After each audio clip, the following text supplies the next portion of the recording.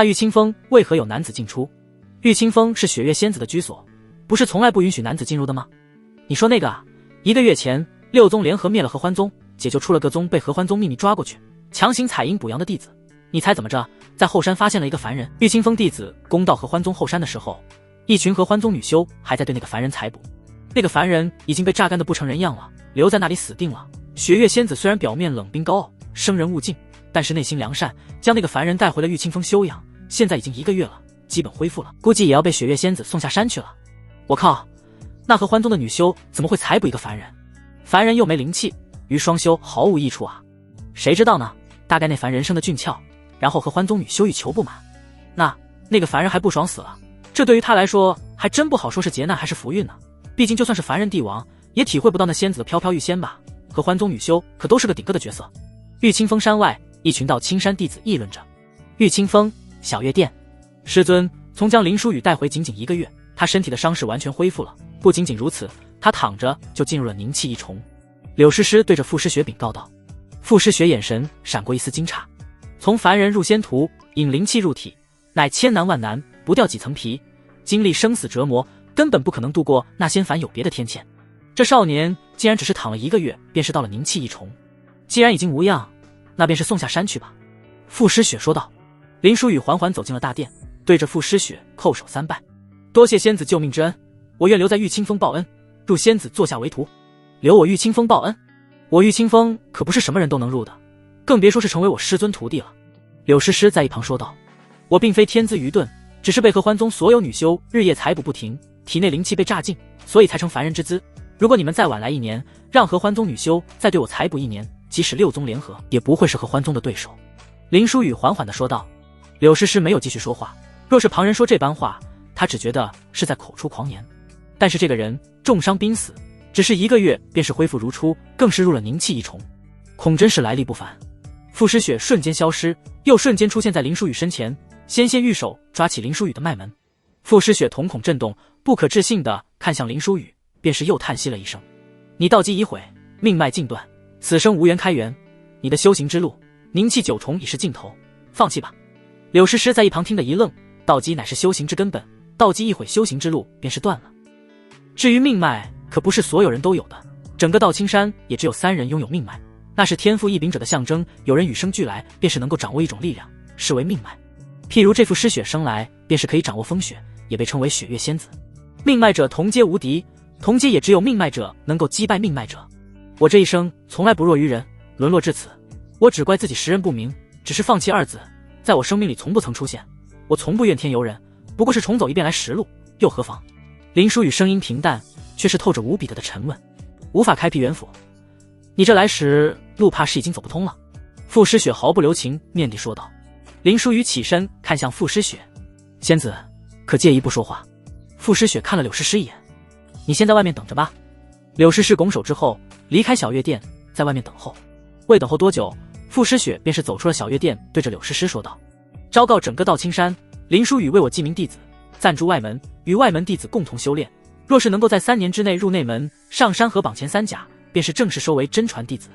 柳诗诗眼神之中闪过错愕，还是应了一声是。还有，我要闭死关了，不到万象境不出关。你的2位师姐短时间内恐怕都不会回宗，玉清风的一切事宜就交给你来打理了。傅诗雪对着柳诗诗交代道。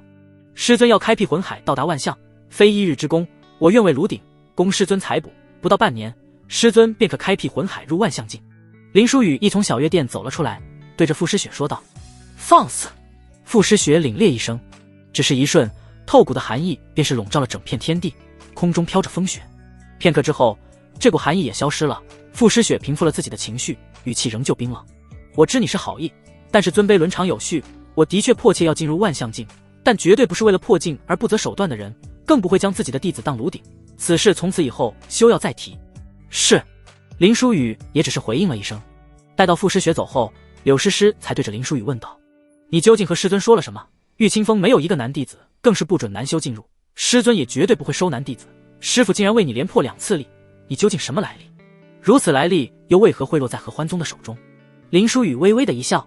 师姐，刚才将你支开，便是不能对你说啊，我又怎会现在告诉你呢？总之师姐请明白，不告诉你我的来历，于你而言是一种保护，师姐就将我当成一个从合欢宗救出来的可怜凡人便是好了。林书宇说完，朝着山下走去。柳诗诗看着林书宇的背影，如梦如幻，她实在是想不明白，那林书宇究竟对师尊说了什么，竟然就让他当了记名弟子。而且3年之内从宁气一重进入内门山河榜前3甲，这根本是不可能的事情，便是他也做不到，没了道基不可能开辟元府，那便是更不可能进入前3甲。外门，紫西陵，师兄，请你自重。沈慕云眼中泛着泪花，身上仙裙已经被撕开了几道口子。冯翔满脸邪笑，贴在女修近前，怎么，你可以被合欢宗的人玩弄，到了同门，你却不愿意帮我们一伙了？那些被从合欢宗救回来的女修，为了名声和贞洁，都全部自刎了。你要是自杀，我还敬你几分。你这不要脸皮的活着，给我装什么贞洁烈女？当了婊子还要立牌坊，你最好不要给脸，不要脸。冯翔说着，便是要一剑挑开沈慕云的衣衫。而眼前所发生的一切，林书宇一直坐在树的枝干上看着，甚至在这闹剧发生之前，林书宇就在树上等着了。他似乎就在等着这一幕事情的发生。直到冯翔挑开沈慕云的衣衫，林书宇才从树上跳了下来。锦上添花，乃比得上雪中送炭。在外受到合欢宗的欺辱，回来你们这些所谓的同门还要欺辱那些自刎的女子，难道真是自刎谢罪吗？难道不是受不了你们这群杂碎的风言风语吗？你们才真是将同门活活逼死的杂碎。林书宇挡在了沈慕云的身前，还真他妈有不要命的人。冯翔瞬间暴怒，你他妈的知道我是谁吗？这不就是风雪仙子从合欢宗救下的那个凡人吗？冯翔旁边的一个弟子认出了林书宇，冯翔的脸上暴怒闻言也变成了不怀好意的笑容，朝着林书宇逼去。原来你就是那个凡人，哎呦，了不起，凝气一中了，以为可以行侠仗义了。你知道我是什么境界吗？凝气5重，我杀你就是一根手指的事情。忘了告诉你了，到青山不许屠戮同门，但是你好像不是我到青山弟子。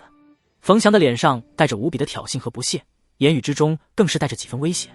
一个刚刚入仙途的人，还以为自己无敌了，竟敢找冯师兄的晦气，真是不知道天高地厚。冯翔身边的一个弟子指着林书宇的鼻子说道。沈慕云在身后轻轻拉了拉林书宇的衣角，小声地说道，你快点走吧，这件事跟你没关系，你也得罪不起他，我不想再害了你。哎呦，这小妞想通了，但是你以为这是他想来就来，想走就可以走的吗？冯翔身后的另外一个小弟上前就怒吼了起来。冯翔更是上前一步，你小子还真是命好，恐怕是在合欢宗流连忘返吧？怎么，合欢宗那些女修怎么样？当然很美，和你妈一样润。林书宇却是冷冷地说了一句。众人皆是一惊，没想到这个凡人竟然如此大胆，区区凝气1重还真敢应对凝气5重，这不是找死吗？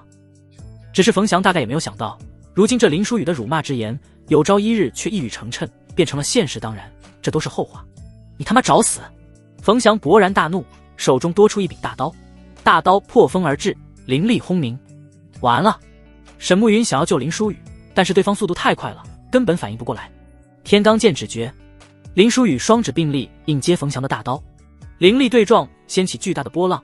冯翔向后退了数步，持刀的手竟是感觉麻痹无力。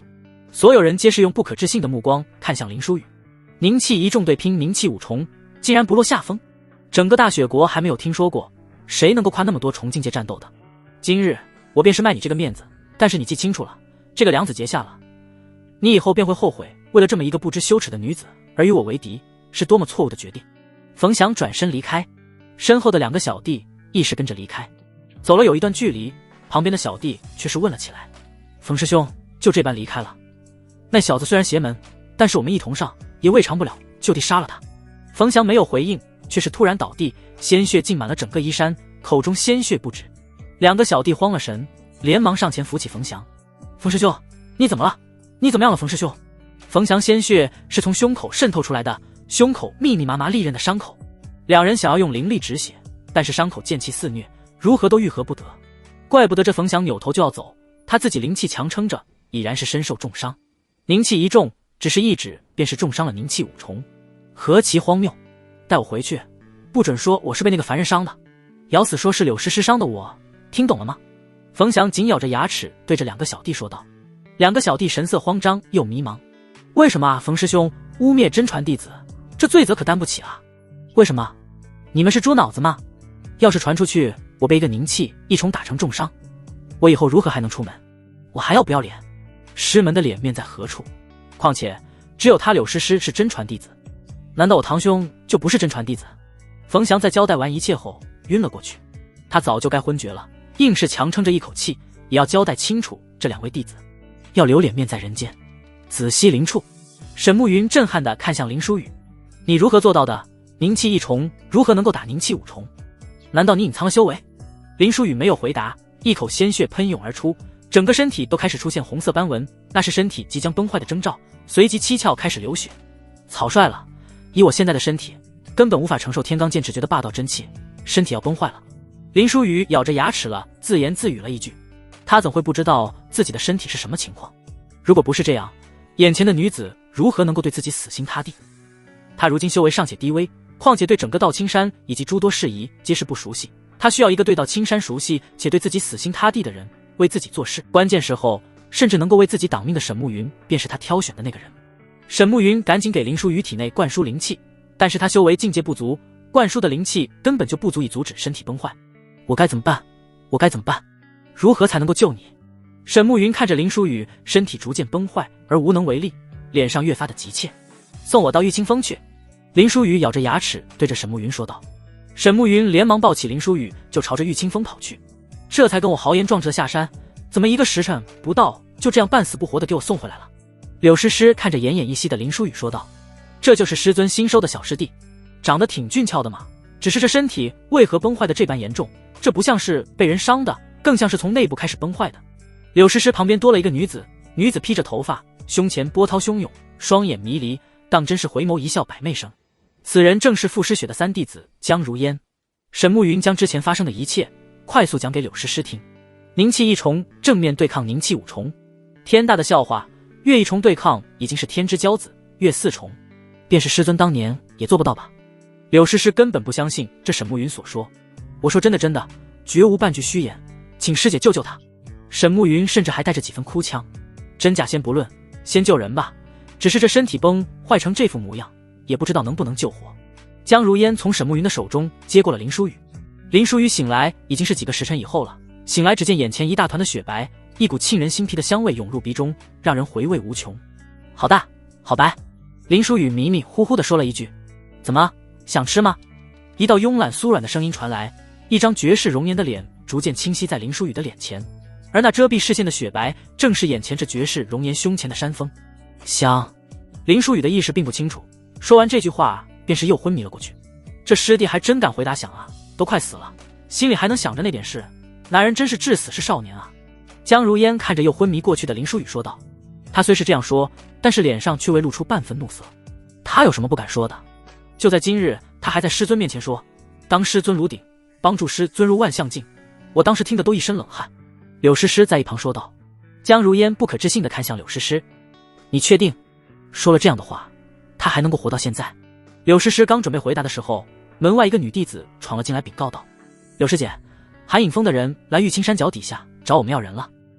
林书宇虽只是记名弟子，但是终究是我师弟，打伤我师弟还敢上门要人，我看他们真是不想活了。柳诗诗的脸上呈现几分怒色，对着江如烟道了一句，我去就来，小师弟就交给你了。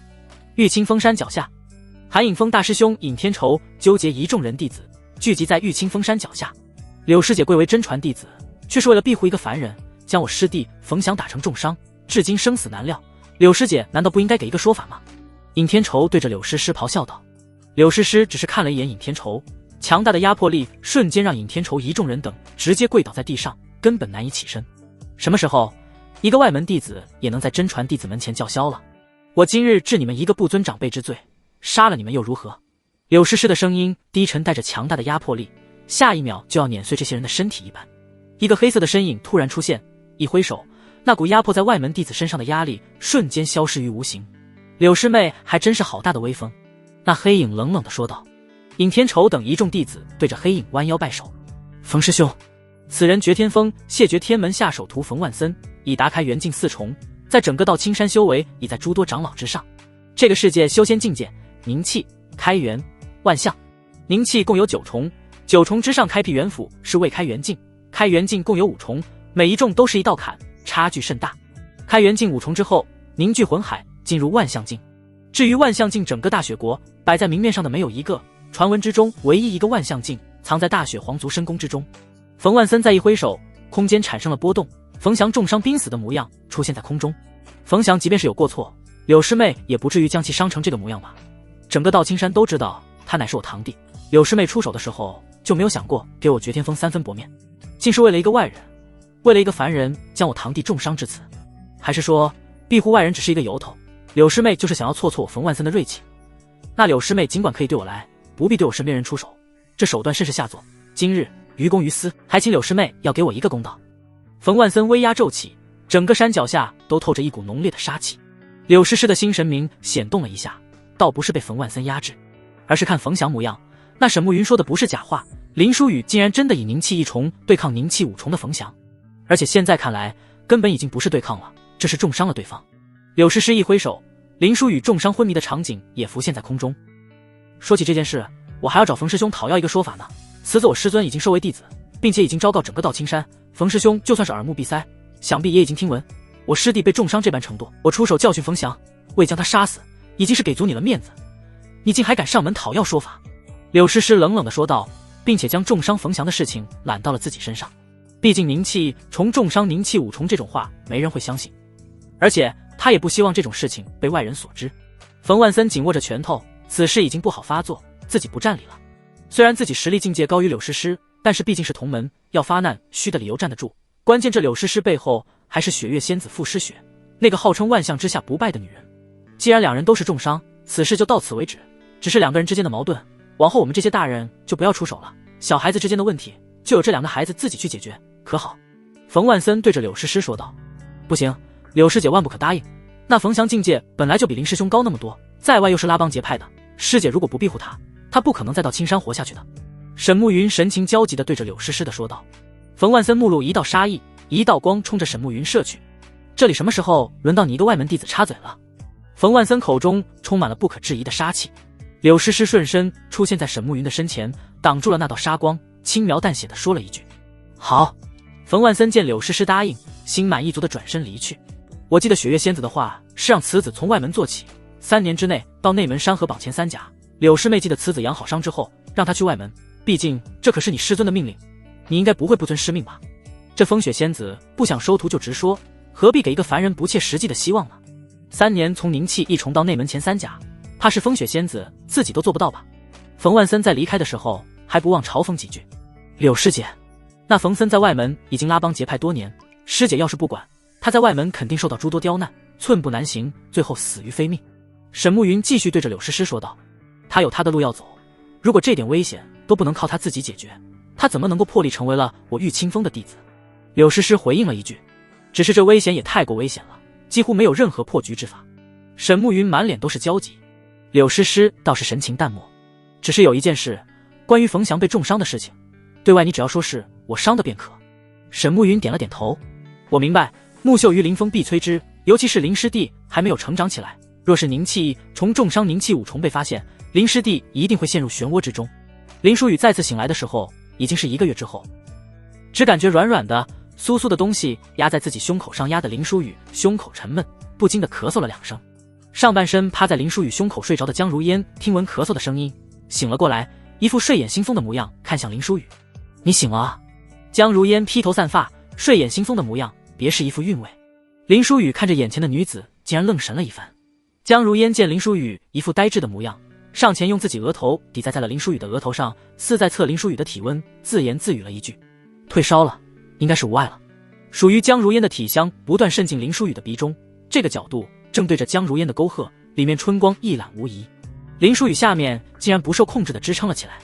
他被困合欢宗1年有余，早已经对这方面没有任何兴趣，说难听点已经是不举伪了。合欢宗那些女修是利用药物让林书宇强行移驻擎天进行交合采补的，但是眼前这个女子只是一颦一笑，便是让他的身体起了反应。哎呦，小师弟精神很好嘛，一醒来就移驻擎天，毕竟躺床上憋了那么天了，想让师姐帮你发泄发泄吗？江如烟显然是注意到了林书宇的细微变化，手轻轻地搭在了被子上。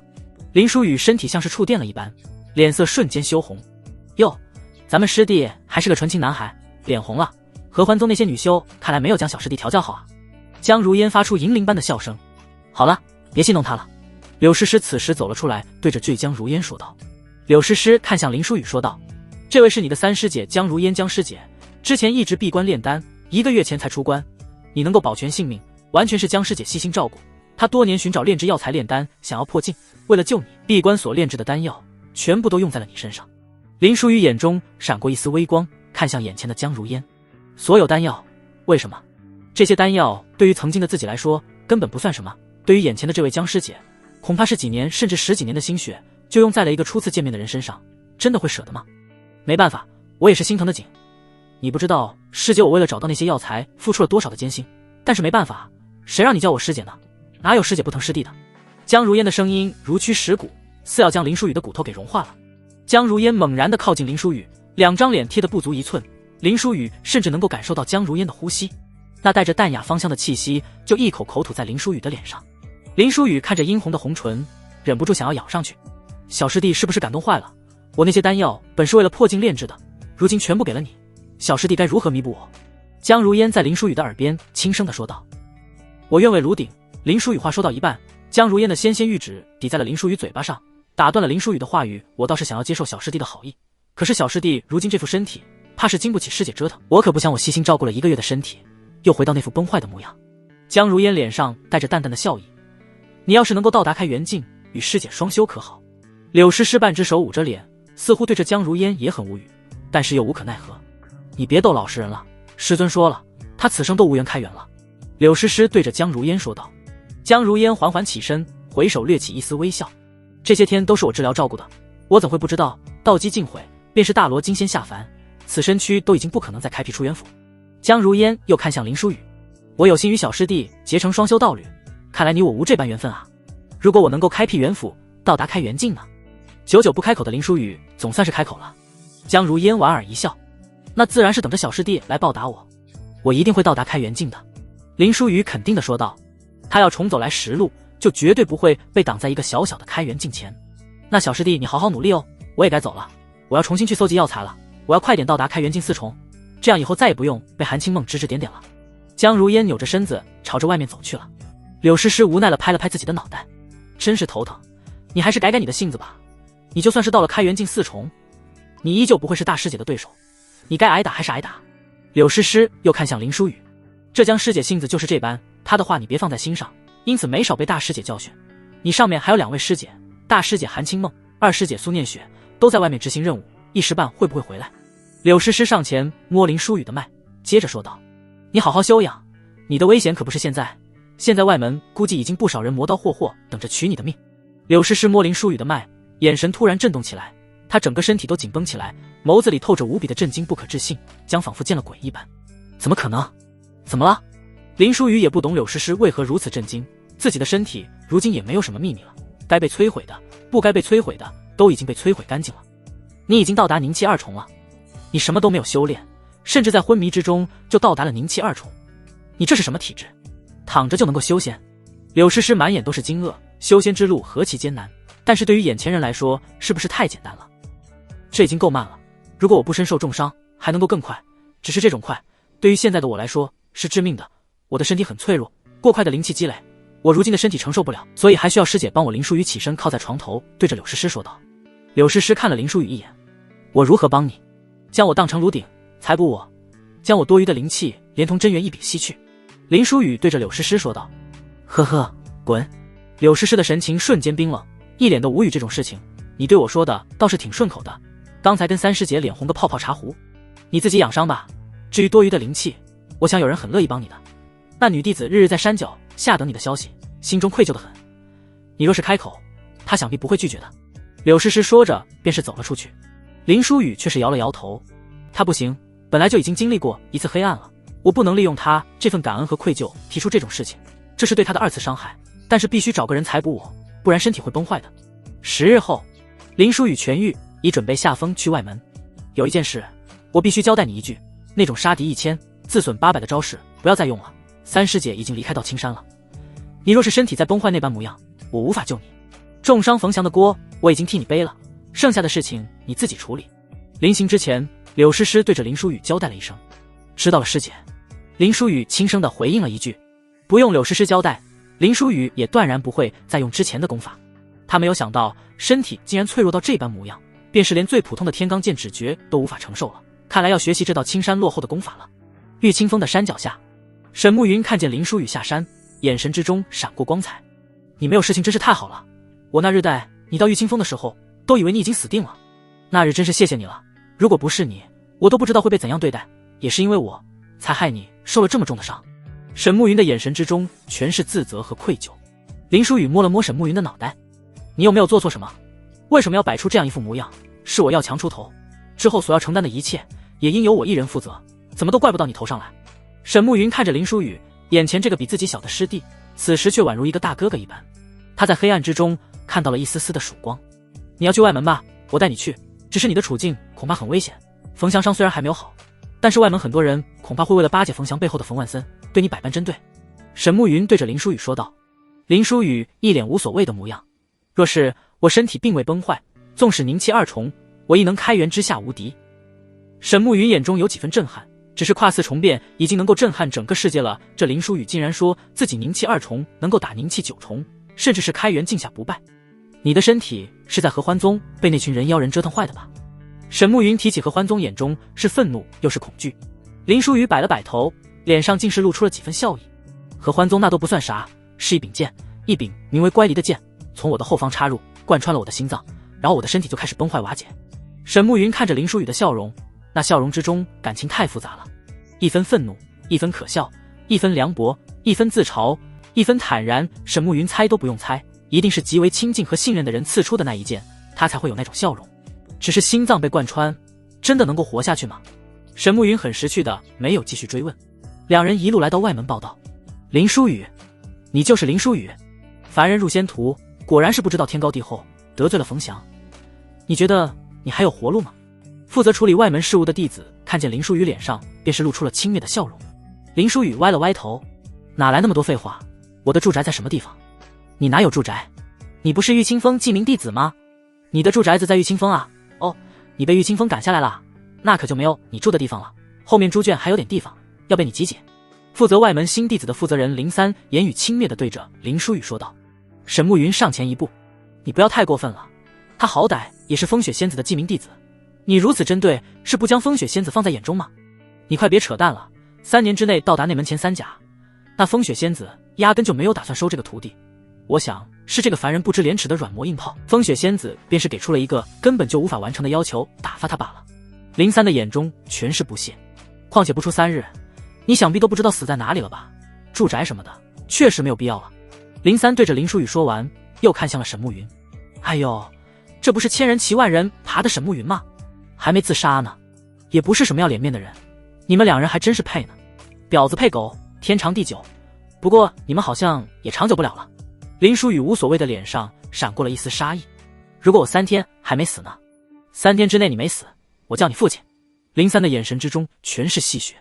你想的挺美，我是让你为你所说出的话付出代价的，不是让你占便宜的。当我的儿子，你也配？林书雨冷漠地回应了一句。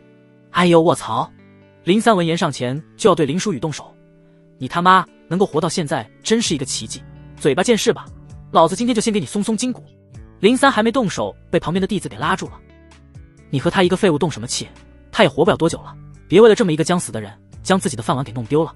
林三才缩了回来，他们毕竟是代表宗门处理外门弟子事务的，还是有公职在身的，光天化日对新弟子出手，保不齐要被执法堂处罚。即便是针对，也只能是暗中，不能摆到台面上来。我就等着看你3日后的下场。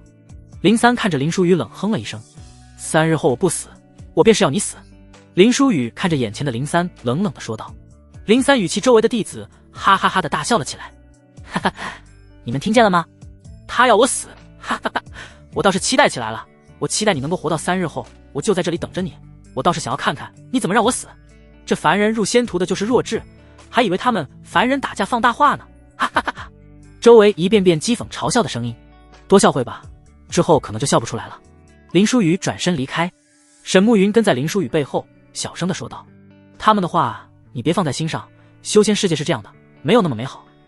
你以为我得罪了冯祥，这些人都会故意针对你？林书雨微微一笑，我倒是没什么，只是你别放在心上，3日后我会履行诺言，让他死在这里。沈慕云才反应过来，林书雨是在为自己出头，才与那林三针锋相对的。只是那样的风言风语，他从回到青山之后已经听过太多了。去我的洞府吧，不然你真的只能去猪圈了。沈慕云对着林书雨说道，你毕竟是个姑娘，我怎能跟你独处一室？再说这道青山这么大，怎么都能找到一个地方休养，也不至于要去猪圈。林书宇婉拒了沈暮云，沈暮云眼中闪烁惴惴星光。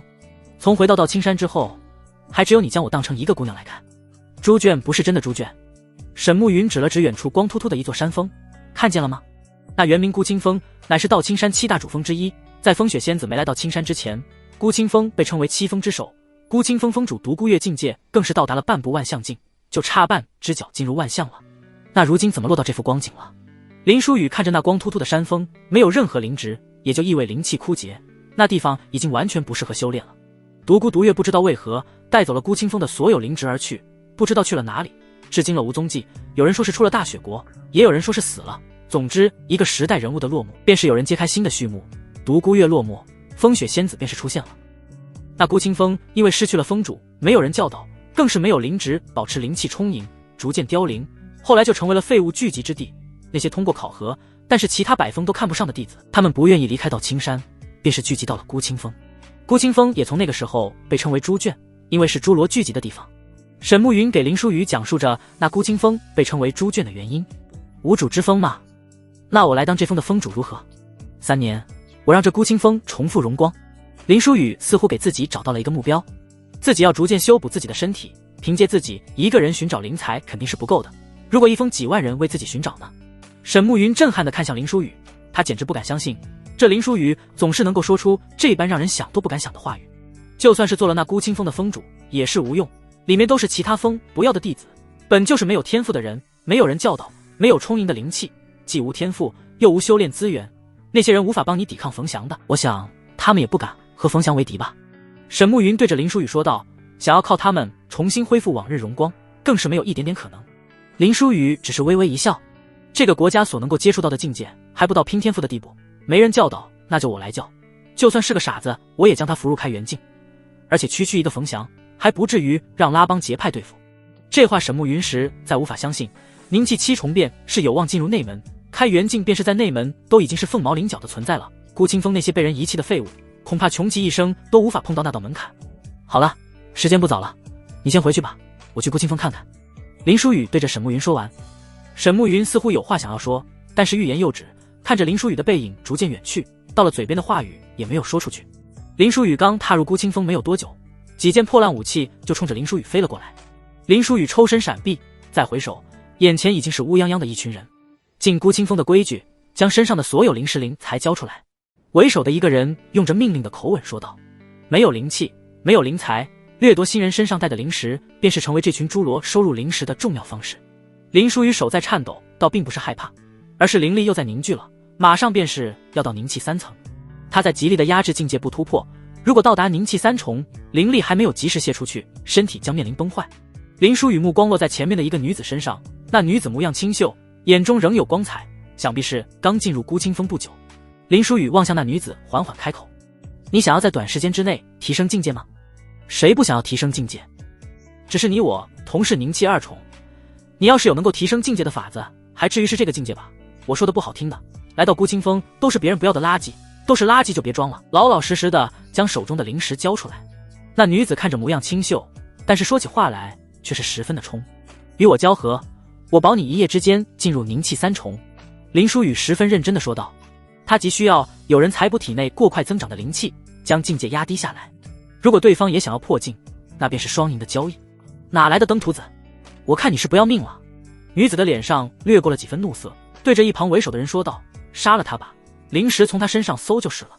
为首的人点了点头，挥了挥手，既然公主都发话了吧，那就杀了吧。几个人听闻，朝着林书宇走去。这孤清峰的人境界普遍都在凝气1、2重，也就为首的那个人境界高一点，但是也只有3重。我劝你们不要动手，谁动手谁死，要不你们让你们老大来动手，看看他怕不怕死。林书宇那人畜无害的脸上透着淡淡的笑意，为首的人发出阵阵嗤笑。一个凝气2重的小子挺会摆谱，到别处装模作样，别人或许还被你唬住了，但是孤清峰不吃这一套。孤清峰就算是死了人，执法堂也不会管的。既然你这么想要死在我的手中，那我便是满足你的心愿的。为首的人蹭的一声来到林书宇的身前，一只匕首冲着林书宇就刺了过去。林书宇身形一摆就躲过了突刺，一只手抓住为首之人的手腕，一个力道反转，为首之人手中匕首竟是朝着他自己的脖颈处刺，瞬间贯穿了他的咽喉，当场暴毙。当场所有人都看傻眼了，一个宁气2重杀，宁气3重，竟然就这么简单的瞬杀了，甚至没有使用任何招式，如此凌厉果断，这是多少杀法才凝练出来的？反应过来的众多孤清风弟子瞬间落荒而逃，这便是乌合之众。林舒雨挡住了那女子的去路。你叫什么名字？林舒雨对着女子问道。楚玉烟，我是凡人王朝的公主，你只要不杀我，等我回到王朝必有厚报。女子面露恐惧看着林舒雨，不断的往后退。林舒雨并未步步紧逼，只是淡漠的回应了一句，我叫林舒雨，关于我刚才的建议，你好好考虑一下，想明白了就到那个洞府来找我。林舒雨说着指了指半山腰的一个洞府，他就准备在那个山洞住下了。林舒雨去往半山腰的那个山洞，稍微收拾了一番，只听到外面轰轰隆隆的声音，里面的人给我滚出来，胆敢杀我的人，我看你有多大的胆子。外面传来了一声苍老的喊声。林舒雨出去的时候，外面已经被密密麻麻的围住了。带头的是一个行将就木的老头，宁气4重的修为，楚玉烟则是站在一侧，看来你还是没有想明白啊。林舒雨看向楚玉烟，微微一笑，宁气2重杀3重，咱们这猪圈里还有能够越境杀人的猪？那老人见到林舒雨之后反而没有那么大杀意，反正那不中用的已经被杀了，你还替我做事吧，你不是想要这个女人吗？我赏给你就是了。楚玉烟露出恐惧的眼神看了老头一眼，他就是担心林舒雨对自己意图不轨，所以才找这个老头过来杀了林舒雨的。没想到这老头竟然改变主意要招揽这个人了，甚至以自己为条件来许诺。林舒雨呵呵一笑，第一，我从不受制于人，第二，我只问他愿不愿意，可没问你的意见。林舒雨的身体在不自主的颤抖，境界已经压制不住了，即将进入宁气第3重。给脸不要脸，那就去死吧。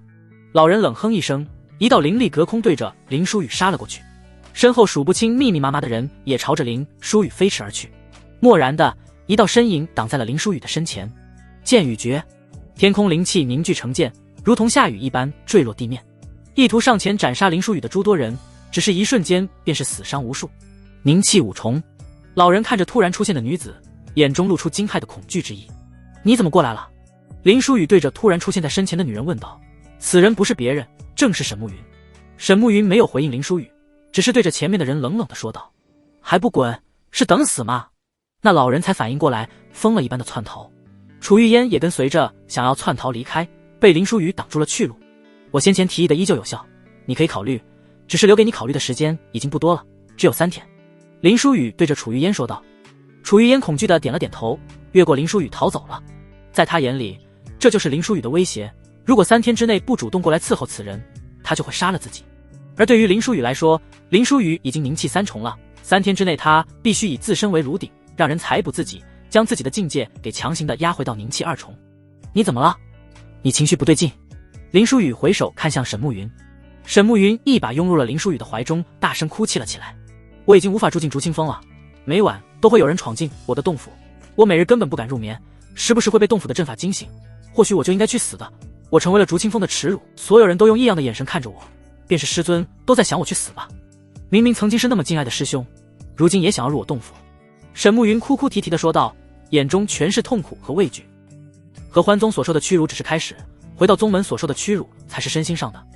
那些人自刎的，有多少是受不了同门的眼神和讥讽才自刎的？有很多次，很多次，我都想了结自己的性命，我也不想给师门蒙受这般耻辱，但是我不能死，我有必须要活下去的理由，哪怕是活得猪狗不如，我也必须活下去。因为沈慕云啜泣的已经无法将接下来的文字讲清楚了。因为我死了，我的妹妹，我的父母都会死。我家世凄苦，从小都是吃了上顿没下顿，我得了机缘入了仙途，加入了这道青山，一人得道鸡犬升天，我的父母妹妹由此在俗世成为了座上宾，享尽俗世间的繁华。但是我一旦身死，他们的荣华富贵不仅会没有，怕是性命都保全不了。俗世人不知道山上事，不管这道青山上同门如何看待我，只要我还活着，俗世的人便是会认为他们还有个女儿是仙人，对他们礼敬有加，所以我不能死。我岂不知女儿身清白至关重要，我岂不想自刎谢罪？但是我真的不能死啊！沈慕云哭得梨花带雨，已经成了一个泪人。你又没做错什么，为何谢罪？从始至终你都是一个受害者，竹清风容不下你，我给你打造一个能够容得下你的世界，搬到孤清风来吧。林舒雨对着沈慕云说道。沈慕云擦拭了一下泪水，看着眼前这个男人，如果没有遇到你，我真不知道该如何能够坚持下去。孤清风光耀计划还需要你的帮助呢。林书宇对着沈慕云微微一笑。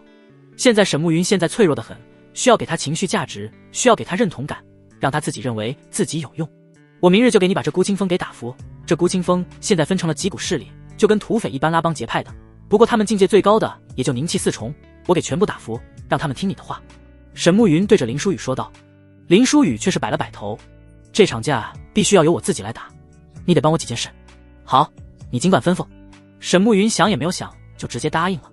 我需要一些简单的灵材，还有灵石，一个炼丹炉，不需要质量，能够用就行，然后教我你刚才使用的招式，2天后帮我约战孤清风所有人。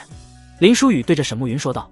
沈慕云点了点头，其他都好说，只是剑雨诀虽然是十分普通的功法，但是想要入门至少也1月有余，你2天后就要约战，怕是有点着急。林书宇的脸上带着十分平淡的笑容。1天足矣。之后的2天里，沈慕云搬进了林书宇旁边的洞府里，他将所有家当都给卖了，买了炼丹炉以及林书宇所需要的灵材。林书宇也在沈慕云的洞府里面给他刻制了简单的聚灵阵，让他即便在这贫瘠之地也能够正常的修行。你不给自己刻画一个聚灵阵吗？还剩点灵石应该可以的，我明天可以去接任务赚灵石。沈慕云对着林书宇说道。我就不必了，这聚灵阵对于我而言不是聚灵阵，而是自杀阵。林书宇回应了一句。沈慕云也没有追问，眼前这个人总是说好多自己根本就听不懂的话语。也是，你根本就不需要聚灵阵，你修炼速度好快，我上次见你的时候你才不过宁气1重，如今已经进入3重了，想必你进入开元境也用不了多久时间。沈慕云对着林书宇说道。林书宇摇了摇头，他现在最头疼的就是这快速提升起来的境界。好了，明日帮我将孤清风的人都给约到落水台。林书宇对着沈慕云说道。落水台是孤清风腰部一个很空旷的地方，旁边有一道自上而下的灵泉而闻名，只是现在那灵泉已经枯竭了。翌日清晨，落水台已经聚集整个孤清风的人。孤清风分为8股势力，领头的都是宁气4重，都是半截入土的老头。这些人已经不像是一个大宗弟子了，更像是一群落草为寇的土匪。自我介绍一下，我叫林书宇，从今以后这孤清风我说了算。林书宇居中淡漠地说了一声，那一声十分平静，众人也不知道为何声音那么清晰，就仿佛声音就在耳边传出的一般。我们来到这里是听从那位沈前辈的话语，他是宁气5重，实力为尊，我们不说什么。你一个宁气2重算是什么东西，也配领导我们？人群之中传来了讥讽的声音，浩浩汤汤的人群并不知道是谁说的。林书宇并没有回应这句话，只是拿出一颗丹药。元阳丹对于宁气的你们来说，可以直接提升1重境界，更加诱人的是可以增加1甲子的寿元。林书宇介绍着手中的丹药，在场的人眼睛里迸发着红光，像是一群饿极了的饿狼。平时最普通的丹药都看不见，更别说这种丹药了。来，只要能够伤了我，这颗丹药就是谁的。林书宇举起了手中的丹药，轻描淡写地说道。众人的目光却是落在了林书宇旁边的沈慕云身上。这么多人，又有8个宁气4重，若是外门弟子合力杀一个宁气5重，再简单不过的事情。但是他们是猪圈里的猪猡啊，是被外门淘汰下来的垃圾啊，他们办不到的。他不会出手。林书宇说了一句。沈慕云也一跃到了一盘石膏处，似乎不插手这场战斗。众人仍旧是犹豫不决，一个宁气3重的人，怎么可能没人能够伤他？这其中必定有狡诈。我不管了，就算有什么危险，就算是一场算计，1甲子的寿元，我也要争他一争。一个对着林书宇冲了上去，继而便是无数人汹涌了过去。沈慕云紧紧地握着手中的剑，一旦林书宇有危险，他肯定要上去救。林书宇脸上带着淡然的微笑，一抬手凝聚在天空之中，汇聚成一柄一柄剑。剑雨诀，灵气化剑如春雨一般连绵不绝，席卷大地。沈慕云不可置信地看着眼前这一幕，仅仅是2天，林书宇这剑雨诀要比自己要熟练，威力也比自己这个宁气5重要更甚。只是一瞬间，乌泱泱的人群都散开了。沈慕云紧紧地盯着眼前，如此大面积的攻击，死的只有8个人，那8个人便是宁气4重的老人，而其他人则是被灵气所形成的剑牢牢地钉在地面上，那可是细如雨的攻击啊！新王登场，这些统治8股势力的老王自然也要退场。看来今日你们怕是没有人能够伤我，这元阳丹你拿不到了。林书宇轻描淡写地说道。孤清风众人惊恐地看向林书宇，谁也没有想到一个宁气3重竟然强悍到这般地步。我等愿意听从前辈的命令，以前辈为尊。眼前之人齐齐跪首，再没有异议。沈慕云重新回到了林书宇身边，看来事情到此也就结束了。林书宇一挥手，插在地面控制诸多灵气化剑消散。我再给你们一个机会，谁将这颗木头扛到南门，这颗元阳丹就给谁。这下不只是这群孤清风的人震撼了，便是沈慕云都无比震惊地看向林书宇，不知道林书宇要干什么。那元阳丹无比的珍贵，沈慕云的珍贵材料给林书宇炼制了这么一颗元阳丹，只是将一颗断木立到南门，这也太简单了。沈慕云完全看不懂林书宇想要干什么，众人也都面面相觑，不敢上前，只是将一颗断木扛到南门那里，就能够得到一颗元阳丹。那不仅仅是一重境界，更是一甲子60年的寿元，有这么好的事情，这肯定是一个阴谋。半晌始终没有一个人敢上前。林书宇缓缓将伸出去的丹药收回，看来这丹药今日是无人敢拿了。我来。在林书宇即将将元阳丹收起的时候，一个少年站了起来喊道：你叫什么名字？林书宇问道。百里苏。少年对着林书宇回应道。林书宇退后了一步，将那颗断木置于身前。那开始吧。百里苏上前几步，抱起断木就朝着半山腰的南门走去。所有人的视线都落在百里苏瘦小的身影上，这孩子真是太年轻了，竟然相信这么荒谬的事情。这么简单的事情就给一颗元阳丹。要知道元阳丹即便是在外门也是无比珍贵的东西，一颗元阳丹怕是外门弟子都要挣破脑袋的东西，会这么轻松的给你？天上没有掉馅饼的事情，多半是戏弄人的。如果只是戏弄倒是没啥，怕就怕没命拿，是被这位拿来立威的。刚才冲在前面想要拿元阳丹的8位大佬，不是就惨死了吗？这小孩涉世未深，没看清楚这是个局，性命危矣。众人看着百里苏，窃窃私语起来，皆是以看一个死人的眼神看着百里苏。百里苏将断木立在南门的那一刻，在所有人的眼中，百里苏在那一刻性命也到了尽头。这是你的元阳丹，收好。林书宇将手中的元阳丹丢给百里苏的那一刻，所有人都愣在了原地，包括百里苏自己也没有想到。百里苏反应过来的第一时间，将元阳丹直接吞下，打作吸收药笑了起来。他知道自己如果不立刻用下，这些人心里都惦记着，怕是会害了自己性命。就这样给他了，真的就将元阳丹给他了，就这么简单。早知道我刚才就搬起木头就跑过来了。人群之中存在不可置信和震撼的声音，还有一些后悔的声音。沈慕云拉扯了一下林书宇的衣角，对着林书宇小声地问道：究竟为什么这么做啊？那丹药所需要的灵材很珍贵的，就算你能够炼制丹药，要找寻材料也是难事。南门立信，一诺千金。林书宇轻声地对着沈慕云问道：你觉得一个统治者应该利用什么统治下面？我猜你的回答是恐惧吧，让他们恐惧你，害怕你，便是会对你唯命是从。但是作为一个合格的领导者，绝对不是这样的。林书宇看着沈慕云完全不理解的样子，继续说道：因为恐惧会屈从更高的恐惧，当有一天他们被威胁生死的时候，会毫不犹豫地背叛你。真的控制是精神控制，你要成为他们的精神领袖，让他们崇拜你，盲从你，甚至为了你可以毫不犹豫地去死，这名为扑啊，或者说是洗脑。当然你们这个世界的人不知道这个概念，你且看着吧。林书宇说完，面向了孤清风的这群人喊了一声：你们还想要丹药吗？要。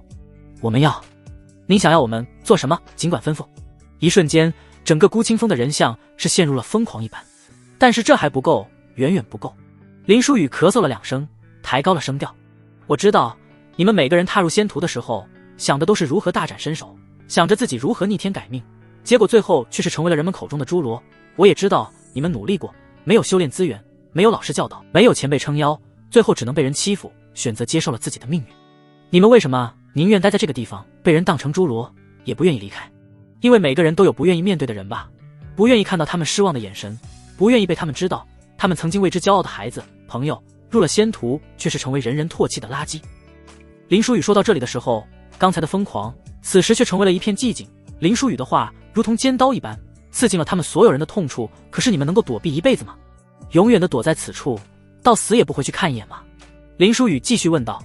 有些人眼睛里面已经开始闪烁微光了，可曾还记得当初刚上山的模样？可曾还记得当初自己意气风发的模样？可曾想过今日活成了当初自己最讨厌的模样？你们现在已经不是宗门弟子了，你们现在就是一群山匪。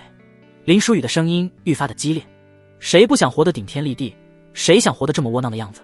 可是我有什么办法？没人教导，没有撑腰，没有资料，甚至这片山都不适合修炼，我能够怎么办？一个人情绪崩溃，大声地喊了起来。他歇斯底里，涕泗横流，眼中尽是绝望和痛苦。好，说得好，别说上天对你们不公，现在我来了，没人教你们，我教你们。没有丹药我炼丹药给你们，没有灵气我给你们炼制，没人撑腰我给你们撑腰，我给你们一次逆天改命的机会，只是你们还肯站起来吗？是成为一个堂堂正正的修士，还是别人口中的侏罗？林书宇总算是开始点题了。我们要做一个堂堂正正的修士。底下压抑的情绪开始大量的释放，化成一阵阵吼叫的声音。你们是否愿意被人喊成侏罗，低人一等，任人蔑视？林书宇再问。不愿。众人情绪完全被林书宇引导着走了。你们是否想要功成名就，混出一方名声，衣锦还乡，让自己家人朋友以你为傲，让他们骄傲？林书宇再问。我们想。底下的人在喊道，声音太小了，我听不见。林书宇也开始扯着嗓子。我们想，我们要功成名就，衣锦还乡。便是身边的沈慕云都跟着喊了起来，他也红着个眼睛，情绪也被调动起来。无疑，林书宇这波洗脑是成功的，那就给做门派任务。那点贡献在宗门那换不到东西，但是在我这里能够换到东西。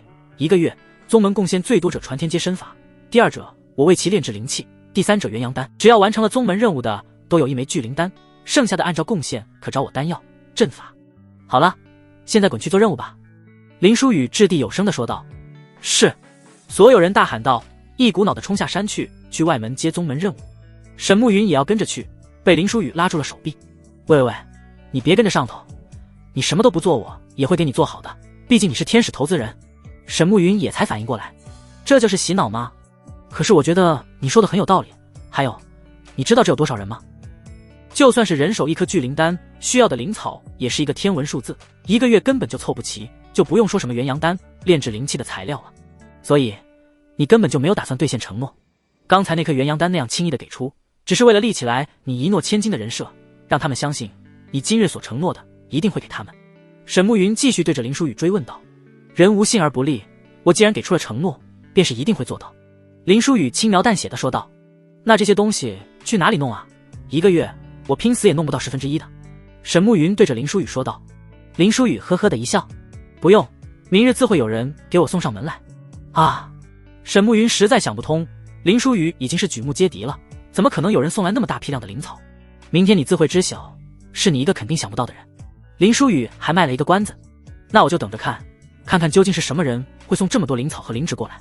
沈慕云实在想不到，这道青山还有谁站在林书宇这边，还能够有那么大手笔。唯一和林书宇有关联的，便是只有那玉清风，但是柳诗诗已经表明不会帮他了。会是谁呢？我将藏剑式稍微改良了一下，教授你心得，还有我传你一套身法，碎心不？林书宇在前面走着，对着沈慕云说了一句。沈慕云呆呆地看着眼前这个谜一样的男人，只是1天时间，便是让这些眼中没有光彩、已经自暴自弃的人重新捡起了初心，又会炼丹，又会炼气，还会镌刻阵法符箓，简直无所不能。这样的一个人究竟来自何方？愣在那里干嘛？走啊！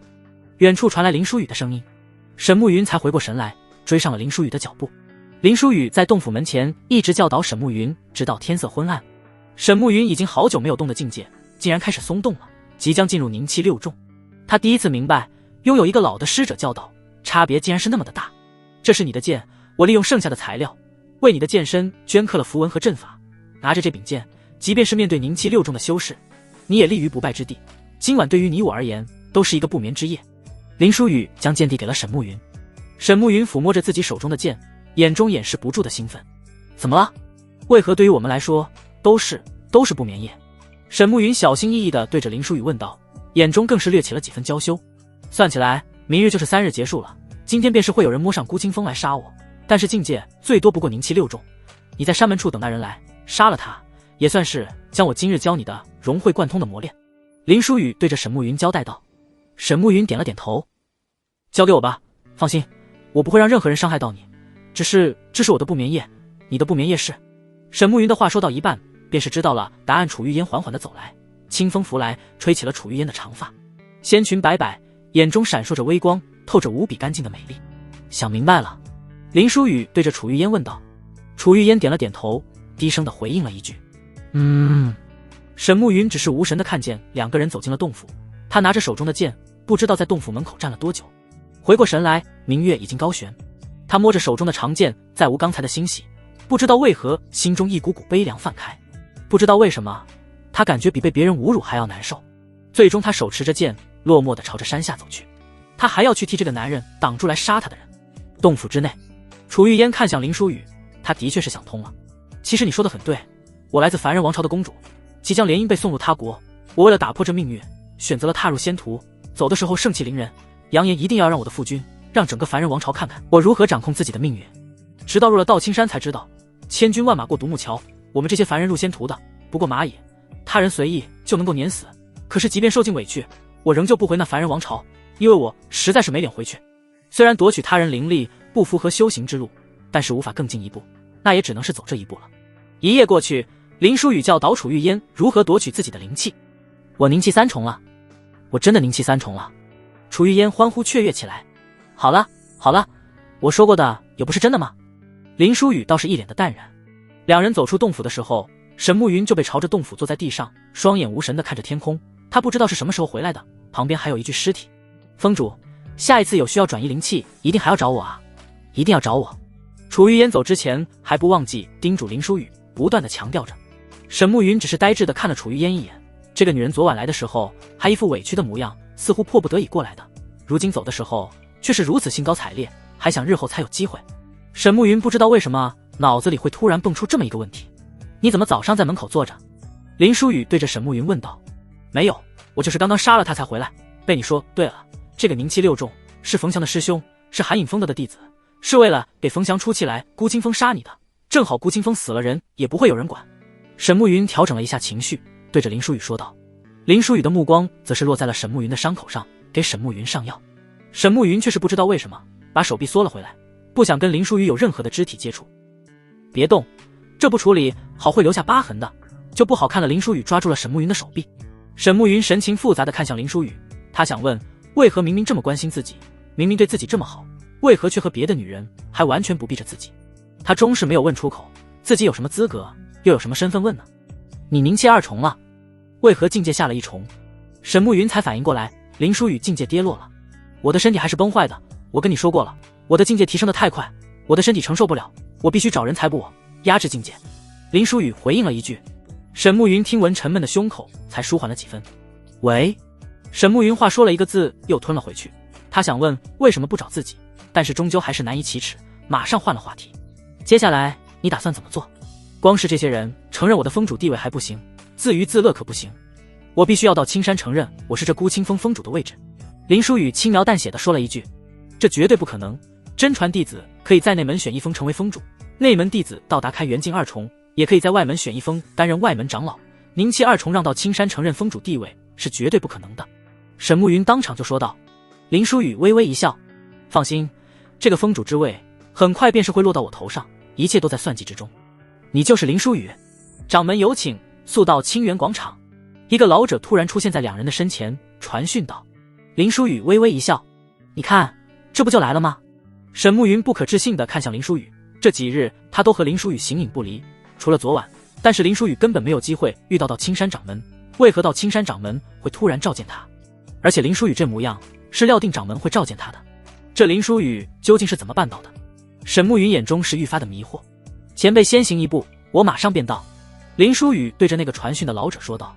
老者未作回应，但是下一秒便是消失在了两人的身前。掌门怎么会召见你？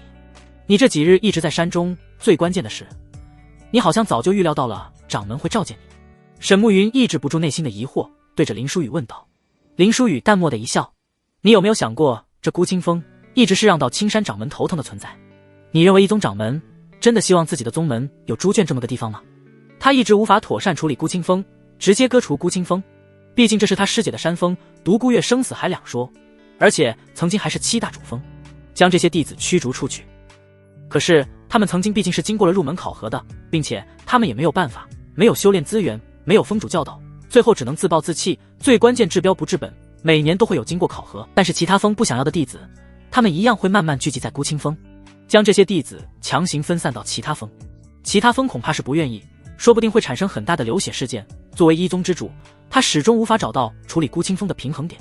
但是昨天孤清峰所有弟子走出孤清峰蜂拥的接宗门任务，从那个时候开始，这孤清峰弟子不再是混吃等死的侏罗，哪怕实力不济一点，哪怕这峰弱了一点，再也不再是乱象之地。那掌门见到此般场景，他不惊讶吗？只要随便调查，便是会知道我。林书宇轻描淡写的说道。沈慕云只觉得细思极恐，从林书宇洗脑那些孤清峰弟子的时候，便是已经想到了这一层，所以这次掌门召见你，便是为了封赏你，这就是你所说的道青山认可你封主的地位。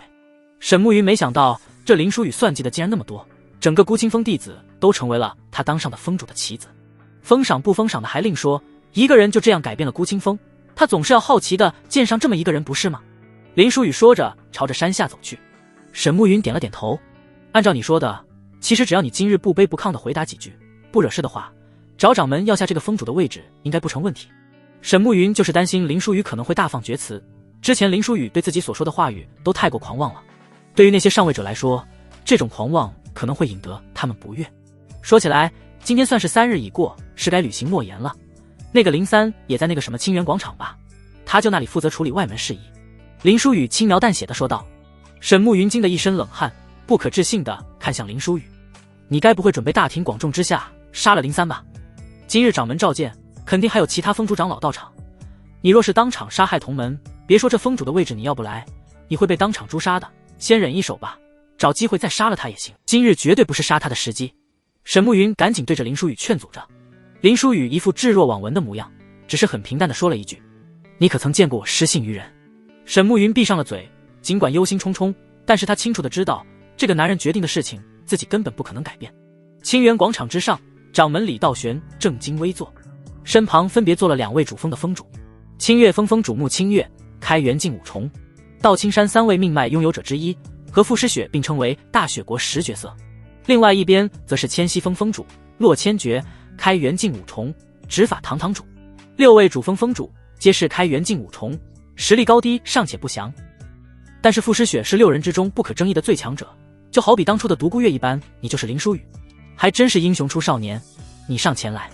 掌门李道玄招呼着林书宇上前，林书宇淡漠一笑，缓缓走到李道玄的身前，同时3股灵力冲向了林书宇的身体。洛千珏、穆清月、李道玄的灵力同时覆盖了林书宇，林书宇倒是显得淡然，不用探寻了，我没有隐藏修为，我就是宁气2重，我曾经的确到达过更高的境界，只不过那也是曾经了。3人将灵力缓缓地收回，道基尽毁，命脉破碎，此生永远无法再入开元境，也是可惜。洛千珏眼中竟是多出了几分惋惜，穆清月则是多看了林书宇2眼，一个大能道基尽毁，生不如死，皆是选择了自刎。你能够接着这样活着，内心很强大。他自己要是道基被毁，境界跌落宁气2重，他是没有勇气继续活下去。你让孤清风弟子重新意识到自己是宗门弟子，有功，你想要什么？尽管开口吧。李道玄对着林书宇说道，我要成为孤清风的封主，道青山认可的孤清风封主。林书宇开口，李道玄似乎早就准备好了，一挥手，一个令牌飞到了林书宇的身前。从今日开始，林书宇为孤清风封主。李道玄的声音响彻整个道青山。沈暮云在下面呆呆地看着林书宇，眼中满是崇拜。他真的做到了，宁气2重的封主，恐怕整个道青山的历史上便是只有这么一个吧。林书宇接下令牌，一挥手，一个羊皮纸飞到了李道玄的身前。这上面的材料还请掌门能够给我。我听说了，你为孤清风弟子承诺了诸多丹药，原来你什么都没有，这是全部来找我讨要来了，我直接给他们难道不是更简单？李道玄打量着林书宇，掌门给他们，他们可不会出来做任务，因为他们不信任你们啊，他们早就对宗门失望了，不是吗？林书宇一句话似乎戳中了李道玄的内心，在这一点你的确了不起，仅仅只是有一颗元阳丹就换来了对你死心塌地的信任，南门立木，一诺千金，的确是震惊到我了。李道玄毫不吝啬对林书宇的赞扬。还有一点，这些灵材料对于道青山来说微不足道，但是让你们1个月之内拿出这么几万具灵丹，怕是有点难吧？林书宇轻描淡写的说道。李道玄起身看向林书宇说道，这正是我想说的，整个道青山的炼丹师加起来也不可能在1个月之内炼制几万具灵丹，你凭什么觉得你可以在1个月之内将这些灵材变成丹药？你若是能够说动我，这材料我双倍给你。我以道心起誓，1月后无法履行对孤清风弟子承诺的丹药，生死道消，永世不坠轮回。所有人都没有反应过来，林书宇已经是举天发誓，天空一道惊雷降入林书宇的头顶，在林书宇眉眼间形成了一个记号，然后引入肉中。你疯了！你可知道发下心魔大誓，此事便是再无转圜的余地。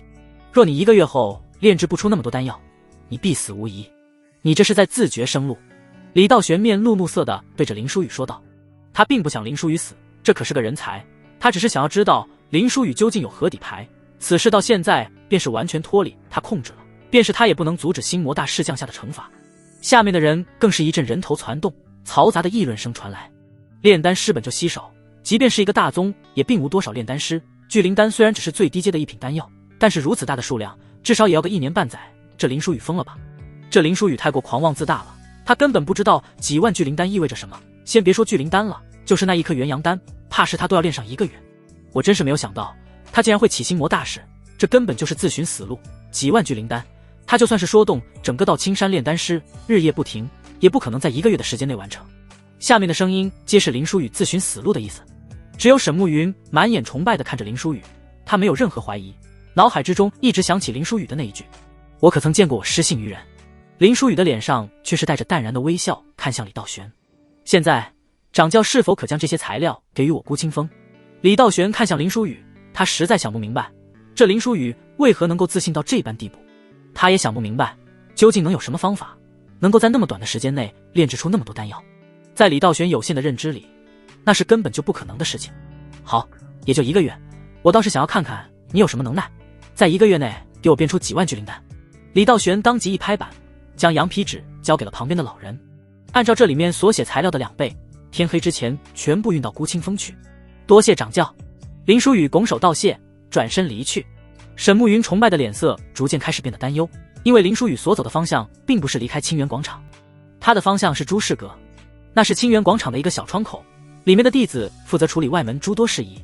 而林三今日正好当值，他难道真的要当场杀害同门？这样就是掌门也不好当场包庇的。沈慕云心中一阵阵不安。林三看着林书宇逐渐靠近，脸色有些难看。原本以为林书宇不出3日必死，没想到这林书宇不仅没有死，如今还在这广场出尽了风头。林书宇走到了林三身前问道：还记得你3日前在这里说了什么吗？林三望了望满广场的人，对着林书宇尴尬地笑道：林峰主，我每天往来接待的人实在是太多了，实在记不清3天前说了什么，如果有什么冲撞的地方，我先在这里道歉一声了。今日人多，你倒是装的人5人6了，你今日若是还那般嚣张跋扈，我倒是还多看你一眼。林书宇眼中闪过了一丝轻蔑，那我就帮你回忆回忆，3日前你侮辱我的朋友，说我3日之内必死，我说过我不死，我便是让你死。林三往前倾倒了身子，压低了声音对着林书宇说道：就你凝气2重境界的修为，想要杀我凝气5重，你真敢说啊？我就算不还手给你杀，我还真不相信你敢在这众目睽睽之下杀我，你有那个胆子吗？林书宇没有林三，而是转身离开了。林三脸上露出一丝不屑，对着林书宇的背影低声地说了一句：我就知道你不敢，孬种。林书宇走出了一定的距离，停了下来，自顾自地数着数：5、4、3、2、1。数字到1的时候，林书宇打了一个响指。那林三突然痉挛起来，双手紧紧握着自己的脖子，眼睛布满了血丝，面色痛苦恶狠狠地看向林书宇。你怎么了，林三？两旁的同门迅速查看林三的情况，只是林三挣扎了不到几秒，便是轰然倒地，再无任何生机，只是死去，仍旧瞪着双眼，满脸狰狞。林书宇，你竟然敢当众杀害同门，你真是好大的胆子，当宗门的宗规是什么？林三的2个同门指着林书宇大声地吼道。执法堂的弟子也瞬间将林书宇围住，当众杀害同门，还是在宗主和2大主峰主面前，这行为实在是太过恶劣了。沈慕云悬着的心终究还是死透了，这个男人还是动手了。林书宇摆出一副疑惑的样子：两位何出此言啊？你们与我有仇吗？为何要陷害我？2个人都懵逼了，他们实在没有想到林书宇竟然能够说出这样的话。不是，你刚才在这里说了让他死，他就死了，不是你杀的，还是能是谁杀的？你这样都能够抵赖？林三那个同门对着林书宇吼道。林书宇呵呵一笑：我都没有跟他接触，隔着这么远，他死了关我什么事情？他自己突发恶疾死了，这也要赖到我身上？你们处心积虑诬陷我，是受人指使吗？林三的同门不可置信地看向林书宇，眼前这个人真的是张口就来。你刚才肯定是下毒了。哦，这么肯定，那就请执法堂的各位查验一番。林书宇对着执法堂的弟子说道。那就查，我看看查出他是中毒而死，你还要怎么狡辩？我还就不信了，就凭你3寸之舌还能够把黑的说成白的。执法堂对着林三的尸体进行勘验，林三的2个同门则是死死地盯着林书宇。别想耍花招，你刚才肯定是下毒了，也只有那样能够杀死林三，当众杀害同门。就算是你现在是孤清风峰主，你也要赔命。没有中毒，没有任何伤口，也没有内伤，体内也未发生灵气膨胀，死因不详。执法堂的人很快便是勘验出了林三的尸体情况。林三身边2个同门明显露出不幸的神情，喃喃道：怎么可能？只有可能是毒杀的。你两人还言之凿凿的是我杀的，还非要给我安个毒杀的罪名。林书宇冷漠地说了一句，然后望向高台之上的洛千珏，洛峰主，你执法堂，请问外门弟子以下犯上，栽赃陷害峰主，是何罪责？死罪。洛千珏回应了一句。执法堂弟子何在？林书宇抬高了声音，大吼了一声。执法堂弟子皆是看向了洛千珏，洛千珏轻微的点了点头。执法堂弟子瞬间将03的2个同门给围住了，两人脸上这才露出惊恐的神色。他们一开始就是和03一起站在冯翔那边的，他们原本以为可以讨好冯翔，没想到竟然引火烧身了。这都是误会，我们刚才也只不过是……两人想要辩解，林书宇上前便是抽出了其中一个执法堂弟子的佩刀，抹了2个人的脖子。速度太快，两人已经倒在了血泊之中，便是执法堂弟子都没有反应过来。众人不可置信地看向林书宇，林书宇将沾满鲜血的刀往地上那么一丢，发出清脆的声音：两人以下犯上，蓄意栽赃一峰之主，罪不容诛，我将其当场付诸。林书宇的声音响遍了整个清源广场，一个宁气二重，一个本应该谁都不多看一眼的低境修士，在此时却是镇住了所有人。从今日起，孤清风不再是无主之风，不任由人随意进出。我不希望再听见猪圈、猪罗等词语，我想掌教也不愿意听见。我道青山人杰地灵，每一峰都是道青山的重要组成，每一人都是道青山的弟子，何来猪圈，何来猪罗？再有人说，可就是打掌教的人了。你说呢？掌教？林书宇最后把目光落到了李道玄的身上，这小子真是将人心算计得淋漓尽致，将你我都算在其中了。今日他若是身死当场，孤清风怕是会回到从前模样。他知道我们今日一定要保他，虽然我不知道他是如何杀的那个外门弟子，但是只要是个明眼人都知道是他杀的手，只不过没有留下任何证据，便是给了我偏袒他的机会，如今又利用到师兄你身上来了。洛千珏轻声地对着李道玄说道，最关键的是这个棋子，我们还心甘情愿地当了不是吗？李道玄轻声地回应了一句，缓缓起身，没错，我到青山从来没有什么猪圈，更没有猪罗，我以后不想听到这样的话语。李道玄起身，声如洪钟，声音扩散在整个广场市掌门，扩散在广场的所有弟子尊敬地对着李道玄回应道。广场的外围，许多孤清风的弟子眼眶红着，湿润着，泪水止不住地往下流。这么多年过去，他们第一次挺起了脊梁。广场中央那个宁气二重的少年，在此刻成为他们黑暗之中一道耀眼的光。林书宇举起了手中的峰主令牌，半年后，我孤清风将参加外门百峰的百峰会战。广场上一片哗然，相互议论起来。这林书宇疯了吧？这孤清风就算如今摆脱了污名，拿什么和其他峰比啊？一群其他峰都不要的残次品，要修炼资源没修炼资源，甚至那孤清风现在都不适合修炼，他哪来的勇气要参加百峰战啊？他本来就是个疯子，想要出风头罢了。他许下了心魔大誓，1个月都活不，谈什么半年？孤清风若是真参加百峰会战，只会是一个笑话，连垫底陪跑都算不上。况且孤清风那些人也不会陪你疯吧？他们又不是傻子，知道自己几斤几两。就那些人的水平，能够在百峰会战活下来都艰难。在场所有人没有任何人看好孤清风，甚至认为这根本就是一场笑话。孤清风不仅要参加，还要夺魁。孤清风弟子有信心吗？林书宇那一喊，回应从四面八方而来。在广场外围分布的孤清风弟子扯着嗓子回应道，必以夺魁首。其他风弟子虽是看不起，也认为此行为无异于痴人说梦，但是他们也露出了惊诧的神情。曾经那群自暴自弃、混吃等死的人，眼中早已经没有了光彩，但是现在却是血气方刚，充满了朝气。不管他们是否羸弱，至少他们的确不再是猪罗了。一个中年人率先离场，走之前还来到了林书宇，冷冷地说道，我不知道你做了什么，让他们一个个打了鸡血一般，但是一个个豪情壮志又怎么样？他们刚入仙途的时候，哪个不是这样？后面又怎么样呢？现实会重新将他们变成他们本该就有的废物模样。你们要是不参加百峰会战还好，你们一旦参加，我会让你们孤清风一个不剩的全部死在会战之中。当然，你可能看不到那个场景了，因为你的寿命已经不到1个月了。中年人说完，冷哼一声，便是离开了。沈慕云连忙来到林书宇的身前，小声地说道，他就是冯翔的师傅，韩影峰的峰主尹寒，你重伤了他的弟子，他又是主峰绝天峰一脉的，那绝天峰大弟子冯万森是冯翔的堂哥，不管是处于何种缘由，他都不会放过你的。林书宇脸上淡漠的一笑，现在不是他放不放过我了，是我放不放过他了。先不说这个了，这都是后话。我想知道的是，聚魂丹的事情怎么办？我见过你炼丹，你的速炼丹速度很快，但是你就算是日夜不停，将炉子炼得冒烟了，也不可能在1个月之内炼制出那么多丹药的。你真不应许下心魔大事的，现在该怎么办啊？沈慕云忧心忡忡地对着林书宇问道。这个，回孤清风我再告诉你，这么隐秘的东西怎么能够告诉别人？林书宇轻描淡写地说道，离开了广场。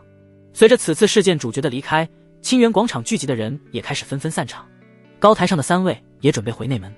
今日也算释了我心中的一件事，这道青山的耻辱也总算是清除了。今日开心，来长清风，我清门吃大餐。李道玄对着穆清月和洛千珏说道。洛千珏的目光则是落在穆清月的脸上。穆师妹好像不太开心，李师兄向来抠抠搜搜，今日宴请怎么也得宰几只他宝贝的不得了五彩鸡宴请我们，穆师妹何不放心烦心事？穆清月的目光一直落在林书宇离开的方向。你们说，这少年把你们都算计进去了，唯独没将我算计进去，是不是看不起我？李道玄和洛千珏都是露出满脸无语的神情。穆师妹生气的点还真是让人摸不着头脑。洛千珏尴尬地笑了一声，我要收这个林书宇为徒弟，你们以为如何？穆清月对着两人说道。李道玄看向穆清月，这不好吧，他不是傅师妹的记名弟子吗？他不是说了吗？3年之内到内门3甲才正式收徒，若是3年之后我让他到不了内门3甲，他连那记名弟子的身份都拂去了。穆清月说道。你是说你要以一个主峰峰主宗门长老的身份给这么一个后辈使绊子，让他到不了内门前3甲，然后你再收他为徒，这样不好吧？而且他开辟不了元府了，估计也到不了内门3甲，你还是不要乱来。李道玄对着穆清月说道。我们才是同一个师傅一同修炼长大的师兄妹，我们情比金坚，不是亲兄妹更甚亲兄妹。那傅诗雪不过是带一头师的外来人，你们应该站在我这边。穆清月盯着两个人说道。洛千珏直接扭过了头看向了李道玄。我听李师兄的。李道玄一脸的无奈，我好歹是一宗掌门，我不可能帮你，最多是睁一只眼闭一只眼，足以。穆清月冷艳的脸上泛起一丝笑容。走吧，去长清风吃五彩鸡。等等，我只是说请你们吃大餐，什么时候说请你们吃五彩鸡了？你们知道五彩鸡我用珍贵灵材喂了多少年吗？李道玄感觉自己被坑了。我不管，我就要吃，喂那么多年不就是吃的？穆清月率先朝着长清风飞去。穆师妹没说错，师父曾经说过，我们几师兄妹要戮力同行，师兄也不能吃独食。不是洛千珏说着也跟了上去。李道玄一副心疼的模样，骂骂咧咧的，真是造孽，你们两连坑蒙带拐骗的。这3人此时倒不像高高在上的掌门巨鳄，更像是没有长大的小孩一般。只有修仙的人知道，到了这般年纪还能够保持这般纯粹的友谊是何其的艰难。另外一方面，沈慕云则是匆匆地跟上了林书宇的步伐。沈慕云与其说是怀疑，更不如说是期待，他十分期待林书宇究竟怎么做才能够在1个月之内炼制出那么多丹药。可是孤清风也不安全吧？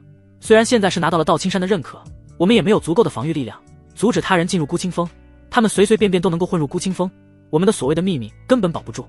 就好比你如何让孤清风的人重新站起来，说过什么人话，仅仅是1天，道青山的掌门都已经知道得一清二楚了。沈慕云对着林书宇说道。林书宇脸上露出欣慰的笑容，开始长脑子了，已经开始学会思考了。沈慕云傻傻的一笑，这不是在你身边耳濡目染吗？不对，这里不是去孤清风的地方，你要去哪里？林书宇举手中的封主令牌。我刚进宗门，朱师阁应该给我配弟子令牌的，有初始贡献，也可尽凭借弟子令牌进一次藏经阁挑选一门功法。弟子令牌那03蓄意针对没给我，如今这封主令牌也是一样的，白拿的功法，不拿白不拿。沈慕云没想到这林书宇这么快就摸清楚了道青山的规矩，这是谁告诉他的？难道是昨夜一夜温存的那个女人？那先前那个问题怎么解决？韩影峰的人肯定会派人进入到孤影峰搞破坏的，到时候整个孤清风会鱼龙混杂的涌入各峰的人，我们才来没几天，对原本孤清风的人并不完全认识，到时候混进来，我们根本分辨不清楚是不是我们的人。沈慕云对着林书宇问道，以自己的能力根本无法解决这样的事情，但是眼前这个男人或许有办法。林书宇微微一笑，这个很简单，从今天开始不让外人进入就行了，没人能够进来就不用分辨了。关键是我们根本无法阻碍别人进入啊，孤清风弟子修为境界都太低了，他们守在山门，随便就被别人敲昏了，我也不可能12时辰都守在山门吧。沈慕云对着林书宇回应道。沈慕云此时已经成为了孤清风的最高战力，作为曾经的主峰，孤清风遗留了独孤月的阵法，只是随着灵值被带走，遗留在孤清风山上的灵力也消散了干净，那阵法便是失效了。但是只要一瞬间凝聚强大的灵力，重新启动阵法，以后便是再没有人不经过我的允许，便是没有人能够进入孤清风，即便是宗主也进不了，除非他要攻打孤清风。林书宇早就已经算计好了一切，那需要多大的灵力才能够重启阵法？沈暮云紧跟着问道。6个主峰峰主同时发力，或者一位万象境的修士出手。林书宇轻描淡写的说道。沈暮云回应了一句，那不就是无法重启了吗？至少绝天峰的峰主就不会帮你，那掌门也不会，他就等着看你在孤清峰怎么弄，就等着看你的秘密。至于万象境，我们到青山根本就没有万象境的修士。林书宇脸上却始终是一副运筹帷幄的模样。等着吧，今天晚上灵材物质送到了，这阵法便会开启。你不是刚刚才说需要6大主峰峰主一同出手，或者万象境的大能才能够重启孤清峰的阵法吗？沈暮云对着林书宇问道。这在沈暮云的眼中根本就是不可能的事情。林书宇只是笑而不语。两人很快来到了藏经阁，这里是到青山秘籍功法的存放之地。刚进入外门和内门的时候，便是可以进入挑选一次对应品阶的功法，其他时间进入则是需要宗门贡献了，进入一次便是要花1000宗门贡献，2个时辰内必须出来。1楼是记录各种知识的古籍，只要进入便是可以翻阅。2楼则是功法秘籍了，需要贡献兑换，楼层越高，功法越高阶，需要的贡献越多。我为你筹集你所需要的灵材和材料，已经将所有贡献给用完了，我不能进藏经阁了，我在外面等你吧。沈暮云对着林书宇说道。林书宇点了点头，那你在这里等我，我很快便出来。林书宇走进了藏经阁，藏经阁的首阁弟子拿着令牌来回观看，一副疑惑的模样。怎么回事？一直堵在门口干嘛？藏经阁内走出了一位老者，首阁弟子对着老人拱手作礼。求阁主，这令牌倒是没有问题，只是实在奇怪。首阁弟子说着，将林书宇的玉牌递给了求阁主。求阁主接过了玉牌，疑惑地看向林书宇。峰主玉牌，凝气2重。道青山剑宗几千年，从来没有过凝气2重的峰主。藏经阁自成一个小世界，封闭宇外的任何声音，想必还不知道今天外面发生的事情。林书宇轻描淡写地说道。求阁主一挥手，将峰主还给了林书宇。既然令牌无问题，你自可以在其中通行，只是我要去问问是什么情况。求阁主转身便是离开了藏经阁。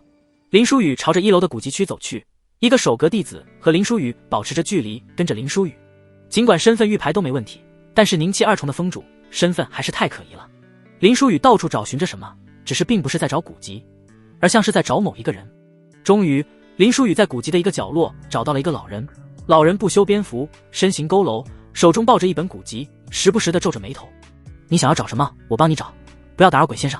身后时时盯着林书宇的首阁弟子上前对着林书宇说道。林书宇手中在空中画着什么，2个金色的奇怪的文字竟然是凝聚在空中了。首阁弟子再怎么说话都已经无法发出声音，不管他怎么移动，那金色的文字是跟随在他身前。老者凹陷的眼睛瞬间焕发出光彩，因为那凝聚在空中的2个文字和他怀抱之中古籍上的竟然是同一种文字。古代文字？你竟然懂古代文字？你是什么人？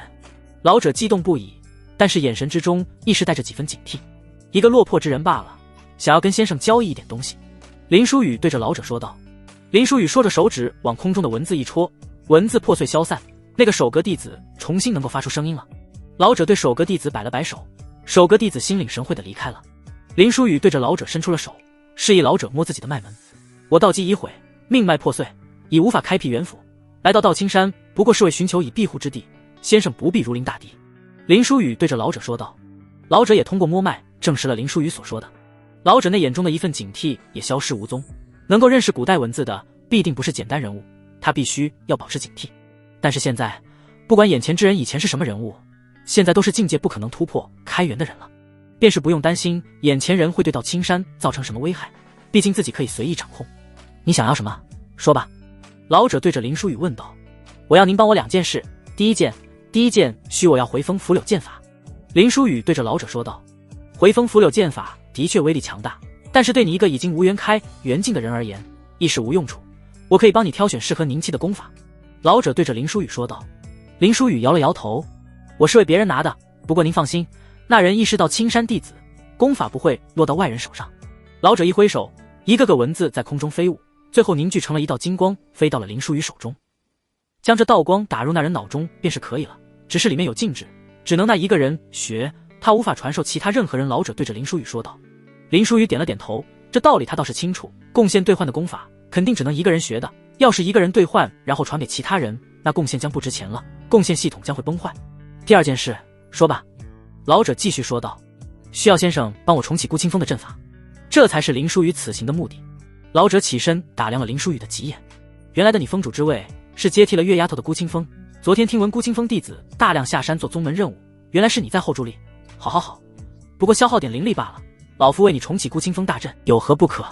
好，那我现在为先生翻译这本古代文字典籍。林书雨盘腿坐下，准备翻译典籍。你刚才写在空中的2个古代文字是什么意思？老者像是一个求知若渴的孩子。晋升。林书雨淡漠地回应了2个字。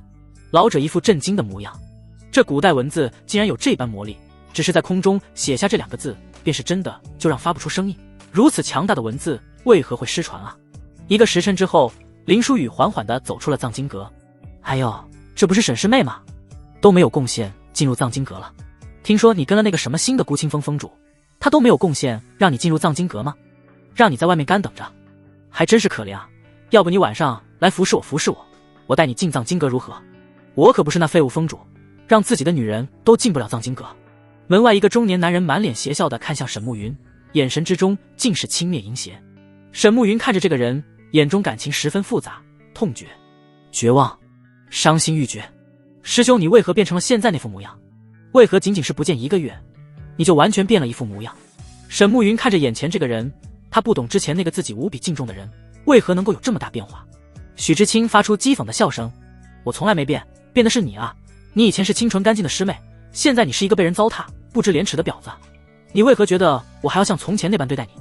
是我做错了吗？可是我做错什么了？难道是我愿意的吗？你们在执行任务之中丢下了我，让我被合欢宗捉去了。那1个月，我无时无刻都在期待你的出现，我无时无刻都不在痛苦之中。我以为回到了宗门，至少你会保护我，没想到你和他们也没有不一样。沈慕云看着眼前这个曾经的大师兄，眼中已经充满了失望。许知青脸上仍旧是嘲讽的笑声，呵呵，那你怎么不去死啊？还不是一个不知廉耻的模样的。你现在就是摆不清自己的身份，你现在就是一个破鞋，安安静静的给我当通房丫鬟，我还给你几分好脸色，也不至于跟个废物到了连藏经阁都进不去的地步。你还以为你是曾经那个冰清玉洁的师妹？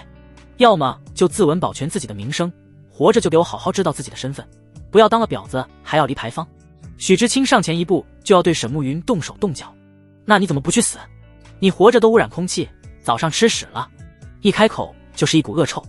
林书雨走到了沈慕云的身后，对着许知青说道。沈慕云看见林书雨的那一刻，满眼都是光。不知道从什么时候开始，这个男人在自己的身边便是会觉得莫名的安心。恭喜你啊，恭喜你当上了一群猪。哦，不能说那2个字是吧？那我换个词，恭喜你成为了一群废物的头头。废物头头玩女人都只能玩这种破烂，自己进藏经阁都不能带自己女人进去。你说你这么惨，还当什么封主？许知远肆无忌惮地对着林书雨嘲笑了起来。林书雨倒是一脸淡然，甚至还带着几分笑容。以下犯上，出言侮辱封主，按宗规当什么来着？你少在这里给我扯什么封主之威？你上午在广场搞的那一套，已经得罪上面的人了。宗主和洛封主为了宗规颜面，在那么多人面前没对你动手，其实内心已经大怒了。你还呵呵呵的以为自己很聪明，其实已经是死路。我还不怕告诉你，你不可能活得过今晚。你今晚睡觉的时候，我劝你睁只眼睡，不过结局都是一样的。许知青满脸挑衅地对着林书雨说道，似乎是知道今晚有什么针对林书雨的行动。林书雨完全都没管许知青的这些垃圾话，自顾自地说着自己的话。这宗规是什么我也不清楚，总之你以下犯上，我对你惩处一番也是合情合理，没人能找我要个说法。许知青眼中的轻蔑都快崩到脸上来了。惩处我？你我乃是竹清风大师兄，宁气7重，就凭借你一个宁气2重要跟我动手？你现在还清醒吗？你真是你妈的屁话多。下一秒，林书雨的拳头就打在了许知青的脸上，许知青整张脸凹陷变形了，飞了出去。许知青不可置信地看向林书雨，他宁气7重杀2重，瞬息之间，只是自己根本动弹不得，便是连灵气都停止了。一股强大的威压压在他身上，这威压至少开元境之上的。林书雨一拳紧接着一拳打在许知青的脸上。过来，一起打。林书雨还不忘回身叫沈慕云一起过来揍许知青。沈慕云愣在原地，他不知道这许知青为何会完全不还手，自己过来动手。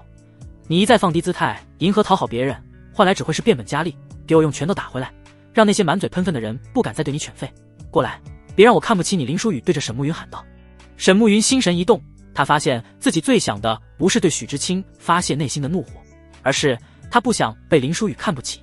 沈慕云也加入了阵营，对着许知青拳打脚踢，只是片刻，许知青便是不成人样了。好了，再打出人命了。鬼老从藏经阁缓缓地走出，压在许知青身上的威压也缓缓消失了。很显然，威压便是来自这藏经阁的老者。林书雨听闻也停手，朝着鬼老走去，走了2步，突然回首，对着许知青裆部就给了一脚。淡碎的声音异常清晰，周围围观的人都下意识皱了皱眉头，捂了一下自己的裆部。撕心裂肺的惨叫声从许知青喉咙中发出。都告诉你不要以下犯上了，忍着自己的嘴巴那么难吗？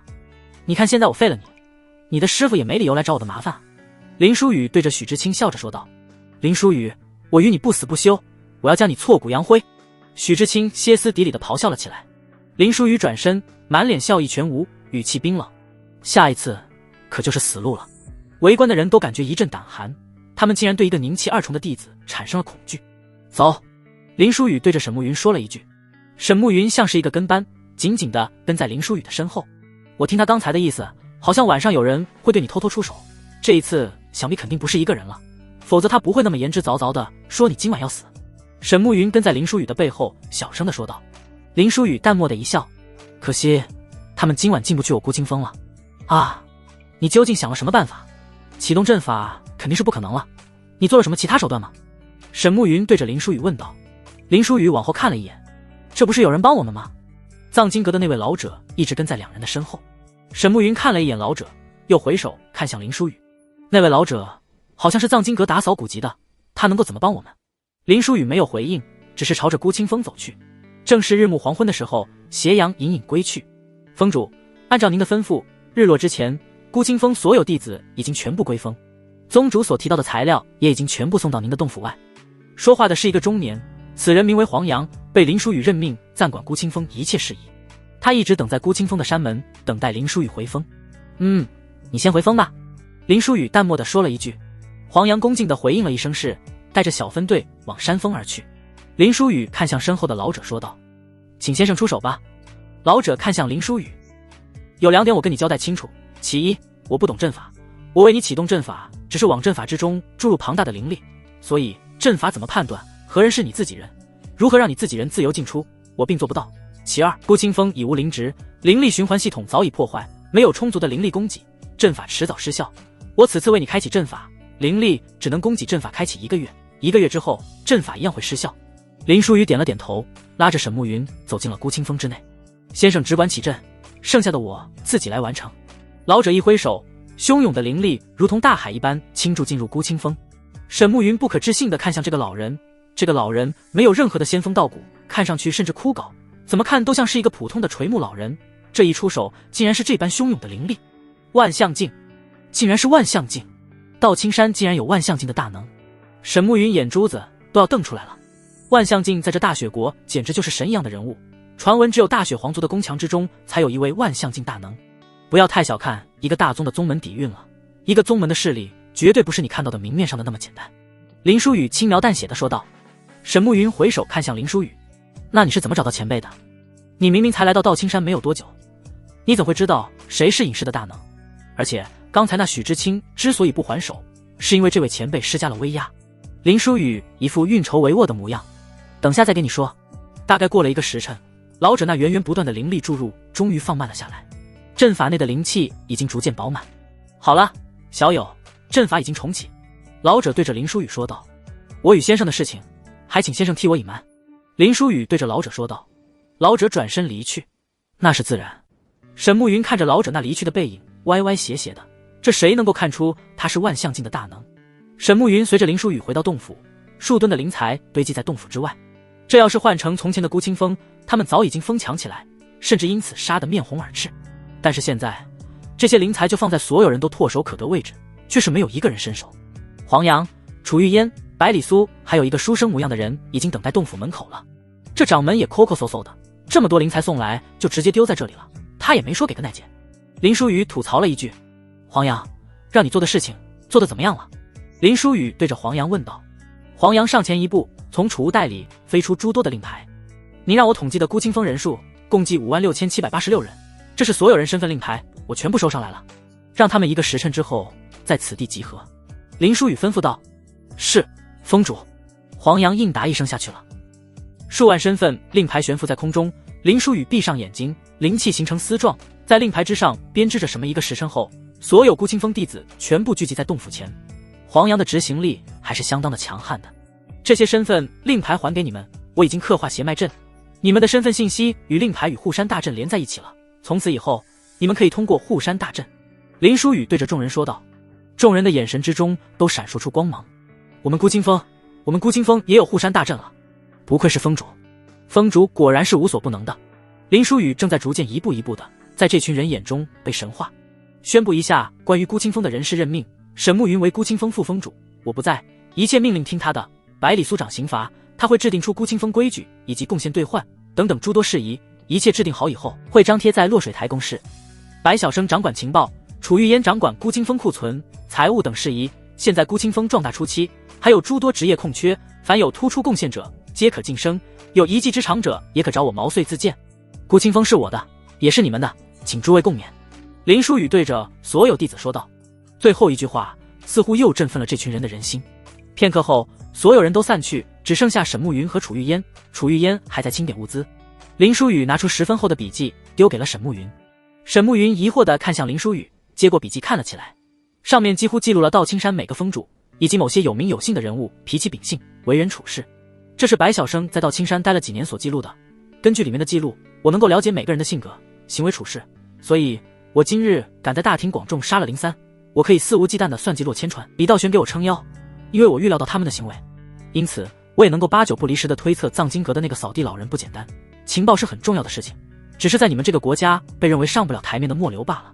沈慕云一边看着笔记，林书宇一边给沈慕云讲述着。里面有一个人，你一定远离，不能和他产生交集，更不能被他盯上。今日为了扬名孤清风，我把洛千川和李道玄都算计进去了，唯独没有将那个人算计进去，因是我不敢。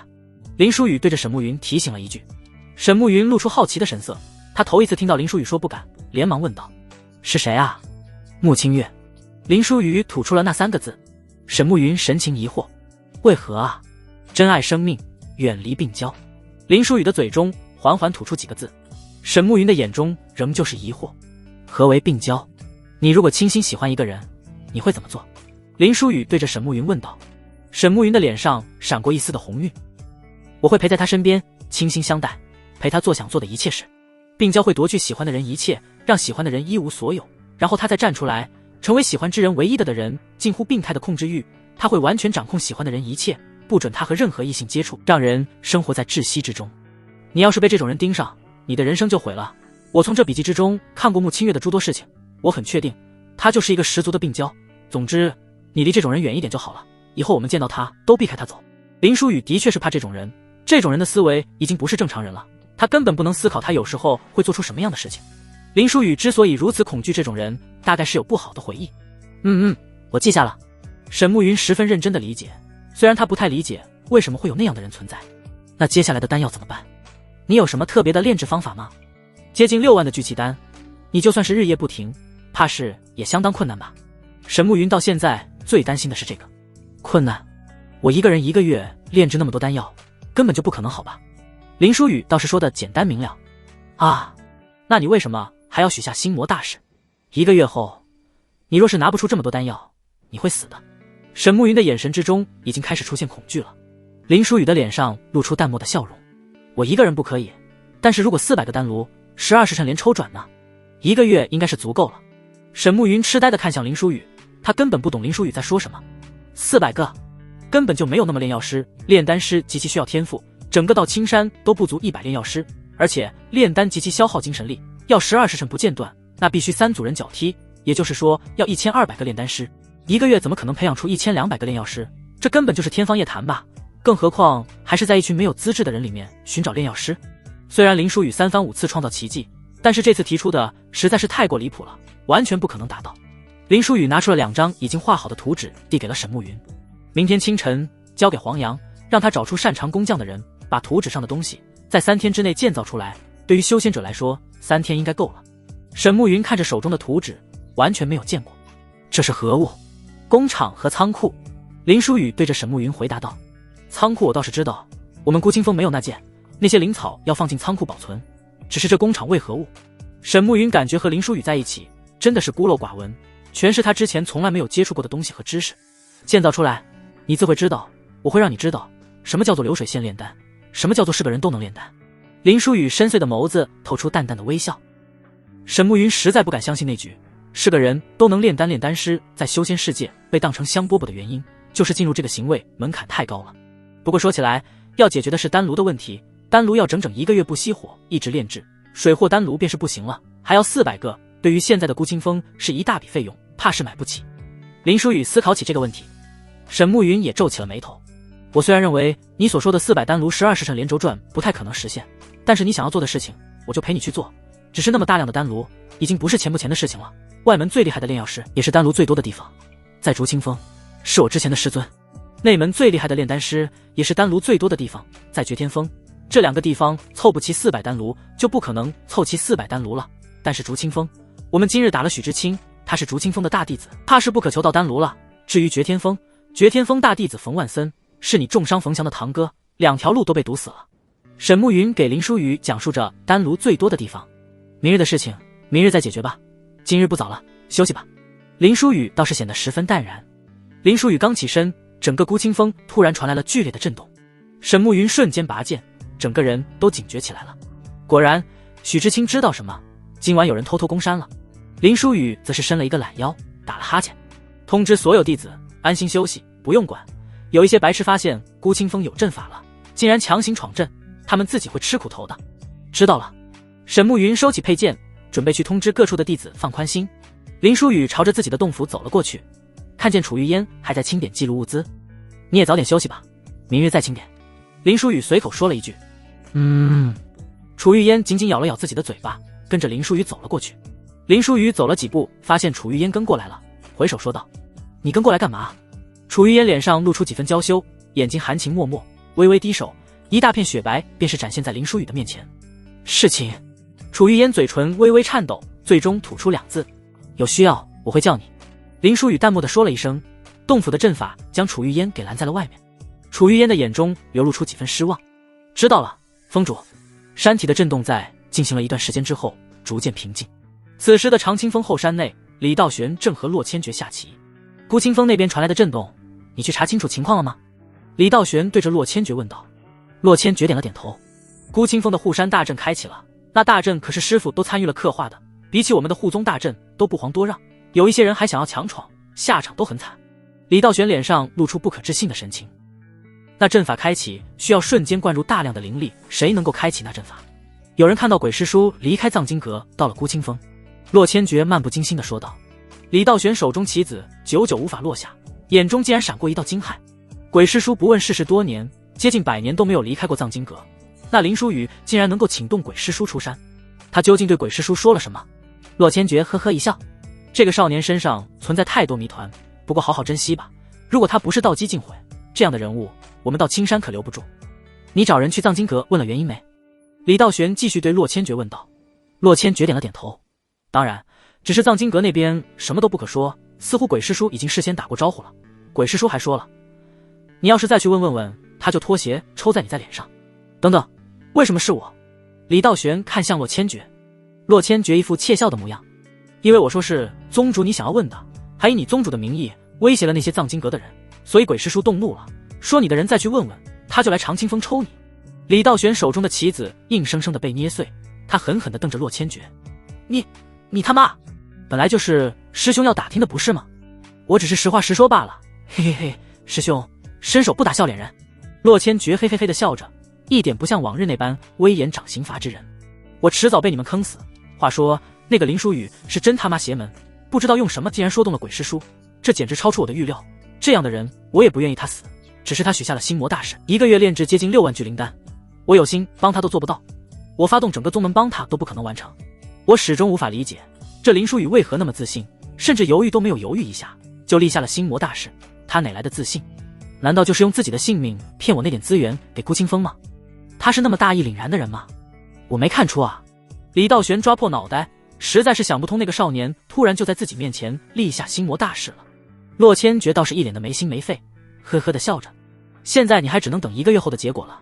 孤清风的阵法起，除非你带人强行破阵，否则他在里面搞什么你都不可能知道。那不一定吧。李道玄的脸上露出一道狡黠的笑容。翌日清晨，沈慕云便是来找林书宇了。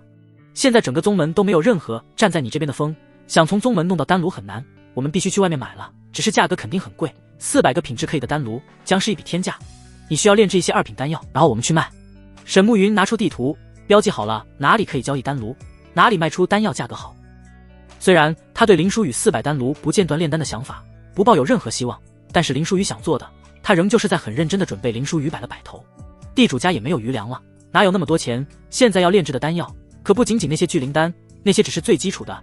这些弟子做任务所得贡献，他们建造工厂、仓库等等为宗门发展的事情也要发工资。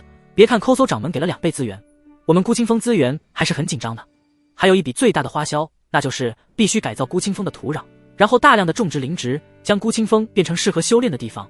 最关键的是要这孤清风充满灵力，维持阵法所需要的灵力，这些东西需要的钱可就太多了。林书宇很显然并没有打算花钱买丹炉。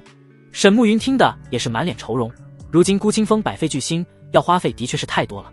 你的意思是，你要400个丹炉，还想要1分钱不出？这除非天上掉下丹炉来。沈慕云眨着一双灵动的眸子，对着林书宇说道：“走，带你去竹清风要丹炉去。”林书宇却是显得十分潇洒。沈慕云错愕地看向林书宇，这是羊入虎口，因为昨天的事情，我已经彻底被逐出竹清风了。昨日竹清风大师兄被我们打成那样，已经完全是和竹清风交恶了。现在去竹清风要丹炉，那是羊入虎口啊。林书宇则是已经朝着山下走去了，也该道个歉了。这已经不是道歉能够解决的事情了。就算是我磕头给许知青道歉，竹清风也不会给我们丹炉，甚至还会百般刁难。我们能不能活着走出竹清风，都要看别人心情了。沈慕云跟在林书宇的身后，极力的劝阻道。林书宇停下了脚步，看向沈慕云：“你怎么总是想着委曲求全迎合别人？谁说是我们给许知青道歉了？是那许知青欠你一个道歉。今日我就带着你去，让他给你叩首赔罪，给我把头昂起来。老子不是去求丹炉的，我要那老匹夫求着把丹炉给我。”沈慕云一脸呆滞地看向林书宇，眸子里闪着微光。他虽然不知道这如何能够办到，但是感觉只要是眼前这个男人所说的，不管多么匪夷所思，就一定能够做到。走！林书宇一声豪迈，朝着山下走去。沈慕云不再多言，目光坚定地跟在林书宇身后。山脚下，暗红色的土地似是被鲜血浸染了，昨晚这里流了不少的血。林书宇并没有第一时间去竹清风，而是在附近各大峰辗转了一圈，与人发生口角。没有发生口角的林书宇还要故意挑衅产生矛盾。我们不是要去竹清风吗？为何已经3过竹清风而不入？沈慕云整个都像10万个为什么。不过也不怪他，林书宇的行为对于他来说都太过于迷惑了。少问多看，好好看，好好学。林书宇轻描淡写的说道。林书宇在将外门闹得鸡飞狗跳之后，才进入竹清风。孤清风风主拜见竹清风风主莫不凡。林书宇在竹清风山门对着里面说道。很快，一个满脸伤痕的人从里面走了出来，此人眼神之中全是杀意，皮笑肉不笑的看向林书宇：“你还真是胆子大，还敢到我竹清风来？既然来了，那都是客，那就进来，我必定好好的招待你。”他说话时恨得牙齿都要咬碎了一般。竹清风还真是客气啊，还专门让你这个大师兄到门口来迎接。林书宇脸上淡然的微笑，眼前此人不是别人，正是昨天被林书宇暴揍的许知青。许知青那神情恨不得将林书宇给撕碎了，但是还是强忍着，毕竟是一峰之主，不是吗？就算是个宁气2重的，我们竹清风该有礼数还是该有的，只是礼数归礼数，我们竹清风亦是恩怨分明。许知青言语之中充满了恨意和威胁。林书宇倒是一脸的不在意。那就麻烦这位弟子带我去见你们峰主了。许知青虽然愤怒，但是压抑着情绪给林书宇带路。一路上，林书宇看到了诸多弟子，皆是眼中带着敌意的看着林书宇，恨不得将林书宇给生吞了。亦是有很多受伤的弟子，那些弟子的仇恨才是要从眼中迸发出来的。显而易见，昨晚抹黑上孤清风，想要杀林书宇，却是阵法重伤的人，有他们竹清风一份。最不好受怕是沈慕云，曾经明明那么和睦同门，如今再见却是已经势同水火。师尊在里面等着你了，等师尊和你说完话，我便是来好好的招待你。今日你若是能够完完整整的走出这竹清风，我从此以后不姓许。许知青在林书宇身边咬牙切齿的说道。林书宇呵呵的一笑，我今日如何出去无所谓，怕是怕等下你要对他叩首道歉。许知青眼中尽是轻蔑讥笑，你是不是脑子坏掉了？我给他叩首道歉，你他妈脑子魔怔了吧？你给我搞清楚这是哪里？这是竹清风，这是我的地盘，等下师尊废了你以后，我再弄死你。我不仅要弄死你，我还要当着你的脸玩弄他，就让你看着老子不把你彻底搞废。你能够离开竹清风，你要是躲在孤清风里面，我一时间还真拿你没有办法。但是如今你自己要送上门来，老子就让你体会体会什么叫做生不如死。许知青到现在也不装了，满脸都是狰狞。林书宇只是对着许知青露出略有意味的一笑，然后走进后山。沈慕云什么话也不敢说，只是紧紧地跟在林书宇身后。莫不凡正在后山的一个小亭子里面喝茶。从林书宇进入这一方天地的时候，一股强大的压迫感便是出现了，那恐怖的威压瞬间笼罩，沈慕云直接被压得跪在了地上。林书宇终究只是凝气二重，抵抗不了开元境二重的威压，只是林书宇怎么可能跪于这种人？林书宇就试盘坐在地上，强大的威压让林书宇嘴角溢出了鲜血。林书宇擦拭了一下嘴角的鲜血，脸上却是露着笑容。这就是墨风主的待客之道吗？林书宇笑着说道。只是有必要提醒你一下，就算你是什么孤清风风主，你终究不过是凝气二重。莫不凡的声音都带着力量，震动的林书宇耳膜已经出血了。林书宇自顾自地说着自己要说的话，凝气二重终究也是风主。昨日夜晚有人夜袭我孤清风，被阵法所伤，在山门下留下诸多鲜血，我已经采集。我刚刚见到竹清风有不少受伤的弟子，不知道是不是昨夜在我山脚下受了伤。血液比对应该很容易确认身份，这已经算是闯镇攻山了。门内一封攻打另外一封，这是什么罪责？莫风主担得起吗？就算是底下的人做的，风主不知情，如此罪责，你能独善其身吗？林书宇顶着巨大威压继续说道。莫不凡看向林书宇，威压瞬间提升了几倍，林书宇的七窍都开始渗血。我说，怎么峰内出现那么多弟子受伤？此事我的确不知，但是你如果死了，此事也没有人追究了。莫不凡已经动了杀心。我来之前已经在外门大闹了一场，整个外门100多峰都知道我来到了竹清风，今日我身死在这里，这罪名怕是直接坐实了，杀人灭口可不行。林书宇即便已经七窍开始出血，脸上仍旧是那游刃有余的笑容。莫不凡来到了林书宇的面前，撤去了威压。你想要什么？你没有拿着鲜血直接去执法堂，说明你是来要好处的。莫风主，聪明人，我想要竹清风的所有丹炉。林书宇对着莫不凡说道。莫不凡很平静地说了一句，可以，我还要许知青到这叩首10次，给沈慕云道歉。林书宇接着说道，交易向来只有一换一，要么换丹炉，要么换道歉，你自己选。莫不凡冷漠地说道。沈慕云连忙起身对着莫不凡说道，要丹炉，要丹炉。林书宇看向沈慕云，什么时候轮到你来做决定了？林书宇对着沈慕云说完，又看向了莫不凡，我说1换2就是1换2，你再多说我便是1换3。你真以为你凭借此事能够拿捏我？大不了我将那些受伤的弟子直接灰飞烟灭，随便编撰一个罪名，来个死无对证，你能如何？我劝你还是不要得寸进尺。莫不凡的眼中闪过一丝凌厉的杀气，能够成为一峰之主，哪有简单的？林书宇的手中闪过一丝微光，那微光飞向莫不凡的身前，变成了一串文字。莫不凡的神情明显一动，这是3品丹方云清丹的半张丹方。林书宇轻描淡写的说道，到青山2位炼丹大师，就是你和内门绝天峰峰主尹青州，你们炼丹术其实相差无多，只是他有3品丹方，你没有，你始终差一等。如果有3品丹方，假以时日，竹清风晋升内门有何不可？林书宇脸上带着淡然的笑容。莫不凡的情绪已经完全被林书宇给影响了。丹方的下半张在哪里？莫不凡对着林书宇追问道。林书宇呵呵的一笑，丹炉、道歉我全部都要。莫不凡没有丝毫的犹豫，对着外面喊了一句，许知青，给我进来。境界提升尚且努力即可，炼药师不仅讲究天赋，更是讲究机遇，你没有更高等级的丹方，一生都不可能进阶更高等级。3品丹方他已经苦寻好多年了。许知青屁颠屁颠就闯了进来，脸上还带着兴奋，用狠绝的眼神看向林书宇，似乎在说等下如何折磨他。终于到时间了，我都忍不住了，忍不住开始摧残你，开始在你面前使劲地玩弄着沈慕云了。你所视之珍宝的，在我眼里不过是一个人尽可夫的玩物。许知青在林书宇的身边冷冷地说道。林书宇只是呵呵的一笑，并没有说话。还笑？我看你等下还笑不笑得出来？我最讨厌的就是你这张时时刻刻都觉得自己掌控一切的脸，我等下就把你这张脸给你弄烂，我看看你能不能露出这种表情。许知青已经摩拳擦掌的要对林书宇动手了。许知青，跪下，给你沈师妹道歉。莫不凡用命令的口吻对着许知青说道。是。许知青下意识的就回答了一句，马上又反应过来了。啊，为什么？这对狗男女昨日将我打成这样，甚至差点断了我根，我要将他们挫骨扬灰，为何还要给他道歉？师傅，您在说什么？许知青开始变得歇斯底里起来，不断的咆哮着。你沈师妹遭遇侮辱折磨，回到山门你不仅不安危，还煽动其他弟子对沈师妹孤立，三番五次侮辱于你师妹，更是多次想要霸王墙上弓。如此恶劣行径对你师妹造成心理创伤，难道不应该道歉吗？还不跪下！莫不凡细数许知青的罪名，怒吼一声，强大的威压笼罩在许知青的身体上，让许知青不得不跪倒在沈慕云的身前。事情好像不按照你想的剧情发展。林书雨看着许知青，我说过你会跪下道歉的，怎么还是我魔怔了吗？许知青眼中全是屈辱，他不知道发生了什么，为何自己的师尊会向着这两个人。这位似乎不太愿意道歉，这心不诚的道歉，要不还是算了，我们改日再来拜访。林书雨回首看向莫不凡，莫不凡心中闪过锋芒，那一道杀意直逼许知青。我再说一遍，道歉。今日无论如何，他都要得到那三品丹方的下半张。许知青感觉透骨的寒意，他是第一次从自己的师父眼中感受到了杀意，一瞬间的悲凉的情绪上了脑。他不断的对沈慕云叩首，不断的道歉。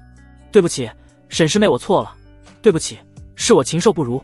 屈辱的盐水不断的从许知青的眼中流出，每刻一次，眼中的屈辱就多一分，对林书雨的恨也就多一分。这种恨和屈辱刻进了骨子里面。林书雨上前一步，看着许知青，露出那让许知青感觉到恶心的笑容。我知道你根本不是诚心道歉，我要的也不是你的道歉，我就要看看你这屈辱的模样，是不是感觉难受的很。沈慕云被你侮辱讥讽的时候，内心也是这个感受，好好体验体验。林书雨说完，朝着外面走去。沈慕云，我们走。沈慕云前所未有的畅快，他从来没有想过有朝一日这许知青会跪在自己的面前，这般对自己道歉。丹炉交于我们手上的时候，莫风主想要的东西也会到你手上，我们在山脚下等待莫风主的丹炉。林书雨云淡风轻的和沈慕云走了下去。等到两人走后，莫不凡才上前轻轻的将许知青拉起。起来吧，声音也变得柔和了许多。爹，刚才是真的想要杀了我吗？是因为我自作主张给爹造成麻烦了吗？许知青对着莫不凡说道，这才是他最痛心的时候。这竹清风怕是没人知道，这竹清风大弟子许知青其实是莫不凡的私生子，那点麻烦根本算不上麻烦，以后不要招惹这个林书雨了。莫不凡冷冷地说道。许知青一副完全不能理解的模样，为什么不能杀了他？他不过是一个宁气二重的废物，就算是有封主的身份，总能够让他暴毙吧，任是谁也查不到我们身上吧。我不知道父亲想要从他手上得到什么东西，但是如果拿到东西了，就可以杀了他吧。这个林书雨，我不杀他誓不为人。父亲不方便动手，那就我去动手，一旦他交出父亲想要的动手，我就带着人在山脚下对他围杀。今日我绝对不可能让他活着离开，我此生从未受过这般屈辱。他以为他是谁？一个宁气二重的废物。许知青越发的狰狞，神情完全癫狂了，愤怒仇恨在此时已经让他丧失了理智。啪！莫不凡响亮的一巴掌打在了许知青的脸上。我再说一遍，别去招惹林书雨。莫不凡冷冷地说道。许知青满脸幽怨地看向莫不凡。为什么？我都说了，等你拿到你想要的东西，我再动手。他林书雨究竟是你什么人？你竟然要这般护着他？放肆！我是在护着你，你别因此丢了性命。莫不凡冷冷地说道。我就不懂了，他不过一个区宁气二重，便是我自己动手也能杀了他，他有什么不能杀的？许知青歇斯底里地咆哮着。那我问你，那你昨日被打，怎么没有还手之力？莫不凡对着许知青问道。许知青陷入了沉默，他也不知道为何，那时候就是一股威压在自己身上，不管是身体还是灵力，都是完全动弹不得。何其的愚昧，在清源广场之上，你还没有看明白吗？那洛千川和李道玄都有意偏袒他，他甚至在广场杀害同门都没有追究，还帮他立威。你以为他得罪了个什么冯想，冯万森就举宗接敌了？有宗主和刑罚长老保着他，孤清风曾经是道青山的耻辱，宗主很长时间都不知道如何处理，现在有人站出来将孤清风整顿，这个人要是死了，孤清风肯定又变成猪圈了，所以李道玄一定会保他。你以为我是忌惮他吗？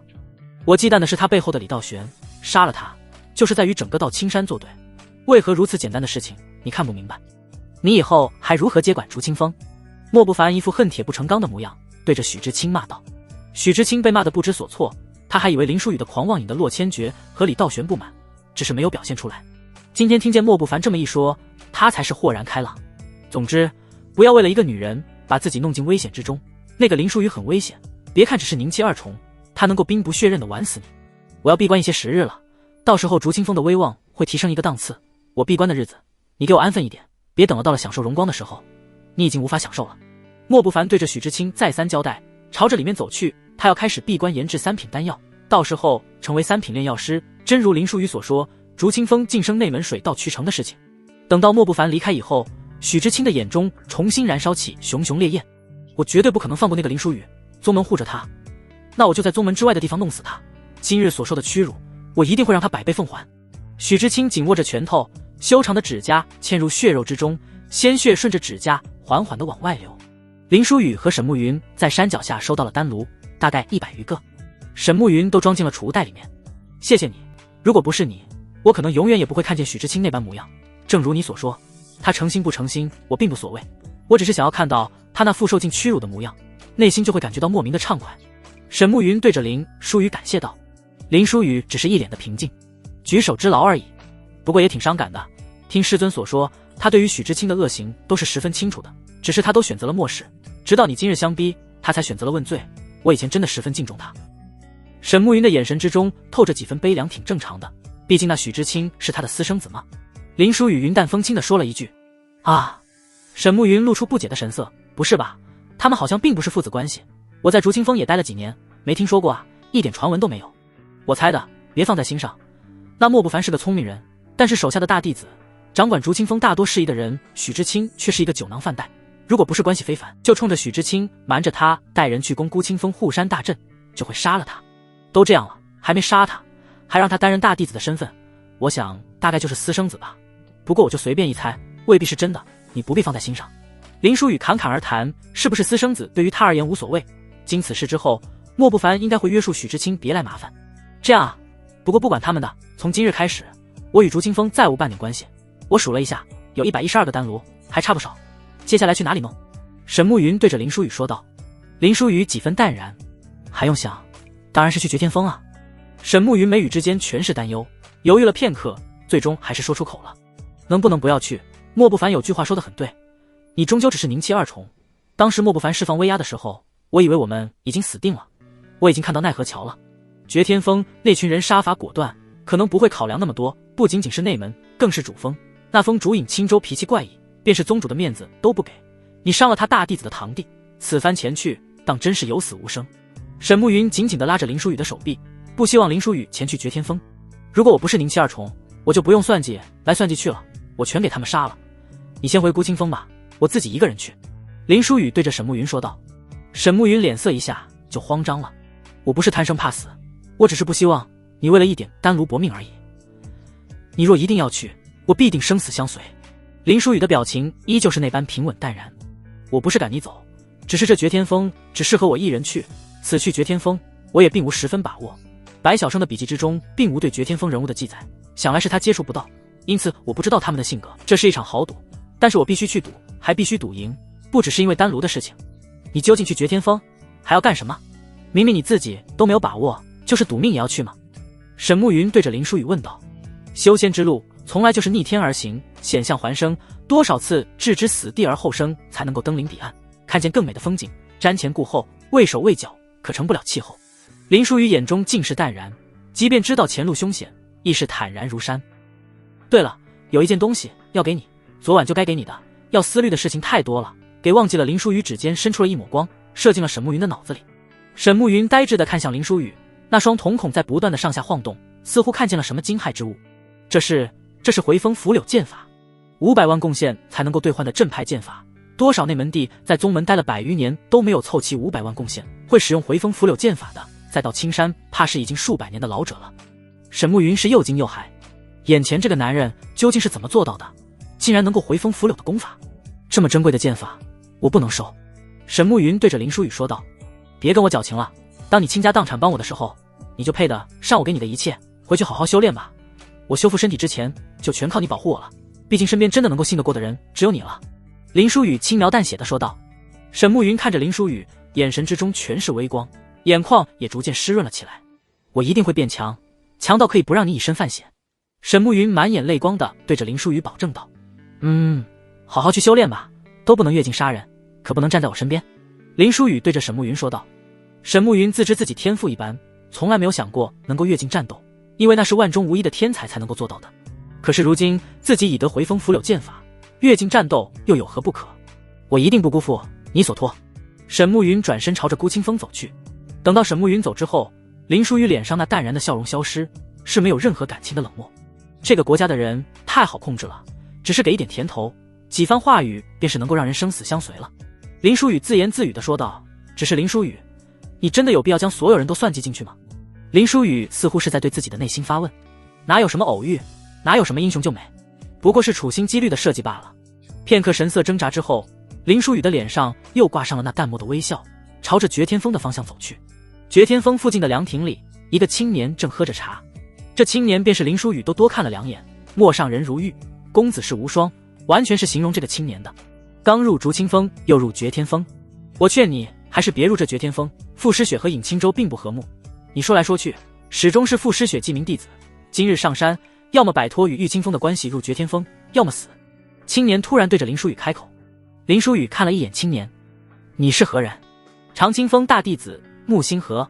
青年淡漠地答道：多谢宗主的好意了，只是这绝天峰我必须上去。林书宇云淡风轻地回应了一句，看来是这李道玄不希望林书宇死，安排自己的大弟子来提醒林书宇了。林书宇走进了绝天峰，木星河身后也缓缓走出了一个人。没用啊，姑姑，他不听我劝啊。木星河对着身后的人影说道。出现在木星河身后的并不是宗主李道玄，而是清月峰的峰主木清月，林书宇唯一不敢算计的人。随我上山，那老疯子一旦动了杀心，我要抢人，我100余年未收一徒，终于等来了这么一个心仪的。他性格执拗，怕是不会屈从老疯子，大概率那老疯子是会动手的，我可不会让他杀了我这个未来的徒弟。木清月说着也朝着绝天峰走去。木星河无奈的一笑，姑姑我就不去了，我毕竟是代表长清峰，是宗主首徒，我要是在里面打起来终究不好。木清月回都没有回木星河一句，就已经进了绝天峰。哎，一口一口老疯子，姑姑你才是个真正的疯子啊。木星河叹息了一声。林书宇进绝天峰，是尹清舟的五弟子武东云带路的。我想到你还真是敢来绝天峰，千万条活路，你唯独选择了一条死路。武东云的神情十分平静，眼中却是认为林书宇必死无疑。哦，此话何解？林书宇一副人畜无害的模样。大师兄极其护短，他的堂弟因你而重伤，这便是你取死之道。师父多年前和傅诗雪产生冲突，大战一场，我师父略输几分，被伤了道基，此生无缘万象尽，断尽之仇如杀人父母，乃是血海深仇。你为傅诗雪的记名弟子，亦是你的取死之道。最近涌起很多关于的你的传闻，传闻你心思深沉，诡计多端，现在看来不过是一无脑之人，以为登门能够化解梁子，登门即是死路。武东云满脸冷漠地说道。林书宇浅浅的一笑，如果我能够活着下山呢？武东云冷哼一声，绝无这种可能。很快武东云便是将的林书宇带进了主殿之中，金碧辉煌，殿中灵气异常的充盈，充盈的让林书宇有些难受，马上又要破凝气3重了。殿堂的正中央坐着一个老人，老人看着十分和蔼，不像是什么怪异之人。冯万森则是看向了林书宇，我的确是说过我们不插手你们的事情，小孩的事情你们小孩一辈去解决，但是你自己找上门来，那可就是另算吧。林书宇淡漠的一笑，你的那位堂弟已经在绝天峰治愈2月有余了吧，想必什么珍贵丹药都给他吃了吧，治好了吗？你若是在这里杀了我，还有人能够救你的堂弟吗？冯万森眼中闪过无比凝重的杀意，但是又压抑住了。冯翔当日重伤，韩影峰的人无法治愈，便是将冯翔交给了冯万森。谁知道便是他们绝天峰也难以治愈冯翔，什么方法什么丹药都尝试过了，此时一直对外瞒着，要是有这3品炼丹师的主峰都救不下冯翔，这实在是有点丢脸了，终究是无法清除冯翔体内的剑气。你确定你能够救我堂弟？那柳诗诗本是傅诗雪座下境界最低的弟子，不知道何时竟然领悟了如此精纯的剑意，流窜在我堂弟经脉之中，我只能阻止剑气继续扩散，却是无法在不伤害到冯翔的情况下让剑气消失，我都办不到，你区区凝气2重能？冯万森的眼中露着怀疑。我救不了，你杀了我便是，何须多言？你为刀俎，我为鱼肉，你怕什么？林书宇云淡风轻地说道。想必你今日前来也不是单纯的救我这徒儿的堂弟，想要什么开口吧？我猜猜吧，应该是求老夫帮你炼制聚灵丹。若是你能够救下我这徒儿的弟弟，我就帮你1个月不停的炼制聚灵丹。不过我肯定是保证不了1个月炼制几万聚灵丹，我能够炼制多少便是炼制多少，剩下的便是看你自己的命了，毕竟心魔大事是你自己许你的。高坐大殿之上的尹清舟缓缓地说道。尹清舟不仅仅是神态，便是说话的声音都显得十分慈祥。不可，我堂弟的事情怎么能够如此劳烦师傅？冯万森当即便是对着尹清舟叩首说道。尹清舟呵呵地笑了2声，这有什么打紧的？不过是炼丹1月罢了。若是能够救下你的弟弟，便是辛苦1年，又有什么所谓？林书宇看着这师慈子笑的模样，脸上露出了略有意味的笑容。区区聚灵丹，怎能劳烦3品炼丹师？我就冯翔一命，只换绝天峰多余的丹炉，如何？林书宇轻声对着大殿说了一声。尹青州的目光聚集在林书宇的身上。你要这么多丹炉，是想要培养炼丹师自己炼丹？仅仅1个月，在孤清峰里培养数百炼丹师，还在时间内完成炼丹，这简直就是天方夜谭。冯万森冷冷地说了一声，这就不劳烦2位担心了，剩下的事情我自己解决，毕竟心魔大师是我自己许下的。林书宇不卑不亢地说了一句，好，就如你所言。尹青州答应了下来。冯万森带着林书宇到达了一个房间，房间里面刻画满了聚灵阵，那冯翔正处于阵法的中心，他们要不断地创造灵力，帮助冯翔地狱身体内的剑气。如果不是在这绝天峰，这冯翔怕是早已经死了。冯翔脸上已无半分血色，处于昏迷的状态，脸上却是会时不时的痛苦的抽搐一下，看样子也坚持不了。这天罡剑指诀的剑气历久弥坚，可不会轻易消散。林书宇一挥手，几根银针在空中起舞，不断的飞进冯翔的身体里面。大概过了半个钟头，林书宇收针，冯翔体内的剑气完全消散。当然，林书宇做这么多只是障眼法，冯翔体内的剑气是林书宇所致，林书宇瞬息之间便是可以让剑气消失。林书宇弄个银针耍半天，就是不想让这些人知道，这冯翔其实被自己伤的，至少在这绝天峰不能。林书宇刚刚救治好冯翔，一个巨大的塔便是出现在了林书宇的上空。那绿色的塔发出了尖锐的叫声，直击人的心神，也不知道多少修士的魂魄被困在这塔之中。那鬼魅的气息便是让林书宇都感觉到了阵阵恶心，但是林书宇依旧强颜欢笑。看来尹峰主事打算不守承诺，卸磨杀驴了。尹青州呵呵地笑了起来，一挥手，数百丹炉飞到了林书宇的面前。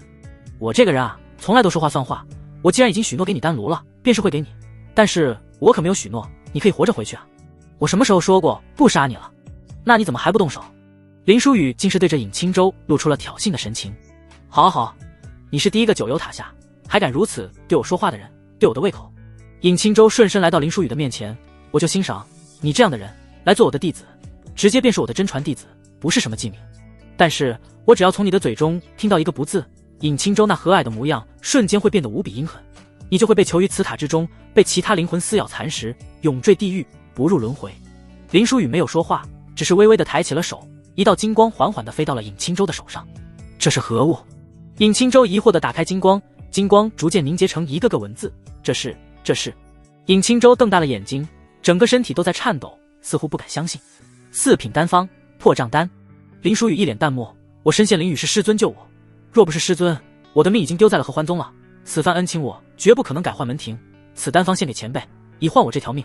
还有，希望前辈根据炼制丹方炼制的第1枚破障丹能够给我。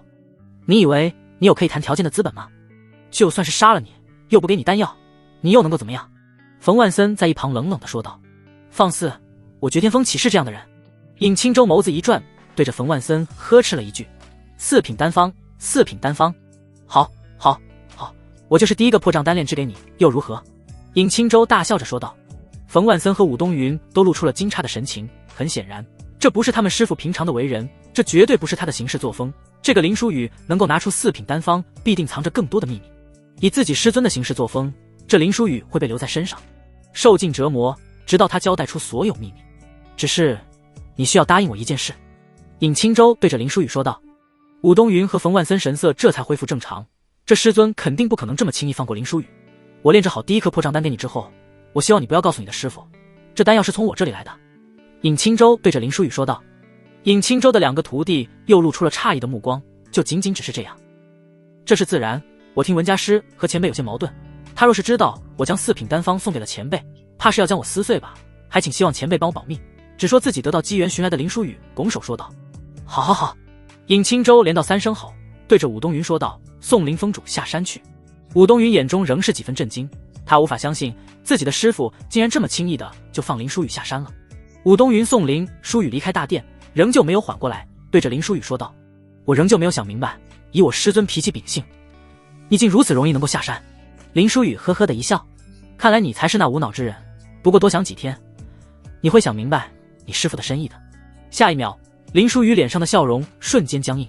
穆清月迎面走来，林书宇扭过头去，假装看不见，他他是一点都不想和这个病娇女扯上任何关系。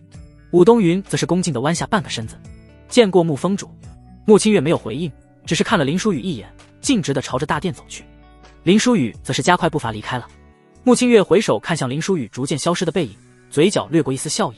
众生见我容颜，都想多看两眼，唯独他闭目不视，如此独特，我便是越发的喜欢了。说着便是走进了大殿。沐风主此次前来，不知所为何事。大殿内，尹清舟见穆清月说了一句。穆清月扫视了一眼大殿，心中暗暗想到，并无任何动手痕迹。林舒雨啊林舒雨，你既然这样全身而退了，你身上究竟藏着多少秘密？我迟早将你身上的秘密挖掘得干干净净。沐风主。尹清舟见到穆清月的思绪飘向远处，对着穆清月又喊了一句：没事，我就随便逛逛。穆清月冷漠地说完一句，便是转身离开了。冯万森皱了皱眉头，这穆清月来我绝天峰，说来就来，说走就走，任何话都不说，有些太过无理了。你给我别招惹他，这道青山我不怕傅诗雨，也不怕宗主李道玄，我就怕这个穆清月。这个人是个彻头彻尾的疯子，随心所欲，其他人做事总要权衡利弊，他做事从来不计后果，你永远不知道他脑子在想什么，完全不是正常人的思维。总之你别给招惹他，只要不是生死之事，都给我让着此人。尹清舟对穆清月心有余悸，似乎脑海里有一段不好的回忆。徒儿知道了，只是为何那么轻易的放林舒雨离开？这个人虽然才宁气二重，但是传闻是大能被人毁了道基，搞不好以前是万象境的强者，如今能够拿出4品丹方，想必还有什么宝物，何不留在封内，有点手段让吐出其他宝物？冯万森终究是不理解尹清舟刚才的行为，对其问道：就算是还有什么万象境的宝物在他身上，也与我无用了。我此生都与万象境无缘了，有生之年成为4品炼药师，为这大雪国第1炼药师，已经是我的最高荣誉了。尹清舟看着手中的丹方，神情兴奋，眼中却是愤怒，对付诗雪的愤怒。都是因为那副诗雪伤了师尊的道基，我一定会为师尊报这个仇。冯万森紧握着拳头说道。尹清舟露出嗤之以鼻的笑声，那傅诗雨年纪比你还小，境界却是高1你个层次，你永远也不可能追上他。我也以为报仇无望了，但是今日我却是看到了报仇的希望，并且希望无比的大，我也要让那傅诗雨尝尝无缘万象境的滋味。冯万森直接跪在尹清舟的身前，师尊有什么计谋，任凭吩咐，我定当赴汤蹈火。计划已经开始了，你以为我会那么轻易的放那小子离开吗？尹清舟的脸上露出得逞的笑容。冯万森早知道尹清舟不会轻易放林舒雨离开，只是他无法看穿其中深意。师父，那小小的宁气二重能够帮您复仇？他面对九幽塔都不肯退出玉清风，想要策反对付诗雪，想来不易。愚昧，你猜他要我炼制的第1颗破障丹干吗？4品丹药，那是给万象境的吃的，最少也是开元境5重巅峰，那才能够承受得了药力。他一个宁气2重，他自己能吃吗？他吃了就要当场暴毙，那丹药定然是给傅诗雪的。傅诗雪已经卡在开元境5重多年了，难以跨越那道天堑，需要破障丹破境。如果我炼制丹药的时候稍微改一下，在里面稍微加一点点东西，傅诗雪是看不出来的。到时候他破境的关键时候被反噬，甚至跌落境界，我看看这天之娇女会不会道心破碎。尹清舟哈哈哈的大笑起来，似乎已经提前看到傅诗雪的狼狈模样。冯万森这才明白，怪不得师傅让林舒雨不要讲述丹药的来源，毕竟傅诗雪要是知道丹药是来自绝天峰，肯定不会吃下的。师尊心思果然高明，竟然在那须臾之间便是想到了这么多。冯万森这还真不是吹捧，这几戒刀杀人用得太厉害了。到时候那林舒雨将我炼制的有问题的丹药给傅诗雪，傅诗雪因此跌境，并且无缘万象境，必定对林舒雨起杀心，两人反目。那个时候我们再救下那林舒雨，林舒雨为了保命，必定将身上的秘密如实告知。尹清舟继续说道。冯万森敬佩之中还带着几分恐惧，这尹清舟果然是老怪物，竟然都算到了这一步，果然自己还是太过稚嫩了。林舒雨回到孤清峰，沈慕云便是马上过来了。你一直未回来，我一直惴惴不安，根本修炼不进来，还好你活着回来了。林舒雨微微的一笑。那尹清舟自以为是，以为将我算计在其中了，殊不知他算计我，便是在我的算计之中，他在第1层，而我在第2层。啊！沈慕云越发不懂林舒雨的意思。我的身体需要丹药固本培元，我多炼制一些2品丹药，我的身体便是可以慢慢承受到宁气7重的灵力，但是要突破到宁气7重，需要10分重要的3品丹药云清丹，但是以我宁气的境界，是无法炼制3品丹药的。林舒雨开始从头说起，其实2品丹药宁气境界便是无法炼制，因为掌控的灵力不够。但是林舒雨并非常人，已是越境炼丹了。沈慕云的眼中突然一亮，你给莫不凡的3品丹方就是云清丹的丹方，你所去竹清峰根本不只是为了几个丹炉，你是想要那莫不凡替你炼制出云清丹？可是他就算是炼制出云清丹，也断然不会给你吧？沈慕云转头一想，后面要丹的事情还是很麻烦。林书宇摇了摇头，这个你就不用管了。那莫不凡一定会主动拿着丹药来给我。我道基受损，必须另辟蹊径，一道新种魔诀，配合破障丹重皮元辅，4品丹药破障丹我更是无法炼制，所以我需要那尹青州帮我炼制，这是我必须上绝天峰的原因。那尹青州心机深沉，3番5次对我动了杀心，最后输在自作聪明上。林书宇继续说道，他如何自作聪明？沈慕云对着林书宇问道。我给出4品丹方，并且所要炼制出的第一颗丹药，他认为我的身体不可能承受4品丹药，一定是给我的师尊风雪仙子要的。他早年间被我师尊所伤，断了入万象境的可能，因此耿耿于怀。他想着炼制4品丹药的时候稍微加点毒，只要一点点，看不出来，但是对于破境时候的反噬是致命的。他想借我的手，将有问题的丹药送给我师尊，让我师尊也永远无缘万象境，因此他留了我一命。他以为他将我算计其中，成为害我师尊的棋子，殊不知我利用的就是他这份仇恨，才活着从绝天峰下来的。他大概想不到，那丹药根本不是给我师尊要的，而是我自己要吃的。林书宇详细的讲述了为什么那尹青州在第1层，而他在第2层。沈慕云简直很难相信，一个人竟然可以将人心给算计到这般地步。曾经他所仰望的人，如今被这个宁气2重的人玩弄于股掌之间。只是尹青州会在丹药之中加入毒素，那丹药你还能用吗？那微量的毒素可能对风雪仙子来说只是阻碍破境，但是对于宁气的你来说，可能就是致命的吧。沈慕云对着林书宇说道，无碍，我曾经尝百草，是百毒，身体早就百毒不侵，对毒素的抗性是铭记在每个细胞之中的，不管身体如何崩坏，只要还没死，我仍旧能够免疫百毒。林书宇早就已经设计好了丹炉，还缺几10个，不过已经无碍了，我可以用李道玄送来的材料炼制一些丹炉，凑够400个，可能需要几天。你这几天好好修炼回风拂柳剑法，孤清风安排好之后，我们要出一趟宗门，我需要大量的妖丹、兽丹炼制丹药固本培元。林书宇对着沈慕云交代道。沈慕云点了点头，开始静心的修炼。林书宇几天便是炼制出了剩下所需要的丹炉，先前交代的工厂也已经建造好了。林书宇在400个丹炉上面都刻制了铭文，爆炸温度在每个时间产生变化。炼丹之所以对于普通人来说十分困难，是因为步骤繁杂，温度需要强大的精神力持久的控制，不能出分毫的差错。但是我将温度给调好，将繁杂的步骤拆解，每个人只需要完成1道步骤，按照规定的时间加入灵草，输入灵力，便是个傻子都能够完成，不需要任何的门槛。这是流水线炼丹。林书宇看着已经在稳定进行的工厂，露出了欣慰的笑容。沈慕云则是完全陷入了震撼，他从来没有想过竟然能够这样炼丹，这传出去将震撼整个大雪国乃至整个世界吧。炼药师从此不会是香饽饽，这怕是会遭遇到炼药师工会的集体抵制。以这样的炼丹速度，1个月之内完成聚灵丹的炼制，简直是绰绰有余。此时一阵阵钟声传来，响彻了整个道青山。这钟声是什么？林书宇对着沈慕云问道。沈慕云脸上露出笑颜，你还真是天选之子，你想要什么就来什么。这钟声代表着妖潮和兽潮来了，每年都会有一次妖潮兽潮，日期基本都是固定的，今年不知道为何提前了2个月。带路。林书宇云淡风轻地说了一声。沈慕云点了点头，去外院阁登记一下，就可以乘着非洲过去了，大概要10日的路程。林书宇和沈慕云到达外院阁的时候，那里已经人山人海了。怎会这么多人？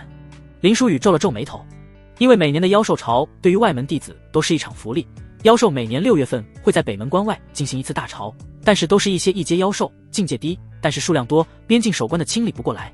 宗门弟子去屠戮妖兽没有任何危险，还能够得到很多妖丹兽丹，又能够得到宗门贡献，完完全全可以说是福利。所以每年除了闭关修行和出宗门任务的，基本都会加入狩猎兽潮之中。沈慕云对着林书宇解释道，几乎是1半以上外门弟子都参加了这场狩猎兽潮，如果出现变故，岂不是半个外门都没有了？林书宇自言自语地说了一句，应该没事吧，这么多年一直没有出事情。沈慕云说了一句，这么多年兽潮也一直没有提前不是。林书宇隐隐地感觉到了一丝的不对劲，他看向了远处，看见了一个熟悉的面孔，喊了一声黄羊，过来。黄羊听到林书宇的声音，马上便是来到了林书宇的身前，让孤清风所有弟子都不准参加这次兽潮。林书宇对着黄羊吩咐道。黄羊没有问任何为什么，只是应了一声，是，马上去发号施令了。沈慕云看向林书宇，不对劲吗？那我们还去吗？林峰主，1号非洲已就绪，随时能够出发，共乘3000弟子，我等都是阅历浅薄的人，还希望林峰主能够带队。许知青走了过来，双手拱手，十分恭敬地对着林书宇说道。沈慕云满脸的错愕，这许知青竟然对林书宇这般恭敬。林书宇只是呵呵的一笑：“你先到非洲上等我，我登记一下就去。多谢林峰主不计前嫌，那我就1号非洲上等待林峰主了。”许知青满脸恭维的微笑对着林书宇说着，转身背对林书宇之后，脸色瞬间变得无比的凶狠。等到许知青走了之后，沈慕云才说道：“这许知青变了一个人一样，怎会对你如此恭敬？”林书宇呵呵一笑：“装的，估计是想要在边境杀了我，到时候就说我是死在了受潮之中，就他那点小算盘，还跟我玩起了隐忍。既然要玩，我就陪他好好玩一玩。在外面没有宗门规矩限制，他没有顾虑，算计恐怕不好用了。我们还是不要和他一条非洲了吧。”沈慕云对着林书宇说道。那许知青毕竟是宁气7重，而且身边肯定还有不少竹清风的弟子与他们同行，不知道他们什么时候就会从背后偷偷的下手。林书宇倒是显得十分的淡然：“不是有你在吗？”沈慕云握了握手中的剑，眼中闪过一丝红晕，紧随在林书宇的身后，坚定地说道：“我一定会保护好你的。”随后两人登上了非洲。3000人并不是全部竹清风，来自外门各峰的。整个非洲上面只有3个竹清风的弟子，还是包括许知青在内。看来莫不凡的确是警告过许知青了，所以许知青也并未带过多的竹清风弟子，只是带了2个心腹。这林书宇肯定还以为我被他弄怕了，对他毕恭毕敬了，殊不知他的生命已经进入到了倒计时。到了边境，可没有那么多规矩，也没有那束缚，是真的实力为尊，随便找个没人地方弄死死，即便是宗主有意保这个人，也怪不到我的身上。非洲的一处房间里，许知青面色阴狠，紧咬着牙齿说道：“他从来没有对一个人如此愤恨过。”2个心腹也是跟着附和着：“上天都站在您这边，这受潮竟然提前2个月到来了，这是上天都要您杀了他啊！”许知青点了点头：“没错，原本以为他是要死在心魔大誓言上，没想到受潮提前了，这可以让我亲手杀死他了。区区一个宁气2重，我要让他知道什么叫做废物，就是废物。”林书宇则是靠在甲板之上吹着风，对着沈慕云说道：“好好休息吧，到达终点，所有人都投身于清理受潮之中，没有人注意到我们了。那许知青大概就要动手了。到时候交给我。”沈慕云盘膝而坐，体内灵气不断的运转周天，他已经宁气5重巅峰，10天之内破境到达6重。毕竟回风拂柳剑法和手中被刻画了铭文阵的剑，越境杀许知青也并非难事。曾经他所认为的天才，所仰慕的大师兄，现在再回首看，只觉得对方很平庸了。在林书宇的身边待久了以后，以前很多望尘莫及的人，现在都觉得不过如此了。非洲行驶了8天以后，已经到达了边境的区域，距离北门关只剩下2天的日程。巨大的撞击让整个非洲发生巨大的晃动，非洲的防护罩已经出现了裂纹。发生什么事情了？诸多弟子全部冲出非洲内部，来到甲板查看情况。天空已经出现密密麻麻的妖兽，一个巨大的翼龙几乎占据了眼前视线的所有空间。2阶妖兽，相当于开元境的大能了。关内怎么会出现2阶妖兽？开什么玩笑！北门关的守军是干什么吃的？为何会放妖兽入关内？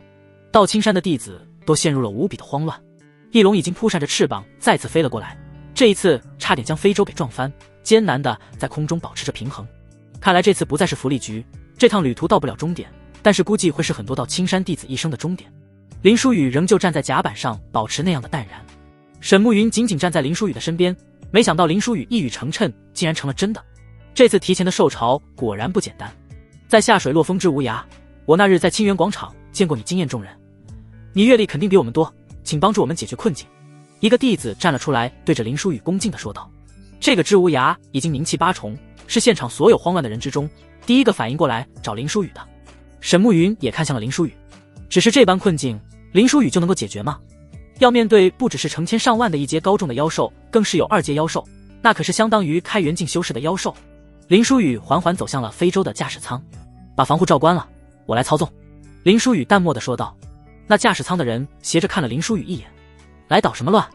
你一个宁气2重的，你根本就控制不了非洲，还有什么关闭防护罩？你想死吗？关闭防护罩，我们就死定了。知无涯二话不说，上前就一把将那个驾驶员给薅了出去。你疯了吧？他宁气2重根本控制不了非洲的，你要害死一传人吗？驾驶员还在叫唤着，已经被知无涯给丢出了驾驶舱。我只知道你根本就无法改变困局，就算是苟延残喘多活一段时间也是死，但是他或许还有一线生机。知无涯的决断十分的果断。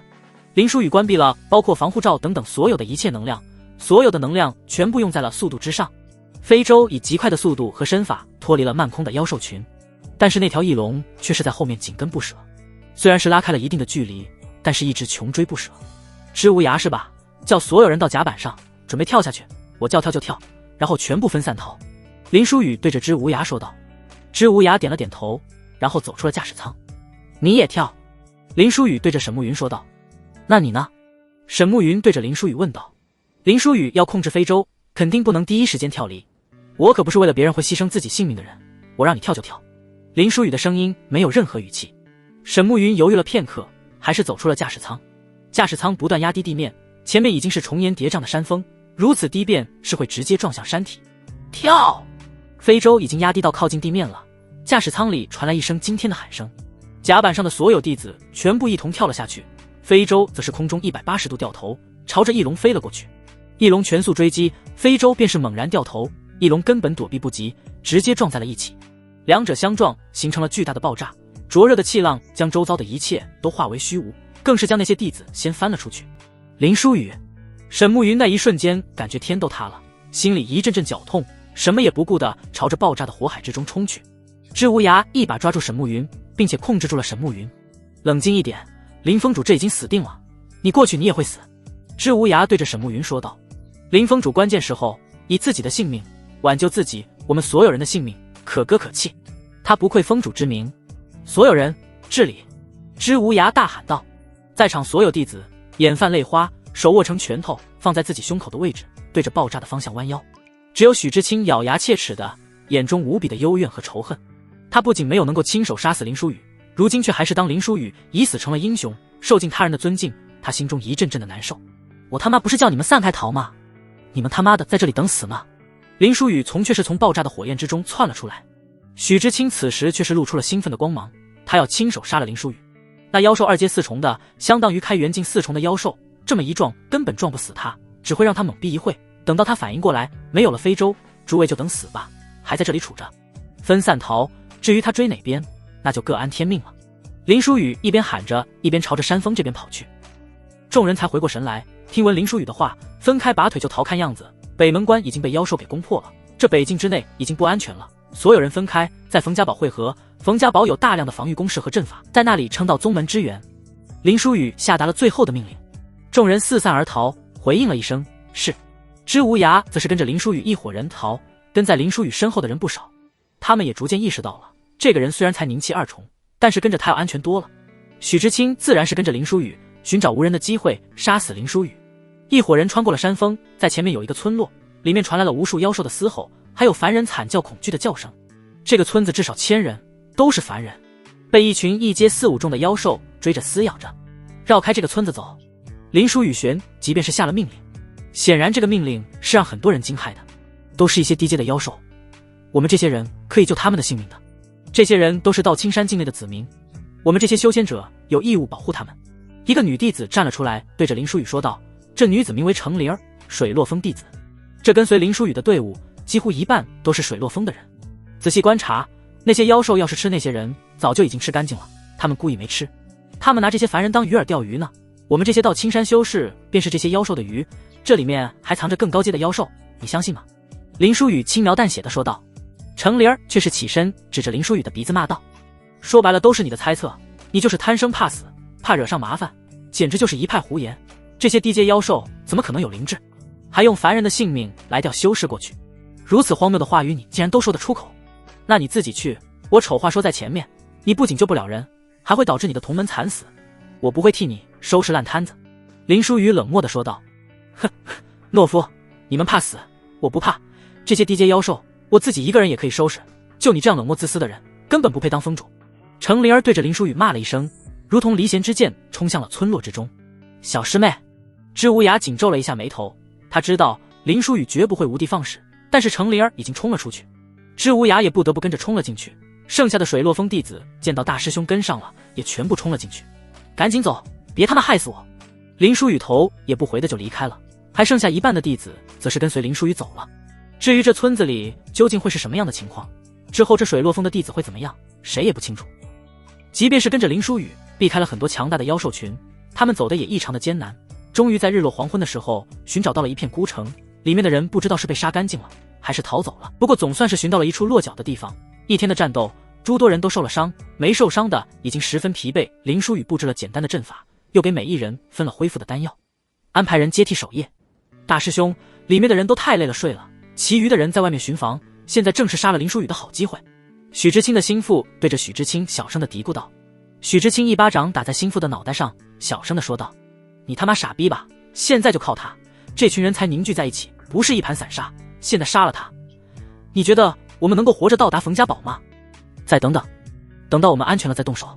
从黄昏到深夜，第一班交港，外面却是传来了声音，明显有人闯入了阵法，阵法预警发出了巨大的声响。营地里所剩下的弟子全部都惊醒，进入了战斗的状态。别动手，是我们。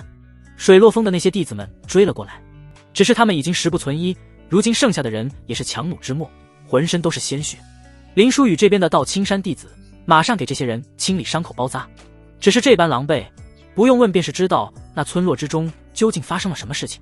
那些妖兽竟然真的诞生了灵智，有一只一阶9重，好多一阶8重兽人躲在暗处，我们受到了重创，知师兄为了我们掩护我们撤退，独自留下，生死不明。程灵儿说着大哭了起来。这还有什么生死不明？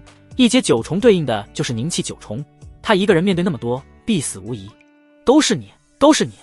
如果你当时不带着人逃，大师兄也就不会死在那里。程灵儿猛然间看到了林书宇，指着林书宇的鼻子大声地谩骂起来。林书宇上前就是一脚踢在程灵儿的小腹上，程灵儿露出低沉的呻吟，面露痛苦的神色，口吐酸水，身体挣扎了2下，重伤的躯体终究难以忍受，倒在地上蜷缩着发出痛苦的叫声。林书宇并没有收手，上前就是几脚如同狂风骤雨的踹在程灵儿的脸上，鲜血横飞，涕泗横流，程灵儿的脸已经肿胀得不成人样。林书宇一只手抓住程灵儿的头发，不管他如何吱吱呀呀的求饶声，就拖拽着地上前行，直到拖拽到墙壁边上，抓着程灵儿的脸就给按在了墙壁上。这过程不管是水落峰的还是其他弟子，没有一个人上前阻拦的。我有没有说过那是一个圈套？我有没有告诉你要绕行？到头来你救下一个凡人了吗？你害死了你多少同门？知无涯，他本来是一个前途无量的人，却是因为你的弱智害死了。你究竟还要什么脸面来指责别人？为什么死的那个人不是你啊？怎么不去死啊？林书宇按着程灵儿的脑袋，恶狠狠地说道。对不起。眼泪不断地从程灵儿的眼中流出，不知道是真的悔过，还是因为对林书宇的畏惧。你该道歉的是那些因为你一意孤行而死去的同门，该道歉的是那个对你百般呵护的大师兄。林书宇抓着程灵儿的脸直接丢了出去，程灵儿的身体在地上滚了几圈，撞击了几块碎石之后昏迷了过去。水落峰残存的弟子连忙上前查看，他们不出手制止，是因为程灵儿的确需要教训，但是总不能看到他没死在妖兽的嘴里，死在了此处。你们受了很重的伤，这几日的行程你们都在队伍的末端休养，我们会在前面清理妖兽。林书宇对着那群水落峰的弟子说道。多谢林峰主。水落峰弟子个个都眼含泪光，就差跪在林书宇的面前了。之后的3日里，所有人都几乎围着林书宇在战斗。这些人第一次改变境界高就强的观念，这个凝气2重一度成为了所有人的主心骨。前面到达飓风大峡谷了，过了飓风大峡谷就是冯家堡的势力范围了，想必会安全一点。林书宇对着众人说道。但是前面的路不好过去，一不小心就会掉下万丈深渊，而且我感知到了有相当数量的妖兽。沈慕云皱了皱眉头。林书宇看了一眼程灵儿，把你的琴给我。程灵儿听见林书宇喊自己下的一激灵，瞬间将背后的古琴递给了林书宇。这琴程灵儿没准任何人碰过，这么多年便是只无涯也不能碰上分毫，今日却是想也没有想的递给了林书宇。一鼓作气冲进去。林书宇命令了一声，一只手掌着琴，另外一只手抚琴，朝着飓风峡谷冲去。沐浴在琴声之下，众人感觉自己的速度力量都得到了提升，甚至境界都整整的提升了一个境界。许知青感受着身体境界短暂的提升，眼中的杀意更浓。这个人明明只是凝气2重，抚琴都能同时提升那么多人的境界，这要是他自己境界提升上来了，那还敢想？许知青根本不敢想象那是一个多么恐怖的存在。等进入了飓风峡谷，便是找机会杀了林书宇。许知青在心中暗暗地想到。快到飓风峡谷的时候，妖兽越来越多，连番战斗的诸多弟子已经开始冲不动了。这一伙人逐渐要被包围而来的妖兽给吞噬。一道身影从天而降，身姿卓越，犹如仙女下凡，却又是带着几分英姿飒爽。众人如见天神，都是愣神了几秒，便是林书宇都看愣了几秒，不是因为那女子的绝世容颜，而是因为那女子是命元体。林书宇没有想到，一个小小的大雪国竟然能够有这样稀有的体质。和他同修大道，能够缓缓治愈自己的命脉。林书宇的脑海之中闪过千万道思绪，他一定要得到这个女人。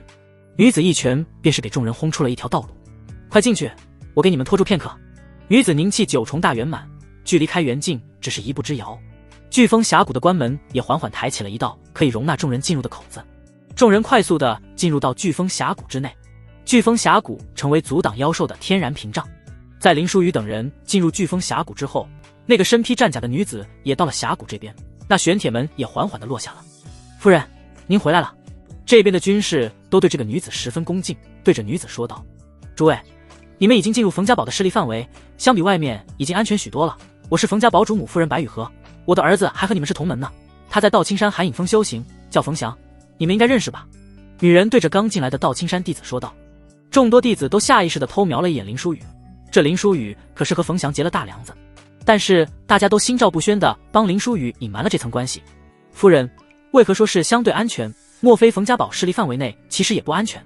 这北境究竟发生了什么事情？而且需要堂堂一个堡主夫人来守关？林书宇对着白雨荷问道。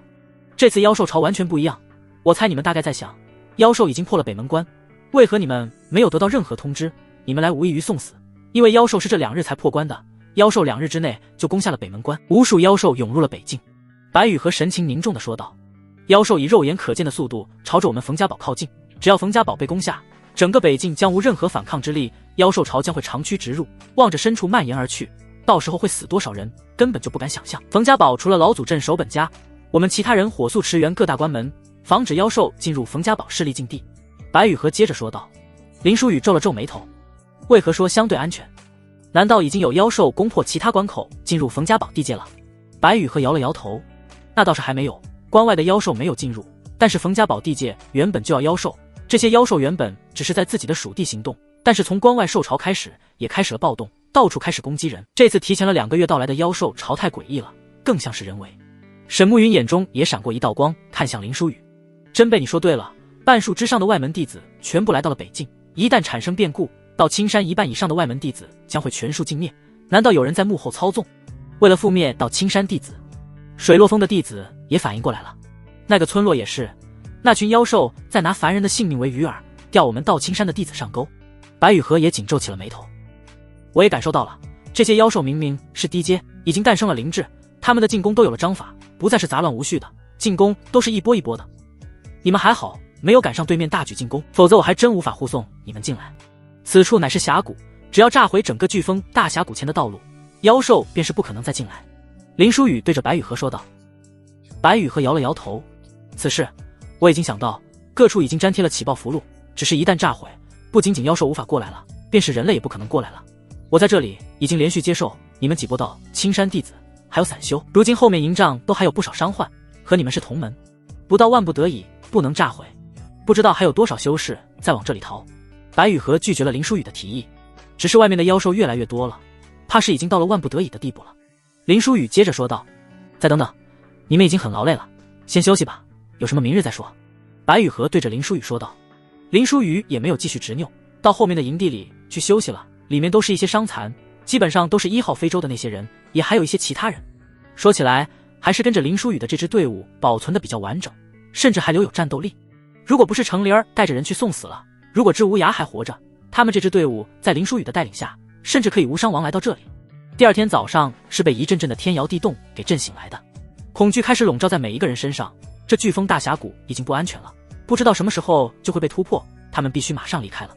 飓风峡谷可能要守不了多久了，你们抓紧往冯家堡撤离，那里有我家老祖镇守，又有强大的防御工事，那里是北京最后安全的地方。白雨荷对着营地的众多弟子说道。到现在还不炸毁峡谷前面的通道吗？沈暮云对着白雨荷问道。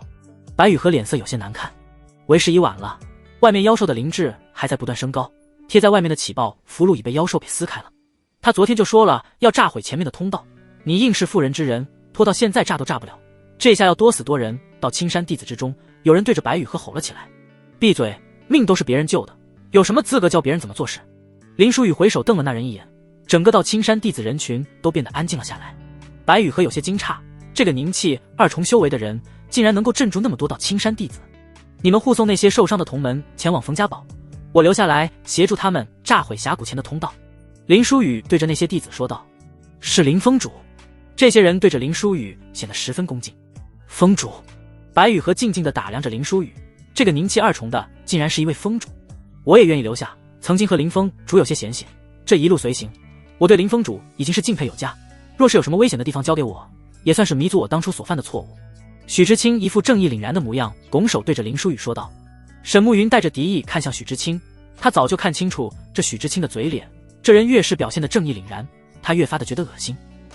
沈师妹，何故用眼神这样看我？我以前的确不是东西，但是浪子中有回头时，我已经改过自新，请沈师妹给我一次证明自己的机会。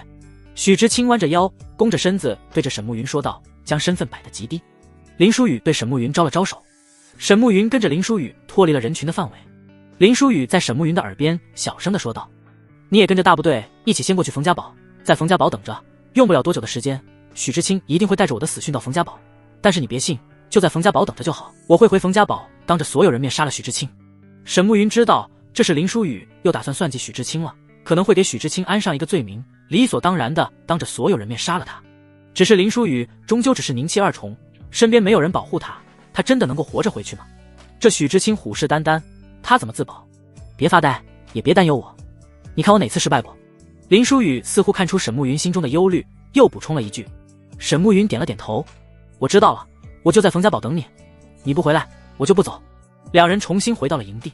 沈慕云看了许知青一眼，那好，就给你一个机会，我要跟随大部队离开，麻烦你保护他的安全。定当赴汤蹈火，在所不辞。许知青的眼中闪过了一丝得逞的笑意。大部队离开之后，白羽和对着林书宇拱手，你既是峰主，想必隐藏了境界吧？我听闻道青山峰主境界最低，至少也是开元境二重。我没隐藏修为，我就是宁气二重，但是我有一阵法，能够冲出去，重新安置好起报复。林书宇对着白羽和说道。白羽和点了点头，朝着峡谷方向走去。点兵点将了。许知青看着林书宇的背影，脸上笑容愈发的鬼魅，眼中的杀意也是愈发的浓烈，低声自语说：“林书宇，这飓风峡谷便是你的葬身之处，所有人都聚集起来，阵内的人数越多，阵法的威力越大，然后还需要留一个人在峡谷内，在我们布置好起报复之后，随着我们后撤，及时引爆俘虏。”林书宇对着白羽和说道。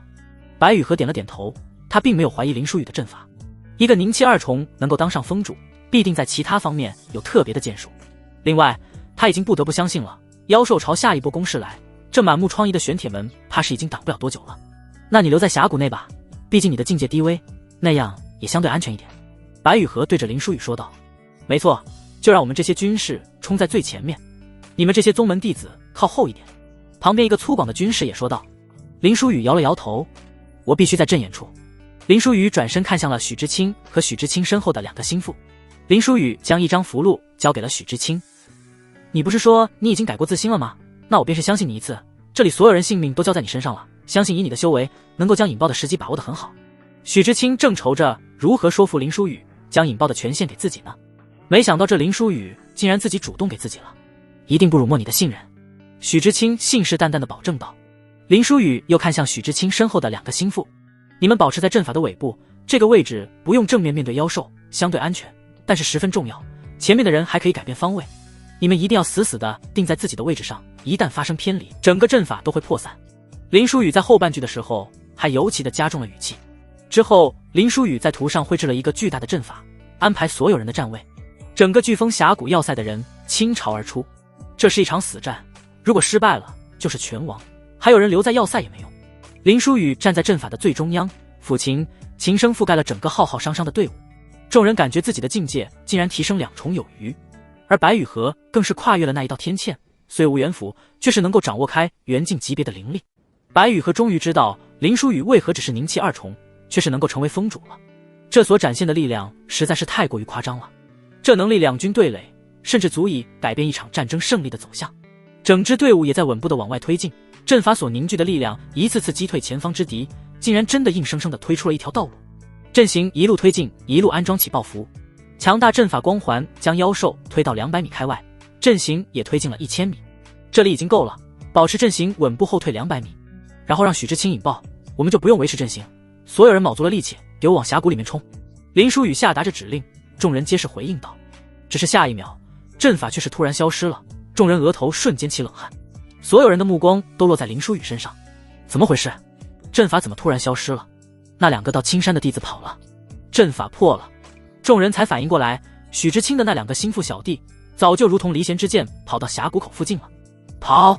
白雨荷大喊了一声，可是还没等跑几步，爆炸的气浪已经传来，通道被完全炸毁，所有人朝着万丈峡谷深渊坠落而去。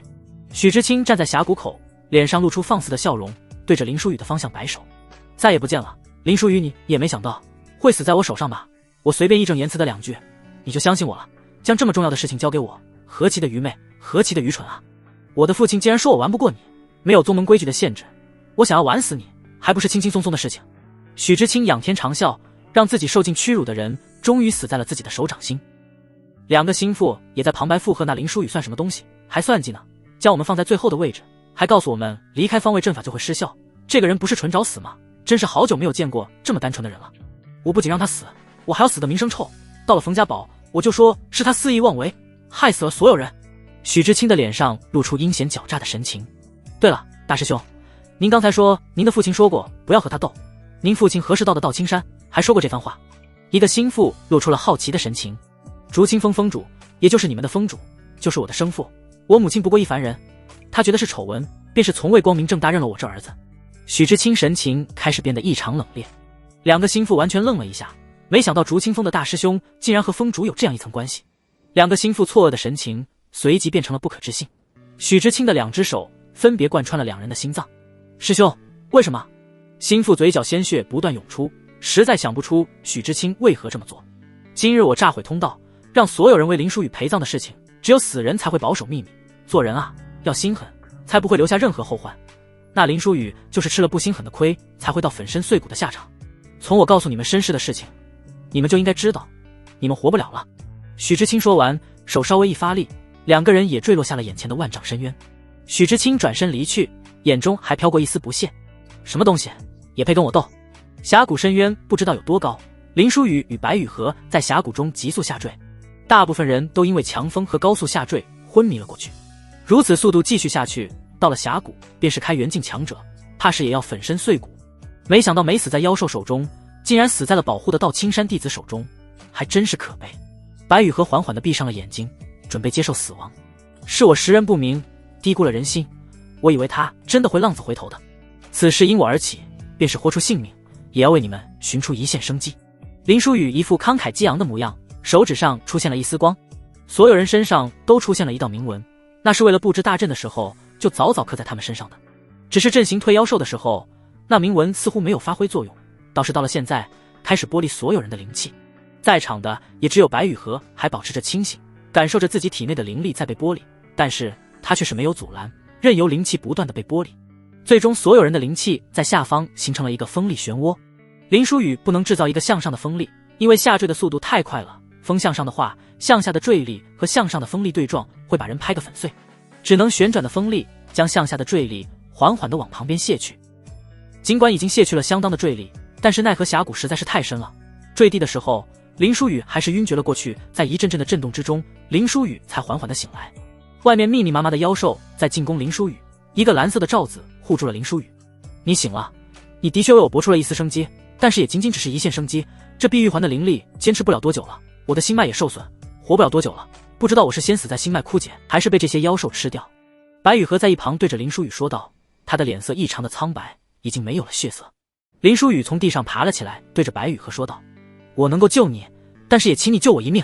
白雨荷眨着眼睛看向林书宇，你还有底牌没用，只是我怕是不能够帮你了，我心脉受损，便是呼吸都有些不顺畅，体内灵气也近乎稀薄，已经完全没有了助你的能力。有，林书宇却是说得十分坚定，你说我有什么能够帮你的，我一定相助。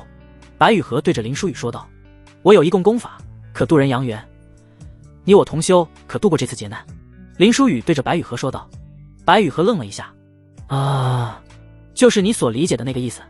林书宇补充了一句，绝对不可能，我不知道这和救你有什么关系，即便是真能够让你我存活，我也断然不会那么做，我绝对不会为了活命而做这样的事情。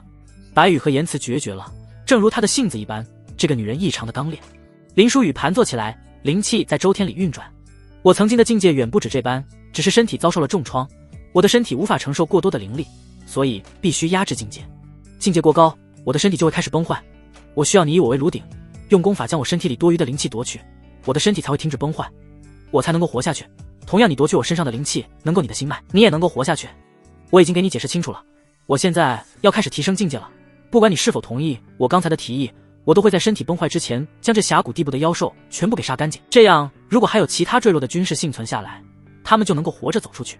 至于之后，你就不救我，全看你自己。不管你做出任何的选择，我都不会责怪你。林书宇轻描淡写的说道，体内的灵气在急剧的攀升。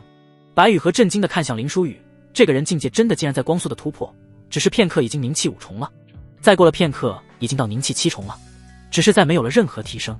林书宇也缓缓的起身，只是凝气7重不可能杀了这些妖兽的，妖兽群数量太庞大了，而且还有一阶9重的妖兽，你根本就不可能对付得了的。白羽和对着林书宇说道，不能再提升境界，越过7重，身体会直接崩坏，而且凝气7重，杀这些已经够了。林书宇冷漠的说道，全身上下都透着一股唯我独尊的气势。白羽和第一次在一个凝气7重的人身上看到这种气势。把你的法宝收起吧。林书宇淡漠了说了一句。白羽和也不再婆婆妈妈的收起了碧玉环，那层罩子也缓缓消失。附近的妖兽一拥而上，只是到达了林书宇的面前，瞬间成了一滩血肉。强大的灵气将周遭的妖兽全部给绞杀干净，但是源源不断的妖兽又不断的往这边聚集，根本杀不尽。后面还有一阶9重的妖兽过来了，而且好像不少。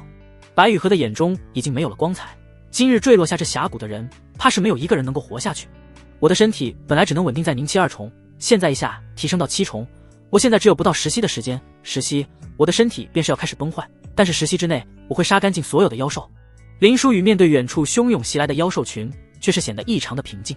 白羽和看着这个人背影，他实在是不知道这个人为何能够说出这么狂妄的话语。如此数量的妖兽，还有不少一阶9重的妖兽，便是开元境初期的修士来了，都要被耗死，他怎么敢说1分钟之内杀完的？你见过雪飘人间吗？林书宇突兀地问了一句。白羽和愣了一下，只见眼见已经开始飘雪了，刚才明明还是旭日，只是片刻已经大雪纷飞。寒冰大藏。林书宇对着眼前一方世界伸出了手，寒流瞬间涌动，眼前的一方空间似乎换了一个世界一般，一个冰雪世界，所有妖兽全部变成了一具具冰雕。白羽和捂住了嘴巴，如果不是亲眼所见，他绝对不相信这是一个凝气7重能够创造出的力量，这是何等强大的功法。林书宇的身上也开始出现斑纹，寒气不断在身体之上肆虐，境界过高和身体不能承受的招式，这次林书宇一下是叠了2层 buff。 林书宇踉踉跄跄地走向白羽和，面色狰狞痛苦，整个身体都在颤抖。白羽和上前搀扶住林书宇，脸上露出了十分挣扎的神色。林书宇将一颗丹药递到了白羽和的手中，这是活脉丹，能够救你的命，去看看还没有活口，然后赶紧离开吧，不知道还会不会有妖兽靠近。林书宇没吐出一个字，都痛苦不堪。白羽和从看见林书宇递出那颗丹药的时候，眼中流出前所未有的羞愧。你以为我会以你的性命为威胁，让你救我？我说过，不管你做怎样的选择，我不会怪你。林书宇痛苦的神色。林书宇的痛苦并非是装出来的，感觉身体的每一块都要裂开来了。你都这样了，竟然想的还是我的死活。你要是死在这里了，我这一辈子都不能夜不能寐。我会按照你所说的夺取你体内的灵气，帮助你压制境界的。林书宇醒来的时候，崩坏的身体已经修复了不少，境界稳定在灵气5重了，命脉也有复苏的迹象，这就是命原体吗？胜过万千丹药。许知清，还得感谢你的助力，让这命元之体能够修补我的命脉。林书宇看着自己的手臂说道，身体已经比之前强太多了，关键是命脉有萌芽的迹象。命脉并非脉，而是长在丹田和脐脉之间的一团物质，丹田与脐脉之间名为苦海。寻常修士苦海之中全是海，是灵气的储备地，也被称为第二丹田。但是命脉者，苦海会出现一些奇怪的东西，称为命脉。每个人并不一样，有的是一朵花，有的人一株草，有的甚至是人形的灵体，各种模样奇形怪状。而昨天所发生的一切，不过是林书宇的图谋罢了，许知清也是其中的一环，不然林书宇怎么会蠢到将引爆的任务交给许知清，又怎么愚蠢到将阵法最重要的2个位置讲给许知清的心腹，还特地加重语气告诉他们，一旦离开位置就会破阵。他料定2个人会离开，他也料定许知清会提前引爆，将所有人给炸会掉落这峡谷深渊之中，所以他在每个人身上提前刻制了铭文，抽取灵力在下方形成风之漩涡泄力，以保证自己和白羽和不死。所发生的一切都在林书宇的计算之中，而最后的结果便是和这命元之体同修大道，修复自己的身体。你在说什么？白雨荷刚刚醒来，睡眼惺忪的模样，揉了揉自己的眼睛，那酥软的语气显然是刚刚睡醒，并没有听清楚林书雨刚刚在自言自语什么。没什么，只是说我们该离开了，不知道其他人是否还活着，我们出去找找吧。林书雨对着白雨荷说道。白雨荷点了点头，好，我们这就去找他们。谢谢你，谢谢你肯救我的命。林书雨背对着白雨荷道谢了一声。你都为了我做到那种地步了，我要是不救你，我真的就不是人了。白雨荷回应了一句，只是昨晚发生的事情就当是一场梦，请你勿要到外面说。两人相伴走到外面，却是一股狂风吹过，原本被冰冻的树木和妖兽都狂风撕裂的一个粉碎。已经被林书雨寒冰大藏所冰冻的妖兽已经是死透了，即便是解冻也不可能活过来了。而那狂风来自上方，一只巨大的翼龙扇动着翅膀，卷起一阵阵狂风，不断在盘旋，似乎是在寻找冰冻妖兽的始作俑者。真的不是冤家不碰头啊。林书雨看见那只翼龙皱了皱眉头，老实话，这玩意出现在这里，那绝对是林书雨意料之外的。你之前就遇到这头妖兽了？白雨荷在身边对着林书雨问道。林书雨点了点头。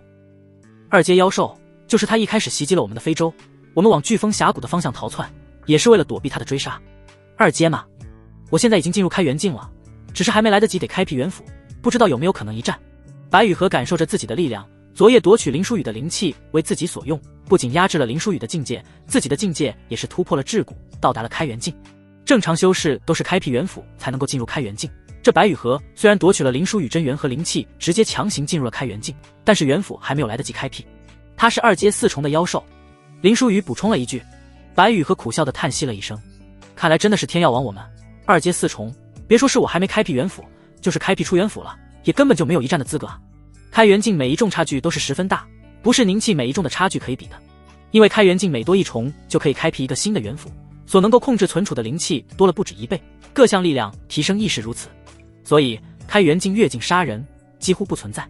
林书雨从身后抱住了白雨荷，抓住了白雨荷的手臂。你干什么？白雨荷脸色羞红，身体猛然的颤抖，想要挣扎。别动，我帮你开辟元府，击杀此妖兽。林书雨对着白雨荷说道。白雨荷安静了下来，脸上却是一片潮红。我不过刚入开元境，真的可以战胜开元境4重的妖兽吗？有我便是可以。林书雨淡漠地说道，闭上眼睛好好感受。白雨荷听闻闭上了眼睛，只感觉自己识海里出现了许多纷繁复杂的文字，那些金色的文字他并不认识，但是体内的灵力因为那些文字疯狂地涌动了起来，在身体之中以近乎疯狂的速度形成了一个庞大的元府。他几年前就已经在准备破境了，看了许多开辟元府的书籍，他能够清楚感知这开辟出的元府比书上记载的要足足大上1倍。此时翼龙因为灵气波动也发现了两人，扇动着翅膀形成一道道的飓风，嘶鸣着。感受这些灵力调动的方式，记住这些灵力是如何调动，用心感受。林书雨对着白雨荷说道。白雨荷体内的灵力再次被识海之中金色的文字调动，力量如同万川归海，全部汇聚在手掌之上。打出去！随着林书雨的一声喊，白雨荷睁开眼，将汇聚在手掌之上的力量对着翼龙打了出去。那是一道无比绚丽的白光，便是作为施术者的白雨荷都无法直视，只能闭着眼睛。白光之中传来哀嚎的龙吟声，只是片刻便是消失了。待到白光消失，天空之中的龙早就已经消失我无影无踪，甚至任何气息都没有留下。什么样的招式，什么样的力量，竟然能让开元境4重的妖兽尸骨无存？白雨荷在用出这招以后，浑身也没有力气，整个身体的灵力就像是被榨干了一般，人就要瘫软的倒下去了。林书雨眼疾手快，搀扶住了白雨和白雨荷，看向林书雨，竟然有些惊恐。他不敢相信，这个少年驱使着自己身体的灵力，竟然在开元境越过3重瞬间秒杀了妖兽。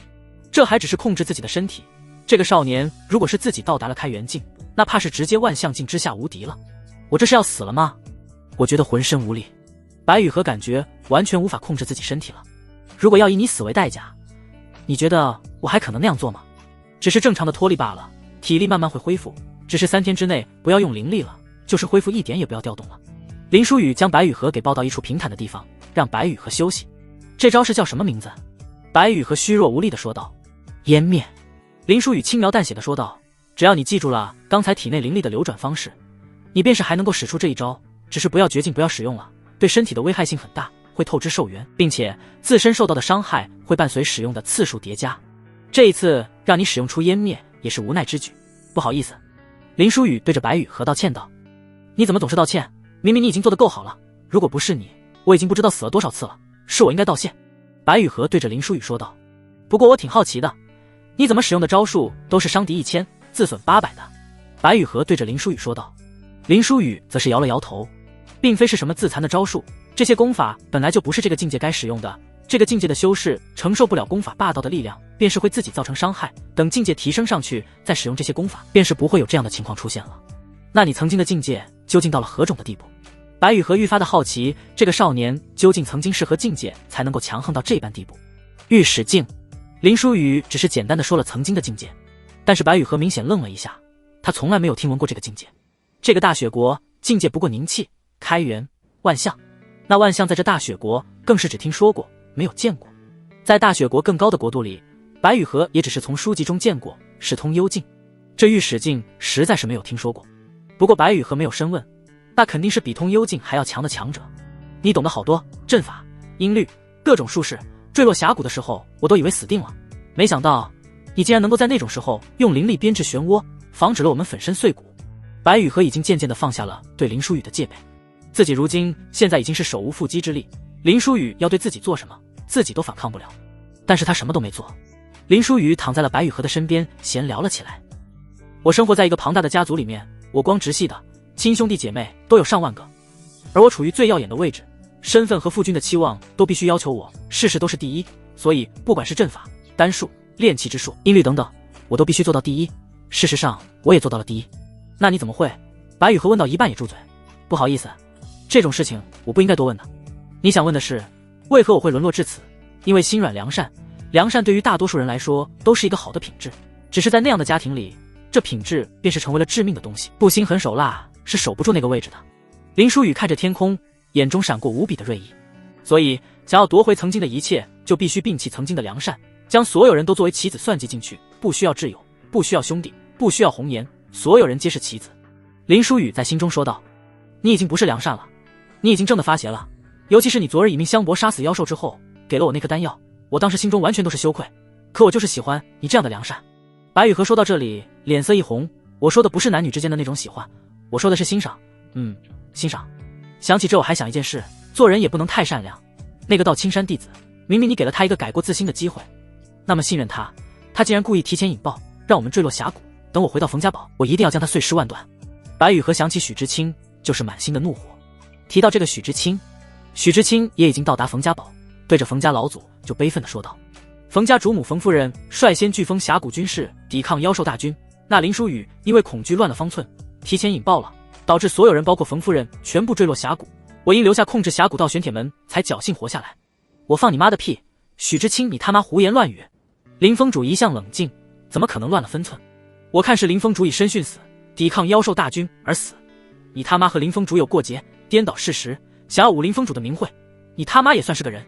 你是不是忘记刚遭遇那只2阶妖兽的时候，是谁控制着非洲撞向妖兽的？是你吗？许知青，你能不能要点脸？一群弟子对着许知青就劈头盖脸的一顿臭骂。许知青都愣了一下，没想到当初宗门内人人喊打的林书雨，如今竟然有了这么多的拥护者。话也不能这么说，那个林书雨想来狂妄，在清源广场都看到了，这样一个窝里横的人，在面对妖兽方寸大乱，不过是再正常不过的事情，有什么可污蔑的？林书雨终究不过是宁气2重的修士，在战斗之中拖后腿才是正常的。即便是许师兄不说，我都觉得是那个林书雨的问题。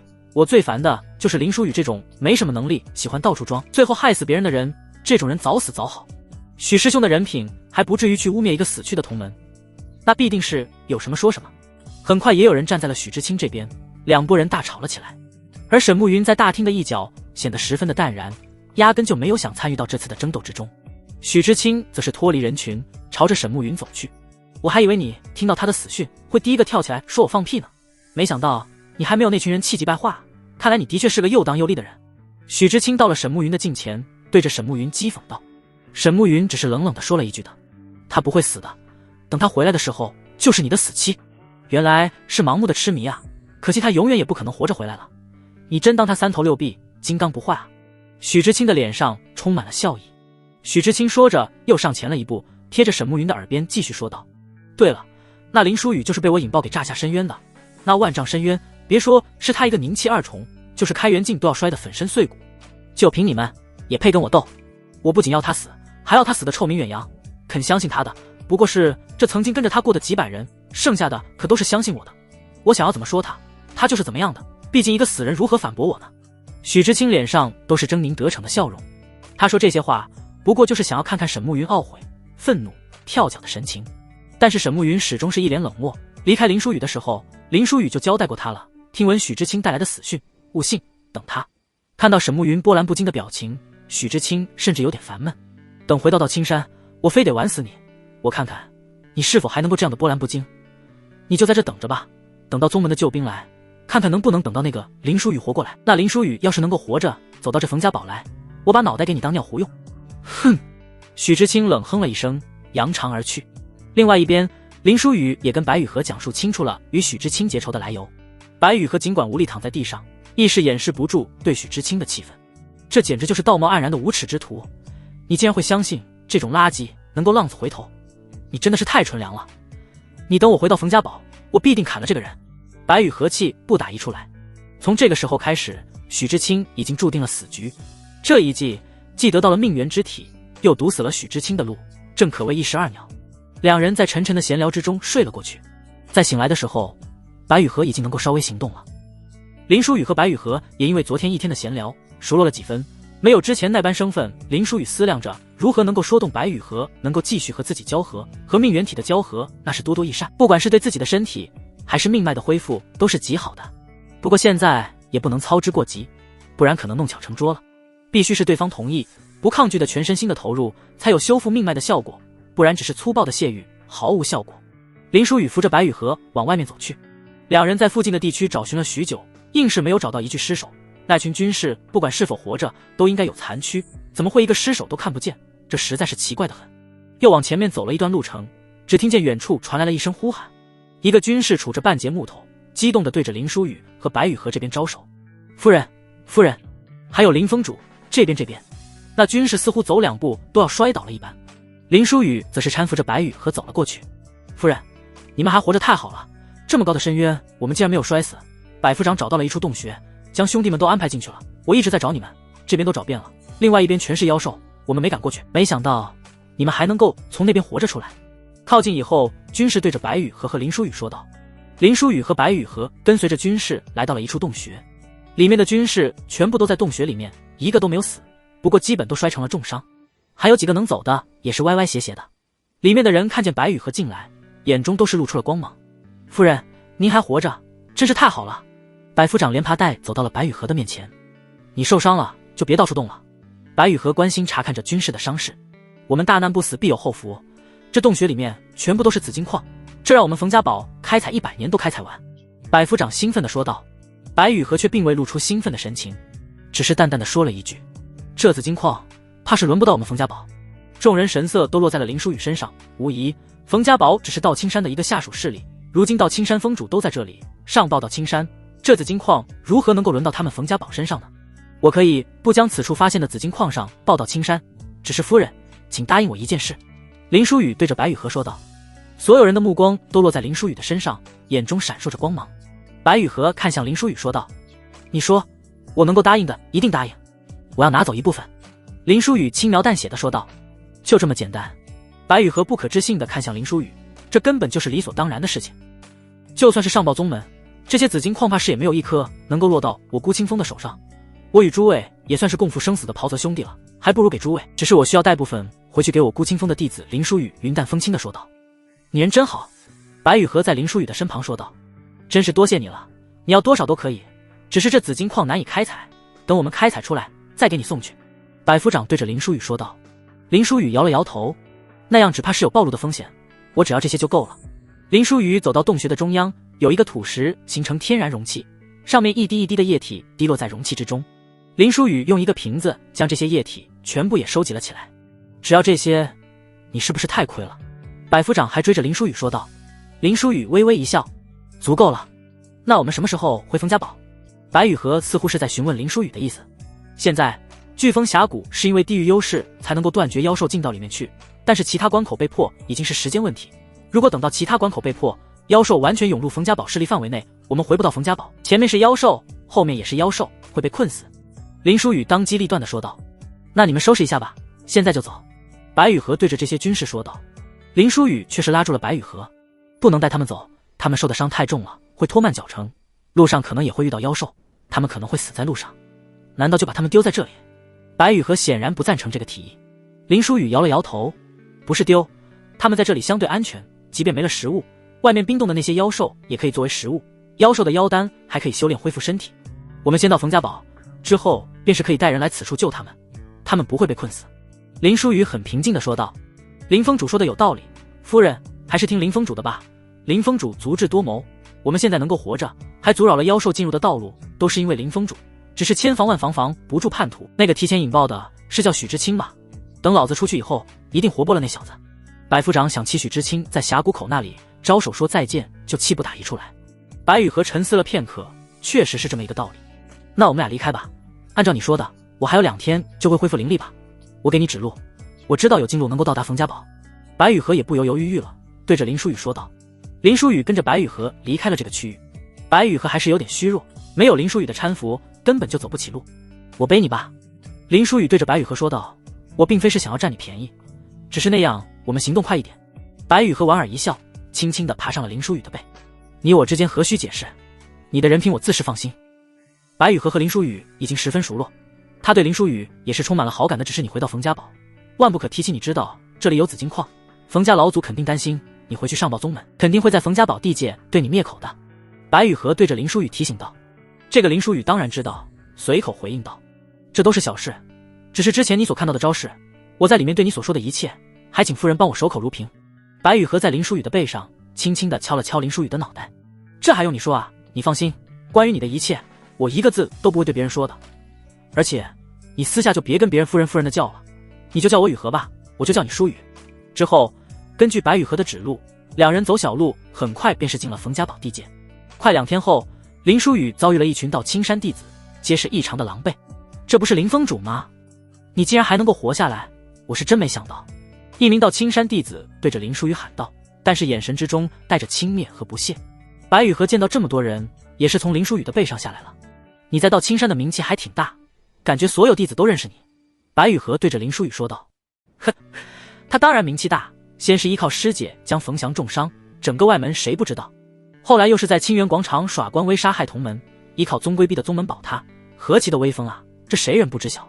只是不知道如今在这修罗场没有宗规的庇护，你是踩着多少同门的尸体才活下来的。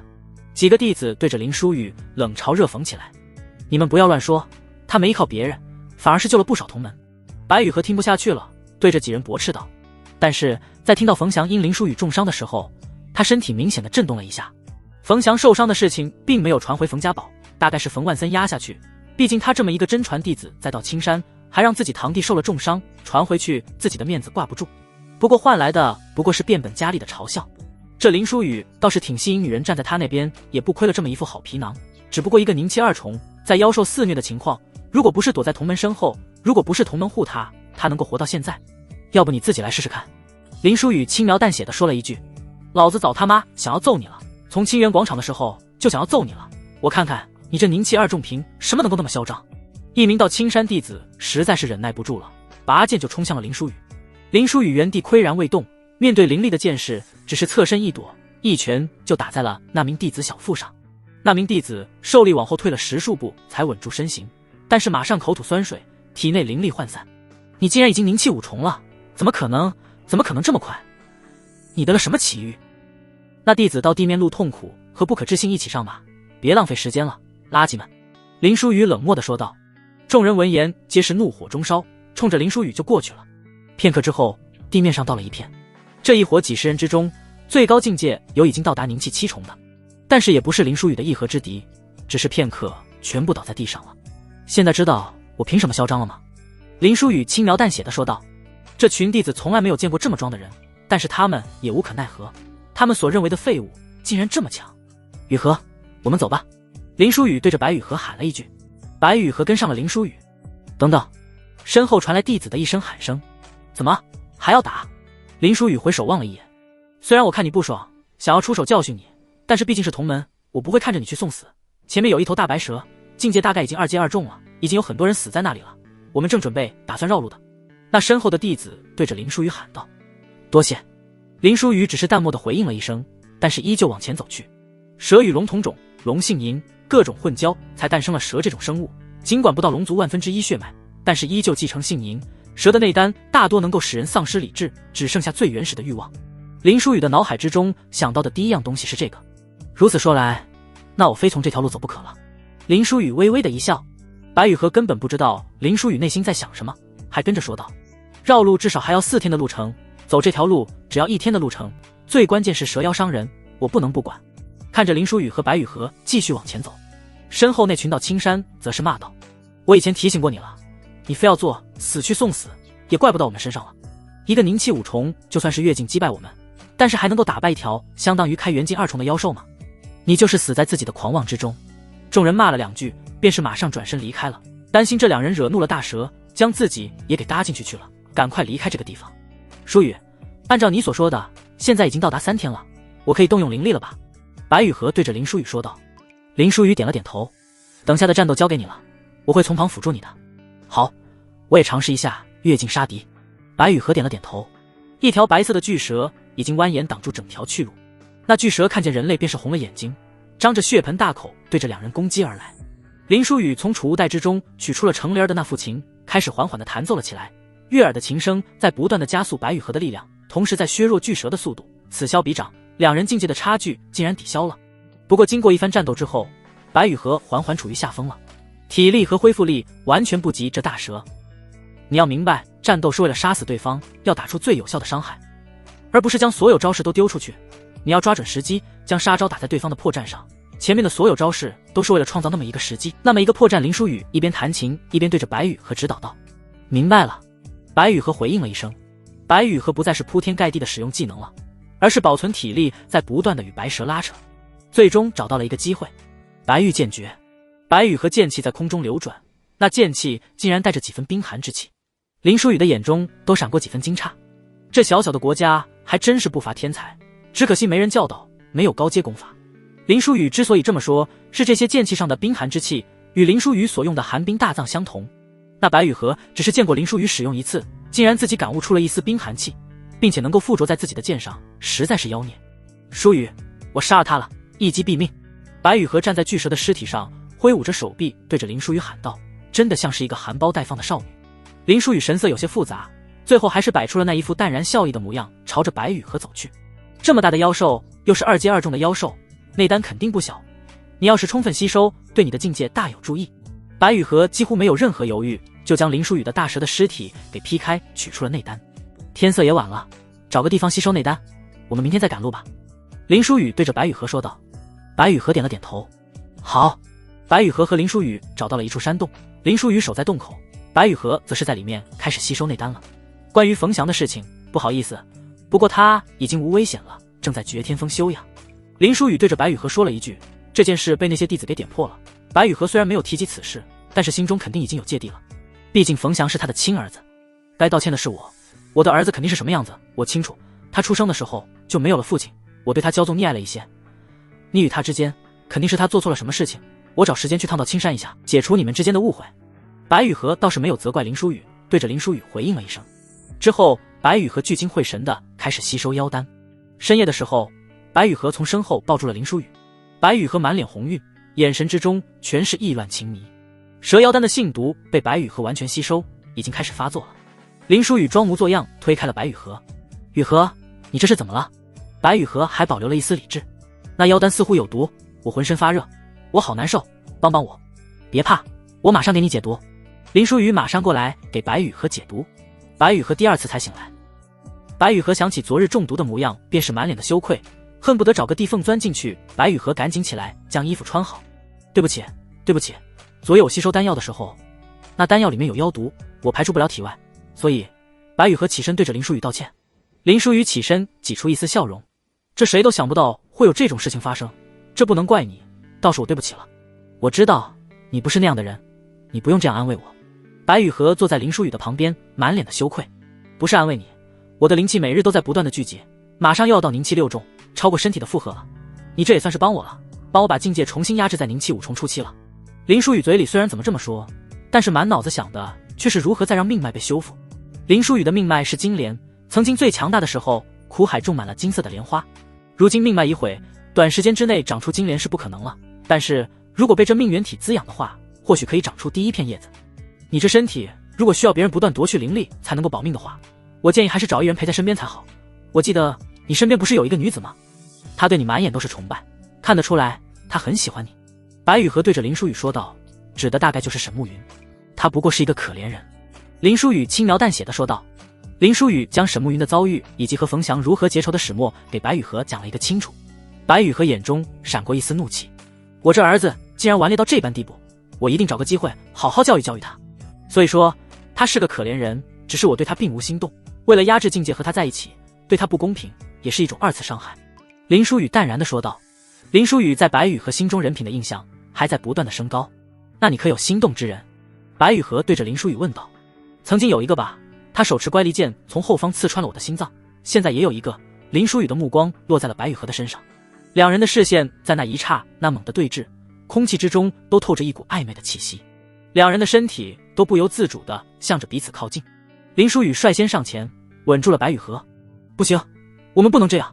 白雨荷心中仍旧被自己的道德束缚着，他无法跨出那条线。林书雨没有急于求成，心急吃不了热豆腐。对不起，是我冒昧了，你太美了，我没有忍住。林书雨对着白雨荷道歉了一声。如果我们早点相遇，或许会有一个好的结局，可是早点吧，我们也不可能产生交集吧。你那个时候还是始于境吧，我听都没有听说过的境界，有些人注定是有缘无分的。白雨荷起身脱离了林书雨的视线，他不敢再和林书雨对视，那一颗心已经开始蠢蠢欲动了。他说的是不能，而不是不想。好，那我们就这样吧，就当是一段美好的回忆吧。林书雨没有强逼白雨荷，他知道还有以后。冯翔还在道青山之后，他肯定会去到青山，不在冯家堡的地界，他没有那么多束缚，可能会打破心中的那一道坎。那林书雨就把这段缘分留在道青山去吧。还是谢谢你，因为你，我看到了更广阔的世界，我好几年都无法突破的境界，在遇到你以后，竟然是连番破境，如今已经开元境二重。如果没有遇到你，不知道往后几十年我能不能到达此番境界。不过也正如你所说，这就当我们独属于我们彼此之间的美好记忆罢了。等到回到冯家堡，我们就当是不相熟的陌生人。白雨荷说得很决绝，断就要断得干净一点，他不希望自己陷进去。两人不再浪费时间，日夜兼程地朝着冯家堡赶。他们两个略微有些感知，强大的妖兽潮已经在身后了，不知道什么时候就会追上来。此时的冯家堡，所有人都已经满城皆兵，几大关口已经相继传来消息，关口已经挡不住兽潮了，所有守卫都已经在妖兽破关前往冯家堡撤离了。密密麻麻的妖兽潮正从四面八方的往冯家堡靠拢。所有人都知道了这件事并不简单，妖兽潮从来没有这么目的性的攻击一个地方，这些妖兽已经有了战略性，必然是有幕后之人在操作。这消息已经传讯到青山，但是到青山的支援怕是还要6个时辰才能够赶到。冯家堡要做的便是凭借冯家堡的地域优势、阵法、防御工事，以及汇聚在冯家堡数十万的外门弟子，死守冯家堡等待支援到达。许知青又犯贱的来到了沈暮云的身前，这已经等了这么多日子过去了，怎么还没有等到你的心上人回来呢？许知青阴阳怪气的说道。沈暮云一脸的冷漠，根本就懒得搭理许知青。许知青却是不依不饶，死了这条心吧，我说他死了便是死了，等着回到青山，他临阵脱逃的消息便是传遍整个青山。沈暮云冷冷的看向许知青，别在这里犯贱了，我之所以不杀你，是因为他说了他会回来取你狗命。许知青放声大笑起来，我没有听错吧？你之所以不杀我，你是不是脑子坏掉了？你是不是忘记了我是竹清风的大师兄，曾经的你也是我所庇护的，你哪来的勇气说杀我的？哦呦呦，原来是宁七六中了，这么多年过去了，你可算是宁七六中了，怎么你是会觉得你宁七六中就是我这个宁气七重的对手了？你真的是跟那个废物在一起，脑子都跟着坏掉了，明明都是废物，境界低的要死，又觉得自己能够挑战高境的，结果一个粉身碎骨，一个你回到青山，我会让你在合欢宗体验的，再给我体验一遍，体验到死。许知青的神色逐渐狰狞，沈师妹，他又找你麻烦。一行人走了过去，正是那些曾经跟随林书雨的弟子。看来你们又要多管闲事，只是你们管得了吗？你们才多少人？不过几百人，但是外门弟子有多少讨厌这个明明境界低微，但是却嚣张跋扈的林书雨的？怕是这冯家堡留下来的几十万弟子都讨厌他吧？他们厌恶林书雨，他们根本不在乎什么真相，他们只愿意相信他们所希望相信的。今日我说林书雨故意将冯家主母炸下去的，他们依旧会相信。许知青一副将人心把握的模样，打了一个响指，大声地说道：这群人魔怔了，我不过陈述了事实，林书宇故意将平家主母和军士炸下峡谷去了，这群就要打我。随着许知清的这么一喊，越来越多的往这边靠。我就知道那林书宇是个垃圾，许师兄已经给他体面，帮他隐瞒了，说他是方寸大乱才导致的。你们非要穷逼不舍，现在许师兄说出真相，你们开心了吗？就林书宇那么一个烂人，我都不知道究竟是什么人在维护他，该不会都是顾清风的弟子吧？果然是物以类聚，人以群分。众多到青山弟子开始口诛笔伐。尽管这许知清的谎言根本就不值得推敲，甚至是破绽百出，但是根本就没人怀疑许知清说的。正如许知清说的，这些人厌恶林书宇，关于林书宇任何负面的消息，他们都坚定不移地相信。几百人在几十万人面前也显得微不足道。许知清露出了得逞的笑容，你们什么东西也配跟我斗？你说什么？我的曾孙媳是被人故意害死的。冯家老祖冯天德出现在场地之中，强大的压迫感让所有人都安静了下来。开元境的威压让所有人都折服，已经不仅仅是开元境的威压，这位冯家老祖已经开元境3重巅峰了，随时都可能进入第4种。不过说来也是可笑，他的玄孙辈冯万森境界在他之上，两人相差着大几百岁，这就是修仙世界天赋的差距造成的。禀告冯老祖，是的，那林书宇曾经不过是一个凡人，出身低贱，被风雪仙子所救，阴差阳错的成为了风雪仙子的记名弟子，之后便是顶着这记名弟子的身份，招摇撞势，嚣张的杀害同门，得罪绝天峰。后来被您的玄孙冯祥打得半死，他更是恶人先告状，拜托师门师姐出手重伤了冯祥。这次对冯家主母出手，估计是对冯祥重伤他的事情耿耿于怀。许知清对着冯天德掷地有声地说道：没错没错，我们都可以作证，这件事整个道青山都知道。在场道青山所有弟子皆是自发地喊道：这林书宇我会好好查他的凡人家事，若是还有家人，定让他挫骨扬灰。冯天德紧握拳头，怒意外放。你简直在胡说八道！沈慕云最终还是按捺不住了，对着许知清吼道：胡说八道！我所说的每一句有哪个是错的？尽可以让那林书宇来与我对峙。许知清就靠着林书宇死了，自己想怎么说就怎么说，毕竟没有一个活口。那我就与你对峙。许公子颠倒黑白的本事不小嘛，但是黑的终究是黑的，他白不了。外面传来了一道清脆的声音，林书宇就那么缓缓地走了过来。林书宇怎么可能还活着？那万丈深渊怎么可能活着？许知清仿佛见到了鬼一般。没办法，阎王不收我的命，我要是死了，你意图害死那么多人的行为，谁来揭发呢？林书宇的脸上带着淡漠的笑意。我就说你怎么会自杀是害冯家主母，原来是早想好了求生的办法。你以为你回来就可以颠倒黑白吗？你问问我身后这些道青山弟子，他们是相信你这无耻之徒，还是相信我？许知清马上镇定了下来，只有这林书宇一个人活下来，只要自己咬定是他，所谓的真相还是会站在自己这边。我都不知道事到如今你还继续嘴硬有什么用。林书宇一脸的轻蔑和嗤笑，不知道嘴硬的是你，你以为就我和你活着，你就可以颠倒黑白，将罪责推到我身上来了吗？不如你问问身后的同门，他们究竟的相信他？许知清越说越自信，在他的心里，道青山弟子肯定是更相信自己的。林书宇呵呵的一笑，谁跟你说活下来的就只有我呢？那一刻许知清慌了神，但是马上又镇定了起来。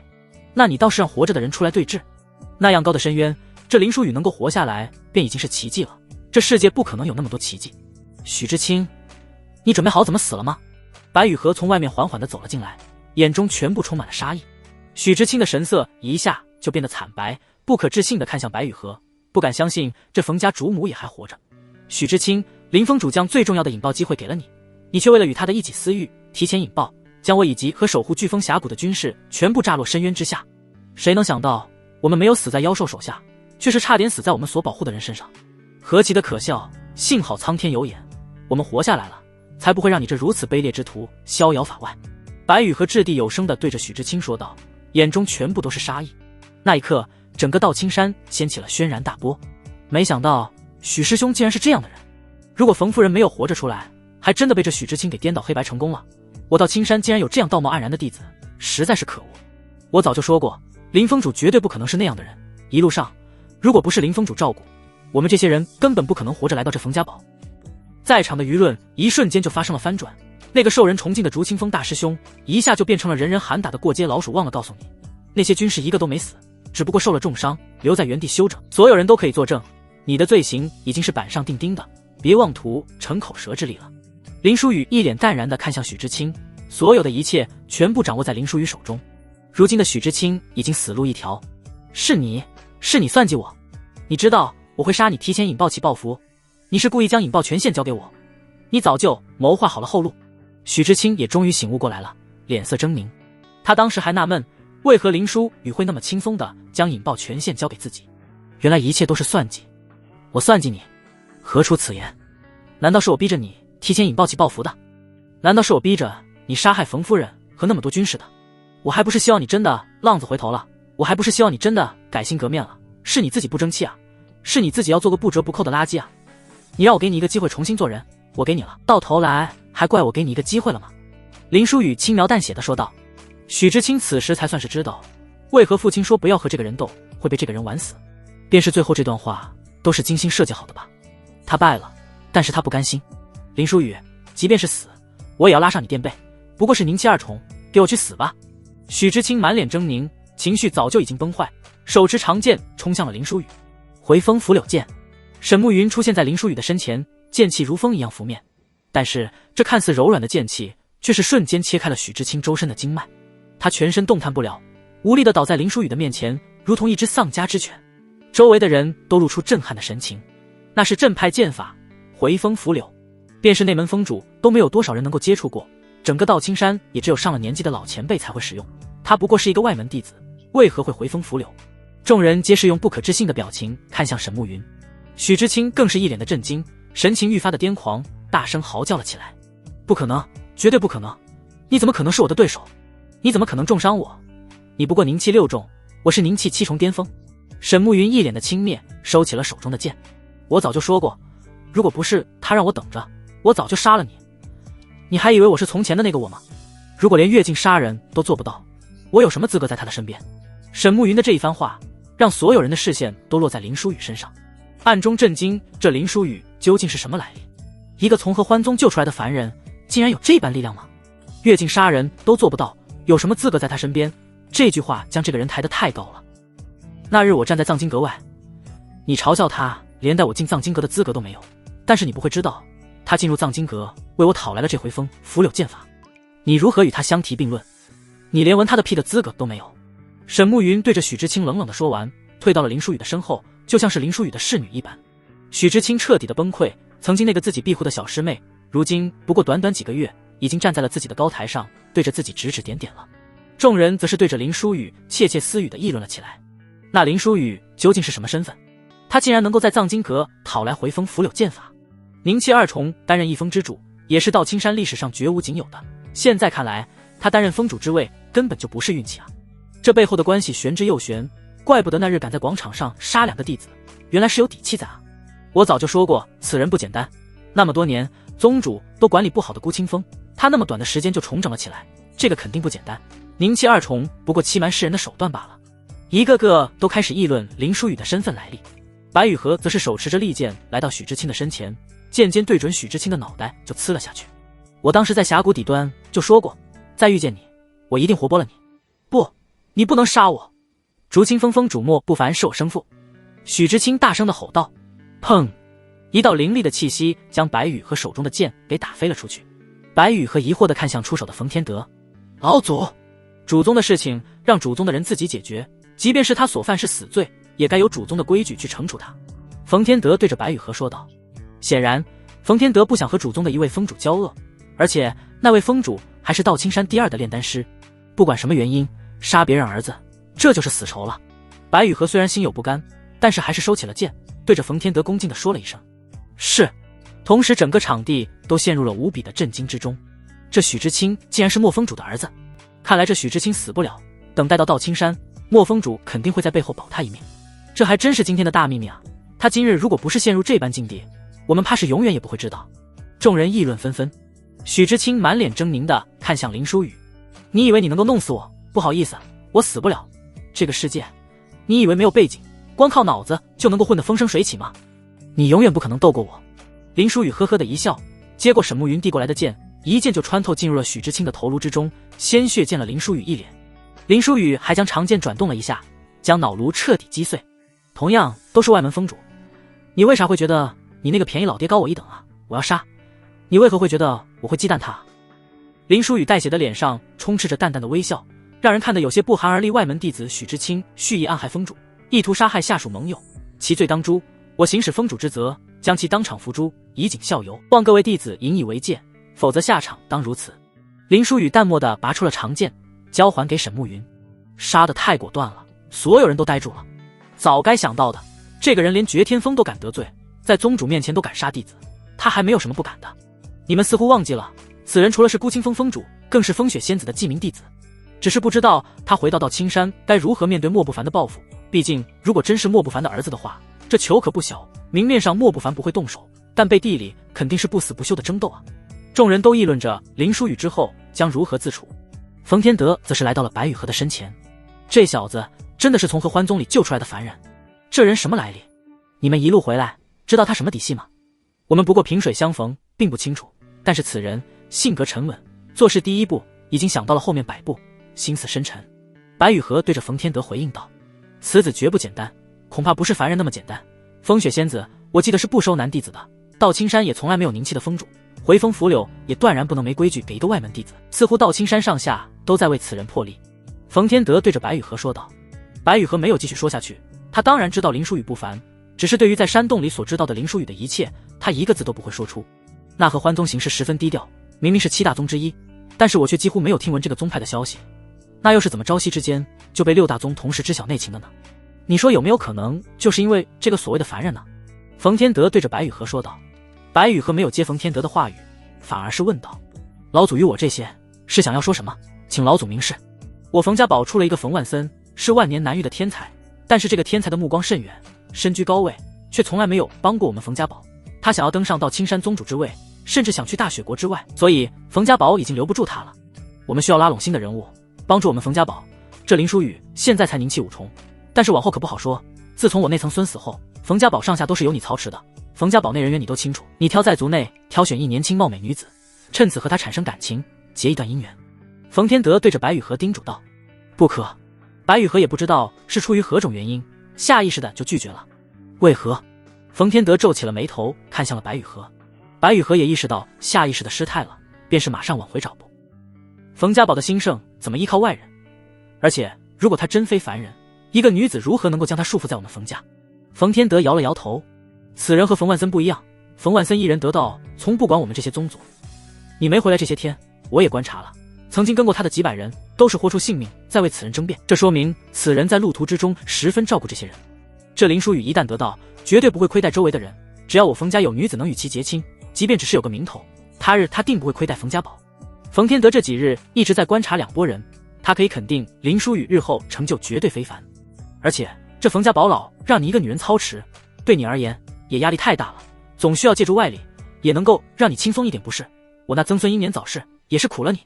冯天德还不忘记对白雨荷夸奖一番。白雨荷也不好忤逆的老祖的意思，只能是点了点头说道：我知道了。对了，我还要提醒你一点的是，你儿子冯翔和此人有矛盾，让冯翔去好好道歉，家族利益面前，个人事情都是小事。冯天德再交代了一番。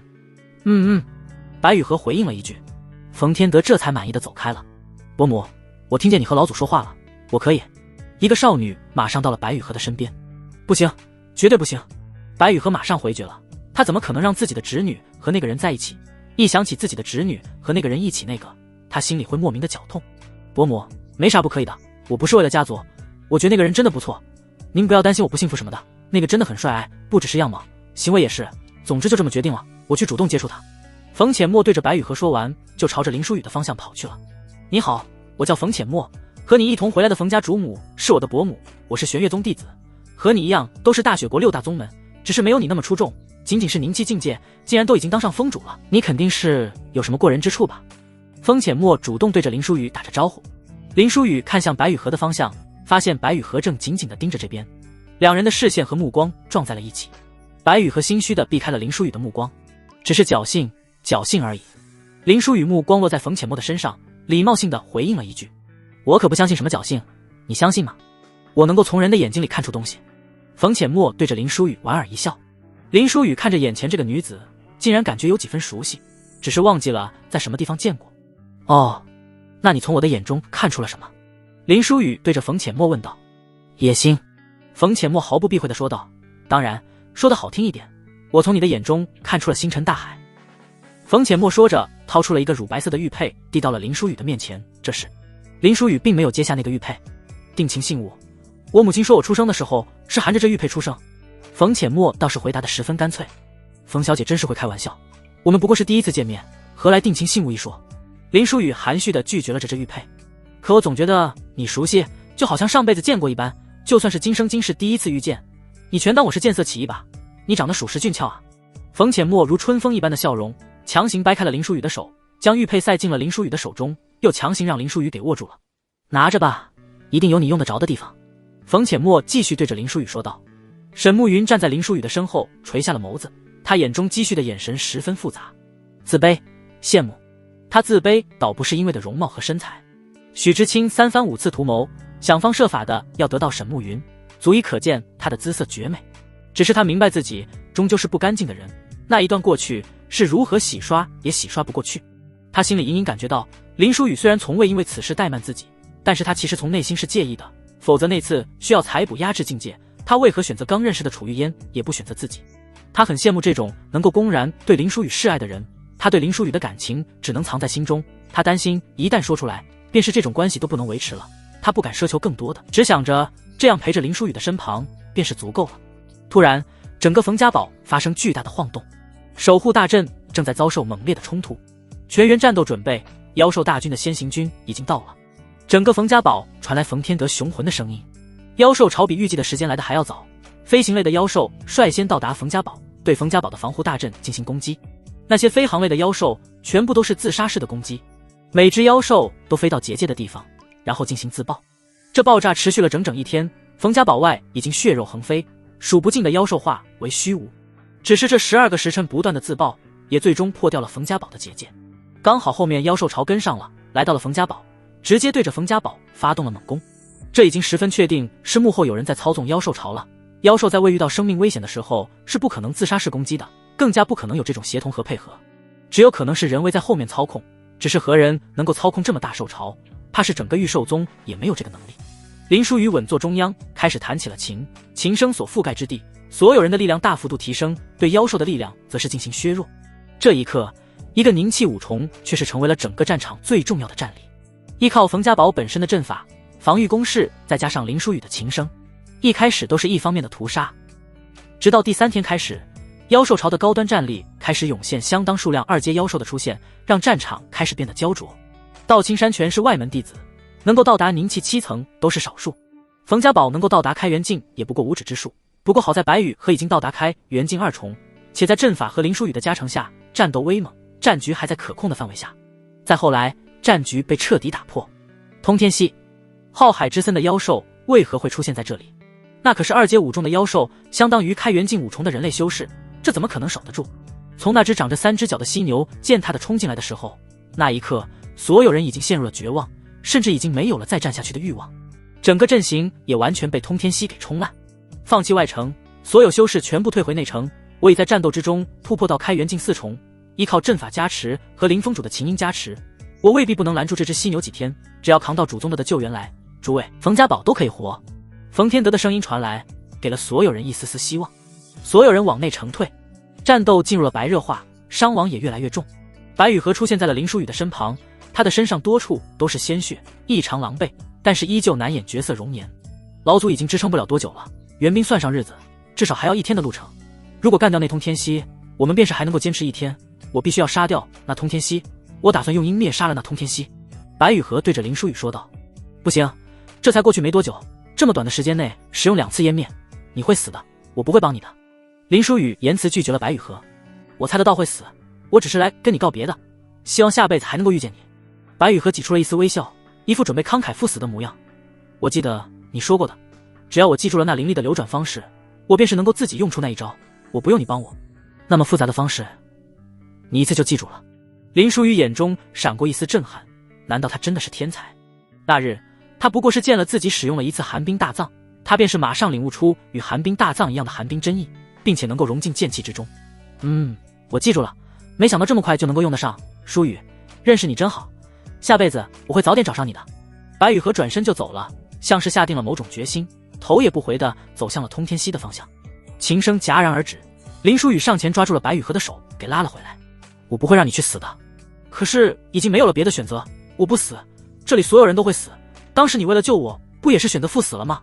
白雨荷对着林书雨说道，他眼中透着对林书雨的不舍，但是他别无选择。交给我。林书雨冷漠地说道，二阶5中的妖兽，就算是你能够处理，也必定是付出死亡的代价吧。那还不如我来。白雨荷对着林书雨说道。随着林书雨的琴声中断，冯天德直接被通天蜥一道电光给打飞了出去，场面也瞬间一面倒了，可见这琴声是如何的重要。沐风主，你还要坐视不理到什么时候？晚辈林书雨还请沐风主出手。林书雨仰天长啸，众人都不知道林书雨究竟在干什么，甚至有人认为他已经疯了。直到黑色的火焰燃烧了起来，一团黑色的火焰在通天蜥的身上迅速蔓延起来，无数妖兽身上也燃烧起了黑色的火焰，只是片刻就被燃烧成了一片虚无，都没有在这个世界留下任何存在的证明。那通天蜥耐烧一点，但是已经是在发出痛苦的嚎叫，身体也在瓦解。那是黑焰命脉之力，道青山3大命脉之力将一切燃烧干净的黑色火焰，那是沐风主的命脉之力。我们有救了。道青山弟子陷入了无比振奋之中，这么多日的殊死抵抗终于迎来了一个结局。你果然是特殊的，这么多人唯独你发现了我的存在，只是你为何不早点向我求救呢？穆清月瞬间来到了林书雨的身前。为什么？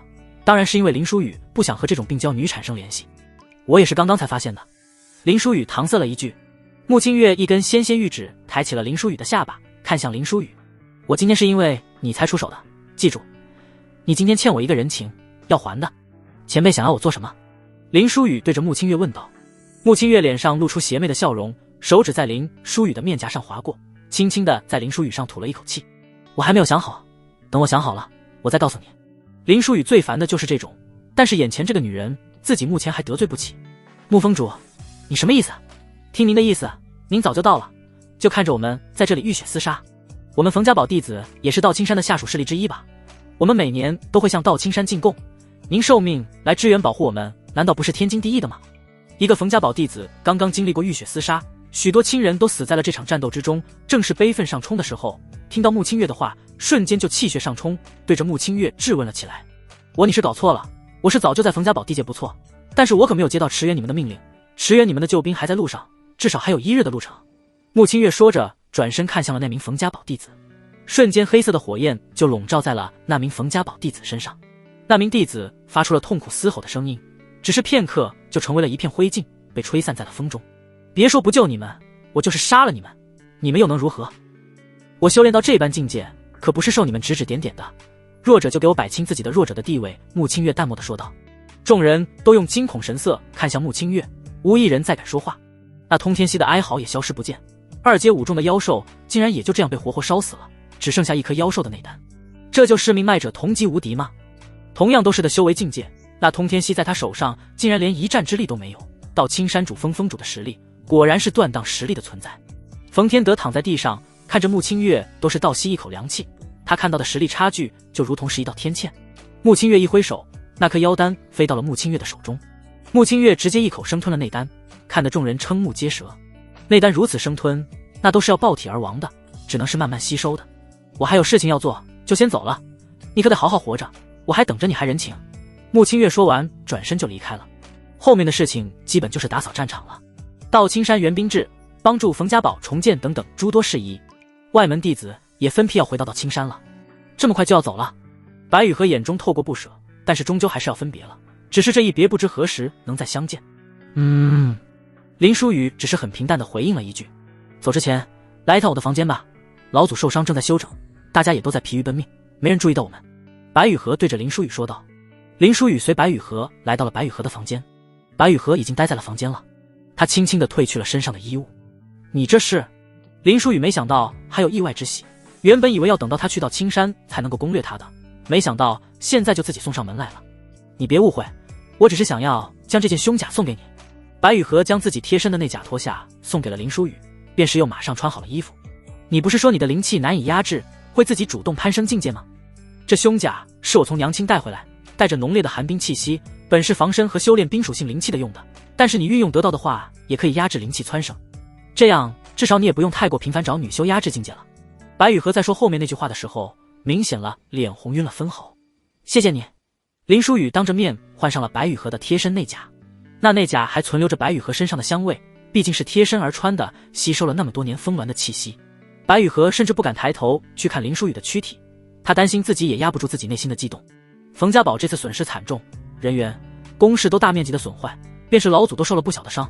我重整冯家堡需要相当的时间，我可能要晚一些才能够去到青山。等我这边休整好了，有时间我会去到青山，希望能够消解你和祥儿的误会。白雨荷对着林书宇继续说道。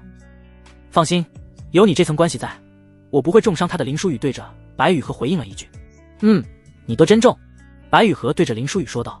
两人在不忍别离的眼神之中还是道别了。林书宇走出了白雨荷的房间，走了几步便是撞见了冯浅墨。还好你在里面待了不久，看来也就是简单告别的时间，不然我真要怀疑你和我伯母有不可告人的奸情了。毕竟从我有记忆开始，就没有异性能够靠近我伯母的房间。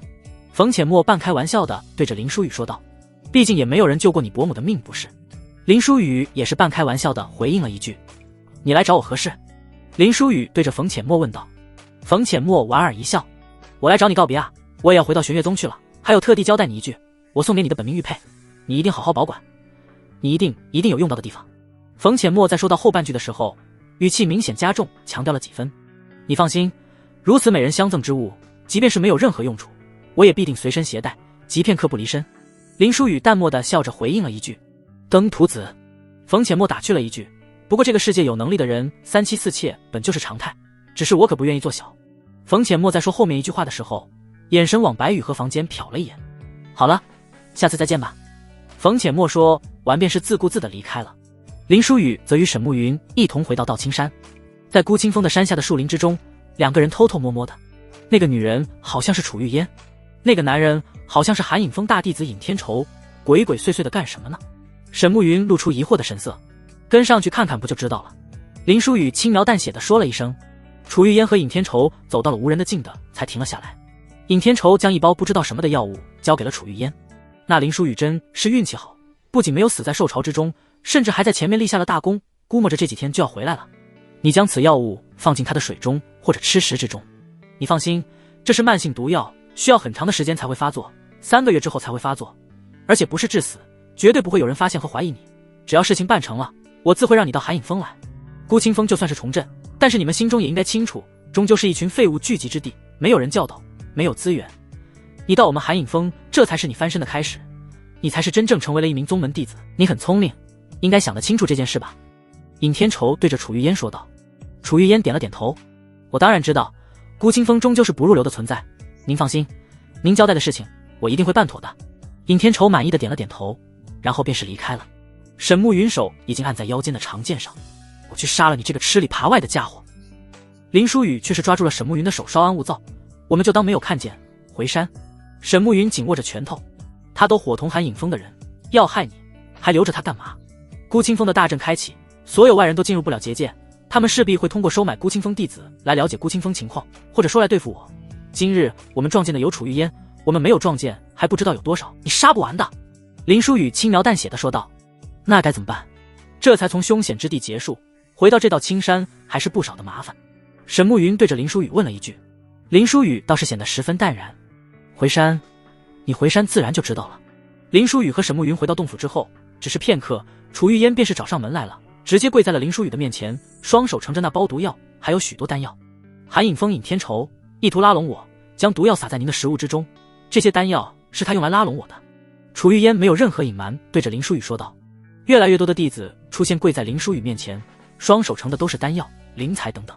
如同林书宇所说的，不知道有多少意图策反孤清风弟子。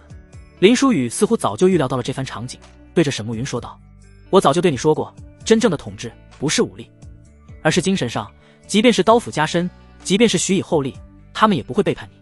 沈慕云看着林书宇，如同看着神明，他们所给你们的好处，你们就都收下吧，不要白不要。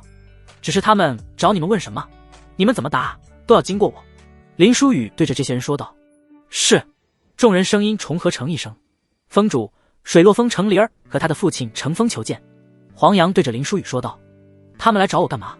林书宇露出疑惑的神色。林书宇并没有让程灵儿上山，这孤清风光秃秃的，建筑也太少了，工厂一目了然就被发现了，至少现在自己的炼丹工厂还不能被发现。两位有事吗？林舒雨下山对着程灵儿问道。多谢林封主在这次受潮之中保我女儿平安，我们这次来是专门道谢的。林封主真是少年英才，只是这般年纪便是已经坐上了封主的位置。程风一顿彩虹屁，只是说到一半便是林舒雨打断了。有什么事情就说事情吧。林舒雨对程灵儿的印象很不好，这个人用自己所谓的善良害死了很多人，尤其是那个知无涯，林舒雨对那个人颇有印象，那个人死得太可惜了。程灵儿才缓缓地开口，那古琴是否能够还我？那是我母亲留给我的遗物。程风也马上接话，奉上了诸多灵石，这些灵石不成敬意。林舒雨一挥手，古琴从储物袋中飞出，本就是你的东西，当时不过借用，只是诸事繁忙，忘记了这件事，拿去吧。林舒雨轻描淡写地说道，至于灵石，你还是拿回去吧。林舒雨说完，已经是转身离开。林封主请慢。程风追上了林舒雨，将一张请帖递给了林舒雨。林封主，5日之后小女大婚，还请林封主一定赏光啊。林舒雨看向程灵儿，回来的路上与诸多水落峰的弟子一同听闻了很多关于知无涯的消息，听说他与你是道侣，他早就可以入内门，只是一直将所有获得资源都给了你，可是即便是那般年纪，名气8众，依旧可以晋升内门，他仍旧留在水落峰，依旧是为了能够多番照顾你。那日留下阻拦众多妖兽，他其实也知道自己必死无疑吧，但是为了你能够活下去，他还是留下了。不知道这些同门之间的言语可是真的？我想大概是假的吧。我想如果是真的，怎么可能有人在他尸骨未寒，马上就要嫁与他人？怎么可能有人良心如此凉薄呢？林舒雨的语气平淡，但是却充斥着阴阳怪气。程灵儿眼中的泪水已经要夺眶而出了。虽为道侣，但是却并无道侣之实，而且并无婚嫁，总不能因为他死了，我女儿就终身不嫁了是吧？程风连忙帮着打圆道，说的是，说的是。林舒雨嘴里虽这么说，但是眼中透着轻蔑，转身就离开了。程风也是带着程灵儿离开。以前没阻拦你，就是因为那只无涯看着有潜力，即便是没有背景，以后说不定也能够闯出这条路来。但是他现在都死了，和顾家的婚礼就该马上结了。我可是听到消息了，那顾子夜的姐姐可是有望晋升玄月宗真传弟子。程风一边走着，一边对着程灵儿说道。程灵儿则是默不作声地低头走着。其实这个林封主也不错，你们这外门弟子都很愚昧，竟然站在冯翔那边，一个宁气2重的人当上封主，这后面没有关系，你觉得可能吗？这次出去一趟，又是从宁气2重到了5重，修炼速度快的惊人，竟然还有人认为是废物。这林舒雨以后的道路，可能不仅仅是在这道青山，甚至在整个大雪国都是响当当的人物。只是可惜，看他的态度，你们是不可能。总之以后见到他，姿态放低一点。我们虽然攀附不上了，但是也不能站在他的对立面，不是？程风不断地给程灵儿讲着其中的道理，也不知道程灵儿究竟听进去了没有。林舒雨刚往山上还没有走几步，山下又传来了蹭蹭蹭的声音，是冯翔。冯翔带着韩影峰诸多弟子来到山前了，至少1000人。还没等林舒雨开口发问，黄洋便是已经对着林舒雨回答到了。要召集人手吗？沈慕云对着林舒雨问道。林舒雨摆了摆手，淡漠的一笑，虚张声势罢了，我去看看究竟怎么回事。林舒雨下山，跟着老远，冯翔就已经在对着林舒雨喊道，既然我堂哥发话了，我们这小一辈的事情就让我小一辈的人自己解决。今日我向你约战生死台，3个月之后你我生死台相见，生死恩怨消，你敢接吗？林舒雨对着冯翔招了招手，你上近前说话。冯翔朝着林舒雨这边走来，莫不是不敢接，想要小声说话服软？我今日就要看看你说什么。冯翔来到了林舒雨的近前，嚣张跋扈地说道，你要是求饶也可以，我也可以不约你生死台，只是这般只有你我知道的求饶可不行，你要在所有人面前求饶，明白？林舒雨呵呵的一笑，看向冯翔，不是，别人不知道情况，你自己还不知道怎么一回事吗？你宁气5重被一众差点打死，我现在已经是宁气5重，你怎么还敢找我约生死台的？你真是心里一点数都没有啊！冯翔脸上的笑容则是更加的灿烂。我知道我赢不了你，但是你根本活不到3个月之后啊！你的死亡倒计时还有5天吧？我醒了之后听闻了不少的消息，你竟然愚蠢到发下心魔大誓，你才是心里没有一点数。你他妈以为你是谁啊？你是天上谪仙人，1个月炼制数万丹药，你真是敢开口啊？对炼丹没有一点概念吧？你这不是立心魔大誓，你这就是自杀啊！今日我约你生死台，我的颜面已经找回来了，反正你也活不到约战的时候。你今日拒绝我生死台挑战，也是你怂了。总之，不管你接下还是拒绝，我的场子都已经找回来了。冯翔脸上的笑容愈发的灿烂，似乎自己就是掌握了一切。林舒雨也是呵呵的笑了2声。那你就没有想过，我如果在心魔大誓下活了下来，你如同丧家之犬一般的毁约，会更没有面子吗？你放你妈的屁！1个月炼制数万丹药，扯淡呢！你能够活下来，我叫你爹，我他妈改姓林。冯翔满脸都是讥笑。林书宇脑海之中突然就浮现出了白雨荷的身影，冲着那层关系，这冯翔叫自己一声爹，好像也挺合理的。这生死台的约战，我接下了。林书宇突然加大了音量说道，声如洪钟。好，5日之后，我在这山脚下等着你，我要看看你如何死于心魔大势之下的。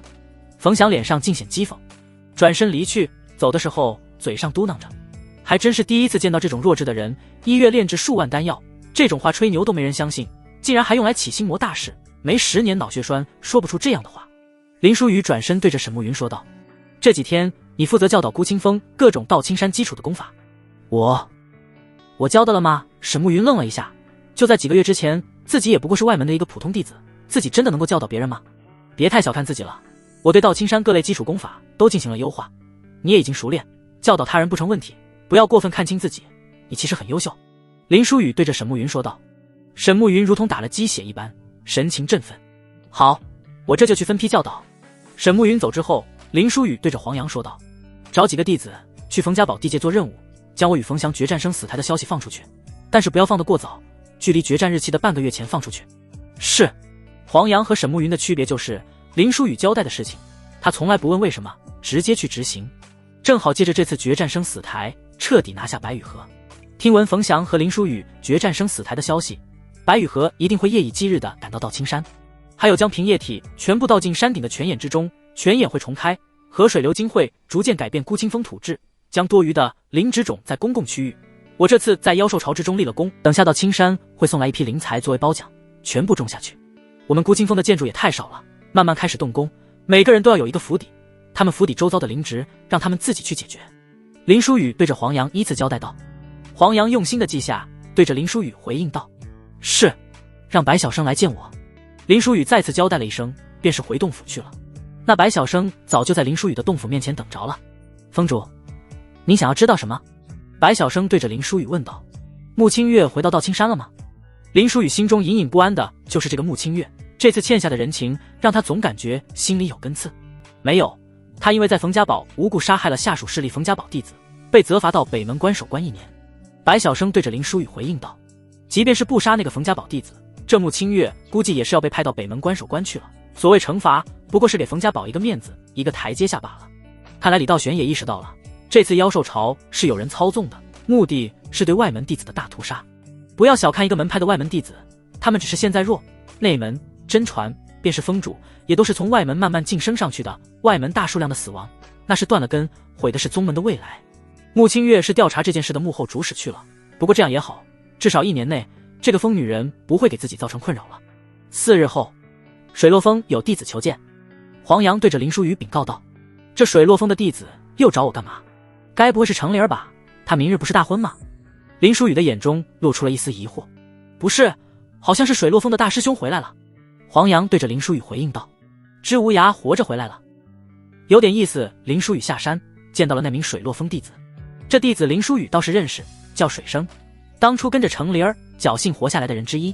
听说知无涯回来了。林书宇对着水生问道。水生神色有些难看，回来是回来了，只是您还是随着我去一趟吧，我们师父正在闭关，门内弟子都劝不住他，我思来想去，只有峰主能够劝住他了。林书宇也没有多问，跟随水生去往了水落峰。这只无涯能够回来，在林书宇看来简直是不可思议的奇迹，因为即便是自己一个人独自面对那么多兽潮，最多也就是同归于尽，不可能安然回到道青山。林书宇看到知无涯的时候，不知道为何都有些心疼，他的脚已经磨烂了，就是一团血肉，身上全部都是伤，经脉尽断，丹田也已经完全毁了，很难想象他是如何回到道青山的。总之，现在的他已经是个废人。他靠着完全的意志力回到道青山，只是为了见自己日思夜想的爱人一眼，却是听闻了爱人要嫁作他人的消息。师兄说什么都要去参加程灵儿的婚宴，林峰主你劝一下他吧。水生对着林书宇说道。知无涯剧烈的挣扎着，几个师弟控制着知无涯，但是又不敢用力，怕伤到了知无涯。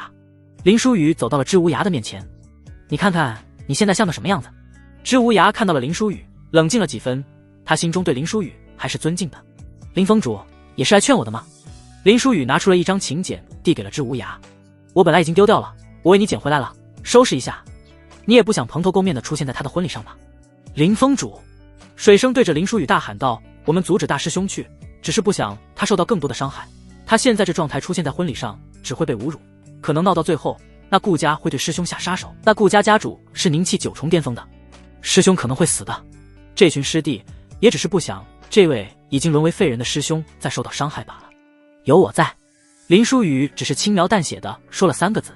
可是那顾家也不好惹的，那顾家家主女儿顾九思传闻之中要成为玄月宗真传弟子了，怕是不会给林峰主面子。水生对着林书宇说道：“我林书宇行事从来不靠别人给面子，明日你尽管去做了结，我一定将你毫发无伤的带回来。”林书宇掷地有声的说完一句，便是转身离开了。翌日，顾家宅院处处张灯结彩，整个凌云城都显得好不热闹。夫妻对拜，主婚人在一旁吆喝着。程灵儿和顾子夜身着红装，相视准备一拜。你真的要嫁给他吗？知无涯一瘸一拐地走进了大堂，声音有些低沉和沙哑。程灵儿猛然地回过了头，震惊看向发出声音的方向，眼睛瞬间湿润。顾子夜挡在了程灵儿的面前，目光之中充满了杀意的看向知无涯：“你竟然还活着回来了，只是看你的样子，好像全身上下没有一丝灵气了，即便是活着，也是一个废人了。这你还敢出现在灵儿的面前？”周围的宾客不明就里，根本不知道知无涯的事情，也开始讥讽了起来。我说这位不知道哪里来的，就别想着癞蛤蟆想吃天鹅肉了。没有丹田的凡人也敢学人抢亲，真是不知道哪来的勇气啊！大概是民间的话本看多了吧。不仅仅是凡人，便是在凡人之中都是残次品。今日若不是婚礼见血不吉利，我都替2家出手宰了这凡人了。宾客们对着知无涯指指点点起来，知无涯却是置若罔闻，他的目光始终是在程灵儿的身上。这就是你的选择是吗？回答我的问题。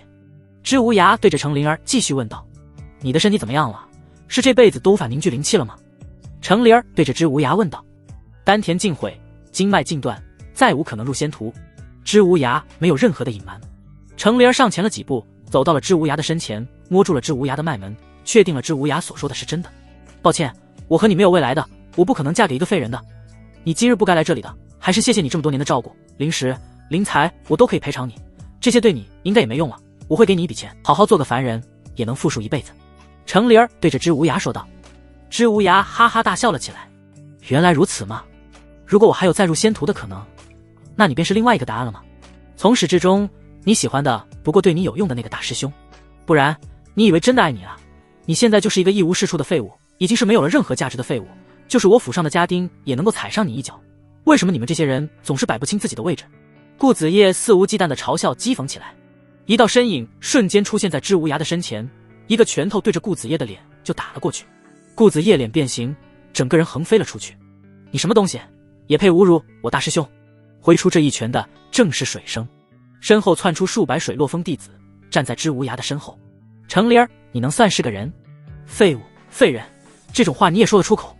你是不是忘记了，你天资愚笨，是大师兄放弃多少机缘，浪费时间来指导你？你是不是忘记了，你那点实力根本获得不了什么修炼资源，是大师兄将自己获得资源全部给了你？你是不是忘记了，如果不是为了照顾你，师兄早已经晋升内门？你是不是忘记了，是因为你的任性才死了那么多同门弟子？你是不是忘记了，师兄今日这般模样是为了救你，不是师兄，你已经成为了妖兽的口粮。事到如今，我真不知道如何凉薄之人才能够说得出这样的话。水落峰弟子一人一句指着程灵儿的鼻子骂道：你就不应该活着回来，你死了至少还会在我心中留下一个永远不可磨灭的位置。如今这副模样出现，你不仅给我造成了困扰，也给你的师弟们造成了困扰。程灵儿对着知无涯说道：你放你娘的屁，你以为我们都是跟你一样没有心的人吗？就算是师兄一辈子只能为凡人，也永远是我们水落峰的大师兄，我们养着他。水生破口大骂道：不行，我真受不了了，我一定要杀了他。一个弟子义愤填膺要上前杀了程灵儿。走吧，我今日的答案已经得到了。知无涯拦住了那名弟子，转身便是离去。即便是灵力全失，他也有他大师兄的体面，可不会在这里哭哭闹闹纠纠缠缠。这我顾家和程家的婚礼，你们说闯就闯，说走就走，真当我顾家是菜园子门了？今日既然已经来了，那都一个都不要回去了。顾叶婷怒吼一声，府邸之中冲出了无数的修士，将知无涯和一众弟子团团围住，便是后路也彻底堵死了。一个管家模样的人，手拿着棍子，已是灵气7重巅峰，但是这一个人境界比这些弟子所有人高了。年轻的外门弟子7重基本已经去内门了，至于上了年纪的外门弟子，8、9中也有，只是花甲白发早已经归乡或者驻守某地去了。我说了，你活着还给你的这些师弟们造成了困扰，他们今日何尝不是因为你而死？程灵儿对着知无涯说道。谁说他们要死？外面传来了一声清脆的声音，那名宁气7重巅峰的管家应声倒地，后面也是直接被杀出一条生路，而来者却是只有一人。我说了，今日没有任何人能够伤害到他。林书宇缓缓地走到了人群之前，我以为来了什么人物，一个宁气5重也能说这般狂言。顾叶婷露出轻蔑的神色，宁气5重打这么多，或许是有些不够，那就再提升一点境界吧。林书宇轻描淡写地说道，灵气在不断的攀升。顾叶婷看着林书宇的境界竟然在短时间内不断的攀升，眼中闪过一丝的惊恐，但是林书宇的境界在宁气7重停了下来，顾叶婷眼中的惊恐也瞬间变成讥讽。我以为是什么隐藏了修为的大能，不过才是宁气7重，这7重和5重有何区别？也感到我顾府叫嚣。顾叶婷的眼神之中充斥了杀意，周围的宾客也皆是嗤笑了起来。我以为是憋了个大的，没想到是拉了坨大的鹅。这道青山现在是没落了吗？都是这样的一些不知深浅的弟子，这道青山看来是要完啊。这些宾客你一言我一语的嘲讽着，他们围顾程两家的宾客自然也是这两家那一边的。当然不一样，7重已是够了，此时林某已经是开元境以下第一人，如果你顾家没有开元境修士，那么今日我想要谁死谁就得死，诸位口不择言的时候还是多思虑几分。林书宇冷漠地说道。哈哈哈，宁气7重就敢说自己开元境以下第一人，传出去也不怕被人笑掉大牙。这道青山的弟子怕是已经魔怔了，说出这样的话至少也修炼到宁气9重大圆满吧，至少还需要命脉吧，当真吹牛都不打草稿纸了。整个大堂掀起了一阵哄堂大笑，仿若听到了一个巨大的笑话。两个老者更是指着林书宇的脸笑了起来。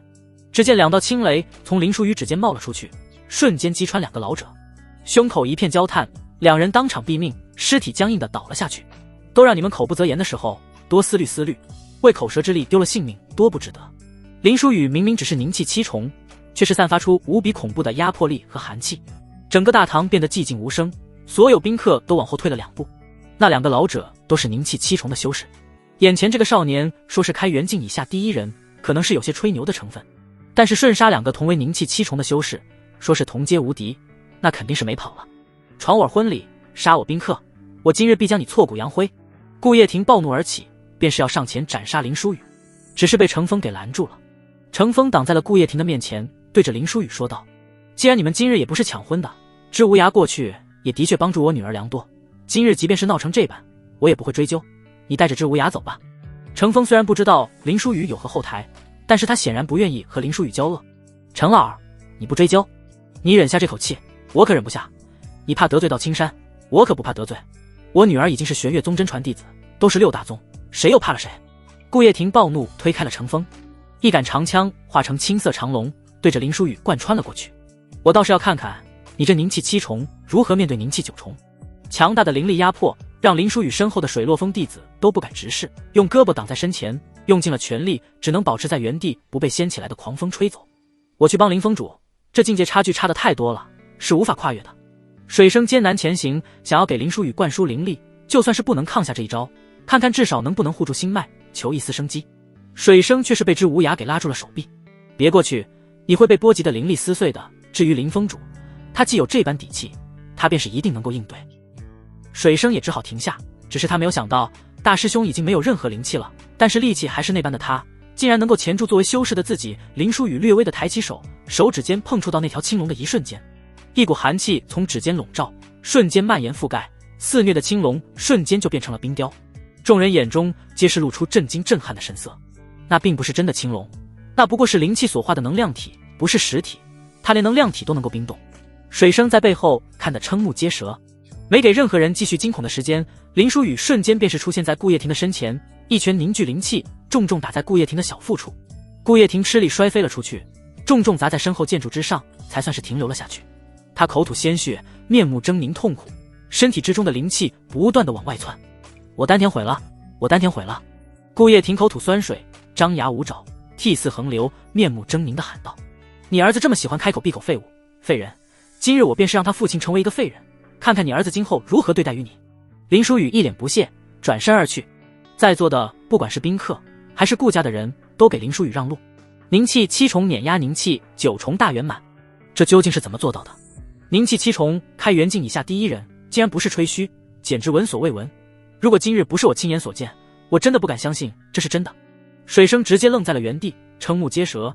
他所说之话是在场所有人都想要说的，但是他们都不敢开口了。之前乱说话的2个人已经躺在地上了，尸体都硬了。你敢对我如此？等我女儿回来，一定会将你挫骨扬灰。我女儿即将学月宗真传弟子，她不会放过你的。开元境以下第一人，终究只是开元境以下。顾叶婷发出痛苦的嚎叫，语气之中是冲天的愤怒。林书宇已经走出的步伐戛然而止，砰砰砰砰，4道雷霆精准地砸在了顾叶婷的四肢上。他的雷霆与别人的雷霆不一样，一般雷霆是范围性伤害，攻击一处，周围蔓延存在伤害，但是他的雷电精准于一点，力量并不外放。顾叶婷这下是彻彻底底的沦为了一个废人，不仅无修仙之可能，四肢全废，下半辈子只能瘫痪在床，靠着别人伺候才能够活下去。啊啊！顾叶婷那撕心裂肺的惨叫声，让人听得都不忍直视，头皮发麻。你继续狗叫！林书宇回首对着顾叶婷说道。顾叶婷不知道是怕了还是疼痛男人，没有回应林书宇。一个亲弟弟婚礼都不回来参加的人，你也能够出来吓唬人？林书宇轻蔑一笑，别说你那女儿还不是真传弟子，就算是真传弟子，我也不放在眼里。林书宇一边往外走，一边继续说道：今日伤人者，孤清风封主林书宇。你那女儿若是想替你讨回公道，麻烦让她带上来师傅来，区区一个真传弟子，还没有资格见我。众人神情惊恐惶恐，眼前这人竟然是一峰之主，而且行事竟然狂妄到这般地步，这是何其的狂妄啊！但是却没有人敢说一句。哦对了，我记得之前他进来的时候，还有人嘲讽过他。林书宇走到门口的时候，突然停下了脚步，几个已经松下一口气人，瞬间神情紧绷，马上起身对着林书宇说道：我等当时也不知道这位公子是为了成灵儿才变成，才丧失修为的，不知者。几人话还没有说完，一道灵力就分别撞击了几人的咽喉，那几人跪在地上，喉咙不停地往外涌着鲜血，不知道还要乱说话，那以后就别说话了。林书宇冷漠地说了一句，这几人以后怕是都发不出声音了。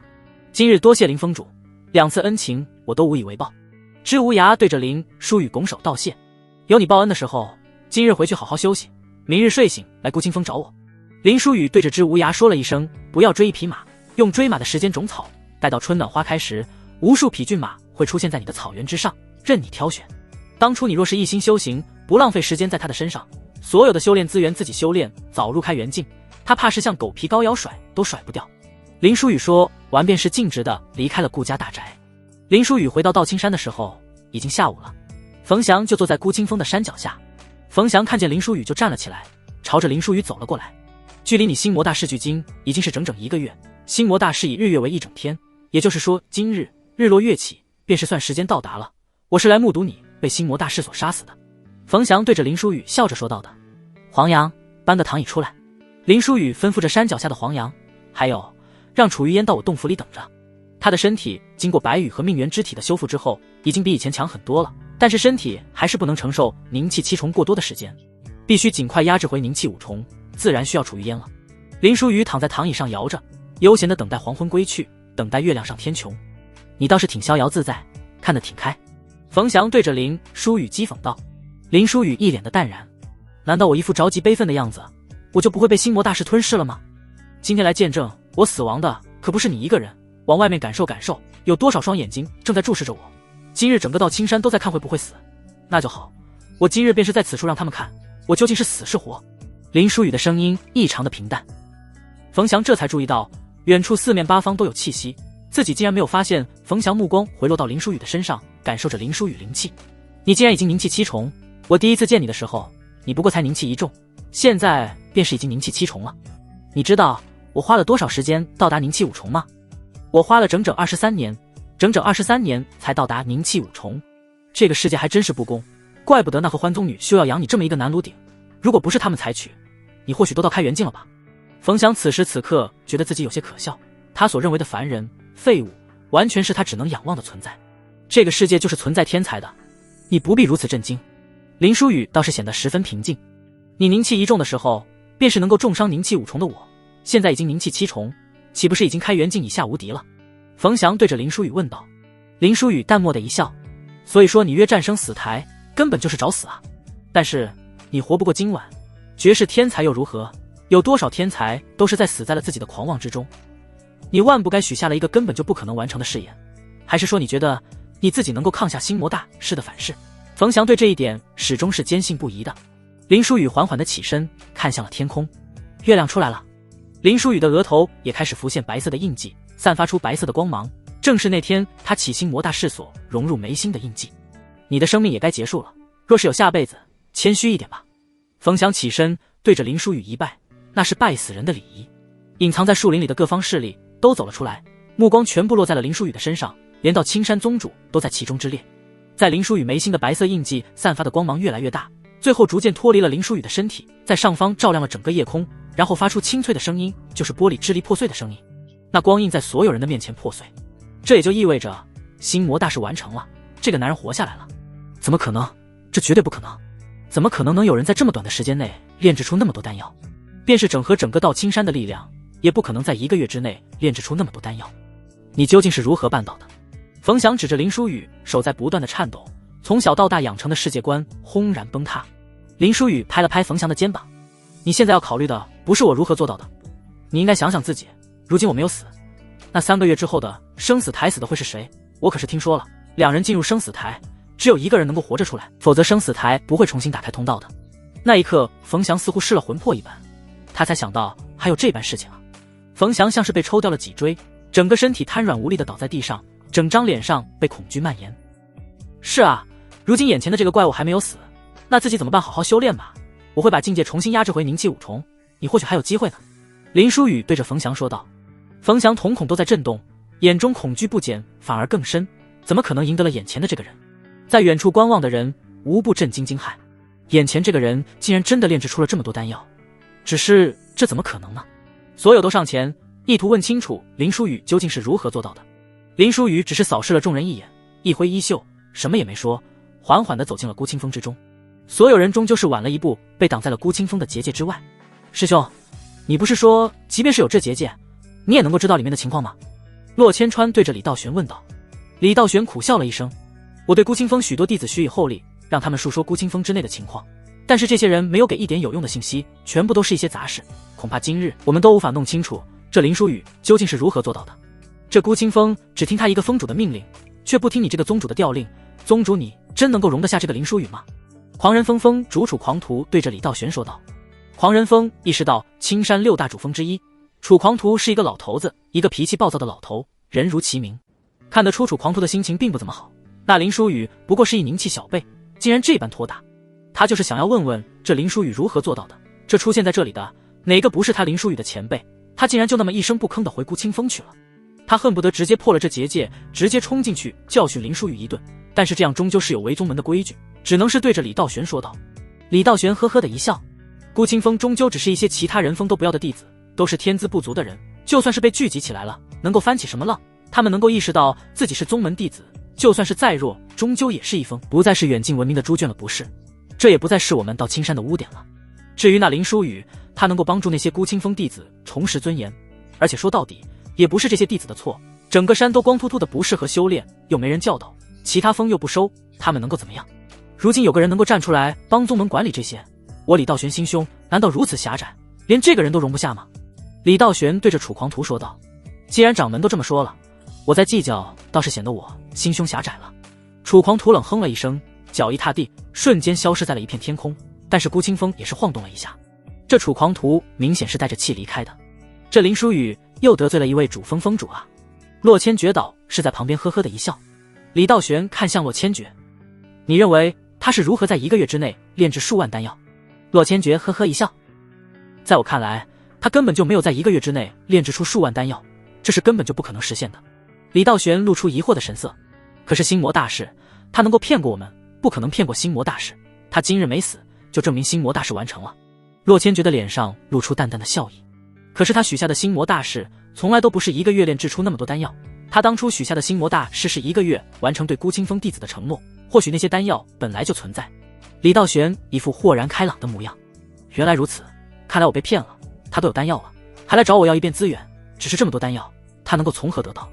洛千川一摊手，这鬼知道，或许道基损坏前留在某处的，总之这便是最合理的解释了。这少年身上可是藏着不少秘密的。李道玄长叹一声，只是可惜了，道基已毁，无缘开元镜，再多手段秘密，终究无法大有作为。洛千川转身回走，一边说道：“这正是他的聪明之处，他让我们知道了他道基已毁，让我们不会忌惮他，不会猜疑他。毕竟无法入开元镜，此人始终在我们的掌握之中。他行事看似狂妄，但是似乎拿捏着精妙的分寸。如果不是道基已毁，假以时日，绝对是称霸一方的人物。”随着几位主峰峰主一走，其他人也各自离场。大部分人都没有想到，这林书宇竟然真的过了心魔大事，只是终究没有弄清楚真相。林书宇也回到了自己的洞府，明天还有更重要的事情在等着他。林书宇醒来的时候已经是下午了，还是被黄洋在洞府外的敲门声震醒的。林书宇要等的人已经出现了。知无涯连忙起身对着林书宇一拜：“多谢峰主多次照顾，峰主这次叫我来，想必是有什么方法能够让我重入仙途吧。”知无涯是一个聪明人，他在北境的时候能够摒弃境界的偏见的看出林书宇的不凡，又怎么会从昨日的话中听不出林书宇有能够助他重登仙途的意思？先说说你是如何活着回来的吧。就算是我被那些妖兽围殴，还要留下拦住妖兽，我都不可能全身而退。林书宇对着知无涯问道。知无涯摇了摇头：“我也不知道，我的记忆之中我已经死了。我感受这妖兽咬碎了我的四肢，在我闭上眼睛，意识涣散的那一刻，我还能够感受到妖兽正在啃食我的尸体。等我再有意识的时候，我的识海一片混沌，我看不清楚任何东西，我只有一个念头，如果活着，我还想要再见灵儿最后一面。当我的意识完全恢复的时候，我已经到达到青山山门了，我才发现我的丹田已经破碎，经脉也寸断了。说实在，便是我自己也不知道我是如何活下来的。”知无涯将自己知道的全部告诉了林书宇。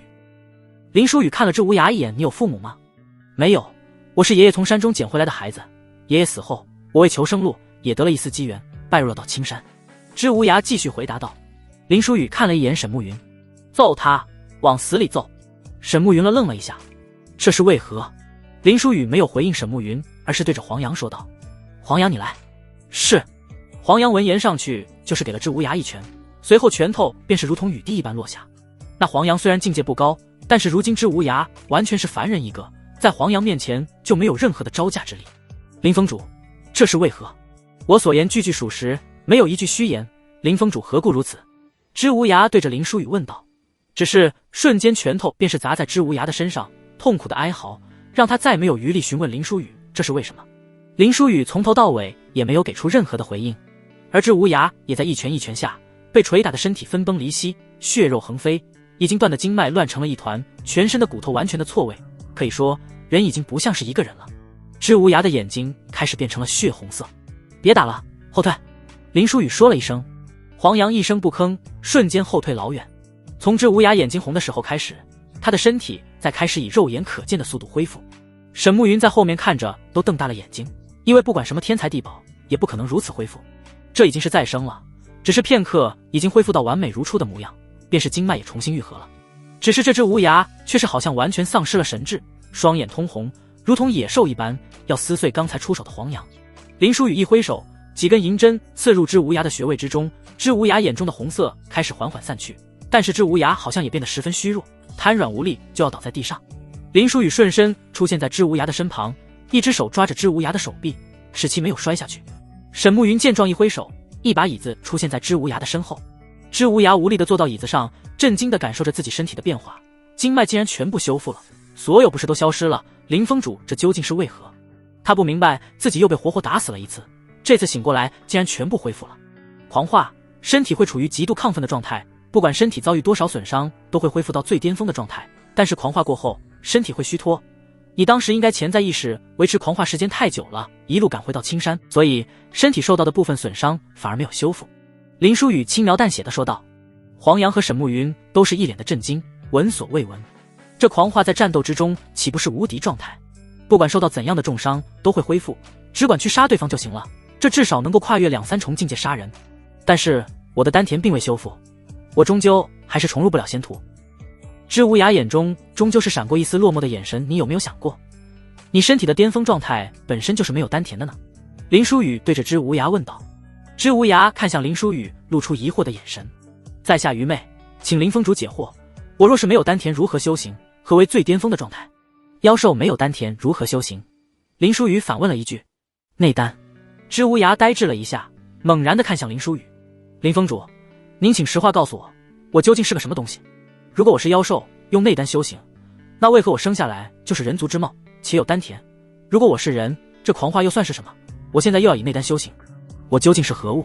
林书宇没有第一时间回答知无涯。知无涯神情越来越狰狞，他急切地对着林书宇问道：林峰主，您一眼就看出我身体的症状，只是从只言片语之中便是判断出我能够活下来的原因。你既然知道我是狂化，一定知道我是什么东西吧？林书宇顿了一下，最终还是对着知无涯回应道：狂化是兽族独有的，并且是8大兽皇族才可能具备的血脉之力，即便是8大兽皇族也是万中无一。很显然，你的身体存在兽皇血脉。至于你为什么生下来有丹田，又是人族之貌，因为你亦是有人族的血脉，你是兽族和人族结合的产物。那一刻，知无涯眼中尽是绝望和痛苦，他看着自己的双手，瞳孔在不断的震动。也就是说，我是人兽杂交的畜生。知无涯眼中迸发出了杀意，对自己的杀意。喂，别说的那么难看，并没有你想的那么不堪。跨种族的可歌可泣的爱情诸多，你对妖啊、兽啊诸多成见，是因为你生活的国度太小了。你所看见的妖兽都是硕大的怪物，能够有灵智都不错了，连正常交流都做不到。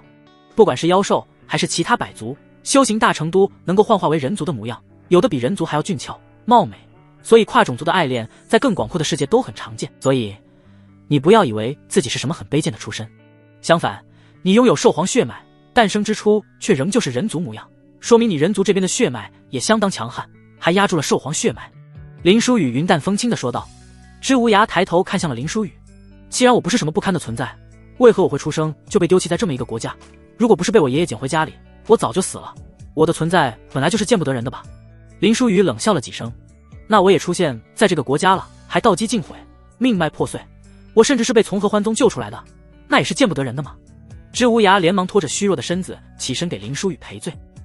林峰主，我不是这个意思，您是我心中最尊敬的人，您受难到这么一个小国家，肯定是有自己迫不得已的苦衷。那你怎知你父母就没有迫不得已的苦衷？你怎么就不知道他们豁出了性命，为了创造了一丝生机？要抹杀一个存在有很多方式，他们甚至可以让你不降生在这个世上，让你胎死腹中，为何要费那么功夫将你丢在这么一个偏远的国度里？林书宇突然加大了声量，对着知无涯说道。知无涯目光明显一个呆滞，他什么都不清楚，他甚至无法接受自己现在这个身世。当初的真相是怎样的？你的父母是否还在？需要你自己走出去寻找。林书宇轻轻地将知无涯按回了椅子上面。况且一个人的出身有那么重要吗？要做人还是做兽，不都在你自己手上吗？年轻人，路在你自己脚下，该如何走，全凭你自己。知无涯一副豁然开朗的模样。知无涯再次起身，对着林书宇3叩9拜。多谢前辈教导，听前辈所言，晚辈顿感醍醐灌顶，晚辈愿入孤清风为弟子，请前辈恩准。知无涯对着林书宇说道。知无涯拜入孤清风，似乎早在林书宇的意料之中，不然他又怎会叫知无涯今日来找他？狂化强化肉体而弱精神，而你拥有人族的精神力，如果你实力强大，能够在清醒的情况下维持狂化状态，而我这里有一本狂神诀供有9重，正适合你，只是我不能直接给你。你看孤清风上下搭建建筑，种植灵植，寻回灵材矿物，每个弟子都在为振兴孤清风而努力，你便是加入孤清风，也须得与其他弟子一般，须获得贡献来我这里换取功法，容不得特殊。林书宇对着知无涯说道。知无涯俯首而回，这是自然，只是我不懂如何用内丹修行，而且我体内也没有内丹。天下修行万般方法，其实不过殊途同归，你以为如何修行灵气，现在重新修行便是可以，只是灵气不会聚集丹田了，而是聚集在你身体的某一个地方，逐渐便是会形成内丹。林书宇转身轻描淡写地说道。晚辈还有疑惑，为何您口中的百族修行大成都会幻化人族模样？知无涯对着林书宇问道。沈慕云也有此疑惑，因为人族身体构造是最容易吸收灵气的，有些大妖修行往往万年，却不及人族1000年。林书宇回答的云淡风轻，这是何等缘故？知无涯却是更加疑惑了。林书宇淡漠一笑，世上百族皆有此疑问，却是无人给出过答案，至于为什么，你们还是不要知道的好。沈慕云和知无涯眼中都闪过一道光，很显然林书宇知道这个答案，只是不愿意说。他们从一开始就知道林书宇道基被毁之前肯定是非寻常人，只是这已经非寻常的有些过头了。他好像无所不知便是狂神诀，这听名字都是专门为兽皇族狂化所定制的功法，必定是兽皇族的瑰宝，这林书宇竟然都能有。封主，玄月宗传来了一个消息。白晓生走进大厅，对着林书宇的说道：“你暗探都发展到玄月宗去了，厉害啊！”沈慕云眼中闪过一丝震惊：“怎么可能？给我时间，未来我的情报网可能遍布整个大雪国。但是对于现在来说，不过是天方夜谭，是玄月宗主动联系上我的，我也不知道是何人。”白晓生对着沈慕云一时恭敬地说道。林书宇大概知道是谁了。玄月宗，林书宇认识的只有一个人，冯家堡的冯浅墨。说什么？林书宇对着白晓生问道。玄月宗传来的消息是，玄月宗林长风已经在赶往到青山的路上，5日之内必定到达，目的只有一个，就是为了杀您。白晓生将传达回来的信息原话呈给林书宇。林长风谁？林书宇根本就不认识这个人。大雪国12公子之一，被誉为年轻一代最强的12人，开元境4重巅峰，享有此荣誉的，我们到青山有2人，森罗公子冯万森，孤寒公子韩清梦。这12人并没有排名，但是都是开元境4重巅峰。沈慕云待在道青山那么多年，关于这些信息倒是了解的不少。只是这无常公子林长风和你有什么关系？怎么会不远千里来杀你？这是不是玄月宗什么人乱说的，或者根本就不是玄月宗的人传来的消息？沈慕云稍加思索着，知无涯却是突然跪在了林书宇的面前。封主，这件事因我而起，我去面对。那玄月宗唯一和您扯得上关系的，就是那顾家长女顾九思。顾九思即将成为玄月宗真传弟子，这林长风与顾九思关系匪浅，此般前来，想要是要替顾九思讨要顾家大婚的公道的。知无涯对着林书宇说道。林书宇将知无涯给拉起，好好修炼你的，不该你操心的事情，你不要操心。林书宇晃悠悠的就走出了大厅，显然是没有将那所谓的无常公子放在眼中。他现在满脑子里都是3个月之后，他在等待白羽河来到道青山，还差几次交融，命脉之力便是能够长出一片叶子。如果莫不凡的云清丹在炼制后，吃下云清丹突破7重的界限，那便是开元境初期，自己也未尝不能够一战。沈慕云则是朝着林书宇的背影追了出去，低声的对着林书宇说道：“既然不能搞特殊回风拂柳剑法，我是不是也应该通过贡献来兑换？”“不用，你本来就是特殊的，而且想必孤清风的弟子也不会多说什么。”林书宇轻描淡写的说道。沈慕云听闻自己是特殊的，脸上闪过一丝红润，心里如同朝阳照耀，别提有多美了。对了，那些孤清风弟子教导的怎么样了？林书宇对着沈慕云问道。他们好像也没有想象之中的那么不堪，已经有很多年轻人到达凝气5重了，比我以前都要强了，不知道为何当初其他风都不要他们。沈慕云一脸疑惑的神色。林书宇淡漠的一笑，早跟你说了，这个国家的大多数人还不到拼天赋的境地，努力便是可以追过所谓的天赋开元境，只要用对方法，只要努力便是可以达到。他们心中充满了希望，有激情去修炼，便是不会弱于人。你不是也比以前更强了吗？现在已经凝气6重巅峰，想必要不了多久就会凝气7重吧。林书宇云淡风轻地说道。沈慕云这才感觉到自己潜移默化的变强了，若是换作从前，永远也不可能在这么短的时间内到达凝气6重巅峰。以前过得浑浑噩噩的，跟在林书宇身边，感觉突然开悟了。以前觉得突破境界十分困难，现在感觉轻而易举，一时之间竟然不知道为什么。沈慕云，如果有一天你发现我只是在利用你，你会恨我吗？林书宇突然问道。那就请你多利用我一点吧。自从教导这些弟子之后，他们见我都是十分敬畏，这么多年我从来没有这种感觉，这种被人尊敬的滋味。如果这是利用的话，那就多利用我一点吧。等我到开元境，我要回到家乡，让全乡的人看看，他们那里也出了一位开元境的仙人。沈慕云对着林书宇笑着，根本没有放在心上。如果你一切的根源来自于我呢？林书宇又问了一句。我痛苦的根源来自合欢宗，跟你能有什么关系？话说来，没有合欢宗的事件，我后面也不可能与你相遇吧。到现在还是一个籍籍无名的人，被那道貌岸然的师兄骗上床去，也不能说感谢苦难吧，感谢遇见了你。沈慕云看向林书宇，很认真的说道。看着沈慕云那般模样，林书宇到了嘴边的话仍旧没有能够说出口。你去教导那些弟子吧，还有不足5个月了，外门百峰之战我们要夺魁。林书宇最终改换了话题，对着沈慕云说了一句。沈慕云点了点头，明白，我先挑一些聪慧的教，然后再让他们教其他人，半年内我一定让这些人的境界提高一个层次。5日后，正如玄月宗传来的信息一般，林长风到达了到青山。林峰主，玄月宗真传弟子来访，点名要见您，宗主请您到会客厅。长清风的弟子前来孤清风传讯。峰主，此事由我而起，我去吧，大不了我将这条命赔给他。知无涯对着林书宇说道。林书宇却是一脸的淡漠。你的命就那么不值钱吗？我那日救你可不是为了让给那种玩意赔命的，但是宗主今天大概率会将你给交出去。知无涯低声地说道。林书宇看着知无涯笑了一声：“怎么，你对我们宗主就那么不自信？宗主之位大多都是权衡利弊，那林长风身份不仅仅是大雪国12公子之一，更是玄月宗宗主的儿子，身份地位十分特殊，基本上就是下一任玄月宗宗主了。我们宗主不会因为一个外门封主和玄月宗交恶，搞不好可能会形成大宗的对峙，这只是其一。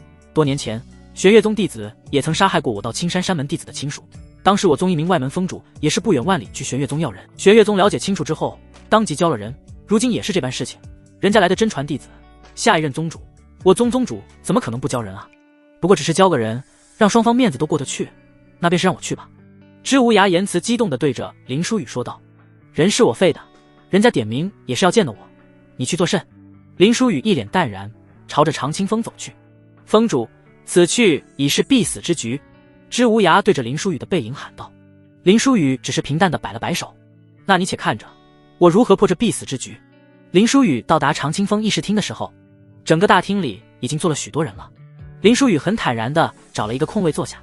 既然人已经到了，人我就带走了。今日多谢宗主给我行的一个方便。林长风起身就要带林书宇离开，李道玄则是摆了摆手：“稍安勿躁，我召他来为了将事情说清楚，可不是教人。我说的已经很清楚了，顾九思乃是我道侣，此人闯我道侣弟弟的婚礼，并且将我道侣的父亲废了一身修为打成了残废，此事已是天理难容，何须再言说？顾九思如今正处有重要的事情缠身，不方便前来，我代此来要一个公道。”林长风色厉忍忍地说道。林书宇看了林长风一眼，满脸都是不屑：“大雪国12公子，就你这般货色，那所谓的年轻一辈最强的12人不怎么样吗？还是说你不过是凑人数的水货？哦，对了，人是我废了，但是我也不会跟你走，你还是哪来的，滚回哪里去吧。”林书宇轻描淡写的语气，但是脸上却是写满了情况，从始至终都没有将这所谓的这位无常公子放在眼中。区区一个宁气五重，安敢如此放肆？林长风什么时候被这样对待过？对方还不过是一个宁气的废物。强大的威压瞬间贯穿，冲向了林书宇。只是威压刚到达林书宇的身前的时候，就被震碎了。林长风眼中充满了杀意的看向李道玄：“李宗主这是何意？难道要庇护此子？此番行为是想要与玄月宗开战吗？开战？你以为是你能够决定的吗？就你这废物模样，你那母亲真的会将宗主之位传给你吗？他怕不是也要担心这玄月宗交到你手上会不会完蛋？”林书宇满脸都是轻蔑，也不是他故意嘲讽激怒，只是即便是这小小的大雪国被灌入年轻一辈最强，也不该是这般不成气候。你他妈的找死！林长风三言两语便是被林书宇激怒，想要当场杀了林书宇，只是被洛千诀给拦住了。我到青山向来讲道理，这其中有什么隐情，我们还是调查清楚再说。洛千诀淡然地说道。他都已经承认了，还有什么可说的？林长风满脸的愤怒，但是他却并未说他为啥要废那顾叶婷，他不说便是我来说。一绿衣女子一路闯进了议事厅，她身后后背处横背着一把剑，在女人身后更是乌泱泱的一群弟子。林长风本来愤怒异常，回首看到此女子也是愣神了分毫。玄月宗出验诀者众多，没想到道青山竟也是有出尘绝艳之女子。此女子正是碧落峰峰主碧水瑶，身后随行的自然是水落峰。水生将那日所发生之事尽数说给众人听。碧水瑶对着水生说道。水生将那日发生的事情一字不差地说了出去。水生说完，碧水瑶紧接着说道：“那程灵儿是如何凉薄的人，我不多说。我徒儿上门得到了答案，没有纠缠便是离开。那顾叶婷却是想要我徒儿的性命。那林峰主不过是保住我徒儿安全离开，有何之错？可惜那段日子我在闭关，并不知晓其事。若是我在场，有人敢对我徒儿那般，我可不只是废了顾叶婷，我必定屠了他顾家满门。他日他护了我徒弟的安危，今日换我护他周全。宗主要是为了所谓大局和玄月宗的关系，将他交出去，那可就别怪我不认你这个宗主。”碧水瑶言毕，猛然地拔出了身后的长剑，身后的水落峰弟子也是同一时间蹭蹭地拔剑，剑指林长风。李道玄缓缓起身：“师尊坐下，真传弟子，我实力不如穆清月师妹，治理我不如洛千诀师弟，但是宗主之位却是传给了我，因为我中庸稳重，顾全大局。但是碧师妹可不要以为我顾全大局便是失了骨气和血性，我身为一宗之主，怎么可能不庇护我宗弟子？林书宇无罪，我为何会将他交出去？”林长风闻言神色狰狞，看向李道玄：“李宗主可不要忘了，当年你们到青山曾经也上过我们玄月宗要人，当时我们可是交了人的，今日我亲自前来，李宗主却是不交人，是不是有些过分了？”洛千诀此时站了出来：“此言差矣，当时你们玄月宗也是调查过的，那名弟子确实是见色起意，不成便是杀了人，他本就罪该万死。但是此人，我们调查得出来的结果是无罪，自然不会交人。我不管你们什么原因，我道与父亲被废那是不争的事实。我既然不远万里来到这里，必定要带回去一个说法。你们到青山不是有个传统吗？两弟子出现各执一词和不可调和的矛盾的时候，上生死台，一人身死，就生前恩怨全消。我今日便是登上你们到青山的生死台，也算是入乡随俗，按照你们的规矩来。林长风怒目圆睁，他今日势必要一个交代。他不远万里而来，若是什么都没做到，自己的面子放在何处，又如何对顾九思交代？但是我们到青山可没有开元镜和凝气上生死台的传统。洛谦绝冷冷地说道：这好办，我本就说我师妹道侣出头，他自然也可以寻一师姐师兄为他出头上生死台，不管是谁替他登上生死台，事后我都不追究。林长风说完扫视了一眼，若是没有人敢替他登台，麻烦就将这个人交给我带回去。到青山好歹也是一个大宗，不要失了脸面。林长风说完，转身离开议事厅，朝着到青山生死台的方向飞去。和你一辈的人，能够与他一战的，只有你的大师姐韩清梦以及绝天峰首座弟子冯万森，只是一人不在山内，另外一人与你有仇，他料定是没有人能够为你上生死台，给你设的死局。碧水瑶上前一步，对着林书宇说道。林书宇淡漠的一笑，似乎并未放在心上。又是死局吗？不过无碍，这生死台我替你上去。碧水瑶紧接着说道。林书宇错愕地看了碧水瑶一眼。不可，您的境界只有开元镜3重，怕是会死在生死台上，而且你也不是和我平辈，是长我一辈的。碧水瑶却是毅然决然，转头就向着生死台的方向走了过去。无碍，正是我境界低于他，他才不会计较什么平辈长一辈，他反正不过是想要一条人命回去交代。你护了我徒儿一命，今日这条命我替我徒儿抵了便是。碧水瑶虽然长着一张温柔至极的脸，但是行事凌厉果断之风，怕是男儿也不及。林书宇倒是没有想到知无涯竟然有这么一个师傅。林书宇还想要制止碧水瑶，但是碧水瑶早已经走出了议事大厅，而只是片刻，生死台附近已经围满了人。碧水瑶亦是直接准备上生死台。你可不是和那林书宇一个辈分的人，不过你要替他出头，那我便是允了。只可惜这么一朵美丽的花，便是要这般折损在我的手中了。林长风还不忘记欣赏碧水瑶的绝世容颜，只是碧水瑶刚要踏上生死台的时候，被一袭白衣给拦住了。既然是替师弟出头，自然也该我这个师姐上台，不劳避风主了。柳诗诗持剑来到了生死台前。你的路还长，这条命是我替我徒儿还的，你不必介怀。碧水瑶对着柳诗诗说道。风雪仙子傅诗雪常年不管玉清风，这玉清风所有事务一直都是柳诗诗处理的，被杂事所累。柳诗诗也是所有风中真传弟子境界最低的，只有开元镜2重，自然不可能是林长风的对手，登上生死台那就是死路一条。所以碧水瑶才有此一说。碧风主的路也还长着，自家师弟惹出的麻烦，自然还是要世界来处理。柳诗诗淡淡的笑着，真是笑死了，两个前途一片美好的仙子，竟然为了一个凝气的废物争相送死。你们谁都可以不用死，将那个狂妄又废物的人交给我就好了，何必呢？林长风看着眼前这两位绝色仙子说道。但是两人却是没有一个人搭理林长风。远处李道玄看向了自己的大徒弟木星河一眼，木星河一副心领神会的模样，悠然地朝着生死台走去，自言自语地说了一句：让这玄月宗未来的宗主死在我们到青山，真的好吗？木星河准备走上生死台的时候，却是发现生死台上已经站上了一个人。木星河又退了回去，他能上台，我还真是没有想到。此时登上生死台的事，却是谁也没有想到的人物。冯翔的堂哥，绝天峰的首座大弟子冯万森。上来。冯万森低沉的声音对着林长风说道，那语气倒更像是命令一般。你为何？他伤了你堂弟，你们绝天峰和玉清风亦是有滔天仇怨吗？你要替他出头？林长风不可置信地看向生死台之中冯万森。你一个玄月宗弟子，倒是对我到青山的事情了如指掌啊。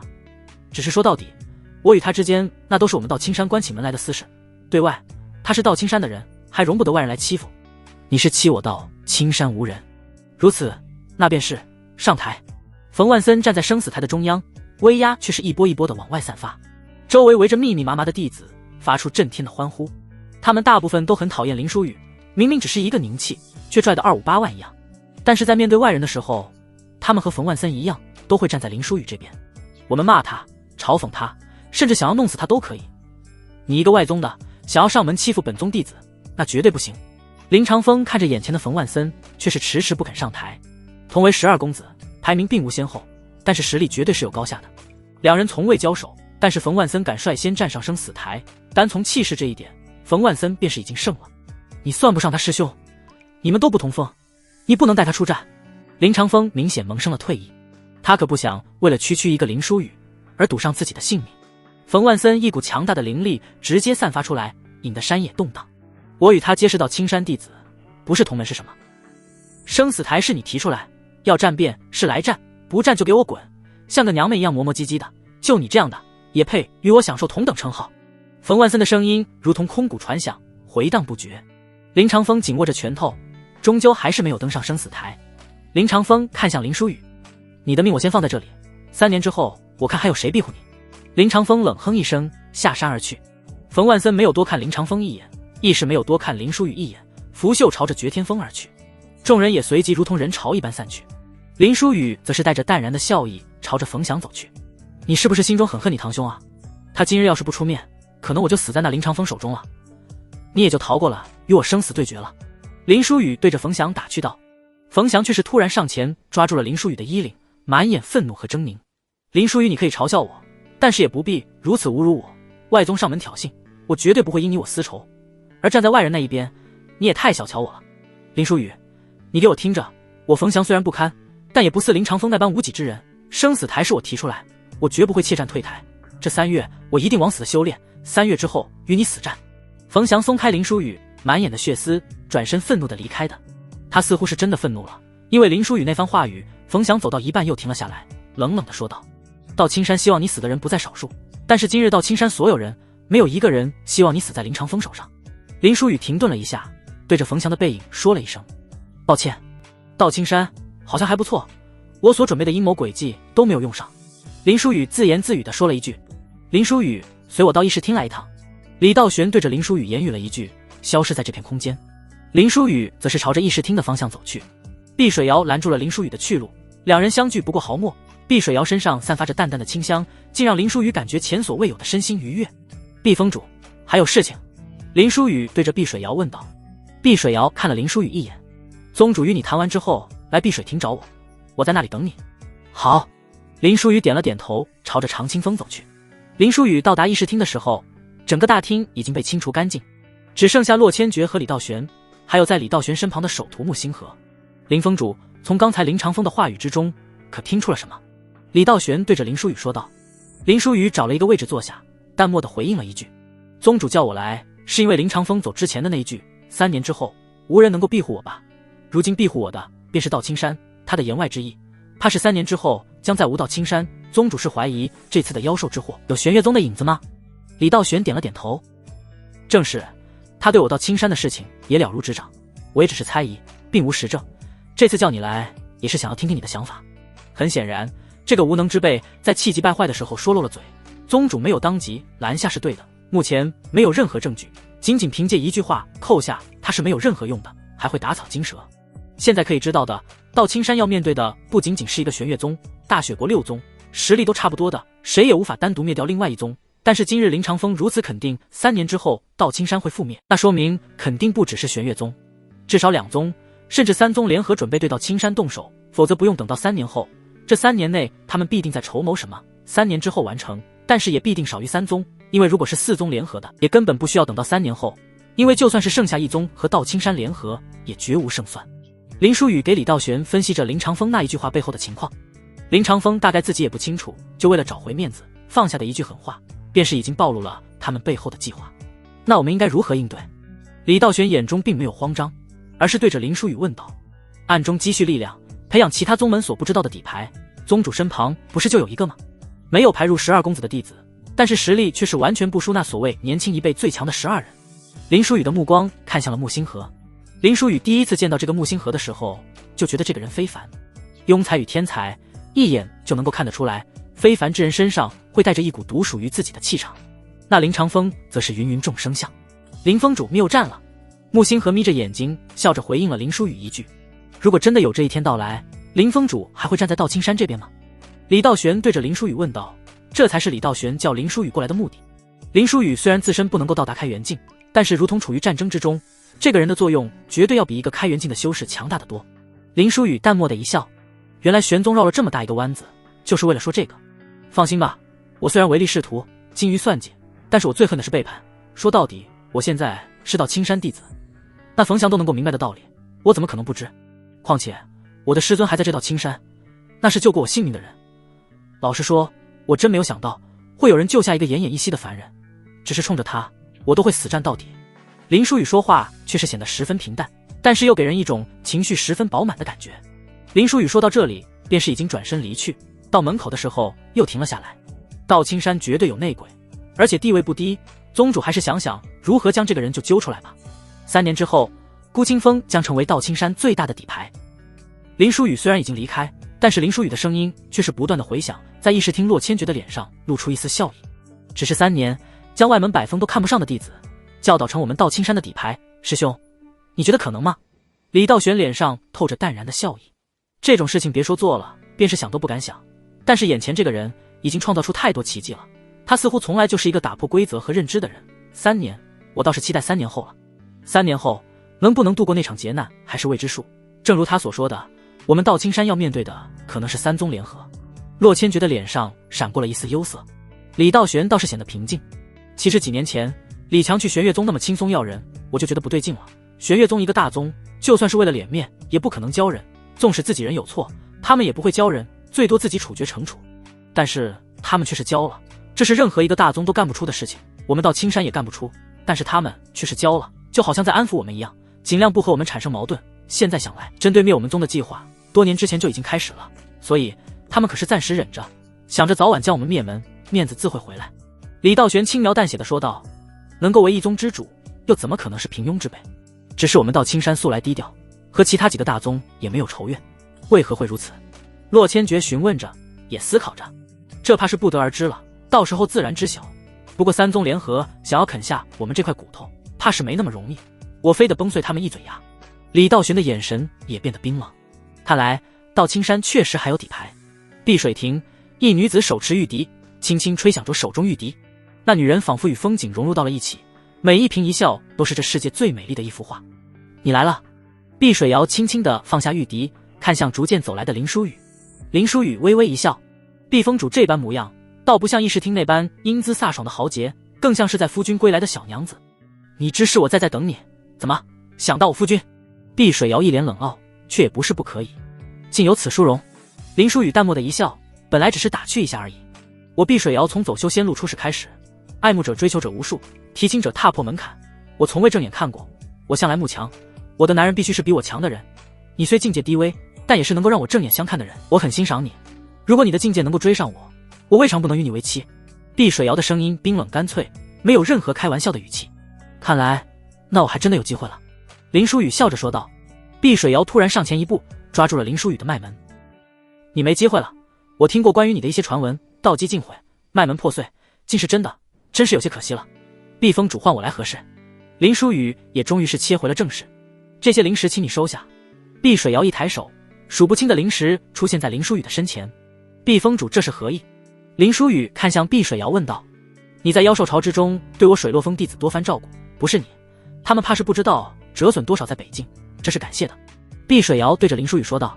还有就是麻烦你多多照顾我那徒儿了，他去你孤清风之前跟我说过了，我没有强留他，不是因为他无法修行了我不想要了，而是我怕他在竹清风看这些曾经的师弟，又想起自己修为尽失，自己心里堵。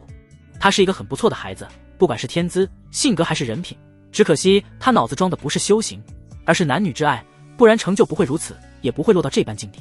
碧水瑶在谈起之无涯这个大弟子的时候，眼中全部都是叹惋。碧峰主慕强，肯定自己也追求变强，这些灵石对于碧峰主想必也很重要。谢礼的话就算了，同门蒙难，我没有不帮之理。正如今天整个道青山不也站在我这边了，便是十分想要我死的人也是站在了我这边，所以谢礼就不必了。至于之无涯，他是我孤清风的弟子，我便会一视同仁的照顾，不会偏袒，亦不会针对。林书宇没有收下碧水瑶的灵石。碧水瑶看了林书宇一眼，又高看了几分。那我也不跟你矫情。碧水瑶一挥手收起了灵石。但是谢礼终究还是要有的，我听闻你精通音律，便是能够以音律提高周围的人境界，降低敌人的修为境界。碧水瑶说着，将手中的玉笛递给了林书宇。这玉笛是我修行初始得到的，一直伴随无身，今日便是赠予你了，这你可不要推脱了。仙子刚刚吹过的玉笛，那我可舍不得擦了。林书宇这次倒是没有拒绝了，接过了碧水瑶手中的玉笛。这样的调戏碧水瑶却是依旧那般冷傲的神情，没有任何害羞，也没有任何的愤怒，只是眼中露着可惜的眼神。真是可惜了，我真的很欣赏你，但是你终究是踏不出开元的那一步，无法与我共行。我的道路可不只是在开元，也不只是在这大雪国。你挺可惜的，我那徒儿也挺可惜的。这个世界就是这样的，总是充满了可惜叹惋的事情。碧水瑶说完，转身的离去了。林书宇看着碧水瑶的背影，笑着喊了一声：有没有可能，你徒儿能够重新修行，而我一时能够踏入那一道门槛呢？碧水瑶没有回头，只是扬起手臂，摆了摆手。给自己一点希望是好的，只是不要做无法实现的梦。丹田破碎也不可能重新修行的，道基尽毁亦是不可能开源的。林书宇并没有继续辩驳，只是看着碧水瑶逐渐离去的倩影，轻轻地闻了闻手中的玉笛，玉笛还散发着碧水瑶淡淡的体香。确实可惜了，这么好的一个女人，你却只能做小了。林书宇看着碧水瑶的背影，自言自语地说道。林书宇则是孤清风的方向走，他左手拿着碧水瑶的玉笛，右手则是拿出了一个乳白色的玉佩。那玉佩是冯浅墨的给的。他一直在思考冯浅墨的那句话，这玉佩自己一定有用的，到时候关键的时候能保自己一命。也就是说，冯浅墨是知道玄月宗的计划的，他知道了玄月宗联合其他宗门要对付到青山，那他的身份在玄月宗也定然不简单。而且他为什么会在这个时候回到冯家堡？从他回到冯家堡之后，妖兽潮开始爆发了，并且朝着冯家堡发起了猛烈的进攻。林书宇早就对这个冯浅墨是操纵兽潮的幕后人有所猜测了，只是他有疑惑，他终究是冯家堡的一员，他的老家便是冯家堡，真的有人能够加入了宗门，为了宗门能够放弃老家，甚至要将老家给灭绝的吗？如果真是这样的，那么那个冯浅墨也太过凶狠了。不过林书宇也没有过多的想这些东西，至于是什么，这些以后自然会有答案的。而接下来的3个月，林书宇对孤清风进行一次大细分，比如适合修炼提升境界的，适合炼气，适合符箓，适合阵法，适合音律、术法、近战等等进行了细分，然后因材施教进行了特训。时间对于修仙者来说一晃而过，距离生死对战的3个月也只剩下了5天，而光秃秃的孤清风在这3个月之内也变得青葱。灵植所产生的灵力既适合孤清风弟子修行，也参与灵气循环，维持了孤清风的大阵。只要不有人蓄意攻击结界，没有过大消耗，基本维持了平衡。也好久没有人提起猪圈2个字了。封主，门外传来一封信，说一定要交给您，约您在道青山外相见。白晓生将一封手信交给了林书宇。何人？为何约在道青山外相见？该不会是林长风贼心不死，想要在外面围杀吧？沈慕云隐隐有些担心，对着林书宇说道。林书宇知道是白雨荷来了，为了他的儿子冯翔。林书宇接过信，想着外面走去。我一位故友罢了，这几日你们照常修炼。林书宇说着，还特意看了一眼沈慕云。风中示意你来打脸，按照自己想的行事，不用事事问我。跟我身边这么久了，你也会决断了。我可能几日都回不来，不用寻我。还有不到5日就是生死对决了。沈慕云对着林书宇提醒了一句。就这种事情你还放在心上，错过了就错过了。林书宇轻描淡写的回应道。他当初接下这生死对决就是因为白雨荷，如今白雨荷来了，他可不会舍本逐末。但是那样，整个道青山弟子都会看不起你，都会嘲讽你。沈慕云担心的是林书宇的名誉受损，他知道被所有人群嘲是怎样一副滋味。林书宇发出淡然的笑意，下山而去，云淡风轻地说了一句：他们看不起我，谁在乎啊？我从不会为了别人的看法而去做事情。看着林书宇那副洒脱的模样，他才知道自己和林书宇的差距不仅仅是实力上，更是心态上的。到青山外一处宅院里，白雨荷已经将这里收拾得干干净净了。你怎么来了？林书宇还装成一副很震惊的模样。白雨荷手中多出一柄长剑，架在了林书宇的脖子上。你曾经答应过我不会伤害我儿子的，但是现在我听闻的消息却是你和我儿子要对决生死台。到青山的规矩我是知道的，生死台之上只有一个人能够活下来。如今还问我为何到这里来，你自己难道心里没有数吗？白雨荷对着林书宇说道。林书宇面对长剑玄景却是没有任何惧色，甚至往前走去，用自己的脖子去接白雨荷手中的长剑。白雨荷赶紧后退，确保自己手中的剑不会伤到林书宇。林书宇却是步步紧逼。那你有没有问过，究竟是谁咄咄逼人，硬要上那生死台？我已经是看在你的面子上，3番2次的忍让，他却是不依不饶。他当着无数道青山弟子面前，当着我孤清风所有面，强势对下生死对决。你觉得我能够不接吗？想必你也听过孤清风猪圈的传闻，那些人曾经是失去脊柱的人，如今他们好不容易才挺起脊柱，找回尊严做人。我作为他们的封主，如果逃避退缩，他们是否还能挺起胸膛？要建立一个人的尊严千难万难，想要摧毁一个人的自信却是只要一瞬。若只是我一个人，我便是为了你压下我的傲骨，承受那屈辱，不要那面子又如何？我对你的感情，其实你自己心里清楚吧。我根本不介意你是冯家主母，我没有继续纠缠你，只是因为我知道你自己跨不过那道坎。林书宇每说一句就逼近一步，而白雨荷也从一开始的兴师问罪变得像犯了错的孩子，不断的往后退，握手的剑一直在颤抖，最后手中的剑更是因为惊慌脱落掉在地上。我不是这个意思，只是我劝不动那孩子，从小到大他虽然骄纵跋扈，但是只要是我的话他一向都会听，但是这次不管我怎么劝说，他都一定要登上生死台。他说不是他死在生死台，就是你死在生死台。白雨荷眼中已经泛起了泪水。这个在战场之上挥洒鲜血，英姿飒爽的冯家主母，即便身陷囹圄，九死一生，也从未流下半滴眼泪，而此时柔弱的却是像个小女孩一般，泪水不断在眼眶之中打转。因为不管是眼前的人还是自己的儿子，他不希望任何一个人死去，任何一个人死去，他感觉自己都要发疯。但是这两个人踏入生死台，便是只有可能一个人能够活下来。我与他之间并不到你死我活的仇恨吧？林书宇疑惑地说道。他此番表情倒不是装的，他是真的很疑惑。这冯翔是贪生怕死之辈，从那日自己破了心魔大事的之后，冯翔恐惧的要死模样便是可以知道。他料定到了最后，冯翔一定会想尽办法毁约，并且求白雨荷来找自己，找个体面的方式结束这场生死对决的约定。没想到这个冯翔竟然选择了死战，这其中究竟发生了什么？他说他不想被人看不起，尤其是你。我也不知道为什么，总之他宁愿死在生死台上。白雨荷对着林书宇说道。林书宇眸子在不断的闪烁，自己对于冯翔而言有什么重要的？为什么不想被自己看不起？我不可能不去的，我身后还有几万人看着我，我一旦逃避，那几万人都会失去道心。林书宇装模作样的说道。这点当然已经不可能了，如今的孤清风弟子，就算是林书宇去吃屎，他们也会认为林书宇必定别有深意。可是我真的不能看着我儿子死。白羽和精神崩溃，泪如雨下。还有一个方法能够两全。林书宇对着白羽和说道。白羽和眼中突然焕发出光芒。什么方法？只要你肯说，我一定照做。林书宇缓缓地从地上捡起了那柄剑，放在了白羽和的手中，然后对准了自己的胸膛。你在此处杀了我，这样孤清风的精神信仰不会崩塌，你的儿子也不会死，此事两全。林书宇对着白羽和说道。白羽和马上松开了手。怎么可能？你为什么觉得我会这么做？你为什么没有理由？我和你孩子的死，你选择我死，难道不是应该理所当然吗？我与你之间其实也不过是我对你的单相思吧，两次欢愉在你眼中其实也不过是偶然。你又不喜欢我，我死了换你的儿子活下去，难道不好吗？最多对我不过几分愧疚罢了。你今日换我来，难道本来就不是想杀了我救你儿子，只是你心中的这道良善的坎你也跨不去？既然这样，那我便是用死救下你儿子的性命，谁让我无可救药的爱上你了呢？林书宇装模作样，一副痴情人情断肠的模样，可谓是将情绪演绎到了淋漓尽致。你就是这样看我的吗？为了救下我的儿子，就要取走你的性命？你怎知我没有爱上你呢？白羽和一副被林书宇委屈了模样。林书宇装出一副可笑的神情，你爱上了我，我可压根没有感受到，你如何能够证明？要证明是吧？白羽和的情绪也一下就冲了上来。白羽和与林书宇深情拥吻在了一起，不仅仅是为了冯翔，他动心了，他似乎早就已经爱上了眼前这个多次救自己于危难之间的男人，不是欲望，而是无比真挚的感情。两人在这小屋度过了5天快乐的时光。第6天下午，白羽和才准备离开到青山回冯家堡，他在这道青山待的时间有点久了。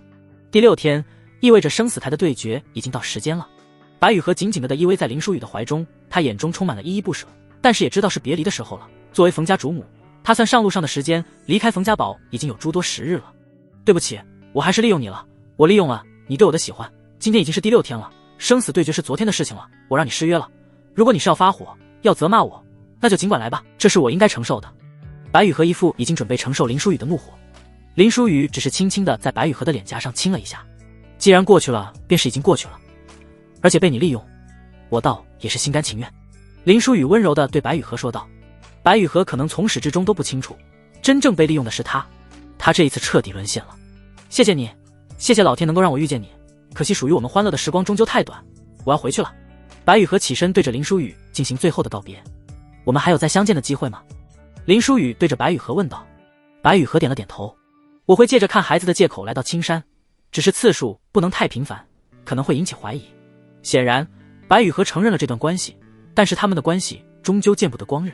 丧偶，按理说他寻找新的伴侣合情合理，谁也管不着。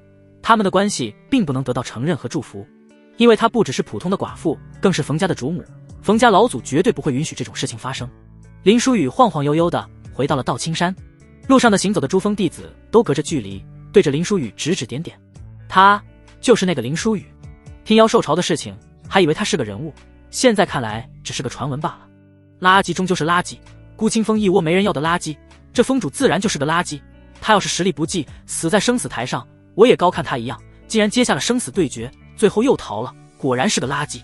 当初他可是信誓旦旦的接下了生死对决，我还以为他是个有胆魄的人，没想到他压根就没打算上台，简直就是没有脸皮。实力不济就算了，还没有耻辱感，我们道青山竟然是有这般耻辱般的存在。来往的人看着林书雨都露出了鄙夷的眼神，一个个都嗤之以鼻的林书雨在外峰累积的一点点好感，因为这次生死台事件已经消失得荡然无存。林书雨听着这些话，不觉得刺耳，反倒是露出了笑容。这些人如何看待自己，谁在乎啊？一群毫无作用的杂碎罢了。倒是这次5天休养，命脉恢复了一点点，金莲氏没有可能那么容易绽开了。但是金莲之下的莲叶绽放出了第一片荷叶，虽只是一片荷叶，但是将成为险境逆风翻盘的绝对底牌。都给我闭嘴，他只是去见故人，耽误了时间罢了。沈慕云出现在了林书雨的身侧，他可无法接受林书雨被这些人给如此嘲讽。少找这些借口，什么相见故人，根本就是怕死，打不过冯翔，做一只缩头乌龟罢了。一人冲天怒气地对着林书雨吼道：怎么，你很厉害吗？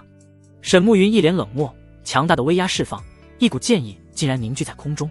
这沈慕云竟然已经达到了凝气8重，这在外峰弟子之中已经凤毛麟角。众人也只能是紧握拳头，恨恨地离去，嘴中还嘟囔着：废物一个，竟然躲在女人身后，我看看你是否永远都能够躲在女人身后。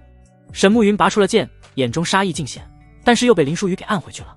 两人回到孤清峰，只是在孤清峰的山脚下，两个人早就等在了孤清峰的山脚下。韩影峰大弟子尹天仇和冯翔似乎已经等在孤清峰了，他们俩从昨天晚上开始就在这里等着了。沈慕云对着林书雨说道。冯翔的全身覆盖了一层淡淡的黑气，寻常人根本看不出，但是林书雨却是看不出。仅仅2个月过去，冯翔已经凝气7重了，他的眼中更是冒着熊熊烈焰，无尽的愤怒。林书雨，你既然已经应下生死对决，你为何不战？你是去见谁了？冯翔的眼神之中透着无尽的愤怒。这些东西我没有必要向你交代，至于我为何没有登上生死台，你难道不应该高兴吗？你捡回了一条命。林书雨轻描淡写地说道。冯翔眼中的愤怒愈发的愤怒，似乎要冒出火焰了一般，瞬间冲向了林书雨，拳头覆盖了一层赤红的火焰，对着林书雨的门面就打了过去。你知道我为了这次对决付出了多少吗？我可以接受死在生死台上，绝对不接受这种怜悯。火焰在冯翔的手中还在不断的蔓延。沈慕云瞬间持剑挡在林书雨的身前，尹天仇则是出身进攻向沈慕云。这是他们的战斗，还轮不上你来插手。尹天仇和沈慕云交战了起来，尹天仇的眼中也露出了震惊的神色。什么时候孤清风也有凝气8重的修士了？外门百峰凝气8重已经是凤毛麟角，大多数峰弟子最高也不过是凝气7重。这曾经被称为猪圈的孤清风，境界最高者也不过是凝气4重，眼前这女子竟然已经8重了。冯翔紧握着拳头，死死地盯着林书雨，火焰不断地覆盖在他的表面。下一秒又一次冲向了林书雨，专注境界，专注功法，却是没有任何战斗经历，每一次攻击都是巨大的破绽。林书雨云淡风轻，很轻松的就躲过了冯翔的攻击，然后一个袭击重重的打在冯翔的小腹处。冯翔被击退10数米才停下，口中鲜血不断的涌出，但是他却没有停下，将手中的一串佛珠丢到了空中。那佛珠透着不祥，散发着阵阵黑光，被黑光照耀到，沈慕云和尹天仇都感觉到一阵恶心，似乎灵魂在被抽离一般，都在下意识的远离。而冯翔身上也开始冒着蓝色的物质，不断的进入佛珠之中。献祭灵魂，怪不得你的资质能够在2个月之内到达凝气7重。随着灵魂的缺失，你会逐渐变成一个神志不清的白痴，甚至最后身死也说不定。你便是这样也要杀了我，我可不记得我们的仇恨到达了这种地步，我也不记得你是个这么有种的人。林书雨无视着那黑光，朝着冯翔走去。冯翔的眼中闪烁着无比凛冽的杀意。林书雨，我必杀了你！下一秒，林书雨再次出现在了冯翔的面前。一拳头还是同样的位置，冯翔痛苦地瘫倒在地上，嘴中不断地流出酸水来。那佛珠吸收冯翔的灵魂也同样中断，佛珠掉在林书宇的手上，林书宇用力一捏，佛珠应声破碎，里面吸收的灵魂也返回到了冯翔的身体里面。你的命是有人不分日夜地求回来的，还请你珍惜自己的性命。林书宇淡漠地说了一句。冯翔落败，尹天仇那边也停下了战斗。尹天仇也有些呆滞，他起初是十分气愤的。这3个月的时间里，自己这个师弟付出了多么艰辛，承受了多少痛苦，他都是看在眼里。结果最后那林书宇竟然直接没有登台，让冯翔的一切努力成为了一个笑话。所以尹天仇十分气愤，带着冯翔来孤清风山脚下来赌林书宇。他是真没有想到，即便是现在的冯翔，在林书宇面前根本就不是一合之敌。宁气5重打宁气7重，即便是天才跃进，能赢肯定也赢得相当艰难吧。但是这个林书宇根本就好像没有出力一般，这是何等的强大实力！他根本不是因为畏惧才没登生死台的，他背负一个懦夫的罪名，没有登台，饶了自己师弟一命。谢谢你没有登上生死台，我韩影峰与你之前的仇怨一笔勾销，韩影峰弟子不会再针对你顾清风的弟子。尹天仇对着林书宇说道。谁在乎呢？林书宇嘴角勾勒出淡然的微笑。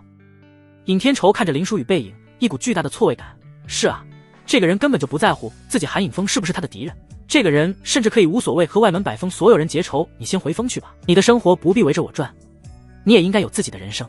林书宇对着沈慕云说道。沈慕云低下了头，小声怯弱地问道。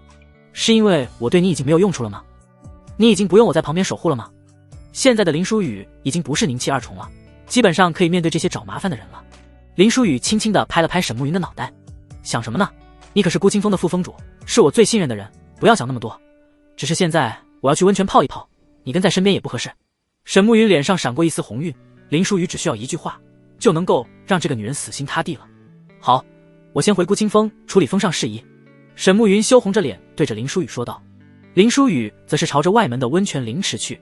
5天的战斗让他已经有些疲惫，全身骨头像是散架了一般，剩下的则是因为林书宇的身体已经被白羽河的命元之体给修复的能够到达宁气7重了，最关键的是命脉也被修复了一片荷叶。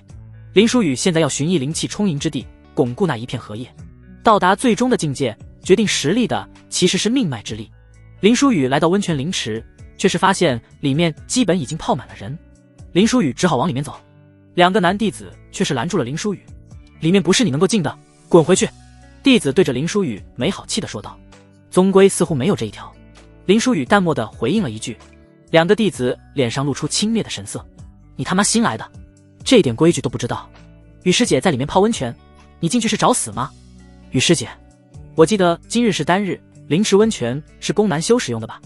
林书宇淡漠地说了一句。到秦山为了方便男女修炼，单日男修使用，双日女修修炼。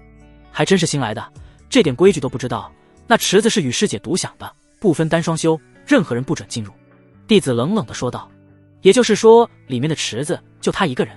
正好，我也嫌弃外面人多。林书宇说着就往里面走。你他妈找死呢！2个负责守着的弟子对着林书宇大骂，当即就要动手。2名弟子只是还没有靠近林书宇，就被一股力给蛮横地震退了几步。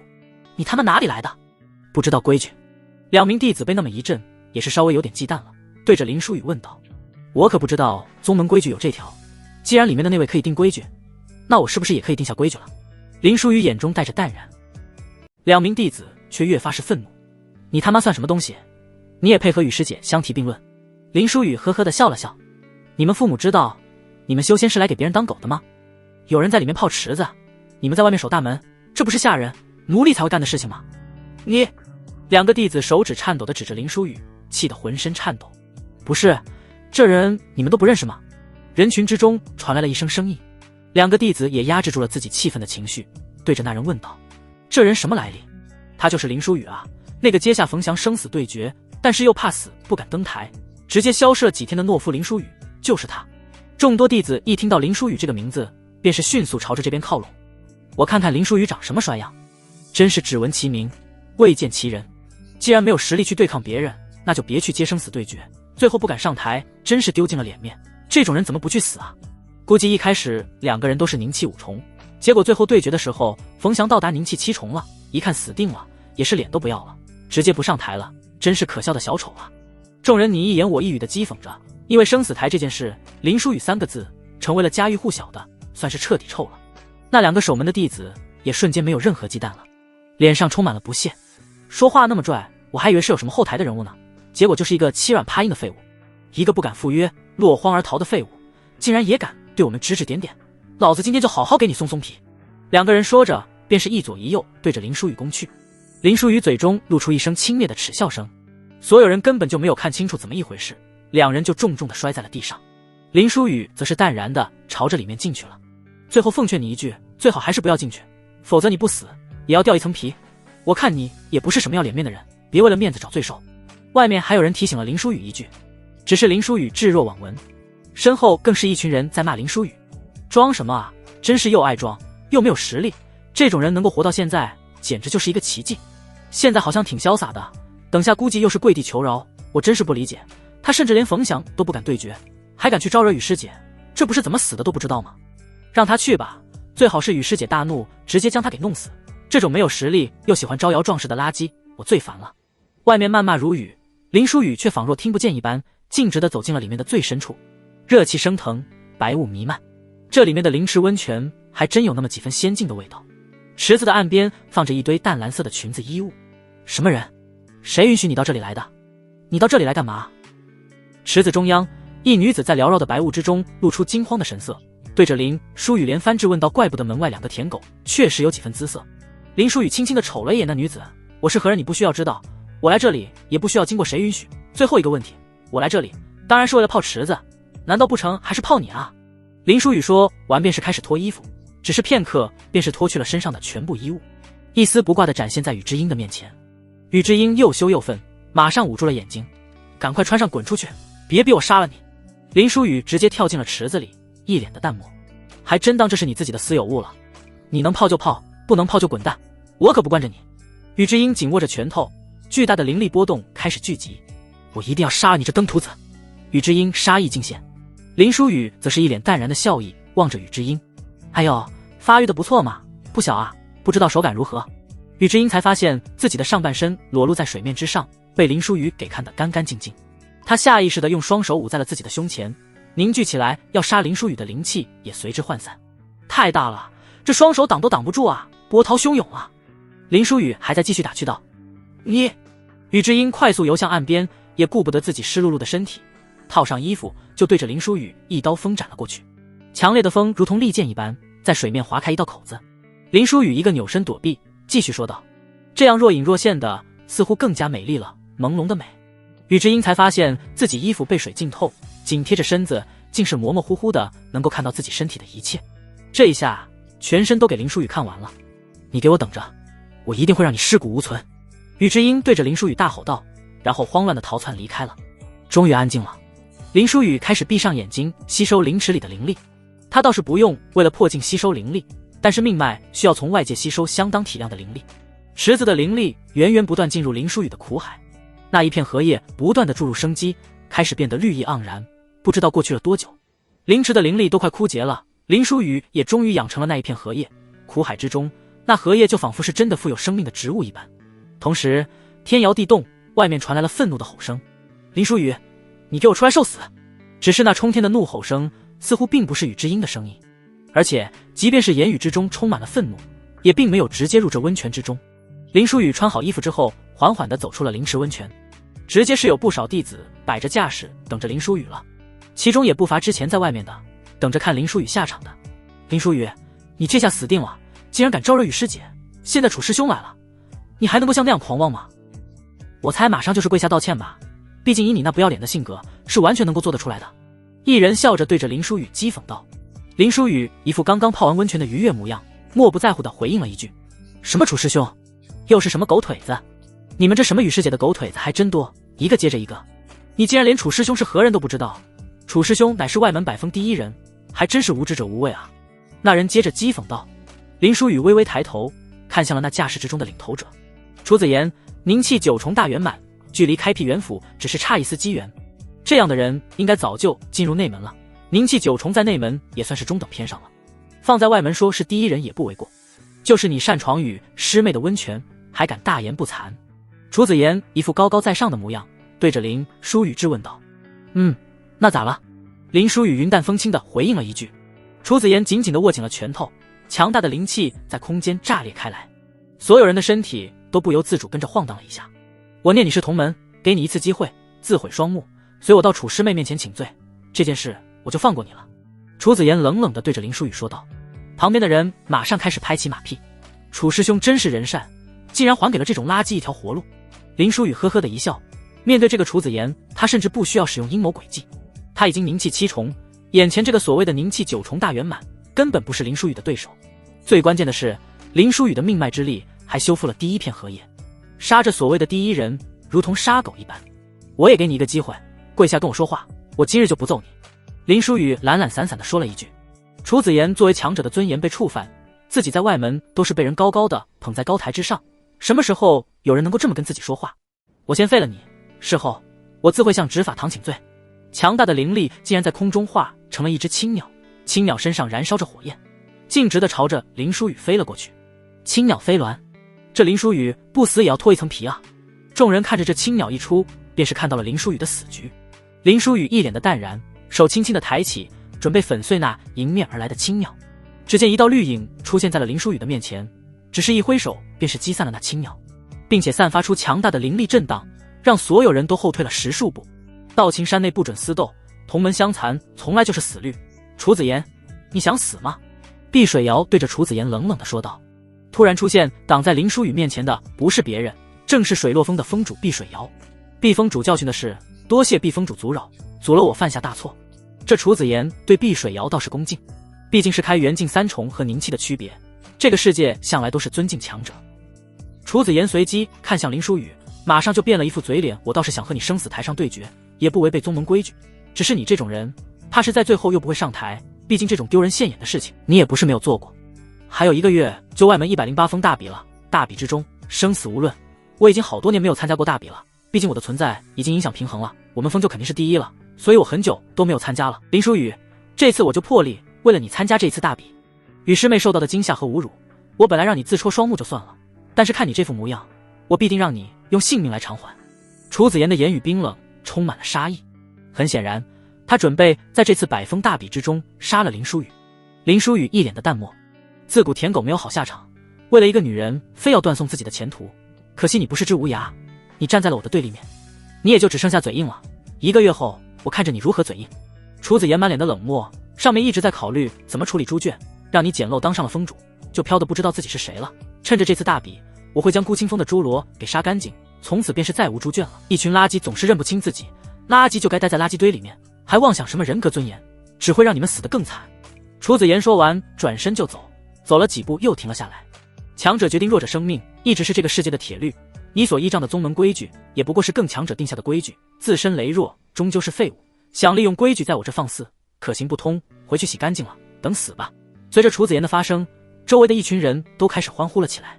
楚师兄说的对，这些孤清风的猪圈早就该清理掉了，这个林舒雨就是我们孤清风的耻辱，就在大比之中杀了他，杀了林舒雨，正我到青山之名。杀林舒雨，林舒雨到青山之耻。周围一阵阵的声音扬起，似乎林舒雨已经是一个十恶不赦的人了，完全是人人喊打。林舒雨倒是一脸淡然，1个月后我等你来杀，可别我没死，你自己死了。楚子言冷哼一声，正是废物还嘴硬，直接便是离开了。周围传来嗤之以鼻的笑声，显然是认为林舒雨还在嘴硬说大话。这里人多，跟我来。碧水瑶对着林舒雨说道。看来仙子出现在这里不是偶然，是专门有事来找我的。林舒雨随着碧水瑶离开了这灵池温泉的区域。碧水瑶和林舒雨来到了第一次相见的碧水亭。碧水亭拿出了一张奇怪的纸交到了林舒雨的手中。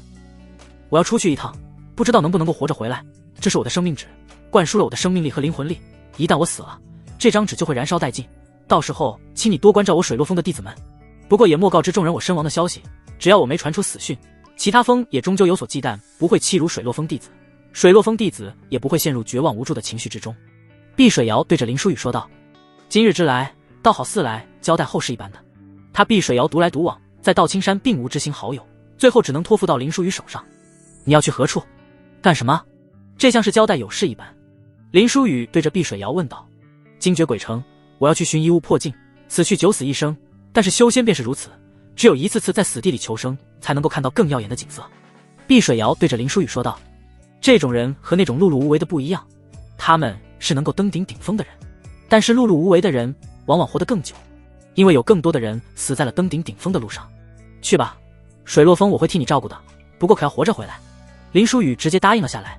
碧水瑶看了林舒雨一眼：“谢谢，还有一件事，这次百峰大比，水落峰不打算参加，我劝你也不要参加，反正因为生死台的事情，你已经臭名昭著，人人喊打了，也不缺这次毁约大比了。那楚子言已经是宁气9重大圆满，今日我若不出现，你可能已经死了。”林舒雨呵呵的一笑：“仙子此言谬矣，你今日所救下的不是我的性命，而是那什么楚子言的性命。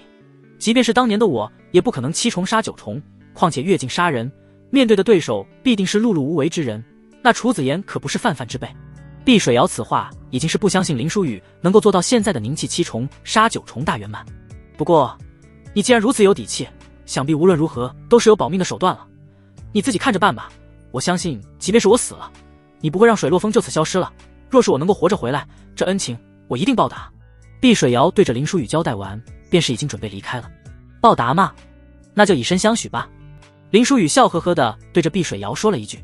碧水瑶摇了摇头：“我说过的，我的男人一定要比我强，你若是喜欢漂亮女人，我以后帮你介绍便是。”碧水瑶说着便是踏空而去了。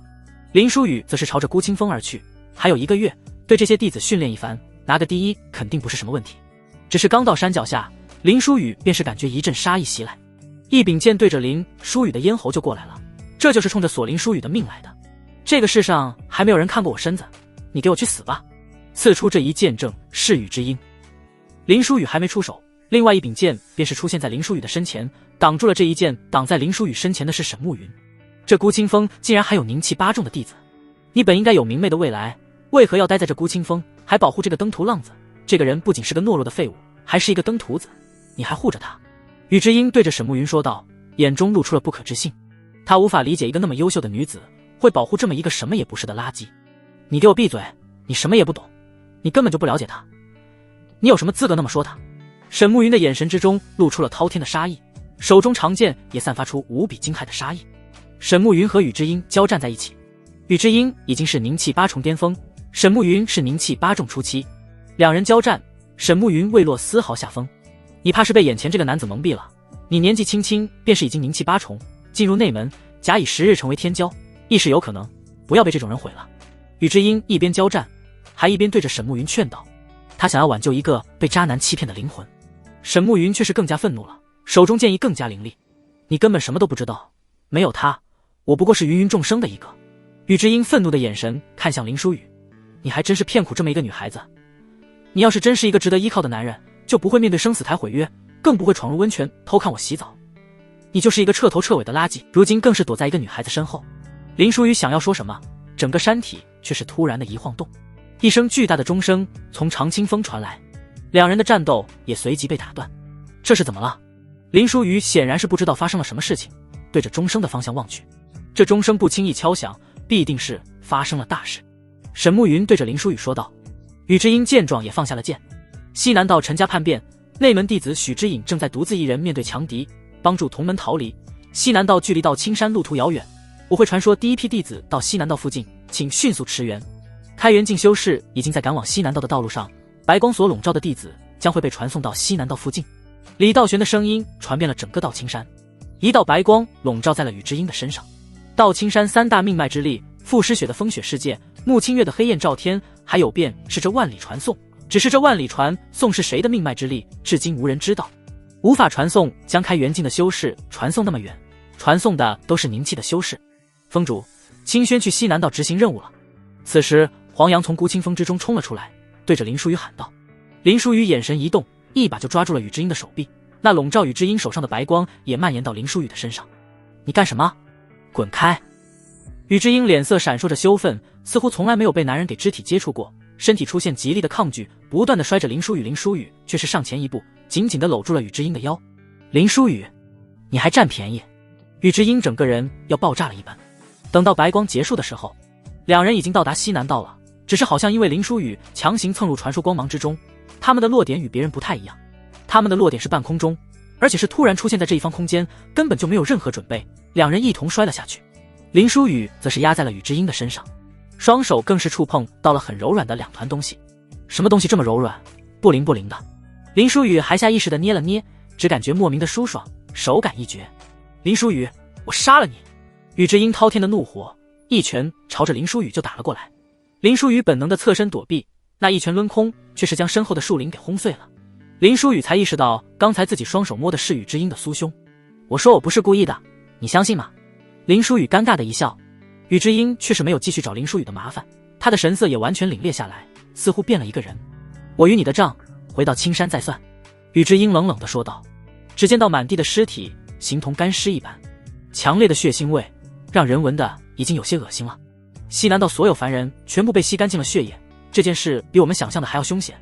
正在深处的同门怕是正在浴血奋战，我们先帮助同门。宇之英对着林书宇冷漠地说了一句，如同离弦之箭一般，朝着西南道深处窜了过去。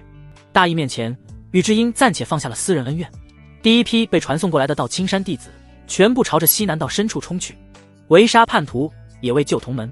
林书宇则是跟上了宇之英，他硬要跟着来到这里，是为了那个叫清轩的孤清风弟子。这些被其他风弟子所不要的垃圾们，其实存在不少的天才，只是各风认定废物的标准只有境界和对境界感悟。那清轩虽然并无境界上的天资，但是精通音律，在音律上是纯粹的天才。林书宇已将其收为徒弟，这音律听上去心旷神怡的感觉，各项力量都得到了提升。宇之英感受着身体发生的变化，眼中有一丝的惊骇，因为一颗短暂提升力量的二品丹药，效果也不过如此。二品丹药已经是相当珍贵了。这声音，看来他还活着，我来的不算是太晚。林书宇脸上浮现出了一丝安心，那般精通乐律的天才，即便是曾经最巅峰的时候也不曾遇到，竟然在这么一个小破国家给遇到了。要是就这么死了，他要心疼死了。你的意思是，这发出琴声的人是你孤清风的？你真是将所有低劣的人性都聚集在你身上了。懦弱、放浪好色、没有担当、说大话，遇见事还会往女人身后躲，我真没有见过像你这样卑劣的人。宇之英看见林书宇就觉得烦躁和恶心，但是如今大敌当前，他实在是压抑着情绪，没有对林书宇出手。是吗？那你以后可不要爱上我这样卑劣的人。林书宇面对浓烈的血腥没有什么不适，甚至还在对着宇之英打趣，做你的春秋大梦去吧，我就是从这里倒着爬到长寿和淹死，我也不会爱上你这种货色。宇之英加快速度想要拉开和林书宇的距离，但是他凝气8重的速度却是始终和这个凝气7重拉不开距离。那等下遇到危险可能还要麻烦你，毕竟我是喜欢躲在女人身后的。林书宇笑着说道。宇之英牙齿都要咬碎了，但是也没时间和林书宇废话，前面已经出现交战区了，密密麻麻的人群。宇之英等一众人加入了杀戮，外围的陈家人很快被清理干净了。留在陈家地界的道青山弟子其实不多，并且基本死伤殆尽了。现在还在参与战斗的是西南道附近道青山附属势力的池原。宇师姐，一个弟子背靠着一棵残树，嘴中在不断的涌出鲜血，心脉已断，已经活不了多久了。宇之英连忙靠了上去，对着那个弟子问道，究竟怎么一回事？西南家陈家叛变，屠戮了附近的所有凡人，以凡人鲜血建起了嗜血大阵。这期间被许知隐师兄撞破，便是索性准备将我们杀人灭口，是许师兄一人挡住了对方的主力，林师兄更是燃烧了自己的寿元，给我们杀出了一条生路，我们这才会机会传讯宗门。请宇师姐快去救许师兄，乐声尚未断，许师兄还活着。那名弟子颤颤巍巍地说出了最后一句话，最后一口气也没有了，脑袋歪了过去，已无任何生机。宇之英紧握着拳头，循着声音的方向一路厮杀过去。林书宇也是朝着那个方向而去，速度还要再快点，这琴声已经开始颤抖乏力了。宇之英连磕下2颗丹药提速，终于在琴声停下之前找到了琴声所在地。一个娇柔的女人被围在中心，她盘坐在地上，轻轻的抚琴，手指上面已经有血渍了，手也在不断的颤抖。很明显，不管是精神力还是体力，她都已经到达极限了，但是她完全不敢停下来。许知隐手持着利剑，全身上下全部都是伤口，浑身上下全是血渍。在场所有剩下的弟子都是强弩之末，看见宇之英带人前来，暗淡的眼神之中迸发出了光芒。宇师妹，冲进那棵树里面，那陈家老狗就在那棵树里面破镜。许知隐第一反应不是疗伤，而是让宇之英去杀人。在前方是一棵巨大的树，那树上一个个挂着全部都是尸体。宇之英没有废话，持剑就要冲了进去，巨树却是突然发出了巨大的晃动，一道血光从巨树之中迸发而出，强大的威压开始笼罩。老祖破镜，你们这些道青山杂碎们全部都要给我死在这里！恭迎老祖破境。陈家的人开始露出癫狂的笑容，就好像从黑暗之中看到了破晓。许知隐则是脸色异常的难看，甚至已经绝望了，手中紧握的剑无力地从手中脱落。完了，全部都完了，所有人都会死在这里。破什么境界啊？林书宇看着众人一副已经等死的模样，淡然地问了一句。开元境，那陈家老鬼利用凡人鲜血和其他2家修士的灵力，强行突破到开元境界了。许知隐有气无力地说道。林书宇一脸的黑线，我还以为突破到万象境了，区区一个刚突破到开元境，搞得你们一个个面如死灰的。话说破个开元境要整那么大境界吗？开元境在内门不多，但是也不少，不过对于这些小势力来说已经是毕生的追求了，有多少人穷其一生也迈不过那道门槛，有些已经到了寿元尽头，便是会做一些丧心病狂的事情。这许知隐看来脾气很好，即便是到了这般境地，仍旧语气平静地给林书宇讲述着。不用理这个白痴，没能力又喜欢说大话。宇智英在旁边没好气地说了一句：师傅，您来了。清轩看见林书宇有气无力地喊了一句，整个人虚弱的就要倒下去了。林书宇一个瞬身便是出现在清轩的身旁，清轩虚弱无力地靠在林书宇身上，眼睛都要眯着了。睡一觉吧，师傅来了，你不用强撑了。林书宇温柔地说了一句。清轩一副轻松的神情，躺在林书宇怀里，缓缓地睡了过去。他还真是你顾清风的人，你忽悠小姑娘还真是有一套。宇智英看着林书宇，眼中闪过了一丝惊诧。林书宇呵呵的一笑，我迟早把你也忽悠到手，都已经要死了，你还在那里耍嘴皮子。宇智英已经懒得跟林书宇生气了。谁要死了？林书宇轻轻地将清轩靠在树边，用清水清洗了一下清轩的纤纤玉手。你们是被传送之光传过来的吧？西南道位于道青山势力边境了，即便是开元境日夜不停地赶路，至少也需要10个日夜，而传送之光不可能将开元境传送到这么远的地方。也就是说，这次传送过来支援的境界最高的也只有可能是凝气9重的，就算是朱长影来了，我们也全部都是死局。等到开元境支援过来了，这陈家的人想必也都已经跑了。许知隐索性瘫倒在地上，徐徐地分析了起来。他太累了，一口气松了，便是再无战斗的力量了。别就算是了，我来了。一个人影从另外一个方向杀了过来，正是朱长影。内门最年轻的凝气9重天才，号称是开元境以下第一人朱师弟，你赶快走，我会给你拦住片刻时间。你是道青山的栋梁，你的道路还在后面，你未来的成就绝对不止于此，你不能死在这里。许知隐瞬间就站了起来，抓起地上的剑对着朱长影说道。朱长影拍了拍许知隐的肩膀，师兄，还是你走吧，你已经强弩之末了，你们都走。我虽然没有杀开元境的实力，但是若是只是一个靠外力对上去的开元境初期，我倒是有把握为你们拖住相当的时间。都不想走，那就都别走了，留下来杀了那个开元境初期吧。林书宇处理好了清轩，缓缓地走了过来。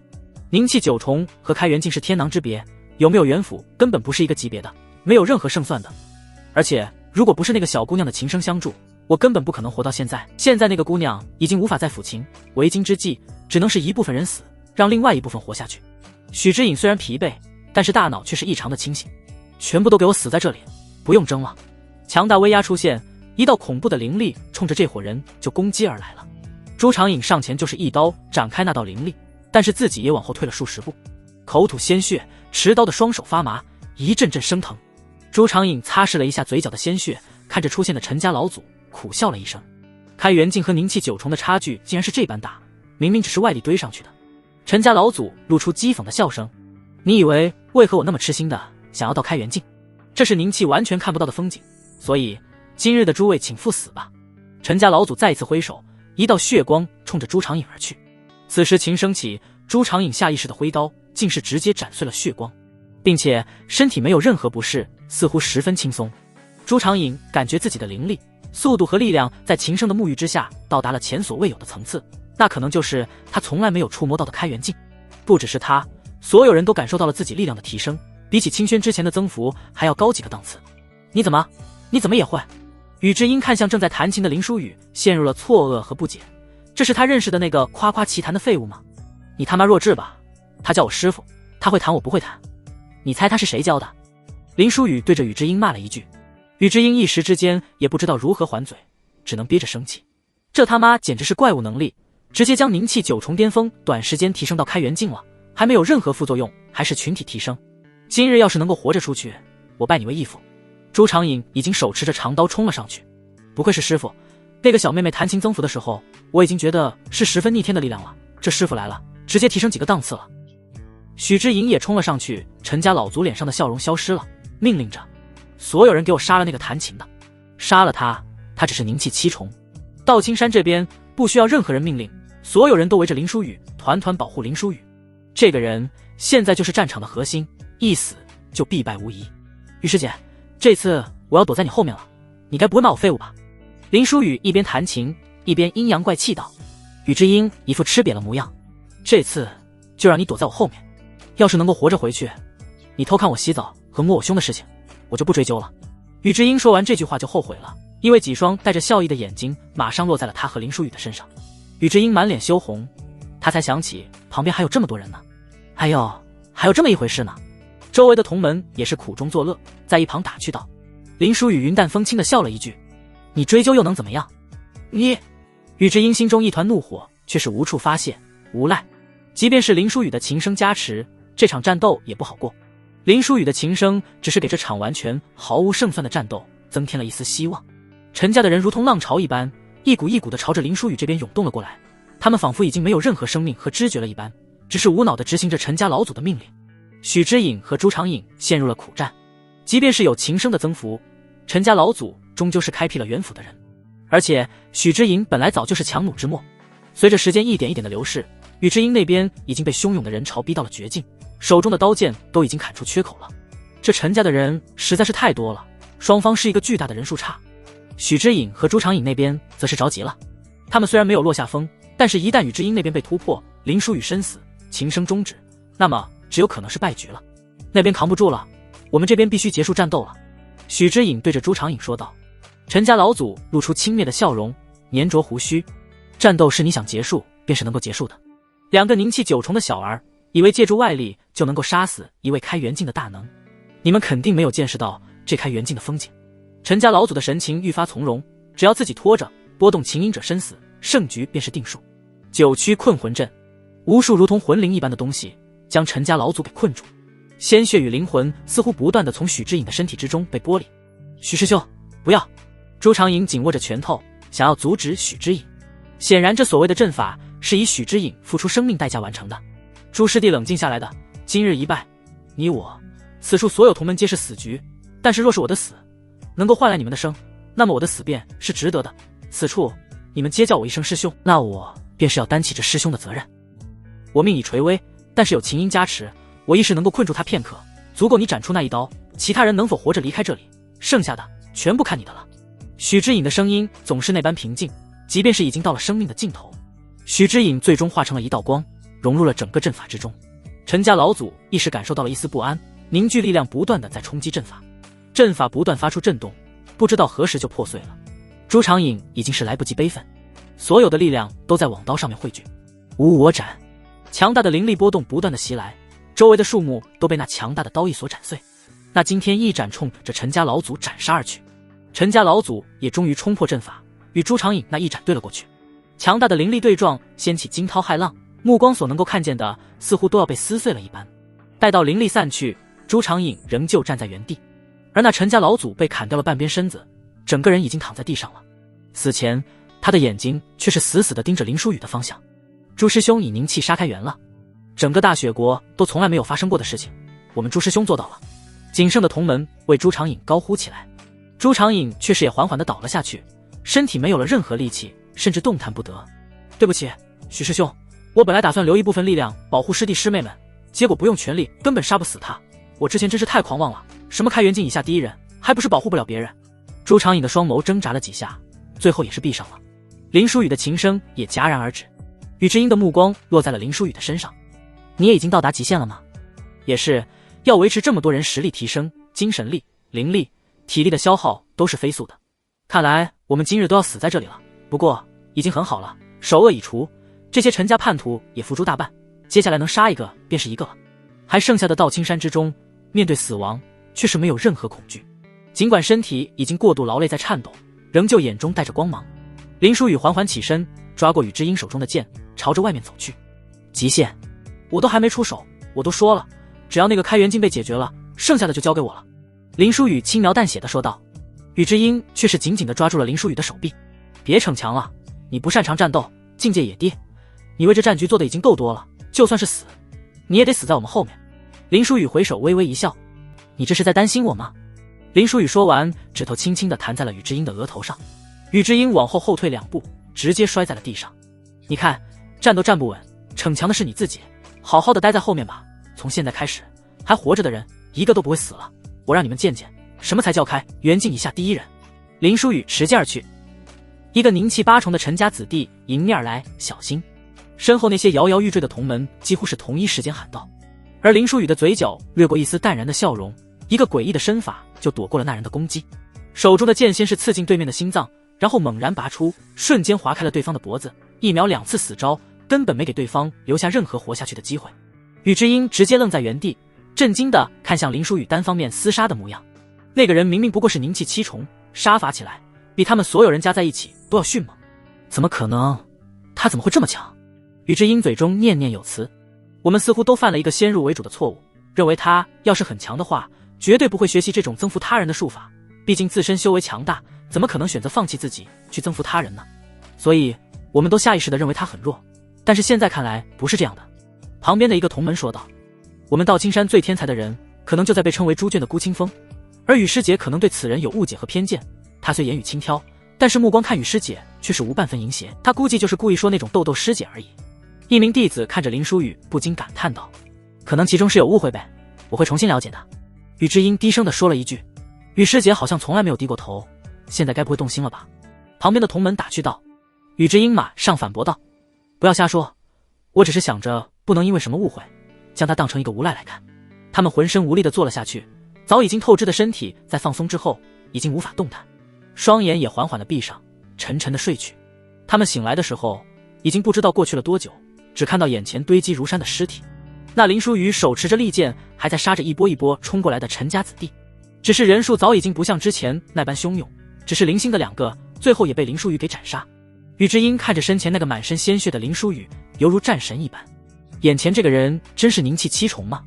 林书宇将剑丢到了宇智英的面前，那柄剑早就已经密密麻麻的缺口。不好意思，弄坏了你的剑，以后赔你一把更好的。林书宇轻描淡写的说道，我从来没有夸过人，你如果到达宁气9重，很难相信你会强横到什么地步。宇智英看着林书宇，显得有些不真实。宁气9重吗？我能够杀开元境1重。林书宇说得很轻松，在场的人没有一个人怀疑，如果是别人，他们必定捧腹大笑，当成一个笑话。但是眼前这个人说的，他们信了。怪不得到青山那女子如此信任你，如果你不那么……宇智英低着头说道。不那么什么？林书宇带着笑声追问道。没什么。宇智英没有继续回应道。宇师姐是说你不那么调戏他就好了，他就喜欢上你了。他其实已经动心了。旁边的弟子起哄道。不是，你别听他们乱说，我不是这个意思。宇智英脸上明显闪过了一丝慌乱。林书宇却是没有继续下去，轻描淡写的说了一句，你们收拾一下，准备回去吧，援兵应该已经快到了。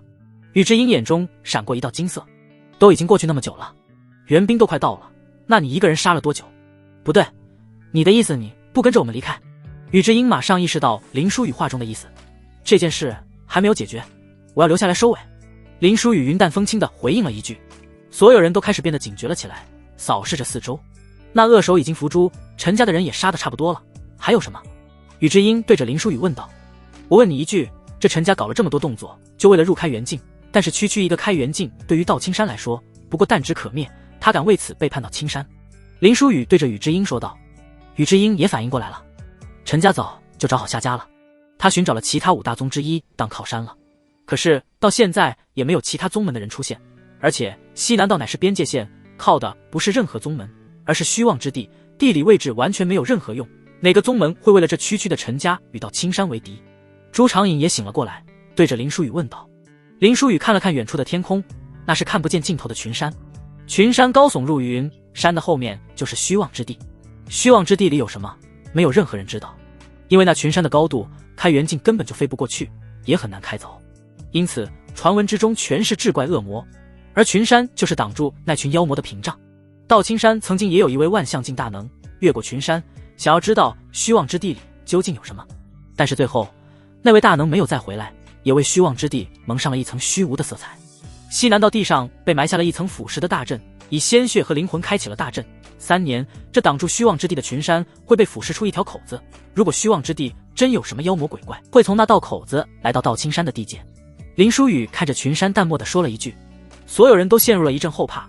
陈家不过是被推出来的替罪羊罢了，真正的凶险在地底下。这是有人想要通过虚妄之地灭了道青山。宇之英惊骇，林书宇没有说话，心中却在默默地盘算着，3年和林长风暴露的时间是一致的，这就是玄月宗的筹谋。林书宇在心中马上否定了，这虚妄之地有无妖魔只是一个传说。玄月宗既然想要灭道青山，绝对不可能把希望寄托在这种传闻之中，肯定还有其他的手段。正说着，强大的灵力波动从上空传来，几位开元境的峰主和第2批弟子已经驰援了过来。都已经杀干净了，这倒是有点意外，传送第1批过来只是为了让你们缓解压力，拖到主力过来，你们都杀完了。缥缈峰峰主李强眼中有一丝震惊，看着众人。宇之英和朱长颖想要上前说明情况，但是却被林书宇给打断了。宇之英和朱长颖相视了一眼，都心照不宣地认为是林书宇不想太多人知道他的实力，其他情况再说吧。地下埋了一个大阵，现在要把这阵给破掉。林书宇轻描淡写地说道。胡说八道，我怎么感知不到这地下有阵法？引雷峰峰主雷千行不满地说道。既然已经解决了，那就早点回去休养。在场的峰主都用灵力感知一下地下，但是都没有感知到林书宇所说的阵法。阵法被隐匿了，你们的感知弱，感知不出来。林书宇随口就回了一句。雷千行瞬间就来气了，我们一群开元境的感知不出来，我们感知弱，你一个凝气期的小修士能够感知得出来是吧？林书宇并没有跟这个雷千行说话，而是看向了李强。这一行人显然这个李强是带队的，按照我所说的方位安排人占据一位，阵法自然现形。林书宇对着李强说道。雷千行暴怒上前，顺身来到林书宇的身前。你听不懂人话是吧？我们开元境就感知不到，你一个凝气期能够识破隐匿的法阵，你是不是在耍我们啊？要不是看在前面战斗那么久，敢这么对我说话，我一掌劈了你。走吧，既然这里解决了，便是早点回去。雷千行转身便是准备离开。你这么着急赶回去吃屎？李强冷冷地说了一句。雷千行脸色难看，转身看向李强。李峰主，你这话是什么意思？他有什么必要欺骗我们？得罪我们对他有什么好处？李强冷冷地说道。这么大老远来一趟，就这点时间都耽搁不得。按照他说的试一下，会让你掉块肉。要是真有隐藏的法阵，你担当得起？按说他的方位去做。李强用着命令的口吻对着在场的人说道。其他峰主没有任何异议，毕竟只是按照方位站一下，真不耽搁什么。这李强就是当年一人冲去玄月宗找玄月宗要人的峰主，众人对他的臭脾气也是有所了解。一个个峰主按照林书宇所说的，各自占据一个方位，散发灵力。地面之上竟然真的开始浮现阵法的脉络，最后逐渐清晰起来。整个西南道下面都被埋下了一个巨大的阵法。林书宇在地面上画了奇怪的符咒，之前那棵滔天的大树竟然开始涣散消失了。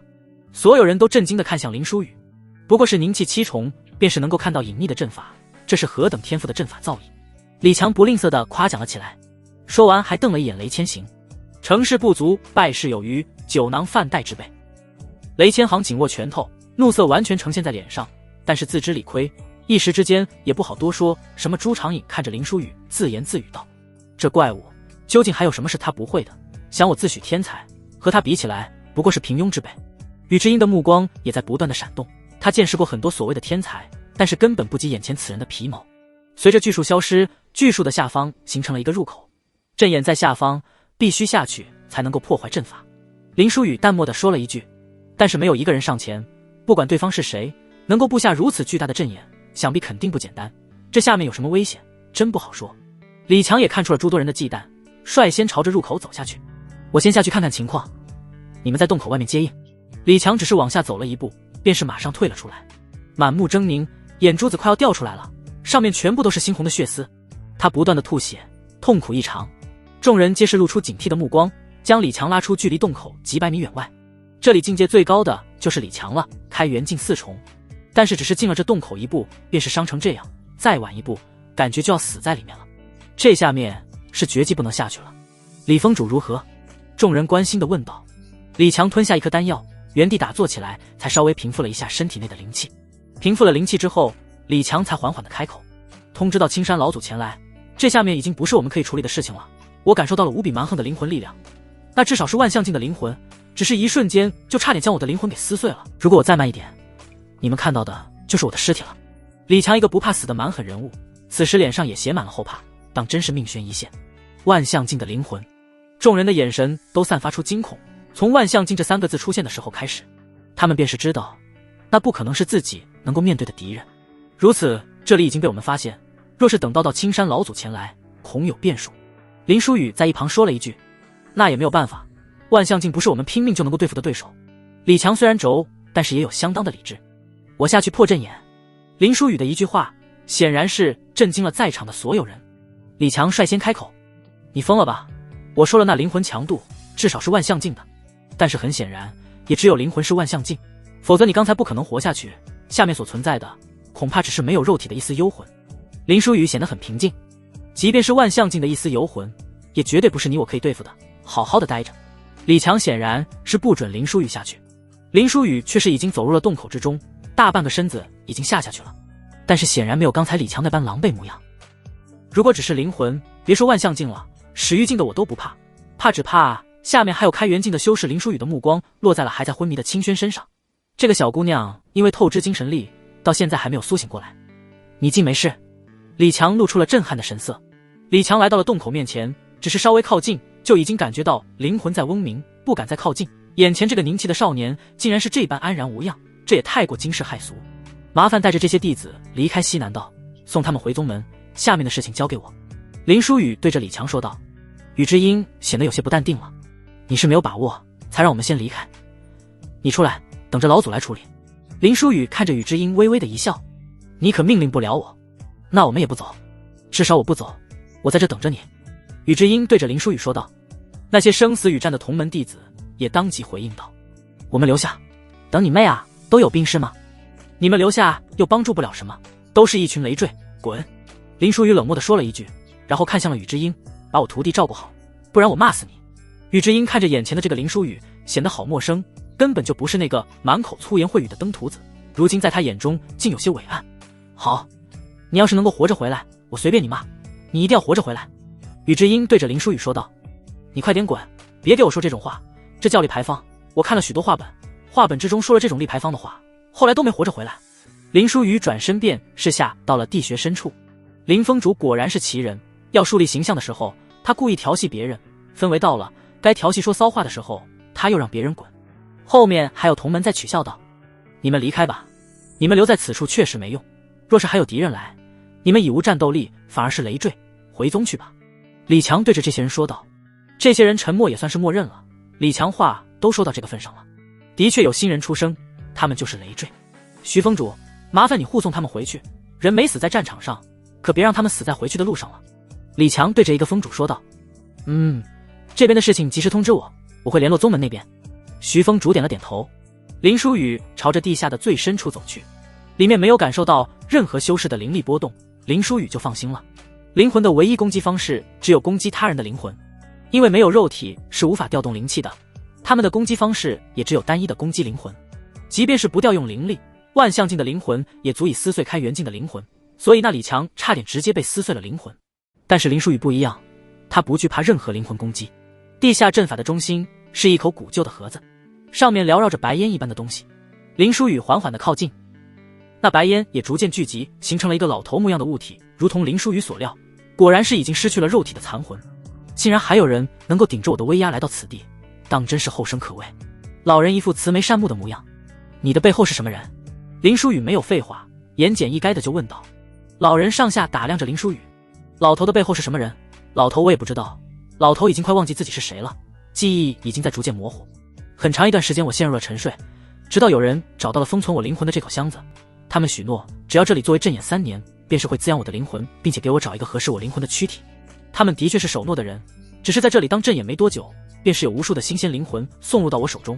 我本以为他至少3年之后才会兑现诺言，为了寻来一具合适的躯体，没想到这么快就送上门来了。老人笑呵呵地对着林书宇回答着一切问题，像是一个儒雅的大德。等于说你自己也什么都不知道。林书宇眼中露出了几分失望，原本以为从这个灵魂的口中能够得到整个事件的背后之人，等于说陈家只是吸引到青山的一个注意点，而真正的事情在这地下。那些惨死的灵魂都被眼前的这个人吸收，阵法也因此彻底启动。如果不是林书宇在场，到青山的那些人在处理掉陈家之后，估计就回去，直到3年后才会知道这底下有个巨大的阵法吧。好了，你想知道的我都回答你了，接下来你这副躯体该归我了。那灵体脸上的笑容已经到了狰狞的地步，他原本以为会看到林舒雨脸上慌张的神情，林舒雨却是显得很平静，只是淡漠地说道：我想把你炼制成灵魁，不过万象境的灵魂对于现在的我来说恐怕有点难以炼制。这样吧，只要你不反抗，配合我，我可以保留你的部分神智，等到我用不到你的时候，我会放你自由，如何？那慈眉善目的灵体此时却是开始狰狞地大笑起来。将我炼制成灵魁，你可真敢说？你是不是脑子被吓坏掉了？我之所以如此干净利落地回答你的问题，只看在你马上就要死了，肉体归我，所以大发善心罢了。你该不会以为是我害怕了你吧？灵体狰狞地笑道。那女人还怪好的脸。林舒雨平静地看向灵体，你想要夺舍我，但是你能够夺得了吗？黄头小儿还在装腔作势，不过都无所谓了。灵体冲着林舒雨的身体就去了。你既然能够扛着我的灵魂威压来到这里，说明你的身体完全契合我的灵魂，我已经等不及了。林舒雨张开双臂，闭上了眼睛，嘴角微微上翘，露出一抹微笑。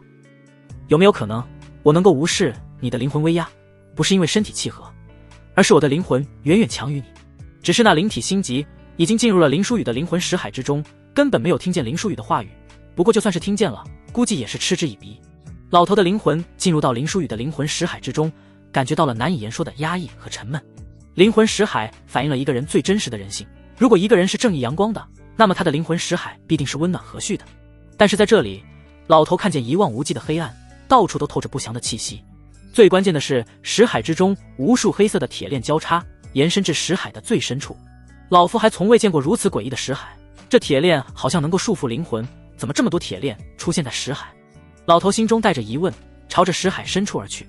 而在浩瀚的识海深处，他终于看到了那铁链的尽头，无数锁链锁着一个人。这究竟是什么情况？老头完全懵逼了，看着无数铁链枷锁着人。那人似乎感觉到了有外来人，猛然地睁开了眼睛。从那人睁开眼睛的时候开始，老头感觉被一只吃人的猛虎锁定了。谁让你来这里的？滚！那人突然开口。老头只感觉灵魂被撕碎，要裂成一块块，整个破碎的灵魂也被驱逐出了识海。你究竟是什么人？破碎的老头看向林舒雨，眼中全是惊恐。林舒雨识海锁住的那个怪物一般的人，让老头毛骨悚然。我都说了，我的这副身躯可不是你想夺舍的就夺舍的，原本想着可以炼制一个万象境的灵魁的，这样我在大雪国就可以横着走的，现在都破碎成这样，将就用吧，也可以炼制成开元境2重的灵魁。林舒雨说着，一道光笼罩了老头的灵魂，不让灵魂继续破碎。老头已经彻底被恐惧弥漫，跪在林舒雨面前不断哀求着：我愿意为奴为仆，护佑主人安危，只求主人留我神智。我给过你机会，但是你没有珍惜。你要明白，这个世界机会稍纵即逝，你把握不住就没有了。我现在的境界，即便要炼化开元境的灵魂，也需要一些时间，你可以慢慢感受神智逐渐丧失的过程。林舒雨嘴角上翘，轻轻地露出一丝笑颜。不要不要！灵体的嘴角闪烁出惊恐和恐惧，但是已经被一股灵力的漩涡给卷入其中。西南道战斗的弟子被安全的护送回了宗门，在接下来的日子也是进行了论功行赏，战死的人都进行了厚葬和对其家属进行了赔偿。只是西南道地下有巨大阵法的事情被压了下来，是为了防止宗门内出现恐慌。而林舒雨在这次战斗之中的传奇功绩却是没有人说出，因为宇智英和朱长影当时皆是认为林舒雨想要隐瞒他的力量。毕竟短时间提升人的境界，甚至能够让凝气9重印刚开元境，并且事后没有任何副作用，这力量实在是太过于惊世骇俗了。之后的时间了，宇智英经常会到孤清风去打听林舒雨有没有活着回来。日子一天一天的过去，但是林舒雨却是迟迟没有归来。西南道如同一滩死水一般，没有传来任何的动静。百风大比也终于开始了，但是仍旧不见林舒雨踪影。宇智英的脸上隐隐的担忧。外门百风大比正式开启，请各位主事者登台。负责百风大比事宜的长老开始进行了流程。宇智英率先登台，在台子上面望眼欲穿，却是始终没有看到林舒雨的身影。楚子言满脸笑容登台，朝着宇智英走去。你放心，我这次登台只是为你杀了那登徒子，我一定会保你们风仍旧是第一的。宇智英只是冷淡地看了楚子言一眼，便是扭过头去了。楚子言面对这种态度已经是见怪不怪了，笑着站到了宇智英的身边。不是，楚子言怎么登台了？楚子言要参加这种大比，那第一已经没有任何悬念了。是啊，凝气9重在外门弟子之中根本就是独一档的存在，这根本就没有办法比下去啊！你们难道不知道吗？1月前，那林书宇偷看宇智英师姐洗澡，被当场抓获。他不仅不思悔改，还对着楚师兄大放厥词。这次楚师兄参赛，便是为了在大比之中杀了林书宇。那林书宇的确是个人品低劣的人，太不要脸了。杀了也好，杀了林书宇，这个人简直太恶心了。杀了林书宇，到了最后，杀了林书宇的声音已经在下面形成了一道又一道的浪潮。宇智英看着下面一阵阵的呼声，紧握着拳头，心中一阵阵的不舒服和难受。他此时终于能够体会那日沈慕云为何如此生气，下面的这些人根本就什么都不懂。楚子言还以为宇智英脸色难看是因为想到了林书宇，上前一步邀功：“宇师妹放心，我一定要让林书宇那个人扎死的痛苦万分，让他知道招惹了你是什么后果。”宇智英嫌弃地看了楚子言一眼：“麻烦你滚远一点，我的事情不需要你来插手。”楚子言脸色明显不悦，但是很快就被掩藏了。当然，宇师妹自己出手也能够杀了那种败类，但是我这不是怕脏了你的手吗？此时，沈慕云缓缓地走上了台。沈慕云代表顾清风上台，那就证明林书宇不会上台了。下面又是掀起了一阵谩骂林书宇的狂潮。这林书宇真不是个东西，嘴巴一张狂妄得很，到了关键时候却是永远只会逃脱。上次逃了生死约，现在又是不敢参加大比了，说的一套一套的，真到了面对的时候就是一缩头乌龟。就这样的人还担任封主呢，这要是传出去，我到青山的封主如此胆小如鼠，我可没脸待在到青山。真是不知道宗主是怎么想的。以前的猪圈很丢人，但是根本没有现在的这个林书宇丢人，好吧？将林书宇赶出到青山，林书宇滚出到青山。下面一阵一阵的浪潮再一次传来。现在的林书宇完全是人人喊打，全部给我闭嘴！你们根本什么都不知道。宇智英终于是压制不住情绪，紧握着拳头，对着台下怒吼了一声。所有人都变得寂静无声。林书宇为了整个宗门走进了那个开元进修室都不敢下去的地下，为了宗门不惧生死，到现在都生死未卜。这些人有什么资格说他胆小懦弱？这些人愣住的原因是，他们如何也没有想到，站出来为林书宇说话的，竟然是这个对林书宇厌恶至极的宇智英。楚子言眼中也是无比的震撼，看向宇智英：“宇师妹怎么了？何必为了一个懦夫生气？”宇智英所有的怒气全部聚现在到眼前这个人身上。你算是个什么东西，也配说他是个懦夫？楚子言完全愣住了。你说我没资格？一个逃生死对决的人，难道不是懦夫？这是所有人都公认的。你是在为了那个废物跟我发火吗？我真是好奇了，凭着良心说，我对你怎样你自己心里不清楚吗？你就为了一个偷看你洗澡的卑劣之徒对我恶语相向，我真是不懂了。还是说你就喜欢被人偷看？是我这些年太过正经了。楚子言的情绪也开始上头了。宇智英露出恶心的神情，难道一个卑贱之人处心积虑的对我好，我就要回应这个卑贱之人吗？楚子言，你自己是个什么货色，你自己心里清楚。你骗得了别人，你骗得了自己吗？你为了上位和你婶婶发生什么关系，非要我说穿是吗？我本来给楚家留着颜面呢，我看见你就恶心，你还要和林书宇比？不管是实力还是人品，你连他的一根毛你都比不上。众人看着两人都看得震惊了，这也太过惊世骇俗了。外门第一人竟然还有这般秘闻吗？胡说八道，污蔑我清白，我杀了你！楚子言的眼中迸发出无比骇然的杀意，一击就对着宇智英轰杀了过去。这么容易就破防了？宇智英冷漠地说了一声，回身就躲避了。场地上被轰出了一个巨大的洞口。楚子言也意识到自己失态了，自己表现得越激动，便是越坐实了宇智英口中所说的。他压制住了自己的情绪，凭空五人清白我怎能不弄？这甚至还中伤到我的家族上面去了。今日你不为你所说的话道歉，我绝对不可能罢休。你听听说的，林书宇不管是人品还是实力，我都比不上。一个人尽皆知的卑劣之徒，我人品不如；一个宁气七重，我实力不如，你都能够说出这么荒谬的话，你嘴中的话怎么可信？楚子言这番话是说给下面围观的人听的，众人也是点了点头，好像也是。那林书宇人品就不说了，实力怎么可能不如楚子言？宁气9重大圆满打宁气7重，不过也就是一手指的事情。这话的确是过于荒谬了，看来宇智英师姐完全是在乱说。只是奇怪的很，宇师姐不像是乱说话的人，而且她为什么会偏袒林书宇啊？听说当时宇师姐气得要死，都要上孤清风杀了林书宇，如今却是不要自己名声，编胡话也要维护林书宇，实在是奇怪啊。下面七嘴八舌地说道。看到下面的声音并没有相信自己和婶婶的事情，楚子言心中才安心了几分。我看是你不干净了，有什么把柄在林书宇手中，才会这般维护林书宇吧？楚子言趁此机会反咬一口。果然舆论又回到了宇智英这边，本来所有人就对宇智英维护林书宇感到奇怪，于是各种猜测都有了。其中黄瑶更是占据了主要部分。宇智英满脸愤怒，但是面对这些猜疑却是毫无办法。楚子言，你果然是卑劣小人，敢与我生死对决吗？宇智英满脸愤怒，楚子言脸上却是露出了笑颜，发出阴阳怪气的声音。我可不敢，我宁弃9重杀了你8重，宗门之内没人会说什么，但是脱离了宗门，上面那些人的怒火我可承受不起，毕竟我出身卑贱，所有真心换来却是那般诋毁，我全当是为了狗。你，宇智英气的手指颤抖，指着楚子言，你就是单纯善良，所以对这种无赖无可奈何，这种无赖还是需要我这种无赖来治。一道熟悉的声音从外面传来，林书宇正缓缓地朝着这边走来，与林书宇一起归来的还有李强等人。李强目光则是在高台之上的李道玄身上，李强双手抱拳对着李道玄行礼。西南道的事情在林峰主的协助下已经全部解决，没有留下任何的后患，所有事宜我容后禀告，今日百封大比之事还是先进行吧。李道玄点了点头，诸位舟车劳顿，想必已经疲惫，西南道的事情晚上再跟我详细汇报吧。众人此时才恍然大悟，那林书宇不是躲起来了，他是在西南道执行任务。雨师姐也是从西南道回来的，并肩战斗过，所以知道林书宇不是躲起来了，所以面对我们的言语才那么气愤。林书宇走上台去，沈慕云很默契地走下了台。我来证明他所说的话是真的吧。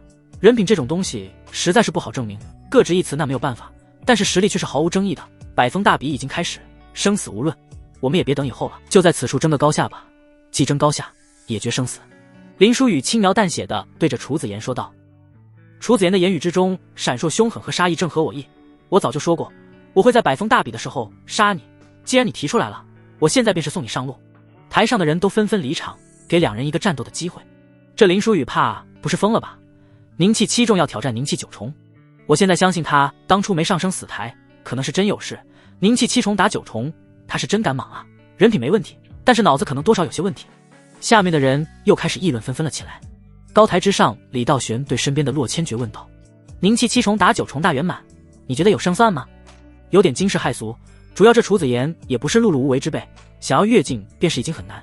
但是我觉得这个林书宇就是创造奇迹的人，这场战斗可能相当艰难，但是他可能会险胜。洛千珏对着李道玄说道。李道玄则是对着洛千珏说道：你先看着，要是那林书宇有生命危险，你的下场救人，这个人才可不能死。关于西南道之前的报告你也听说了，要是3年之后真要开战，这林书宇秦云的手段将会是改变战争走势的底牌。洛千珏呵呵的一笑，又是你身份不好下场是吧？每次都让我背锅做这种坏规矩的事情，我这刑罚长老脸面还要不要了？不过你似乎不太看好他啊。不是我不看好，只是他道基毁了，命脉又没了，想要越2重击杀一个天才实在是不现实啊。一个人就算是再妖孽也可能跳脱现实吧。李道玄叹气一声，这个林书宇什么都好，就是行事太过张扬了，一点委屈都不肯受。台上的人全部退场以后，楚子言周身的灵力开始翻天覆地的动。我楚家有一家训，名为狮子搏兔，义用全力，你别妄想着我因为轻视让你活下去。楚子言冷哼一声，灵气在空中形成了一个巨大的狮子，灼热的气浪让下面的看客都全部往后退，呼吸的空气已经灼热的烫喉咙了，那火焰感觉在所有人的内心燃烧一般。楚家的太乙狮子诀，出身名家就是好啊，这就是内门弟子都不一定能够接触到这种级别的功法。这林书宇可能尸骨无存了，连骨灰都要被燃烧殆尽。众人不敢直视那火焰，在心中已经给林书宇下了死刑。洛千珏高坐高台，灵气却是已经开始运转，随时准备冲下去救林书宇。给我去死吧！随着楚子言的一声怒吼，巨大的火势将林书宇给完全吞没，灼热的气浪已经将隔得老远的看客灼伤，不敢想象那个火势之中是何等的温度。这林书宇这下是尸骨无存了，这一招怕是开元境的修士正面抗都会受重伤，不愧是将门之后。众人不断的往后退，只是远远的看上一眼，就感觉眼睛被烧得肿痛，马上闭上了眼睛。宇智英的眼中也开始闪烁出几分担忧，他没有想到那个楚子言竟然已经将太乙狮子诀给修炼到了这般地步。下一秒，那凝聚成狮子模样的火焰应声破碎，那林书宇站在火焰的中心，仍旧带着淡淡的微笑。那林书宇一指破开了太乙狮子诀，众人只觉得心中一阵阵震撼，便是眼前的火焰似乎也没有那么灼热了，可以直视了。天才不过见我的门槛，而你似乎还不够格，退场吧。林书宇浅浅的一笑，一指头对着楚子言指出，强大的灵气对着楚子言胸口撞出。我不信你一个凝气7重还能够翻天不成，这境界的差距，你以为你能够逾越得过去吗？楚子言满目狰狞，怒吼一声，眼前大火燃烧，硬生生是凭空出现了一道火墙。只是林书宇的那一指头瞬间贯穿了火焰，将楚子言击飞了出去。楚子言的胸口瞬间被浸染了血红色，在场所有人无不瞠目结舌，洛千珏和李道玄更是站起身来，露出惊骇的目光。凝气7重杀9重，而且完全是秒杀。那一指头只是外门最基础的功法八合指，八合指有8种变化，只是在他手里竟是感觉有千万种变化。明明不过是一个基础功法，在他手中的威力却是犹如正派功法一般。我甚至在那一指头之中感受到了剑意，以万物为剑，那可是剑仙才有的意境啊！只是一指头就解决了战斗，他只是凝气7重啊！这要是修炼到了开元境，根本不敢相信他能够强到什么地步。在场的人已经不是震惊了，而是惊骇、恐惧。所谓的天才在眼前这个人面前完全变得暗淡无光。洛千珏缓缓地坐了回去，还好这个人道基尽毁，无法开元，否则我们道青山怕是留不住这个一尊大佛。他当时还以为林书宇会赢得很艰难，完全没有想到竟然是这般简单。我很好奇的是，这样的一个人，别说是同境无敌了，就算是越境一样无敌，只是为何会落得一个道基尽毁的下场？那伤他的人又该是多么恐怖的存在？李道玄感慨了一声，我刚才竟然还担忧他的安全，让你伺机救下他的性命，现在看来完全是我想多了。在场的所有人脑海里不断地回想着那一句话，天才只是见我的门槛。这句话就好像烙印在每个人的脑海之中一般，挥之不去。何其狂妄，但是眼前这个人又绝对担得起。林书宇缓缓地朝着楚子言走去，楚子言满脸的狰狞，痛苦又恐惧地看向林书宇，不要杀我，不要杀我，我好不容易才活到这般模样。你为了女人拿我当跳板，我可以放你一马；你诋毁侮辱我，我可以放你一马；你想要杀我，我还是可以放你一马。但是你搞清楚了，我他妈不是放马的。林书宇脸上带着淡淡的笑容，在楚子言眼中却是无限的杀机。楚子言原本以为有一线生机，后面一句但是直接将路给堵死了。林书宇的手指已经凝聚了真气，对着楚子言的胸口就是一下，一道身影瞬间掠过，带走了楚子言。林书宇的一记剑只打空了，但是台子也被打穿了一个大洞。这要是打在人身上，不得青一块紫一块的。出手救下楚子言的是内门峰主星海峰楚天河。四叔，我给楚家丢人了。楚子言眼神涣散地对楚天河说道。楚天河没有过多的责怪楚子言，只是很平静地说了一句，这个人的确妖孽，换成任何人凝气9重都不会是他的对手。不过我早跟你说过，来到内门，你非要待在外门，想要搭上雨之鹰，你以为搭上那层关系就能够平步青云吗？看看你的三叔，你以为你的三叔过得很好吗？外面的人都知道他娶了长乐公主，风光无限，但是其中苦，只有他自己知道。想要让别人瞧得起，不要想着依靠关系，你要自己强大起来。楚天河对着楚子言教训道。楚子言眼中全是仇恨，咬着牙齿点了点头，同时下面也爆发出了强烈不满的声音。这本是一场解决恩怨的生死对决，如今却是一位开元境4重的峰主下场。他们曾经是如何骂林书宇的，如今便是如何骂楚子言的。楚天河的对着高台的李道玄和洛千珏拱手一拜，这并非生死对决，不过我下场的确是违背了规矩，只是此人终究与我有几分血缘，我不可能看着他去死。今日下场触犯规矩，我楚天河愿意接受宗门规矩的惩罚。至于这林峰主，我愿意出灵石和珍贵药材赔偿于他。楚天河回首看向了林书宇，李道玄和洛千珏都没有说话，而是将目光落在了林书宇的身上。显然这楚子言的生死还是掌握在林书宇的手中。楚天河看向林书宇，林峰主想要什么尽管说，老夫活了那么久还是有点家底的，只希望林峰主高抬贵手，放我这侄儿一命。林书宇脸上仍旧挂着那淡漠的微笑，轻描淡写的说道，大家都是同门，我不喜欢同门相残，包括上次的生死台，我站上去便是另外一个弟子的死亡，但是那冯翔姑且也算是个敢以死论道的人，而这位多少差点意思，一口一口强者掌握弱者的性命，怎么刚才要被我杀的时候又求饶了起来呢？这就是典型欺软怕硬的货色。楚天河脸色有些难看，刚才的楚子言的求饶让他的面子也有些挂不住。不过我今日非要他死，想必也非要保他，最后还是要宗主下场，闹得整个道青山不愉快。为了大局，我退一步也未尝不可。我可以不要他的命，但是他要跪在我的面前道歉，承诺以后见我绕着走。林书宇紧接着说道，绝对不可能。楚子言眼中闪烁着无比的仇恨。楚天河一脚将楚子言给踹翻在地，现在知道丢人了，你该丢的人已经丢完了，现在给我过去道歉，别把命留在这里。这个人道基一毁，穷其一生也不可能进入开元境的，你的路还长着，以你的天资，有生之年是能够到达开元境5重的，到时候也不必将它放在眼里了。你别指望我现在强硬姿态就能够保住你的性命，一个外门封主我的确不放在眼里，但是那洛谦绝和宗主明显是有意偏袒他的。楚天河压低了声音对着楚子言说道。楚子言闻言也只好捂着胸口，一步一踉跄地朝着林书宇走去，最后到了林书宇面前跪下。林书宇脸上淡然的笑容，你刚才不是说绝对不可能吗？这变卦也变得太快了吧。楚子言脸色阴沉的难看，紧握着拳头，指甲已经嵌入肉里面了，鲜血顺着指甲缓缓地往外流。是我错了，以后我见着你绕着走。楚子言紧咬着牙齿说道。林书宇微微一笑，你没吃饭吗？我听不见。我说是我错了，是我技不如人，以后我但凡见你面便是绕着走。楚子言怒了，也豁出去了，大声地吼道。前所未有的屈辱，楚子言恨不得将林书宇剥皮抽筋，喝了他的血。就在之前，他还是外门第一人，是所有人尊敬的大师兄，而从今日之后开始，他便是外门的第一笑柄。既已道歉，楚风主便是带着儿去休息吧。林书宇轻描淡写的说道。老实说，这种杂鱼是死是活，对于林书宇而言根本就无关痛痒。楚天河一把抓住楚子言，便是离开了台子。楚子言看着林书宇，眼中好像就要迸发出火焰一般，牙齿都要咬碎了。他低声恶狠狠地说道。林书宇，你给我记住今日所做的，等我到达开元境，今日所受之屈辱，我一定让你百倍奉还。我就不相信你能够以名气杀开元境，天才又如何，妖孽又如何，还不是进入不到开元境。楚子言的低语，林书宇听得十分真切，只是林书宇并未放在心上，还露出了略有意味的笑容。这林书宇当初逃避生死台，竟然是为了让对方能够活下来，自己背负人人喊打的恶名，只是为了让同门活下来，这是何等的精神！这人品的确没得说，为了大局也没有继续追究楚子言下去。听说在妖兽巢和西南道上，他都保护了好多同门。那雨之音师姐是完全没有说错啊，不管是人品还是实力，这楚子言都比不上林峰主的一根毛。风向瞬间就改变了，刚才骂林书宇骂得多重，现在就吹得多激烈。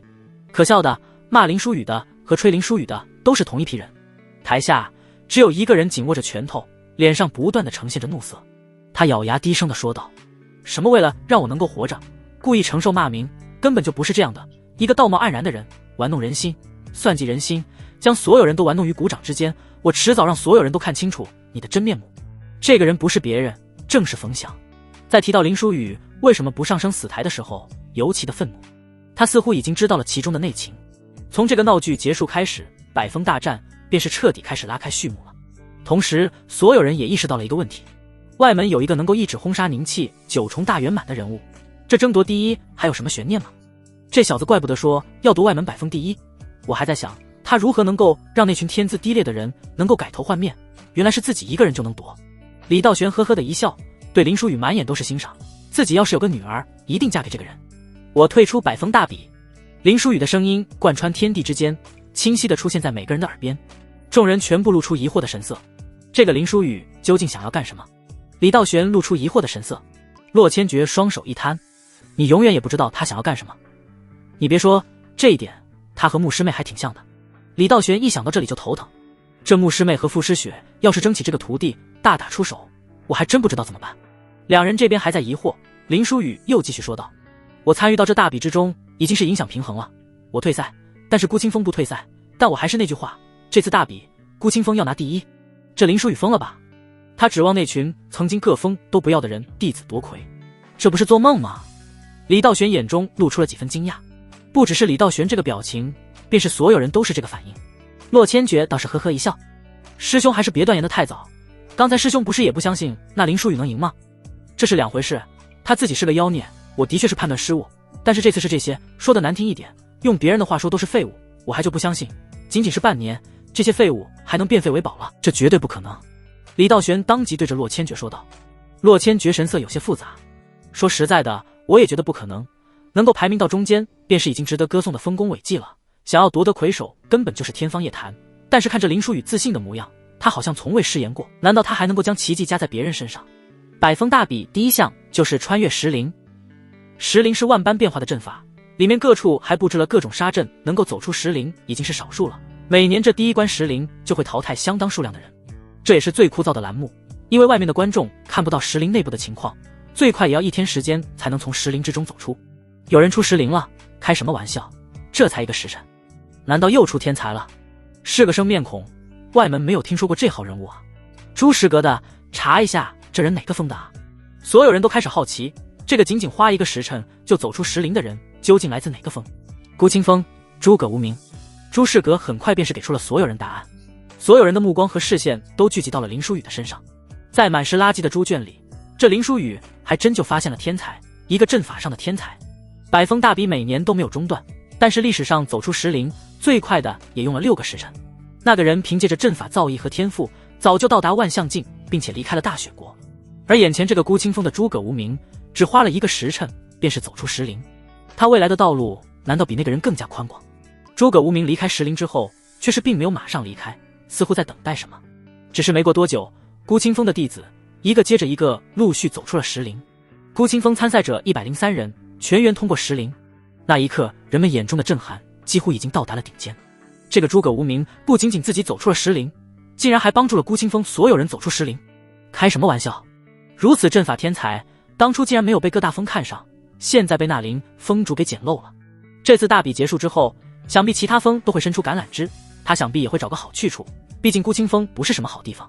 前面就是寂静岭，里面遍布的都是魔兽，想要冲出寂静岭，这下凭借的就是硬实力了。我估计孤清风能够活着走出寂静岭的，恐怕只有那沈暮云一人。众人七嘴八舌的，他们所知道的孤清风比较强大的战力，那便是沈暮云，已经到达了凝气8重，在整个外门已经算是佼佼者了。参赛的孤清风所有弟子呈现阵型冲进寂静岭，阵法不断的转换，甚至默契。但是唯独一人始终在中央，他的境界并不高，只有凝气5重。他手中笛子吹响的时候，所有人的力量速度都在大幅度提升，而那些妖兽的力量则在被压制。这一支队伍如入无人之境，肆意冲杀着眼前的妖兽。这他妈是什么能力？如此大面积增幅，这凝气5重比8重发挥的作用都要大了。孤清风还有这样的人才。然而让外面看客所震惊不仅仅于此，孤清风弟子每个人所展现的战斗力都是惊人。有人控制雷霆，有人鹰豹一方，各施展手段，完全无法想象这群人是曾经被所有人瞧不起，被称为猪猡的废物，所有人都看不起你们，偏偏你们最争气，去战斗吧，让他们看看他们曾经所看不起所不要的废物，如今已经成长到他们需要仰视的地步。所有污名与耻辱，去靠你们自己洗刷掉吧。林书宇的声音，处于寂静岭的比试弟子是听不到，因为是处于秘境之中，他们在此处视，看着投影，观看着秘境之中的比试情况的。但是在场的所有人是能够听见林书宇的声音的。所有人看林书宇如同看神明一般。只是半年时间，他接管孤清风只有半年的时间。那个时候孤清风如同戈壁，寸草不生，别说修行了，根本就不适合居住。孤清风上所有弟子都是自暴自弃的，且修炼天资愚钝的人。我记得那个时候孤清风境界最高的不过凝气4重，而且只有几人。如今参赛的100余人，最低境界也是5重，7重更是不少，甚至8重都有了。那个跟在林书宇身旁的小姑娘叫沈暮云，我对她有印象。第一次见到林书宇的时候，她就跟在身边。那个时候只有凝气5重，天资平平，如今竟然已经凝气8重，而且浑身的气质完全不一样了，再也不是那般平庸之人了。如此惊天巨变，他只是花了半年时间，将所有人都看不上废物变成了熠熠生辉的天才。李道玄起身看着林书宇，眼中竟然闪烁着微光，他实在不敢相信有人竟然能够做到这种地步。洛千珏也满眼都是震撼，只是痴呆地看着林书宇。的确，无人能够做到这步，别说是做了，便是想都不敢想。但是他竟然就真的做成了。他看似狂妄，行事高调，但是所做的每一件事情都是有自己的目的。半年前，他在清源广场狂妄杀了2名外名弟子，引起众目，但是那一举却是让孤清风弟子重新挺起了脊梁做人，找回了尊严。如今再次狂妄地说要夺得百风大比的第1名，其目的是让其他风弟子不再轻视孤清风。半年之前让孤清风弟子自己不认为自己是废物，半年之后让其他风弟子不认为孤清风弟子是废物。早就半年之前他已经盘算到了今日，从今以后再也没有人会说孤清风是猪圈，他真的将孤清风给盘活了。洛千珏细思极恐，他自觉得自己纵观整个道青山看得远，但是和眼前这个青年比起来，实在是有些不够看。李道玄嘴角却是掠起了一丝笑意。3年后，或许孤清风真的会成为我们道青山最出其不意的底牌。在这一刻，林书宇完全的被神化了。如果一个人是捡漏，那么这么多天才也是捡漏吗？孤清风本无天才，有他林书宇来了，便是有了天才。林书宇却在此时缓缓的退场了，大概是接下来的大比结果已定了，他没有什么继续看下去的必要了。到了夜晚，大比到了休整的阶段。孤清风仍旧没有一人淘汰。长清风玄黄殿内，李强在西南道的事情一五一十的详细报告清楚。李道玄皱了皱眉头，这样说来，那雷千行行事很异常，就算是楚狂徒那般狂躁性格的人，也不会在那个时候嘲讽林书宇，并且不探查就要离开，就好像他知道地下有阵法，但是不想让你们发现一般。李强点了点头，当时我也有疑问，但是并没有说穿，此事没有证据，我也不擅作主张了，先把他控制起来，其他的再说。洛千诀当机立断的决断道，为了避免造成过大的动静和恐慌，前去控制雷千行的人只有李道玄和洛千诀两人，只是到达引雷峰，雷千行并不在引雷峰。根据引雷峰的弟子所说，雷千行3日前就带着几位弟子出山去了，也没有交代什么。洛千诀看向李道玄，看来这下坐实了，他大概也意识到自己暴露了，所以提前离开了，带走的应该也是亲信。引雷峰恐怕还有叛徒，要一个个调查清楚。至于这雷千行已经离开3日，也不知道从那个方向逃窜的，怕是很难抓回来了。李道玄皱了皱眉头。木星河此时走了过来，我想大概他往哪个方向逃窜，如果他是玄月宗的人，那么离开的最近的方向便是往西走。这个人脑子不太行，否则不会那么草率的暴露，他不会做什么伪装和绕路，一定是朝着最近的方向向玄月宗靠近。洛千诀点了点头，如果他不伪装绕路，我或许能够追上他。我去了，这边的事情便是交给师兄了。洛千诀没有耽误分毫丝毫，如同一道光便是消失在这黑夜之中了。李道玄看向了木星河，你去将林峰主请过来，我有事情和他谈，你亲自去，不要让别人知道。木星河却是没有动起来，而是对着李道玄说道，林峰主已经不再到青山了。李道玄露出疑惑的神色，什么？就在下午，他离开官场找到了我，让我用传送之光将他传送到了岭东城。木星河对着李道玄回应道，他知道了传送之光是你的命脉之力。到青山这么多年来，所有人都知道了传说之光的命脉之力，但是却没有几人知道这命脉之力来源于你。这林书宇竟然只是见到了一次传送之光，便是知道了是你。不过他现在搞出怎样的事情，我都不会震惊了。李道玄自顾自地说了起来。那他去哪里了？李道玄继续对着木星河说道，岭东城。木星河马上回应道，他去岭东城干什么？李道玄皱了皱眉头。木星河摇了摇头，他没有告知，我也没有多问。好吧，这雷千行的事情只能交给千诀了，希望他能够将那个雷千行抓回来。如果能够从他的嘴里问出点信息，那么3年之后真有恶战，我们也不至于很被动。李道玄长叹了一声说道。此时的雷千行就带着几个心腹连夜西行，在回到青山之后，他便是感觉都不妙了，自己先前的行动肯定会被人怀疑。后知后觉的雷千行便是马上想到了逃跑。就快到达边境了，到达玄月宗地界，我们就安全了。雷千行对着几位弟子说道，他们正在穿过花海，花海的花香让他们感觉到心旷神怡，几日疲于奔命也被这花香治愈了几分。这个地方还真是适合生活，可惜我们不能在这里停留。一位心腹感慨了几声，还用力地多吸了几口。雷千行也想在此处停留休息了片刻，此处花香实在让人流连忘返，没想到到青山境内竟然还有这般地方。我知道你们很累，前面就是边境了，看见那块石头了没？那里就是玄月宗的地界了，到了那里我们就可以休息了。雷千行指着远处一个石头说道。几人蓬头垢面的脸上也逐渐露出了几分笑颜，总算是到头了，便是加快了速度向着那里冲去。此路不通哦！一道清脆的声音传来，一翩翩公子模样的人挡在了众人的去路之上。此人不是别人，正是林书宇。从岭东城到这里可近得很。雷千行露出惊慌的神色，不断地扫视着周围。别看了，就只有我一人，我靠着传送之光到达这里的，所以比你们快得多。我已经在此处等候你们很多天了，等得我都有些无聊了。你们的速度也太慢了吧？林书宇轻描淡写地说道。雷千行释放出灵力，感知方圆10里的范围，确实没有感受到其他人的气息。你疯了吧？你一个人来拦我？雷千行眼神之中闪过一丝震惊和不解。这一个宁气7重的人，究竟是吃了什么雄心豹子胆，竟然敢拦一个开元境3重的人？这他妈不是过来送死的吗？你在西南道骂了我，我这个人可是很记仇的。这不，你要是离开到青山境界，我短时间内就报仇不了，所以我追过来了。林书宇脸上洋溢着淡淡的微笑，这句话怎么看都像是开玩笑的，甚至没有将眼前这人放在眼中呢。不是，你为什么觉得你一个宁气7重的能找一个开元境3重报仇？雷千行是又惊又气，真的有这样的白痴吗？因为我先到达边境，所以胜算在我，我对付你，胜算高达9成9。你那半成胜算是现在天上降下一道雷，刚好把我劈死。林书宇明明只是宁气7重，但是在面对这开元境3重的时候，脸上却是有恃无恐。脑残吧，跟他废话什么？一个宁气7重的废物也敢叫嚣？雷前行身后的几个弟子冲向了林书宇，出手便是杀招。只是还没有冲到一半，几个人就开始七窍流血，自己掐自己的喉咙，痛苦异常。有毒，刚才的花香有毒。雷千行此刻才意识到，刚才那片花海的香味竟是剧毒之物。他不断地用灵力压制自己身体的毒素。我说过，我先到，优势在我。林书宇淡然地笑着，似乎早已经准备好了一切。我不管你准备了什么，也不管你还有什么手段，就算是我身中剧毒，就算是我只剩下最后一口气，我依旧杀你，如同碾死一只蚂蚁。这便是你永远也无法逾越的境界差距。宁气7重想要杀开元境3重，真是天大的笑话。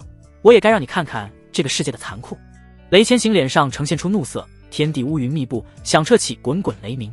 笨雷拳，这贯穿雷霆的一拳将一切化作焦土，肆虐冲向林书宇。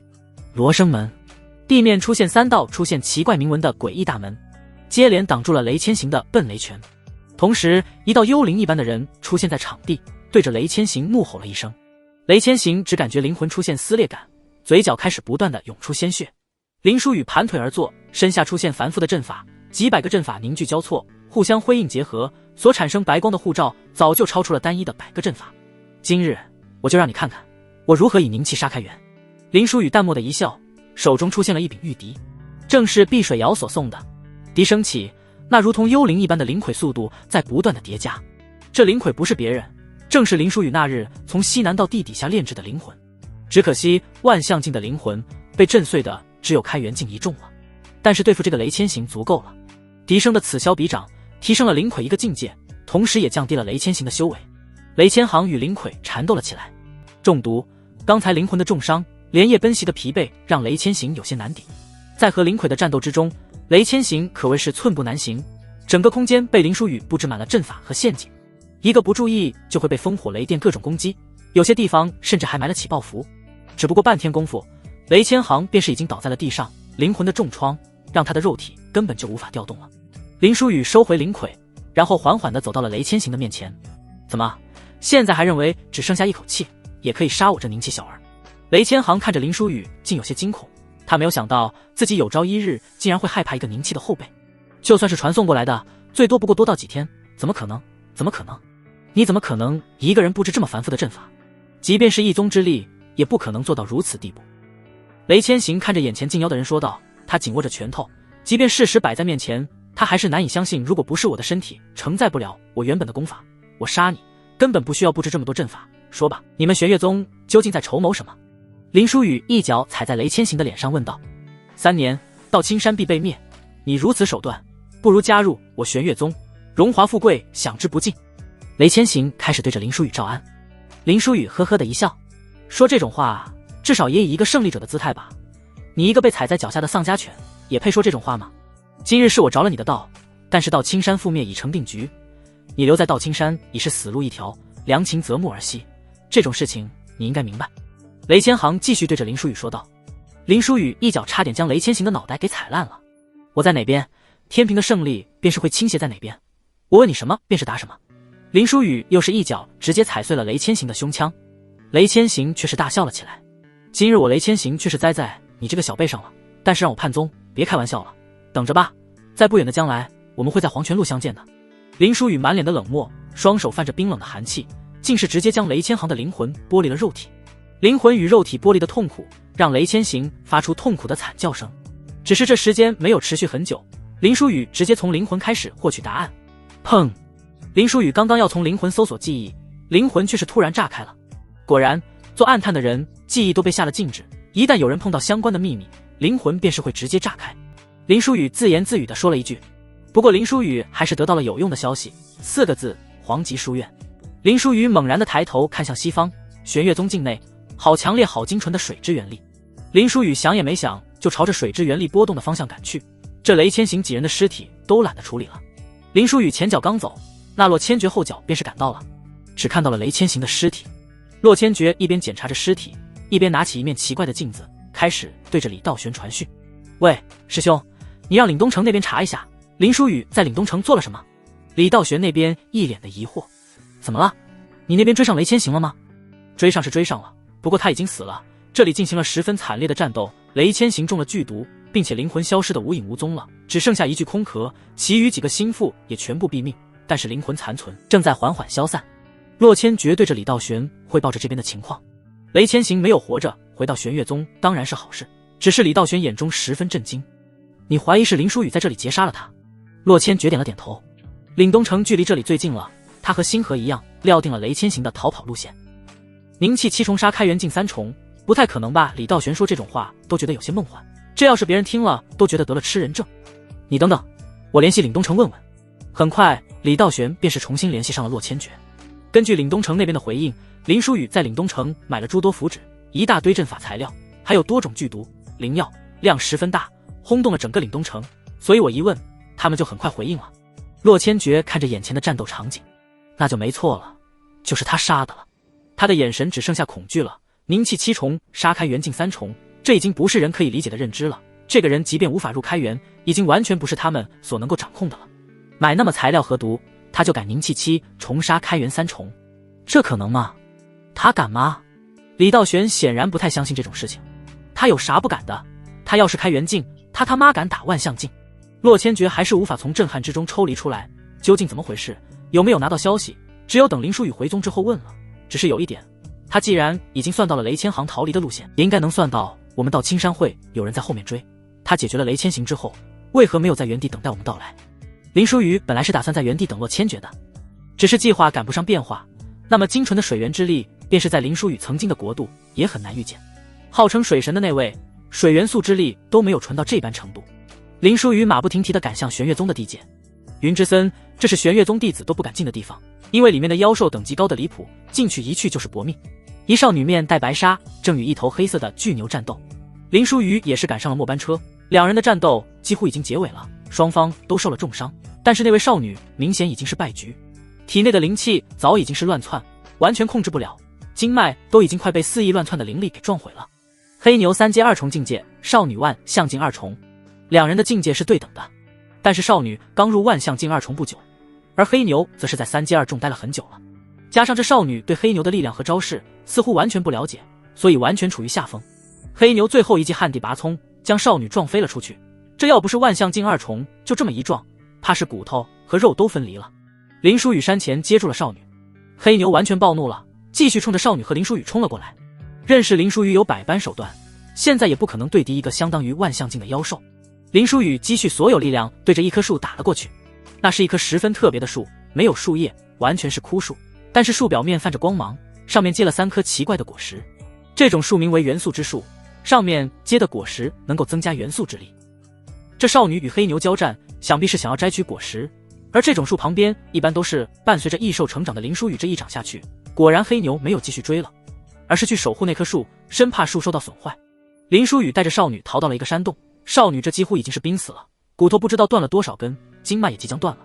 林书宇轻轻地摘开了少女的面纱，不禁愣神了一秒，怪不得戴着面纱，倾国倾城啊，这个小地方还真是美女不少。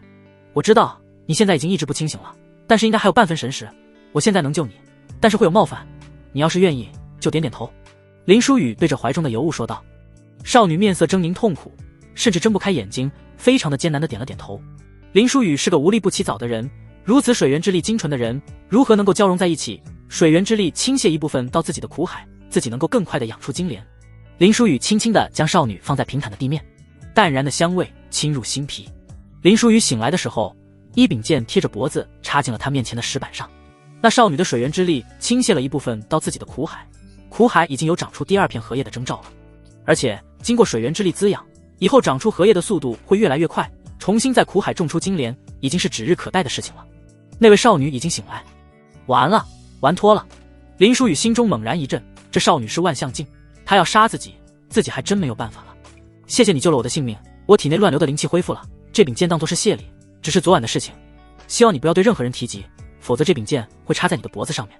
少女已经穿好了衣服，冷傲地对着林书宇说道。林书宇才松了一口气，起身穿好衣服。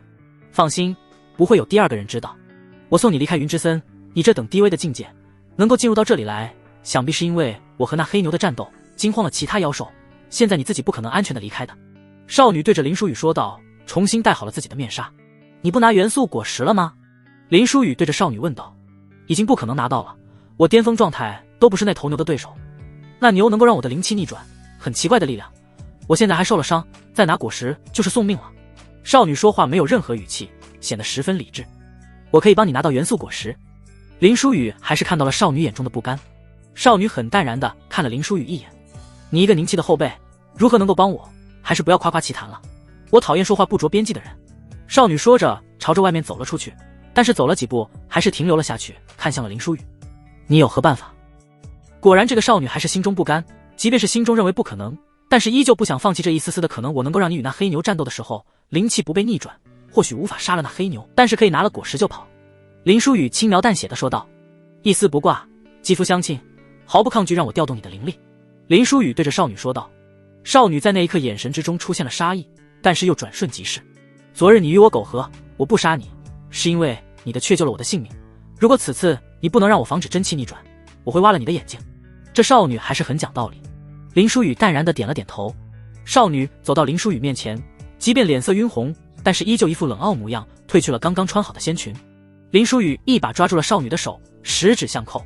少女眼中闪过一抹震惊，眼前这个凝气的男人竟然真的能够调动自己身体的灵力，便是和自己同等境界的人也办不到吧？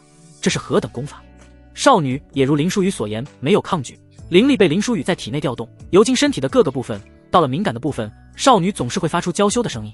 不是，仙子你别叫啊，你这样我受不了，精神力都集中不了，我这个境界调动你的灵力很费劲的。林书雨满头是汗的对着少女说道。少女紧咬着牙齿，对不起，我也忍不住，我尽量，你稍微忍耐一下。少女不知道，她咬牙娇羞的模样却是更加的诱人了。灵气在不断贯通少女的经脉，然后在少女的体内形成了金色的文字。少女娇喘的声音也越发的频繁。你这个真是在给我增加难度。林书雨的额头上聚集上密密麻麻的汗珠。你多忍耐一下，事后我会补偿你的。少女也知道自己的叫声影响林书雨心境了，但是那都是身体的自然反应，她实在是难以控制。最后灵气在少女的体内形成4个金色的文字，林书雨也虚脱地瘫倒在地。少女赶紧重新穿好衣服，给林书雨过渡了一点灵力。那金色的气是什么？好像是4个文字，是什么意思？少女对着林书雨问道。远古文字，意为逆转免疫。林书雨轻描淡写地回应了一句。少女眯着眼睛看向了林书雨，你用灵气在我身中写下逆转免疫4个字，就不会受到那黑牛影响了。这实在是有点过于荒诞了。林书雨淡漠地回应了一句。少女犹豫了片刻，还是走出了山洞，朝着黑牛的方向走去。你就在此处等着我，以你的修为境界，过去可能会被攻击的余波弄死，如果我能够活着回来，便是会安全的带你出去。我若是死了，以你的修为，怕是也难活着走出云之森。少女说完，瞬间消失在视野之中。黑牛依靠着那闪烁着光芒的元素之树而眠。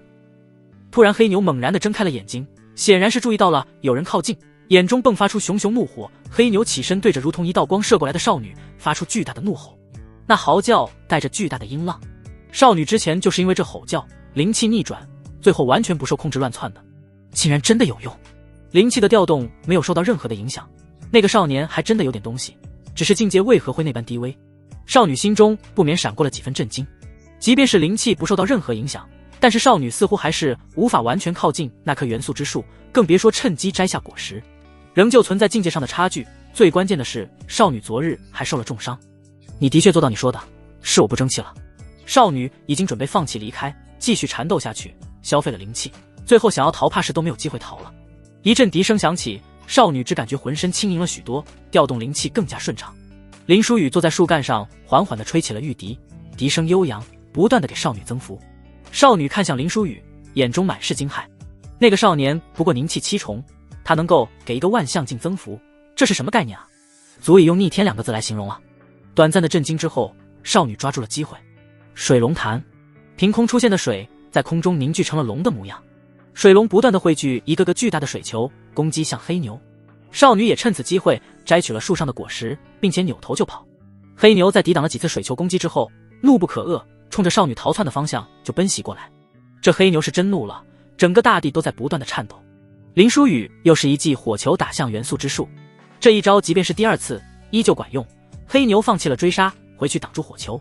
少女一把抓住林书雨，就朝着云之森外面的方向逃窜，直至离开了云之森，少女才松懈了下来。我取了2颗果实，这颗风属性的果实给你，算是还你人情。少女在这修仙界已经算是很讲道理了，她一个万象镜，就算是不给你又如何？林书宇也是没有客气，直接收下了。你道基被谁毁了？我可以替你报仇。少女突然对着林书宇说道。她抓着林书宇离开，显然也是感知到林书宇身体内的情况了。林书宇淡漠的一笑，这个仇仙子怕是帮我报不了，这仇只能我自己来报。少女也没有继续追问，往前走了2步，准备离开，又停留了下来。你要跟我一起走吗？林书宇愣了一下，对着少女打趣道：仙子是要养我这个废人吗？可以。少女竟是直白的回答道：你是我第一个男人。这个林书宇知道，今早他看到地板上的暗红也很震惊。这女人看着年轻，但是至少也已经4、500岁了，竟然还是处子之身。我还有自己的路要走。林书宇却是拒绝了。也是，你我皆有追寻的道路，还是感谢你。没有你我恐怕拿不到这颗水元素的果实，这果实对我很重要。少女说着，取下自己手中的那戒，轻轻地戴着林书宇的手指上。这那戒送与你吧，你水元之力已经十分精纯，这水元素果实对你其实没那么重要。林书宇回应了一句。少女摇了摇头，我必须马上破境到3重，所以这果实很重要，再不破境我容貌要随年纪增长了，我要保持着15、16岁的模样。林书宇会心的一笑，别人追求境界是为了实力，这少女却只是维持最青春的容貌。你叫什么名字？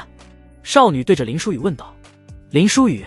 林书宇倒是并未隐藏自己的名字，我叫雨生花，只要你还在大雪国，或许我们还会机会见面的，只是短时间内可能不会再相见了。我会进入闭关，3年之内必须进入万象境第3重，3年之后做成一件大事。如果那时候你还在大雪国，我便是来寻你，帮你报仇。少女对着林书宇说完，便是离去。林书宇却是紧紧地皱起了眉头，又出现了一个比较敏感的时间。3年，这雨生花难道是玄月宗的老祖？那所谓的大事是不是又是灭到青山？还是说这只是巧合？但是林书宇从来不相信什么所谓的巧合。林书宇一路回到了青山，却是被木星河拦在宗门之外。师尊说，你既然在外面待了这么长时间，不如就多在外面待一会。木星河对着林书宇说道。林书宇看向木星河，怎么？宗内出事了？我不方便进去。宗内没有出事，但是你的麻烦来了。木星河回应道。哦，不知道是何种麻烦，还需要你到门口来堵我？林书宇对着木星河问道。竹清风封主莫不凡在孤清风下堵你，听闻是你给了他错误的丹方，炼制出的丹药有很大的问题，他等着要为你吃下炼制出来的丹药。木星河对着林书宇说道。林书宇的脸上却是露出淡然的笑容，似乎就在等待这一天一样。他终于炼制成功了。木星河还是拦在了林书宇的身前。你杀了他的私生子，他可能改变了丹方，在丹药里面下了毒，然后说是你的丹方有问题，逼你吃下剧毒的丹药。虽说你杀他的儿子是天经地义，但是终究是他的儿子，这是死仇，他不会放过你的。你错了，他没有改变丹方，我给他的丹方就是有问题的。他对他的儿子的死也许并不怎么愤怒，但是他对于我给他的有问题的丹方怕是耿耿于怀。林书宇脸上带着淡淡的笑容，越过了木星河，直接朝着孤清风走去。木星河看着林书宇的背影，眸子里闪烁着微光，还真是一个完全让人捉摸不透的人啊。林书宇出现在孤清风脚下的时候，强大的威压便是已经席卷过来了。木星河则是一直和林书宇保持着一段距离，确保林书宇的安全，一旦莫不凡动手，他会第一时间救下林书宇。我还以为你能够躲藏一辈子呢。莫不凡的眼神之中全是杀意，林书宇倒是一副十分淡然的样子。莫封主刚出关就这么大的火气？也是，我毕竟杀了你的儿子，但是他的确是死有余辜，我按照宗门规矩将其伏诛，也实在是没有办法。莫不凡紧握着拳头，我没有什么儿子，那不过是那孽徒临死前胡乱说的罢了，杀了便是杀了。你知道我来找你是因为什么事情？你竟然拿有问题的丹方来骗我，你可知道会是什么下场？孤清风山脚下围观的人越来越多，都在窃窃私语地议论着这桩事情。给一个炼丹施假的丹方，这完全是不死不休的仇了。林峰主人品很好的，会不会林峰主自己也不知道这丹方是有问题的呢？我觉得还有一种可能，丹方可能没有任何问题，这莫不凡就是为了给自己儿子报仇，然后找的由头，自己改变丹方，在丹药里下了剧毒，逼着林峰主吃下。林峰主别吃，这莫不凡故意下毒的，这丹药里面肯定有毒。一时间，所有人幡然醒悟的模样，对着林书宇喊道：今日林书宇要是吃下这丹药死了，这莫不凡怕是被彻底坐实下毒了，而不是丹方有问题。莫不凡明显愣了一下，他才闭关几个月，怎么出关天都变了？这外门弟子怎么全部都向着林书宇了？究竟发生了什么？林峰主，我知你人品，你绝对不可能将有问题的丹方交给一个炼药师。这丹药你不必吃，我今日为你撑腰，没有人敢逼你吃下此丹。李强此时站了出来，在说后半句的时候，明显恶狠狠地瞪了一下莫不凡。莫不凡心中一团窝囊火，自己被人耍了，吃下第一颗炼制出的丹药的时候，七窍流血，如果不是开元境的境界，恐怕已经死了。自己前来讨要一个说法，竟然被人说是借题发挥。关键现在已经不是外门弟子这么认为的，便是外门这些峰主看他的眼神也都是这么认为的。林书宇则是轻轻地走到了莫不凡的身前，压低了声音在莫不凡的耳边说道：是不是心中很气？我给你的丹方就是有问题的，但是你说真话却没有人相信你，可悲吗？从我杀你儿子的时候就已经算到了这一步，你的讨要公道会变成为子报仇，你的那个傻儿子也算是死得其所。莫不凡的瞳孔已经快要燃烧出火焰了，自己也算是纵横半辈子，借着炼丹师的身份，整个外门无不对他多尊敬几分，如今却是被一个宁气的小辈玩弄于股掌之间。莫不凡还不敢动手，除了这个李强，他能够感觉到还有一股力量在压自己，警告自己不要对林书宇动手。林书宇却是突然接过了莫不凡手中的丹药，大声地说了起来：我给出的丹方绝对没有任何问题，我也相信莫峰主德高望重，为了私情会挑衅宗门规矩，你们不要侮辱莫峰主。我当初将丹方交给莫峰主，就相信莫峰主的人品，既然莫峰主觉得这颗炼制出来的丹药有问题，让我吃下，那我便是吃下又何妨。林书宇说着直接吃下了手中的丹药，灵气不断地在林书宇的身体之中充盈了起来，身体不仅没有出现任何问题，便是林书宇身体之外方寸之地都呈现出了灵气，可谓是在2品丹药之中算是极品了。这没有任何问题啊，可能是莫峰主多心了，只可惜莫峰主花费了这么多灵财和心血炼制的丹药，最后便宜了林某，林某实在是汗颜啊。林书宇双手对着莫不凡一拜，一副感激涕零的模样，感谢莫峰主为我炼丹。莫不凡简直快疯了，整个眼睛都变成通红，目眦欲裂的看向林书宇。怎么可能？这怎么可能？他一同炼制2颗丹药，同一丹炉，同一配料，一同出丹，可以毫不避讳地说2颗丹药是一模一样的。但是莫不凡吃下其中1颗的时候，5脏6腑都要碎了，要不是境界高深将毒素及时驱除，怕是要落一个残废。林书宇不过宁气境界，吃下应该当场毒发身亡，现在怎么会完全没有事情？好了，莫峰主别闹了，你就是因为儿子被人杀死了，所以觉得别人会害你，认为丹方有问题，其实根本没有问题，你别疑神疑鬼了。李强对着莫不凡说道。我感觉全身灵气充盈，就要突破了，这就去回去闭关，再次多谢莫峰主的丹药。林书宇看着莫不凡，眼中带着几丝玩味。莫不凡此刻瞬间明白了，这一切都在林书宇的算计之中，他给自己丹方就是在让自己为他炼丹，他肯定已经提前吃下解药了。林书宇，我杀了你！莫不凡再也压制不住自己内心的怒火，怒号着冲向了林书宇。林书宇面对滔天的怒火，甚至都没有回头一下。李强出现在林书宇的身后，挡住了莫不凡。我说莫峰主，你丧子之痛我能够理解，但是别太过分了，这里所有人都看着，他都没有任何怀疑吃下丹药了，你也要点脸面。李强对着林书宇说道。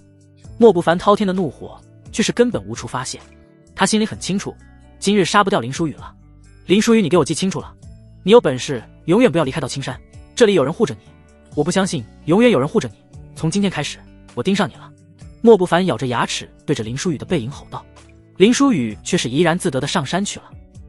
如他所言，莫不凡炼制好丹药会给送上门的，如今完全将这丹药炼化，身体便是可以承受凝气9重的境界了。凝气9重意味着他不凭借任何外力，只是依靠自己便是已经可以杀开元境1重的修士了。林书宇闭关熔炼灵力，开辟苦海，重炼不死身，长青峰山。李道玄对着穆星河说道。怎么没将林书宇叫过来？雷千行的死到底是不是他所为？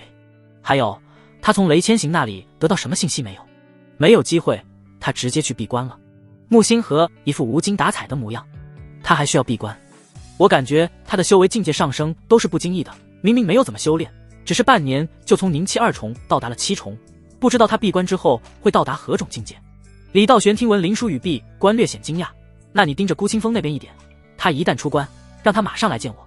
林书宇这一闭关就是2个月，苦海之中倾泻了水源之力，已经长出4片荷叶，并且长出今年的第1片花瓣，不死身也修炼到小腿部分，境界十分正常的到达了凝气9重。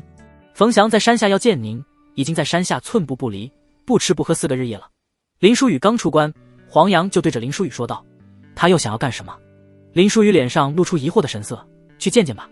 山脚下，冯翔显得有些憔悴，看了林书宇一眼，又看了黄洋一眼。我有事跟你说，这件事我只能告诉你一个人。林书宇看了冯翔一眼那认真的模样，淡漠地说了一声：“黄阳，你先离开吧。”黄阳没有任何二话，便是离开了。冯翔找了一个僻静的地方，又设置下了一个结界。他紧握着拳头，最后又松了下来，直接跪在了林书宇的面前。我这辈子最恨的人就是你，我最不想求的人也是你，但是我没有办法，求求你救我的母亲，你也必须去救。我的母亲是因为才落入险地的。林书宇疑惑地看向冯翔：“冯家宝出事了，我母亲怀孕了。”冯翔突然说道，他的眼神之中全是杀意，他恨不得将林书宇给碎尸万段，但是他没有办法，现在能够救下自己母亲的只有眼前这个人。什么？林书宇甚至以为自己听错了，就算是白雨荷因自己怀孕了，发现了也会马上打掉的吧？她是冯家主母，自己男人又死了多年了，一旦有了身孕，所有人都知道她在外面有了男人，这是冯家的耻辱，冯家老祖不会放过她的。你不用装蒜，我母亲怀孕3个半月，算时间，她受孕就是在我们生死对决的那几天，我母亲怀中的孩子是你的种。冯翔在说出这句话的时候，语气冰冷的都要结冰了。我早就知道你们的事情了，我恨自己是个废物，所以即便是献祭灵魂，即便以命换命，也要在生死台上杀了你。只是我没有想到，我母亲为了让我活命，为了让你不要登生死台，竟然委身于你，用自己的身体来换我的命。我真是一个废物，竟然献祭灵魂也杀不了你。冯翔每说一个字，感觉心头都在滴血一般。事到如今，他还要跪着求这个最恨的人。你母亲，她现在如何了？林书宇对着冯翔问道。我母亲为了生下你的孩子，在显怀之前搬到了峡谷里面居住了，就是你们初次相遇的峡谷。我老祖察觉不对劲，尾随找到了我母亲，现在母亲被圈禁在峡谷之中，这是个丑闻。老祖不想让冯家堡的人知道，老祖还在寻找是谁的种，一定要杀了那个人。我母亲现在还在遭受酷刑，但是母亲始终没有说出你的名字。冯翔继续对着林书宇回答道：那这他妈不是等着我送上门弄死我吗？我肯定不能去。林书宇轻描淡写的说道。冯翔用着不可置信的眼神看向林书宇：我母亲是爱你的，如果她不喜欢你，绝对不可能为了我和你上床，也绝对不可能不肯打掉孩子。可是我不爱她啊，是她愚蠢不肯打掉孩子招致的祸事，你不会觉得我就会拼上性命去解决吧？林书宇呵呵的一笑。冯翔紧握着拳头对着林书宇打去：你他妈就是一个人渣！林书宇侧身就是一脚将冯翔给踢倒在地。我从来没有说过我是一个好人啊，还记得第一次见面曾经那个你要欺辱的沈慕云吗？其实他被合欢宗抓去是我设计的，通过他六宗才发现了合欢宗的事情，我才被解救出来，我才是他厄运的罪魁祸首，但是如今他却是对我死心塌地。冯翔那一刻看着林书宇有些惊恐，他原本以为自己就不是个东西了，但是眼前这个人面前自己好像都是个好人了。我回去后会说出那个野种就是你的，你也别想活。冯翔恶狠狠地说道。林书宇呵呵一笑：那你去吧，我就躲在道青山里不承认，他开元镜四重又能够拿我怎么样？现在我在道青山的声望，你猜他们信我还是信你？冯翔恶狠狠地看向林书宇：你不得好死的！转身离去。冯翔离开了道青山，朝着北境的方向而去，他救不了自己的母亲，至少要和母亲死在一起。常清风，林书宇出关了吧？你又没把人给我带回来？李道玄对着刚回来的穆星河问道。他离开道青山了，让我用传送之光将他传送到北境去了，不知道干什么去了。不过这次他好像不太一样，以前见他总是游刃有余的模样，什么都掌握手中，这次他的眼神倒像是视死如归，拒赴死一般。穆星河对着李道玄回应道：视死如归他要干什么？北境现在最强的是谁？李道玄皱起了眉头。我姑姑。穆星河倒是回答得快。穆清月正在北门关守关，防止再有兽潮席卷。不可能，他不可能去找穆师妹的，北境还有谁？李道玄继续对着穆星河问道。冯家堡冯家老祖已入开元镜四重，听说冯翔在孤清峰山脚下不吃不喝4天，等待林书宇出关。林书宇出关后，两人有过短暂的接触，冯翔满脸的愤怒离开，向着北境而去。此事不知道是否和冯家堡有不系。穆星河知道倒也算是全面，他该不会要去冯家堡杀冯天德吧？这应该也是不可能的，他也杀不了。他和冯翔的矛盾就那点点问题，上次没登生死台也算是放过冯翔了，怎么还能够和冯家堡扯上事情？李道玄皱了皱眉头。穆星河也点了点头，应该和冯家堡没关系。冯家堡一战，林书宇在内战之中发挥了很重要的作用，双方也都结下了情谊。林书宇估计也是因为给冯家堡面子，才没有登上生死台杀死冯翔。那这林书宇究竟在干什么？一个封主，整天比我这个宗主都还忙。李道玄叹息了一声，有什么事情不能多依靠宗门吗？你视死如归的事情，加上到青山未必就那么难了。哎，你可别死在北境。此时的林书宇远处观望的风暴大峡谷，但是却没有靠近。他坐在树干上眯着眼睛，自言自语地说道：林书宇啊，林书宇，你早就不算是个好人了，如今连个坏人也算不上。如今这般模样，你真的能够夺回属于你自己的东西吗？林书宇先前对冯翔所说的话，并非故意刺激，而是实话。一开始，他也并未打算来救白雨荷。冯翔知道的太多了，一个远在道青山的人，却是对北境的事情知道的如此清楚。在林书宇看来，这就是一个局，一个请君入瓮，诛杀自己的局。而白雨荷就是那个鱼饵。即便知道九死一生，林书宇终究还是来了。即便无数次告诉自己要摒弃所有善念和人性，才能够走到最后，但是骨子里的东西怎么可能那么容易改变呢？就好像沈慕云，他利用了这个女人，此后一直心存愧疚，什么最好的都会给她，只是为了弥补。他虽然已经步入恶人行列，但是心中却始终还留着一份善。开元镜四重没有给我任何布置阵法的机会，也没有疲于奔命，不会给我下毒的机会，还在他的势力范围之内，周边或许还有开元镜修士埋伏在暗处，怎么看都是十死无生之局。不过纵使没有生路，我也要闯出一条生路来。林书宇自顾自地说道。15天后，冯翔到达了风暴大峡谷的底部，他好像知道自己母亲的确切的位置一般，直奔着一处建筑而去。参天大树群之中，真的还有一处不起眼的建筑，白雨荷躲在这么不起眼的地方生育，竟然还是被发现了。冯翔快速地冲进建筑之内，却是被一股巨大的威压压得喘不过气来。你怎么会出现在这里？冯天德对于冯翔出现在这里很是震惊。这件事是个巨大的丑闻，如果传出去，冯家堡将颜面无存。所以冯天德除了安排了2个心腹守在林子里，没告诉其他任何人。这冯翔远在到青山，怎么知道这里的？我已经知道了，我要见我母亲。冯翔对着冯天德说道。进去吧，好好劝劝你母亲，让她说出那个野种是谁的。我冯家堡容不得这种丑闻，我必抹除那个人。冯天德对着冯翔说道。我知道是谁。冯翔冷冷地说道。是谁？冯天德撤去强大的威压，来到冯翔的身边，划开冯翔手臂，鲜血涌出，被一股力量聚集在冯天德的手上。他现在确保这冯翔是不是他冯家血脉。在确认了冯翔是冯家血脉之后，冯天德的神色明显缓和了许多。我要先见到我母亲。冯翔在此刻表现出了强硬的模样。进去吧，在里面见到之后告诉我是谁，我现在就去杀了那人。在确认冯翔确实是冯家血脉之后，冯天德语气也缓和了许多。冯翔进入房间，看见白雨荷的模样之后，冲上去痛哭了起来。白雨荷浑身上下都是鲜血，被巨大的锁链锁着，就像是锁着一条狗一样，已经被折磨得不成人样了。母亲！冯翔歇斯底里地怒嚎了起来，心疼地查看起白雨荷的伤势来。白雨荷猛地颤抖起来，她整个眼睛充血肿胀，只能眯着看着一点点视野。霞儿，霞儿，是你吗？你怎么来了？白雨荷肿胀的只有一条缝的眼睛开始缓缓地涌出泪水。来看看你这个放荡的婊子，坏了别人的野种，是如何的下场。冯天德在后面冷冷地说道。我他妈杀了你！冯翔冲天的怒吼，手中多出一柄剑，冲着冯天德冲着就刺了过去。将自己的母亲伤成这般模样，他可不管对方是不是什么老祖。冯天德只是一挥手，冯翔的剑便是被折断了，人也横着飞了出去，鲜血不断的从口中吐出。境界的差距便是如此。你怎么就弄不清楚？他与你而言终究是外人，我们才是真正的家人，我们都姓冯，你是我冯家的血脉。冯天德缓缓地朝着冯翔走去。霞儿！白雨荷呼喊着冯翔的名字，心急地朝着冯翔靠去，却是被冰冷的铁链束缚，动弹不得分毫。好了，告诉我，那是谁的野种？你说过你知道的，你最好不要骗我。冯天德对着冯翔冷冷地说道。不要告诉他。霞儿，不要告诉他。白雨荷也不知道冯翔是怎么知道的，他只是本能地对着冯翔喊道。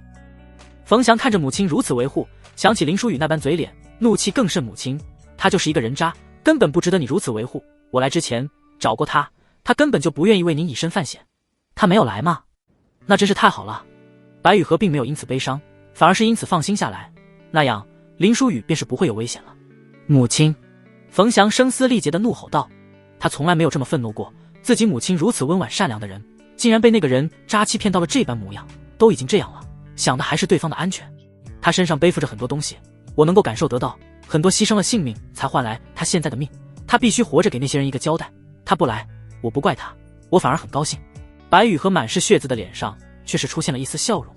我一定要让他死。冯翔此时脑海之中只有这个想法，当即就要对冯家老祖说出林书宇的名字。白雨荷大概也感受到了冯翔的想法，冰冷地说道。你要是说出他的名字，我不论生死都不会认你这个儿子了。冯翔在那一刻悲愤地发抖，他不值得您如此，难道真的要将他对所说的话全盘复述给您吗？他从来就没有爱过您，在他心中，所有人都不过是他向前的棋子罢了。冯天德也逐渐没有了耐心。既然冯翔知道你也没有活下去的必要了，这么爱那个野男人，放心，你先上路等着，我送你们在黄泉路相聚。一道光束就冲着白羽鹤冲了过去。不要！冯翔撕心裂肺地喊道。开元镜4重的一击足以将现在的白羽鹤给击碎。一道身影出现在了白羽鹤身前，一拳打向了光束。光束竟然是硬生生的被打碎了。对不起，羽鹤，我来迟了。林书雨的拳头上还淌着血，显然凝气9重阶下开元镜4重的一击没有那么容易。你怎么来了？快走！白羽鹤惊慌失措地对着林书雨喊道。林书雨蹲下来，轻轻擦拭白羽鹤身上血渍，柔声说道：既然已经来了，怕是没有机会走了，傻姑娘。冯翔对于林书雨的出现显然十分震惊，林书雨都已经将话说到那个份上了，为何又会出现在这个地方？原来是你。冯天德看向了林书雨，你果然不简单，那日见你不过是凝气5重，过去不过短短4个月，竟然已经是凝气9重。我那招虽然没用全力，但是你能以凝气阶下开元的境界，已经惊天撼地，不愧是我欣赏的人。冯天德说完，目光落在了白羽鹤的身上。当初我让你找个冯家人和他结为道侣，以此拉拢到我冯家堡来，你还是亲力亲为啊，把自己送上去了。白羽鹤没有说话，只是在林书雨的怀中轻声地哭泣着。你不可能和他在一起，他明面上终究是我冯家的主母，这有损我冯家的颜面。你若是可以和我冯家后辈成亲，我冯家有一后被名为冯浅墨，与你也是郎才女貌，乃是天作之合。你们若是成婚，白羽鹤的事情我会既往不咎，但是他白羽鹤须永远离开大雪国再不回来，这件丑闻全部给我烂在肚子里，对外我会说他回娘家了。冯天德对着林书雨说道。冯翔愣住了，他原本以为冯天德会直接杀了林书雨，没想到这冯天德竟然为了拉拢林书雨做到这一步。第一次在冯家堡见到林书雨的时候，他便是看出了林书雨以后必定是人中龙凤，所以叫白羽鹤安排人交好。这件事只要所有人都不知道，便是不算丑闻。他愿意为了林书雨，为了冯家的将来，将此事给按压下去。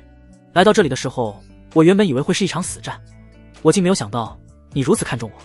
林书雨的声音十分冰冷，手却是红的如同烧红的炭一般，紧握着铁链，硬生生地将锁住白羽鹤的铁链给扯断。当然，我对你算是十分有诚意了，这要是换成别人，我必定将他挫骨扬灰。只是将来希望你能够记住，我今日对你的恩情，也请你提携冯家堡几分。冯天德居高临下地对着林书雨说道。不论怎么权衡利弊，我都应该答应你，这是最好的选择。林书雨给白羽鹤喂下了一颗丹药。冯天德呵呵的一笑，你是聪明人，当然该知道如何选择，这对于你来说简直是恩赐，可以说是我暂且的原谅了你。冯天德话刚说完，只感觉一股强大的剑意袭来，便是冯天德也不敢直视，抽身闪避，身后的墙壁直接被剑意一分为二，连绵视线之外。林书雨，你知道你在干什么吗？冯天德的脸色瞬间变得冰冷，对着林书雨质问道。很显然，刚才那一剑是林书雨斩出去的。你原谅我了？你有没有问过我可曾原谅你？将我的女人伤成这样，你凭什么认为我还会与你谈这些？林书雨的眼中是前所未有的愤怒，滔天的剑意凝聚在指头之上，再一次斩了过去，整个建筑也在一瞬间变成了废墟。冯翔对着这股剑意再熟悉不过了，自己被这剑意折磨了几个月，差点死在了这剑意上。天罡剑指诀，人啊，不是机器，是有感情的，不一定会选择最优的答案。10年饮冰难凉热血，林书雨骨子里没有散去的，还有那男人的血性。林书雨，你疯了吗？我相信你未来必定飞黄腾达，但是你现在终究不过是一棵幼苗，一折就断，凝气9重，我杀你如杀鸡，你竟然妄想与我一战。冯天德完全没有想到林书雨竟然不知天高地厚的与自己一战。林书雨只是嘴角凛冽的吐出2个字：试试。你还真是狂妄到了没有边界，丝毫不知道境界的差距。既然你一心求死，我就送你下黄泉。冯天德的耐性也彻底没有了，强大的灵气还是聚集，覆灭之雷。冯天德话还没有说完，天雷滚滚，一道青色雷电瞬间就覆盖了冯天德。带着你母亲到后面去。林书雨对着冯翔说了一声。冯翔眼中全是震撼，你凝气9重打开元镜4重有多少胜算？这换成旁人想都不敢想的事情，他竟然是觉得眼前这个人能够做到。直到见到林书雨，他才算是真正的定义了天才2字。我或许会死，但是他一定死在我前面。林书雨冷漠地说道。冯翔也没有想那么多，带着白羽鹤就窜出去了很远。凝气9重要是能杀开元镜1重，便已经是逆天，想要杀我开元4重，你简直是在痴人说梦！冯天德怒吼一声，挣脱了身上的雷电。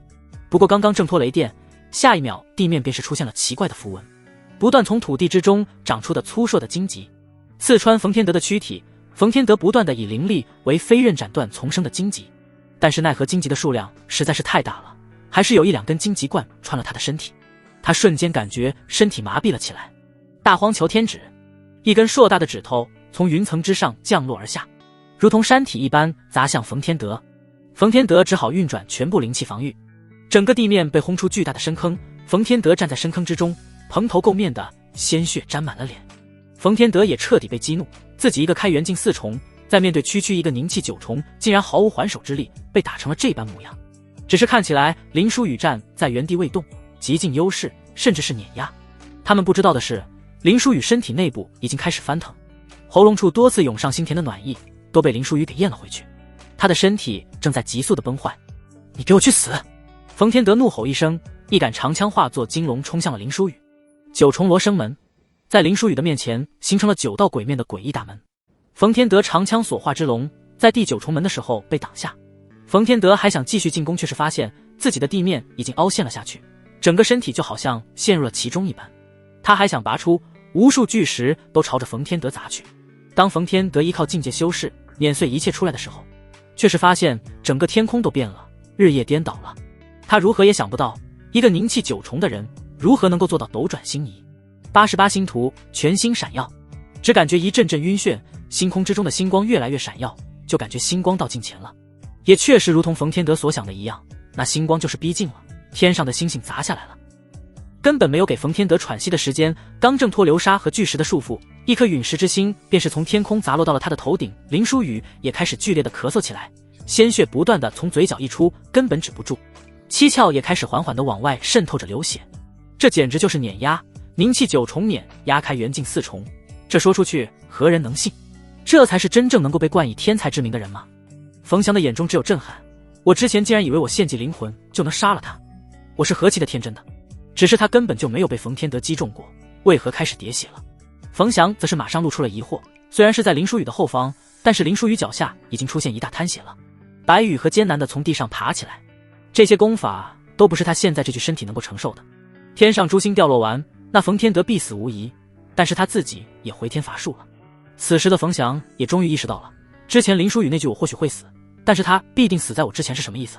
这个林书宇明明在道青山说的那么难听，现在却是拿出性命在为自己的母亲报仇，而且冯天德之前明明给出更好的选择，我一个开元境4重怎么可能被你一个凝气小儿杀死？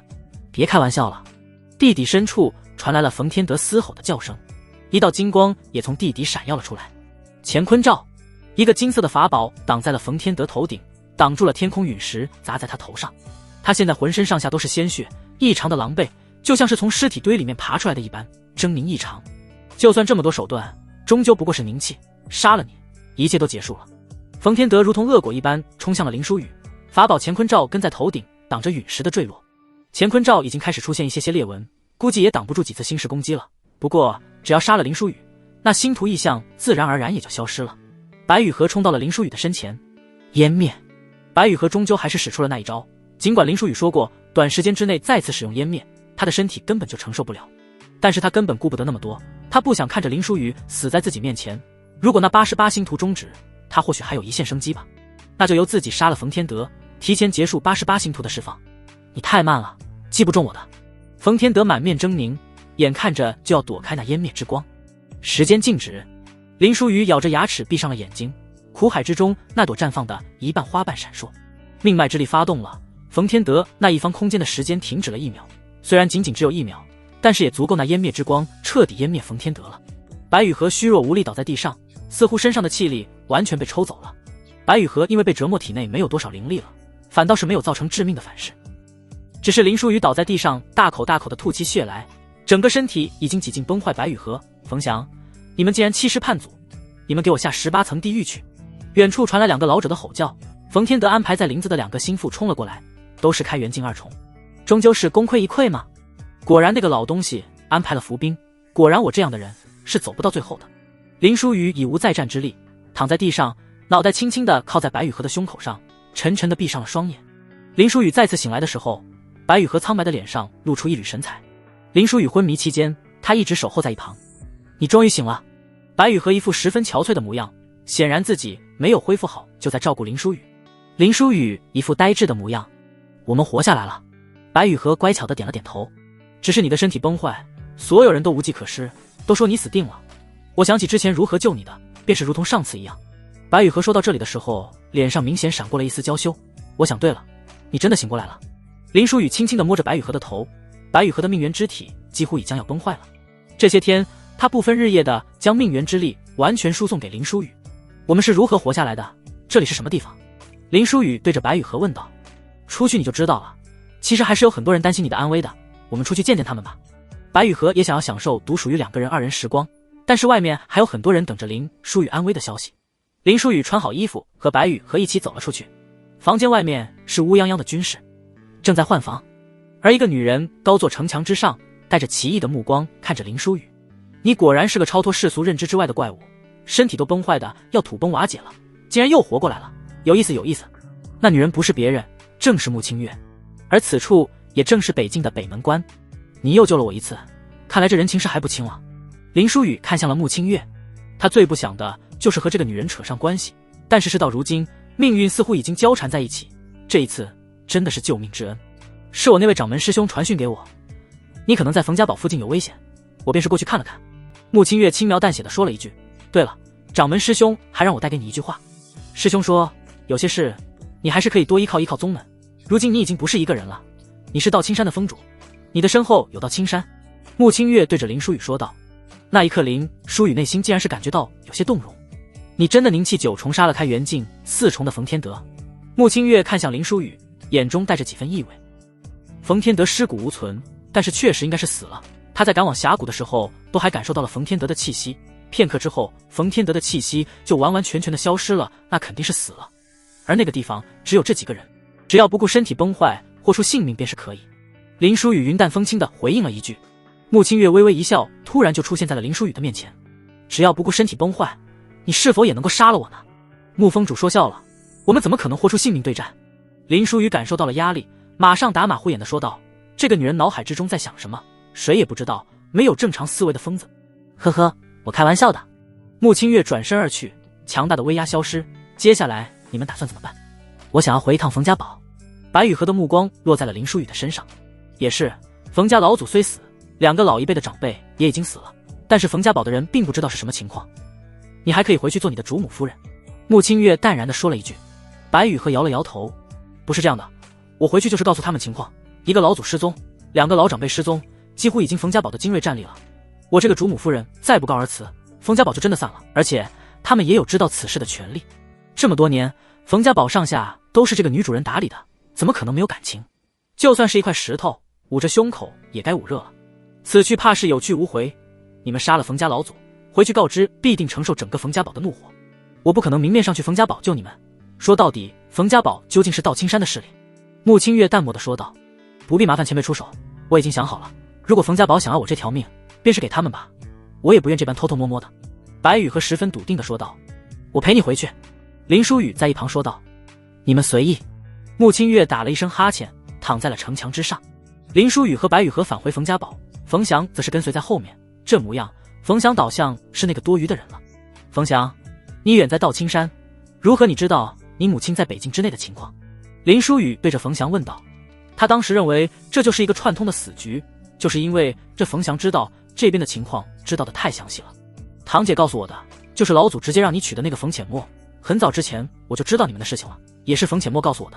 他给了我那串佛珠，说是依靠那个修炼站上生死台就能杀死你。到了如今的地步，冯翔对林书雨也已经没有什么可隐瞒的了。白雨和紧握起拳头，那冯浅墨究竟想要干什么？他知道冯翔即便是献祭灵魂也不可能是我的对手，他想要我在生死台上杀了冯翔，这样你我之间就永远不可能了。林书雨对着白雨荷说道。估计你的行踪和怀孕也是他透给冯天德，他的目的是得到我。白雨荷听了就细思极恐，这冯浅墨不过和林书雨有过一面之缘，只是为了得到林书雨便是不择手段到这种地步。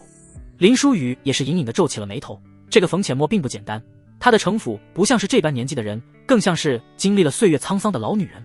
所谓的想要得到自己，恐怕不只是男欢女爱那么简单。前面就是冯家堡了，你做好心理准备了吗？一旦告诉他们真相，我们想要离开，必定是踏着鲜血和尸体离开的。林书宇对着白雨荷说道。相信我，不会的。白雨荷对着林书宇说道。林书宇没有多说什么，跟着白雨荷走了进去。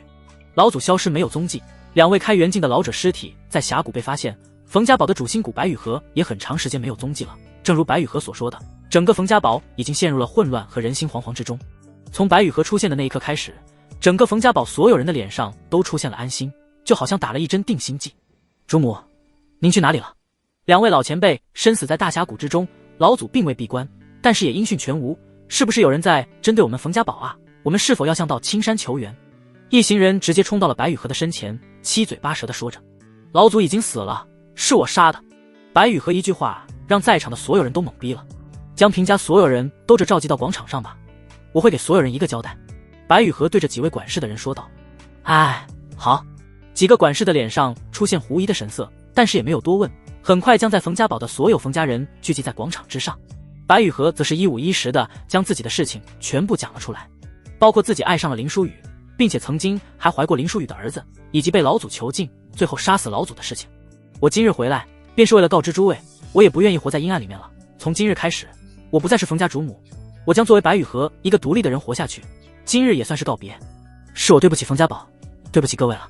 白雨荷一番话语之后，用最后这段话作为了结束，他脸上露出前所未有的轻松。而林书宇已经做好了战斗的准备，但是下面似乎没有群情激愤，没有一个人大骂白雨荷，所有人给白雨荷让出了一条道路，他们的神情更多的是不舍。夫人，堡主身死多少年哦，都快忘记了，10几20年有了吧？从那个时候开始，就是您力挽狂澜于不倒，扶大厦之将倾，让冯家堡没有倒在分崩离析和强敌手中。你没有任何对不起我们冯家堡。没错，是我们冯家堡对不起您。这么多年您为我们冯家堡的付出，我们所有人都看在眼里。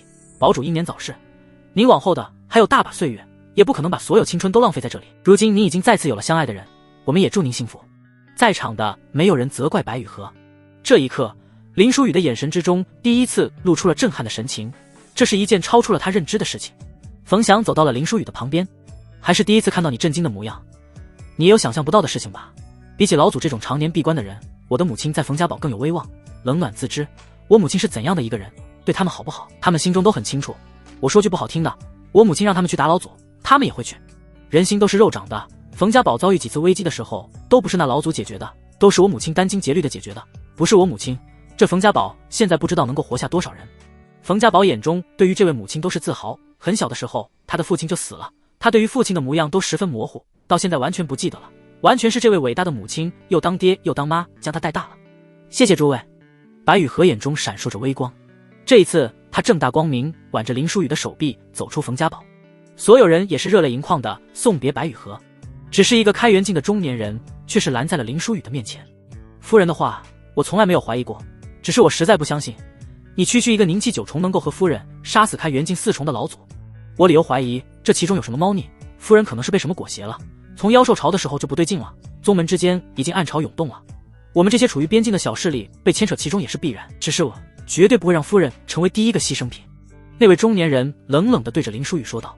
看来能够看出宗门之间有暗潮涌动的人已经不在少数了。冯傲，我没有被裹挟。白雨荷对着那个中年人喊道。此时所有冯家堡的人也开始意识到不对劲，那让出的一条通道也被马上给堵死了。确实有问题，我们先入为主相信夫人，即便那说法十分荒诞，但是我们没有考虑到夫人可能是被裹挟了。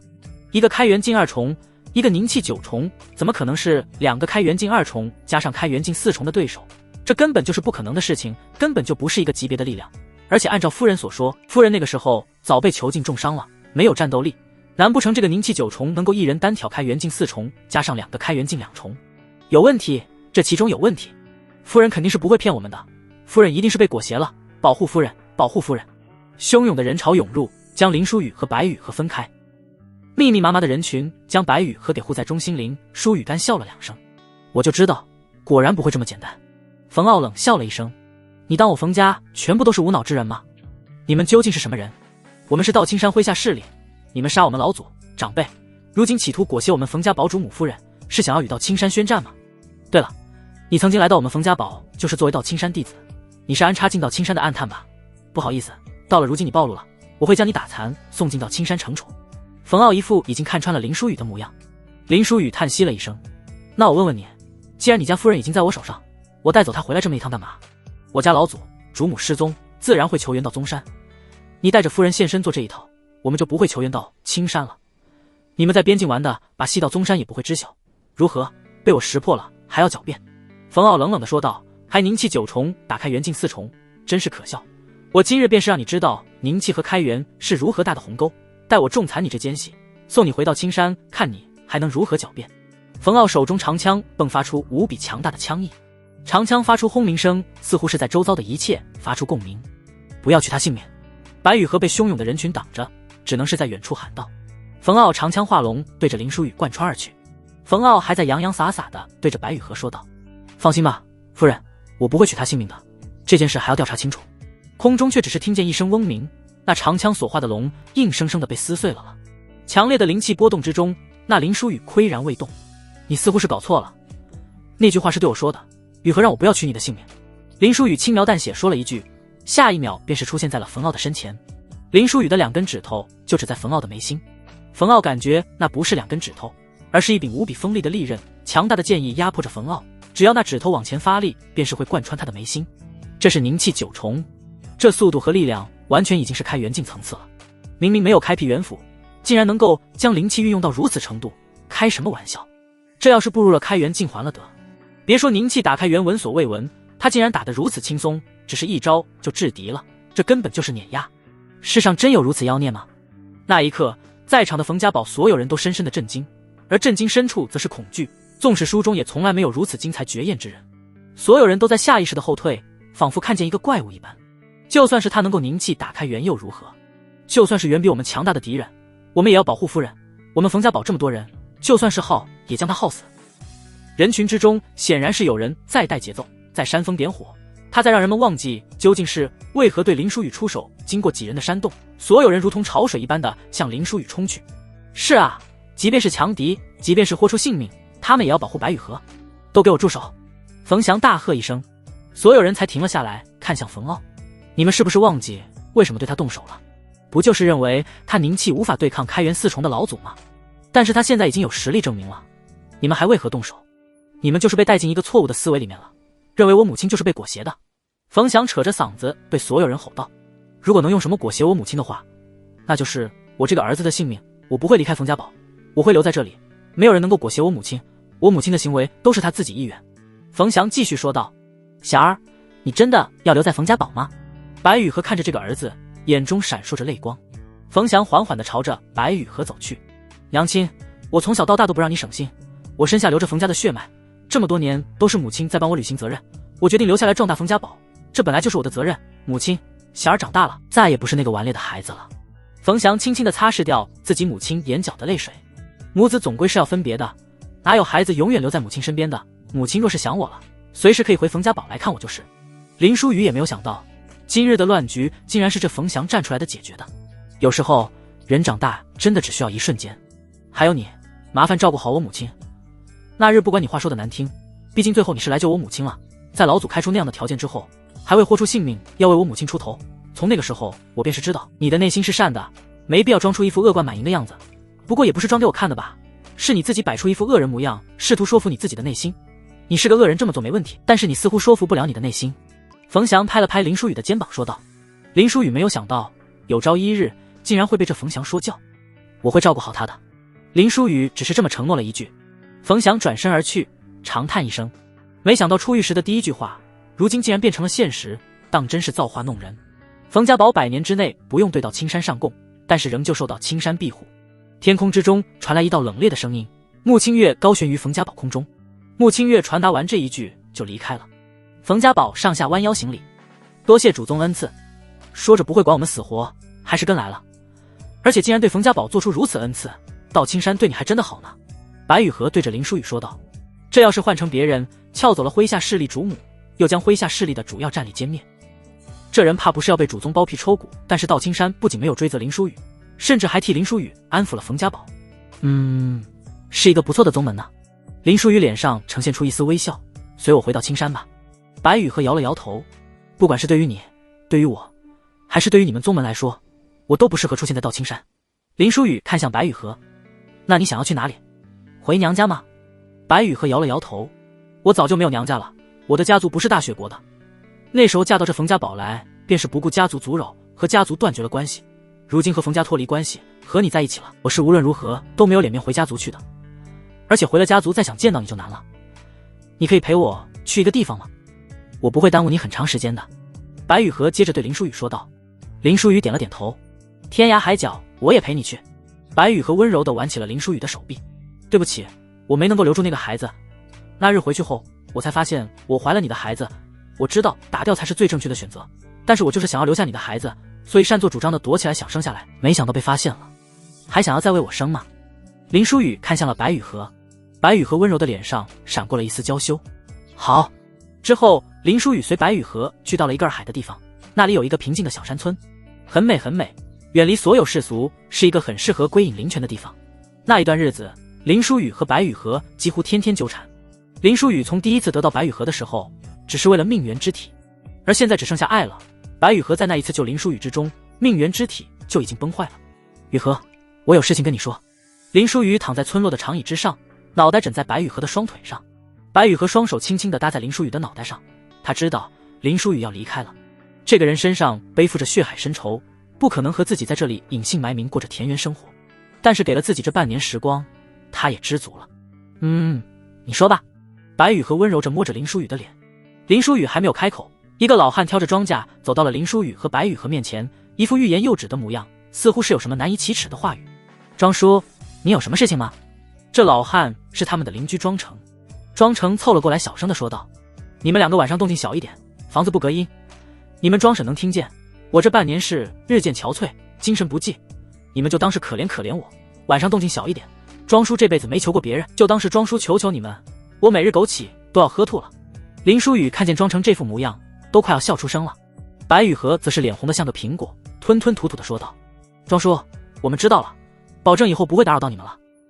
哎，好好好，庄叔谢谢你们，晚上请你们吃玉米。庄老汉满脸高兴地离开了。庄成走后，林书宇实在忍不住笑了起来。这老头也是的，半年都不说，估计现在是实在撑不住了才来说吧。你还笑，不知道丢人。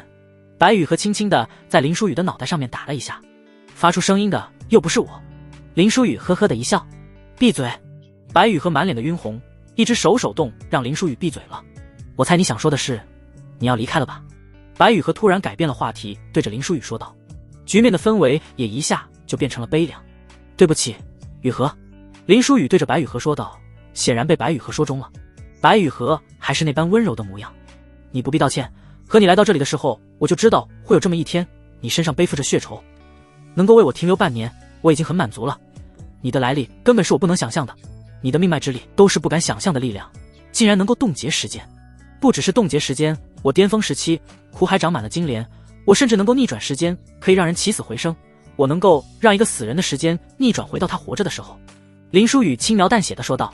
白雨荷的眼中写满了惊骇，他从来不怀疑林书宇所说的话，这个男人从来不夸夸其谈，可是那能力也太夸张了。可是那样逆天的你如何？白雨荷实在是有些震惊，那种逆天能力怎么会被毁了道基，命脉沦落至此？那几乎已经是无敌的能力了。林书宇对白雨荷已经没了隐瞒，娓娓道来。我有一座城，800万生灵，不只是人类，还有其他种族，他们大多是世所不容忍，被家族种族抛弃的，还有一些无力存活的人。那个城池因此也被称为收容所。我想要建立的是一个没有歧视，一个众生平等和睦生存的地方。我创造不了那样一个世界，但是至少我可以创造那么一座城。后来趁我不在的时候，整个城被屠灭了，800万生灵全部被杀，我赶回来的已经是一座孤城，没有任何活口。我逆转了整座城的时间，让800万生灵全部回到了活着的时间，但是因此我苦海的金莲全部粉碎。也就是那个时候，一柄剑从我从来没有想到的人手中从后方刺进了我的心脏，瓦解我的身体。我逆转了800万生灵的生活，却是再没有力量逆转自己的生命。我才知道屠戮收容所并不是他们的目的，他们就是想利用那800万生灵耗费干净我的命脉之力，然后再杀我。我身体崩坏，重伤濒死，跟随我的人再无任何胜算，他们却是用性命当阶梯，用骨头当火把，一个一个接力燃烧神魂，将我送出了星域，最后来到了这大雪国。结果濒死的我刚到这个世界就被合欢宗抓了去。我忍受屈辱的活下去，不只是夺回本来属于我的东西，更是不能让那些用性命将我送出来的追随者白死了。其实那日我救你之前，我对冯翔说的话都是真心的。我一开始没有打算救你，因为我怕因为救你死了，我对不起那些为我而死的人。我以前还算个好人，现在呢，好人肯定不是了，坏人也算不上，不过是个不三不四的人。林书宇将憋在内心好久的话全部说给了白雨荷。这个看起来无所不能的男人，内心其实也背负了巨大的压力。那日你不来，我不会怪你；那日你死了，你曾经的追随者也不会怪你，没有人会怪你。那些追随者为何能够为你舍弃生命？他们守护的是那个良善的你。如果你是一个不择手段的人，他们还会为你舍命吗？你之所以如此挣扎，是因为你对自己的要求太完美了。你其实不必那么完美，即便出错，即便是内心有点小邪恶也没事，没人会怪你的，因为这个世界根本就不存在完美的人。去吧，去做你想要做的事情，没有任何人会怪你，我就在这里等着你。如果有一天你累了，不想再争斗了，就回到这里来，我一直在这里等着你，这里会有你的家。白雨荷轻轻地将头抵在林书宇的头上，温柔地说道。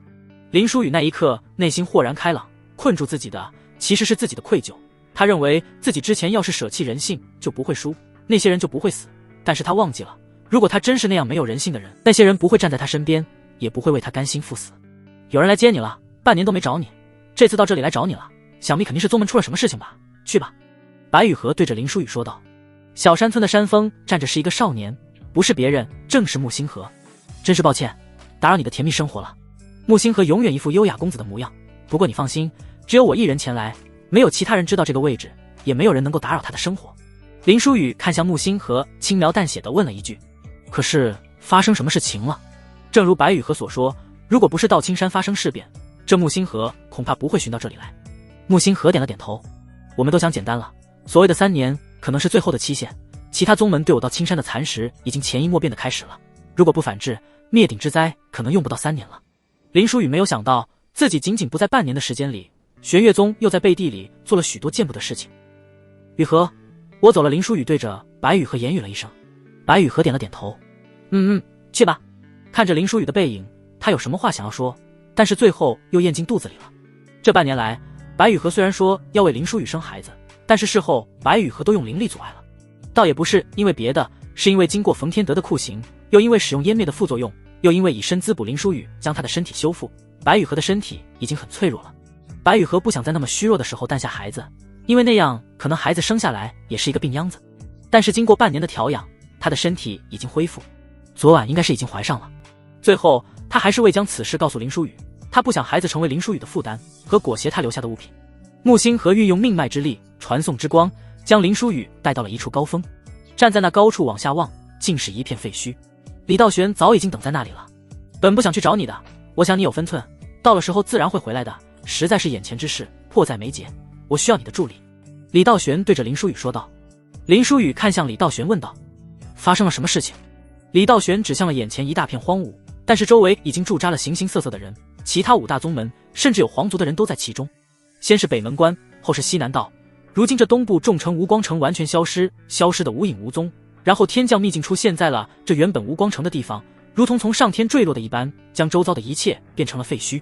整个大雪国事先都有约定，那便是天降秘境，不管降落于何方地界，那都是大雪国共有的，现在所有势力都可以以此为由入驻我到青山境内。本来天降秘境本来是应该高兴的事情，但是此时的李道玄却是忧心忡忡的。这秘境是否并非是天降的？李道玄对着林书宇问道。他的言外之意再清楚不过，那就是这秘境是否是玄月宗制造出来的，目的就是为了可以冠冕堂皇地驻扎到青山境内。不是。林书宇回答得十分肯定，城市的消失可能与玄月宗有关，但是这秘境绝对不是人造出来的。李道玄听闻松了一口气，看来还没有到兵戎相见，势同水火的地步。林峰主为何如此确定？木星河在一旁对着林书宇问了一句，他注意到了林书宇的变化。这个林书宇神色永远都是一副尽在掌握的模样，他只有2次看见林书宇神色起了变化，第一次是他独自去北境杀冯天德，第2次就是现在，因为这是一具尸体，一具盘古族的尸体。林书宇倒是回答得干脆，两人则是都露出了疑惑的神情。盘古族，他们闻所未闻，便是书上都没有记载过，在下孤陋寡闻了，只是这确确实实是个秘境，各大宗门势力都进入其中了探索了，我们到青山也进入了一部分弟子，尸体怎么会是这副模样？李道玄的眼神之中出现了疑惑。盘古族是星域才有的种族，形体巨大，几座大山也不及他们的一只手臂，他们的成长也需要十分巨大的灵力和资源，都说他们是夺天地之造化成长的，但是他们死后也会将自身反馈给大自然，便是死后化成秘境，供他人探索的造化。盘古一身都是宝，所谓一盘古落，而众物生便是如此。林书宇给李道玄解释清楚了。李道玄虽然不知道星域为何等世界，但是听林书宇这么一说，便是知道这盘古尸体所化的秘境必定珍宝无数。既如此，那就安排内门天骄进去寻宝了，各大封主也可以进去寻找机缘。李道玄正准备安排人，却是被林书宇一句话给喝住了。想死就进去吧。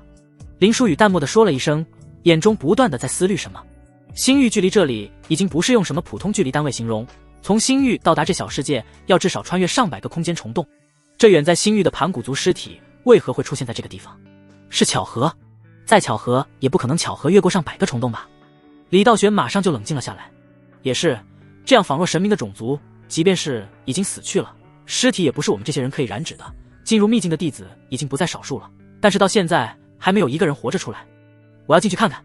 林书宇对着李道玄说道，你不要再安排弟子进去送死了，那些其他宗门的弟子，你倒是可以煽风点火，让他们进去送死。先等等，我还有一件事要问你，那雷千行是你杀的吗？李道玄对着林书宇问道。是。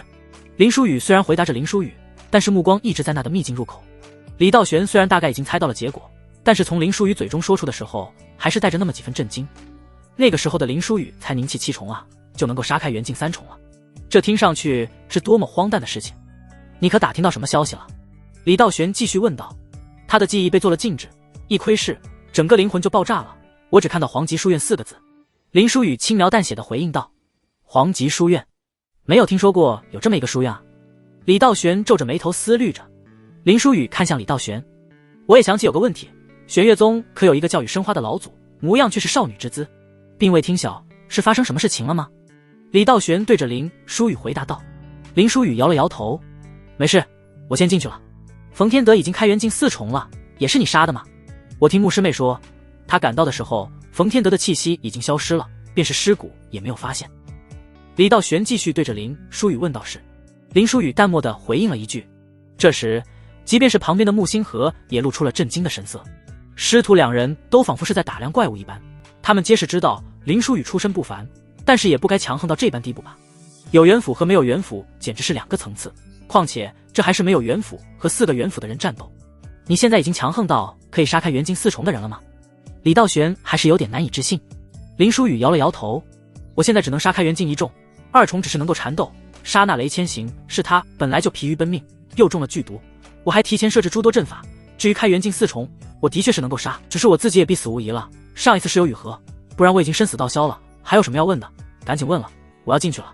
李道玄还想要问什么，但是却被木星河给拉住了。林书宇也没有再耽搁，飞驰而去，进入到了那秘境之中。有什么事情之后再问吧，您没看出来吗？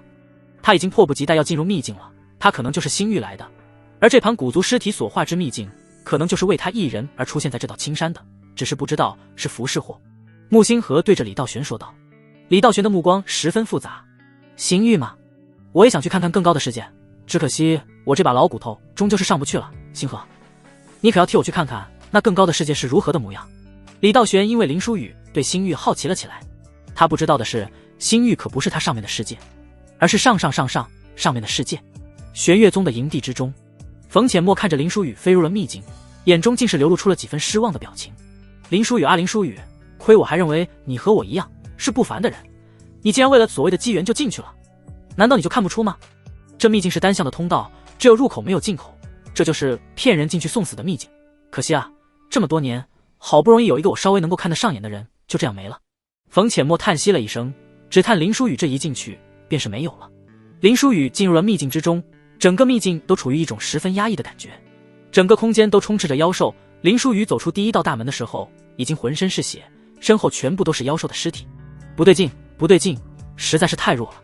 盘古族尸体所化之秘境，绝不可能弱成这般模样。林书宇自言自语地说道。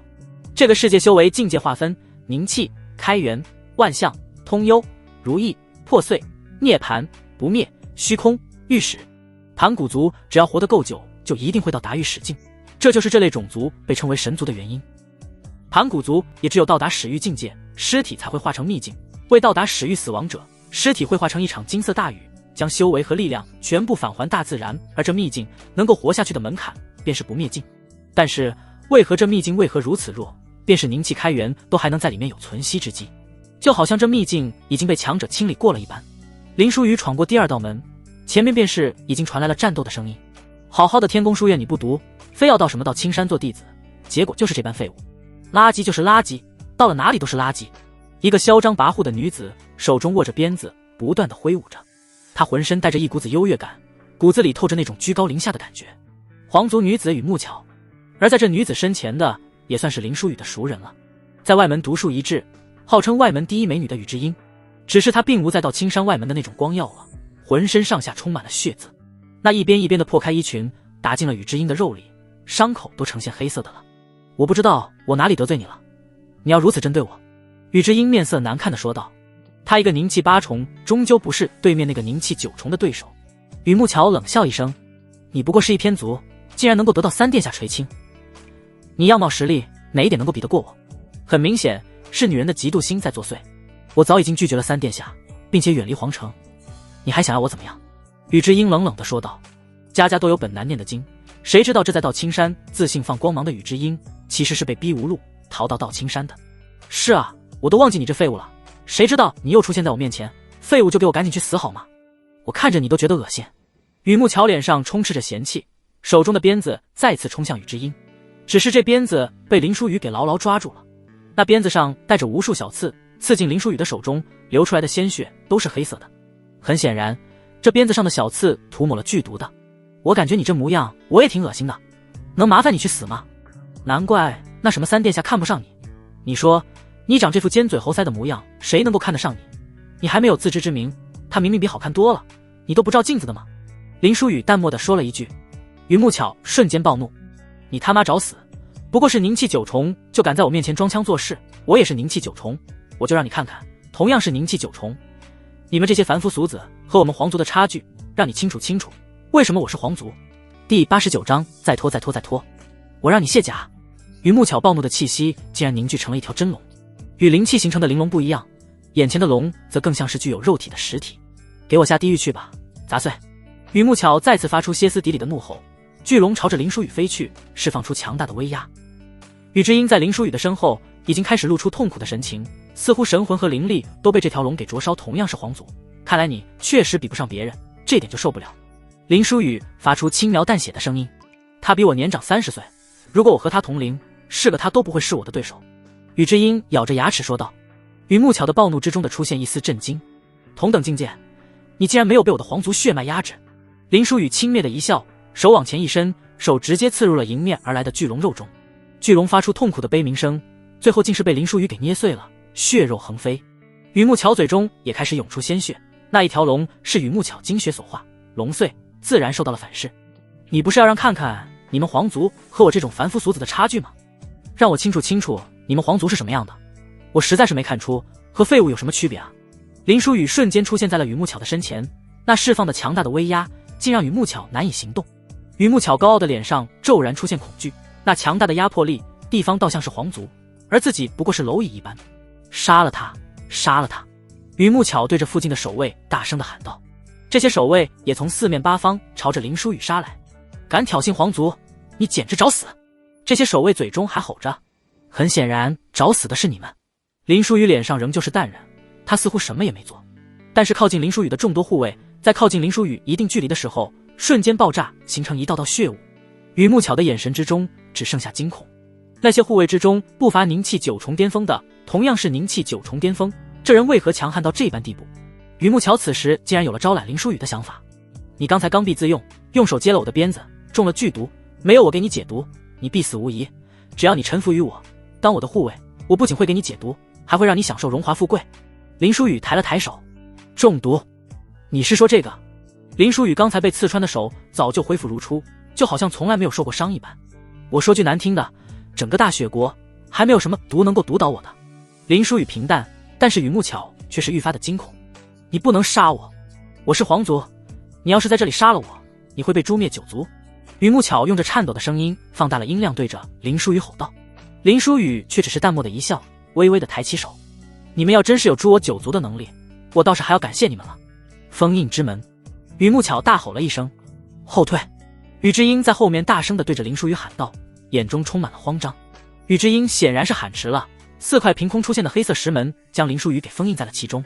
雨木巧也长叹一口气：“蝼蚁就是蝼蚁，这就是我皇族的命脉之力，世儿等永远也无法比拟的力量。”雨木巧前一秒还小人得志的模样，脸上马上又开始出现恐惧，因为那4扇合起来的大门在猛烈的震动，似乎不知道什么时候就要炸裂开来了。雨木巧马上落荒而逃。“你等着，你触怒了皇族，你必死无疑。我兄长已入开元境，等我寻得兄长位置再来杀你。不管你如何妖孽，我就不信你凝气9重还能够杀开元境不成。我会让你知道，为了这么一个废物得罪我，是多么愚蠢的决定。”这雨木巧落荒而逃，还不忘记放下几句狠话。在雨木巧离开没有多久，4扇怪异的石门轰然碎裂，林书宇从中安然无恙地走了出来。“快追，杀了他！”他还没有走远。宇智英朝着雨木巧逃向的方向追去，但是没跑几步就摔在了地上，脸色已经是乌紫色，很显然中毒已经很深了。林书宇将宇智英轻轻地从地上扶起来：“快去杀他，快啊！”宇智英全身已经开始僵硬了，但是还是急不可待地对着林书宇说道。林书宇云淡风轻地说了一句：“这么想他死，也不看看你自己什么模样，我去追他，你也死了。别管我，去杀他。他要是将消息带给别人了，你就活不了。杀害皇族，便是到青山也保不住你的。快去啊！”宇智英急切地说道。林书宇呵呵一笑，原来这宇智英是在担心自己的死活。林书宇用刀划伤了自己的手，鲜血滴在宇智英的嘴中。宇智英的脸色以肉眼可见的速度好转了起来，便是解药，怕是都没有这么快的疗效。放心，进入这里的人，没有人能够活着出去。林书宇轻描淡写地说道。宇智英感受着自己的身体开始变得柔软，不可置信地看向林书宇：“你究竟是什么人啊？你的血竟然可以解这种毒？”林书宇没有回答宇智英的问题，只是淡漠地说了一句：“卸甲，卸甲，把衣服脱了。”宇智英愣了一下，还是听从林书宇的话，将外面的一层铠甲给脱了，只留下薄薄的2层仙裙。经过鲜血的沾染，那仙裙也开始有了几分透明，能够隔着裙子看见里面的几分春色。“再脱，再脱！”林书宇继续对着宇智英像是下达命令一般。宇智英猛然抬头看向了林书宇，满是血渍的脸仍旧掩饰不住倾国绝色。“林书宇，你想要干什么？你别以为你救了我，我就会和你那个。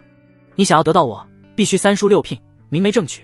我不可能在这里和你不清不楚的发生关系的，我不是你想的那种女人。”宇智英支支吾吾地对着林书宇说道。“你废话是真他妈多！”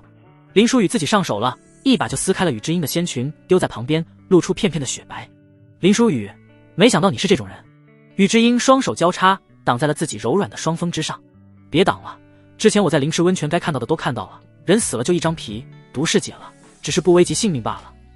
你的这些伤口不及时处理的话，会烂掉，会化脓，最后会从里面长出蛆虫，散发刺鼻的恶臭，留下不可能消失的十分丑陋的疤痕。我说的难听点，脱下衣服就是别人眼中的怪物。你想变成那样吗？”林书宇云淡风轻地说了一句。宇智英脑中想象出林书宇所描述的画面，恐惧的下意识就拿下自己遮挡的双臂。林书宇看着宇智英一丝不挂的身体，却是皱起了眉头，全身上下都被鞭子伤了，鞭子甚至已经打入皮肉之中了。伤成这样，还给我扭扭捏捏！林书宇一挥手，凭空换来水，清洗了宇智英的伤口，然后从纳戒之中取出药材，碾碎敷在宇智英的伤口处。那纳戒是雨生花送给他的，里面还有些灵材。纳戒这玩意在大雪国已经是稀罕物了，大部分人用的都是储物袋。看着林书宇如此认真地给自己清理伤口和上药，眼中没有丝毫的淫邪，宇智英心中就闪过愧疚之心。对不起，明明你救了我的命，我还以小人之心夺君子之腹。宇智英低声对着林书宇说道。林书宇一脸的淡然，你以为我会对你怎么样？你可别想那美事，长得很美，就不要想得美了。宇智英一脸的无语，心中刚生出来的愧疚瞬间荡然无存。这个人的嘴实在是太毒了。储物袋里有衣服吧？林书宇给宇智英处理伤口，足足花了快1个时辰，伤口太多了，几乎遍布全身，差不多林书宇也摸了一个全身。宇智英点了点头，马上从储物袋之中取出了衣服穿上，这样暴露在一个男性面前，实在是太羞耻了。你刚才说所有人都会死在这里，是因为这里太危险了吗？我们原路返回吧。穿好衣服的宇智英对着林书宇说道。林书宇摇了摇头，入口是单向的，回去没有出口，想要出去只能到达这秘境的尽头。宇智英点了点头，只是往前走了2步又要摔倒的模样。林书宇上前将宇智英给背到了背上，宇智英一脸羞红说道：“这样不好吧？我把你丢在这里等死就好了。”林书宇冷漠地说了一句。宇智英也不客气了，双手搂住林书宇的脖子，头轻轻地靠在林书宇的肩膀上。不知道为啥，他感觉到前所未有的温暖。你们与姓氏皇族，命脉在皇族烂大街了。他那个半吊子都能有命脉之力。林书宇突然对着宇智英问道。那不是他的命脉之力，是整个皇族的命脉之力。在天启城皇宫之中有一块石碑，那才是所有皇族命脉之力的源头。血脉越纯，境界越高的人，使用那封印之门的威力便是越大。还好那与木巧的境界低，不然封印之门下，便是你也不可能存活。那封印之门封印人的神魂、灵力、命脉之力，纵使修仙者在之下，也只能沦为凡人，最终化为一滩血水。这封印之门也是我们宇姓能够成为大雪国皇族的原因。宇智英对于林书宇也没有任何隐瞒，就回答了出来。那你呢？林书宇对着宇智英问道。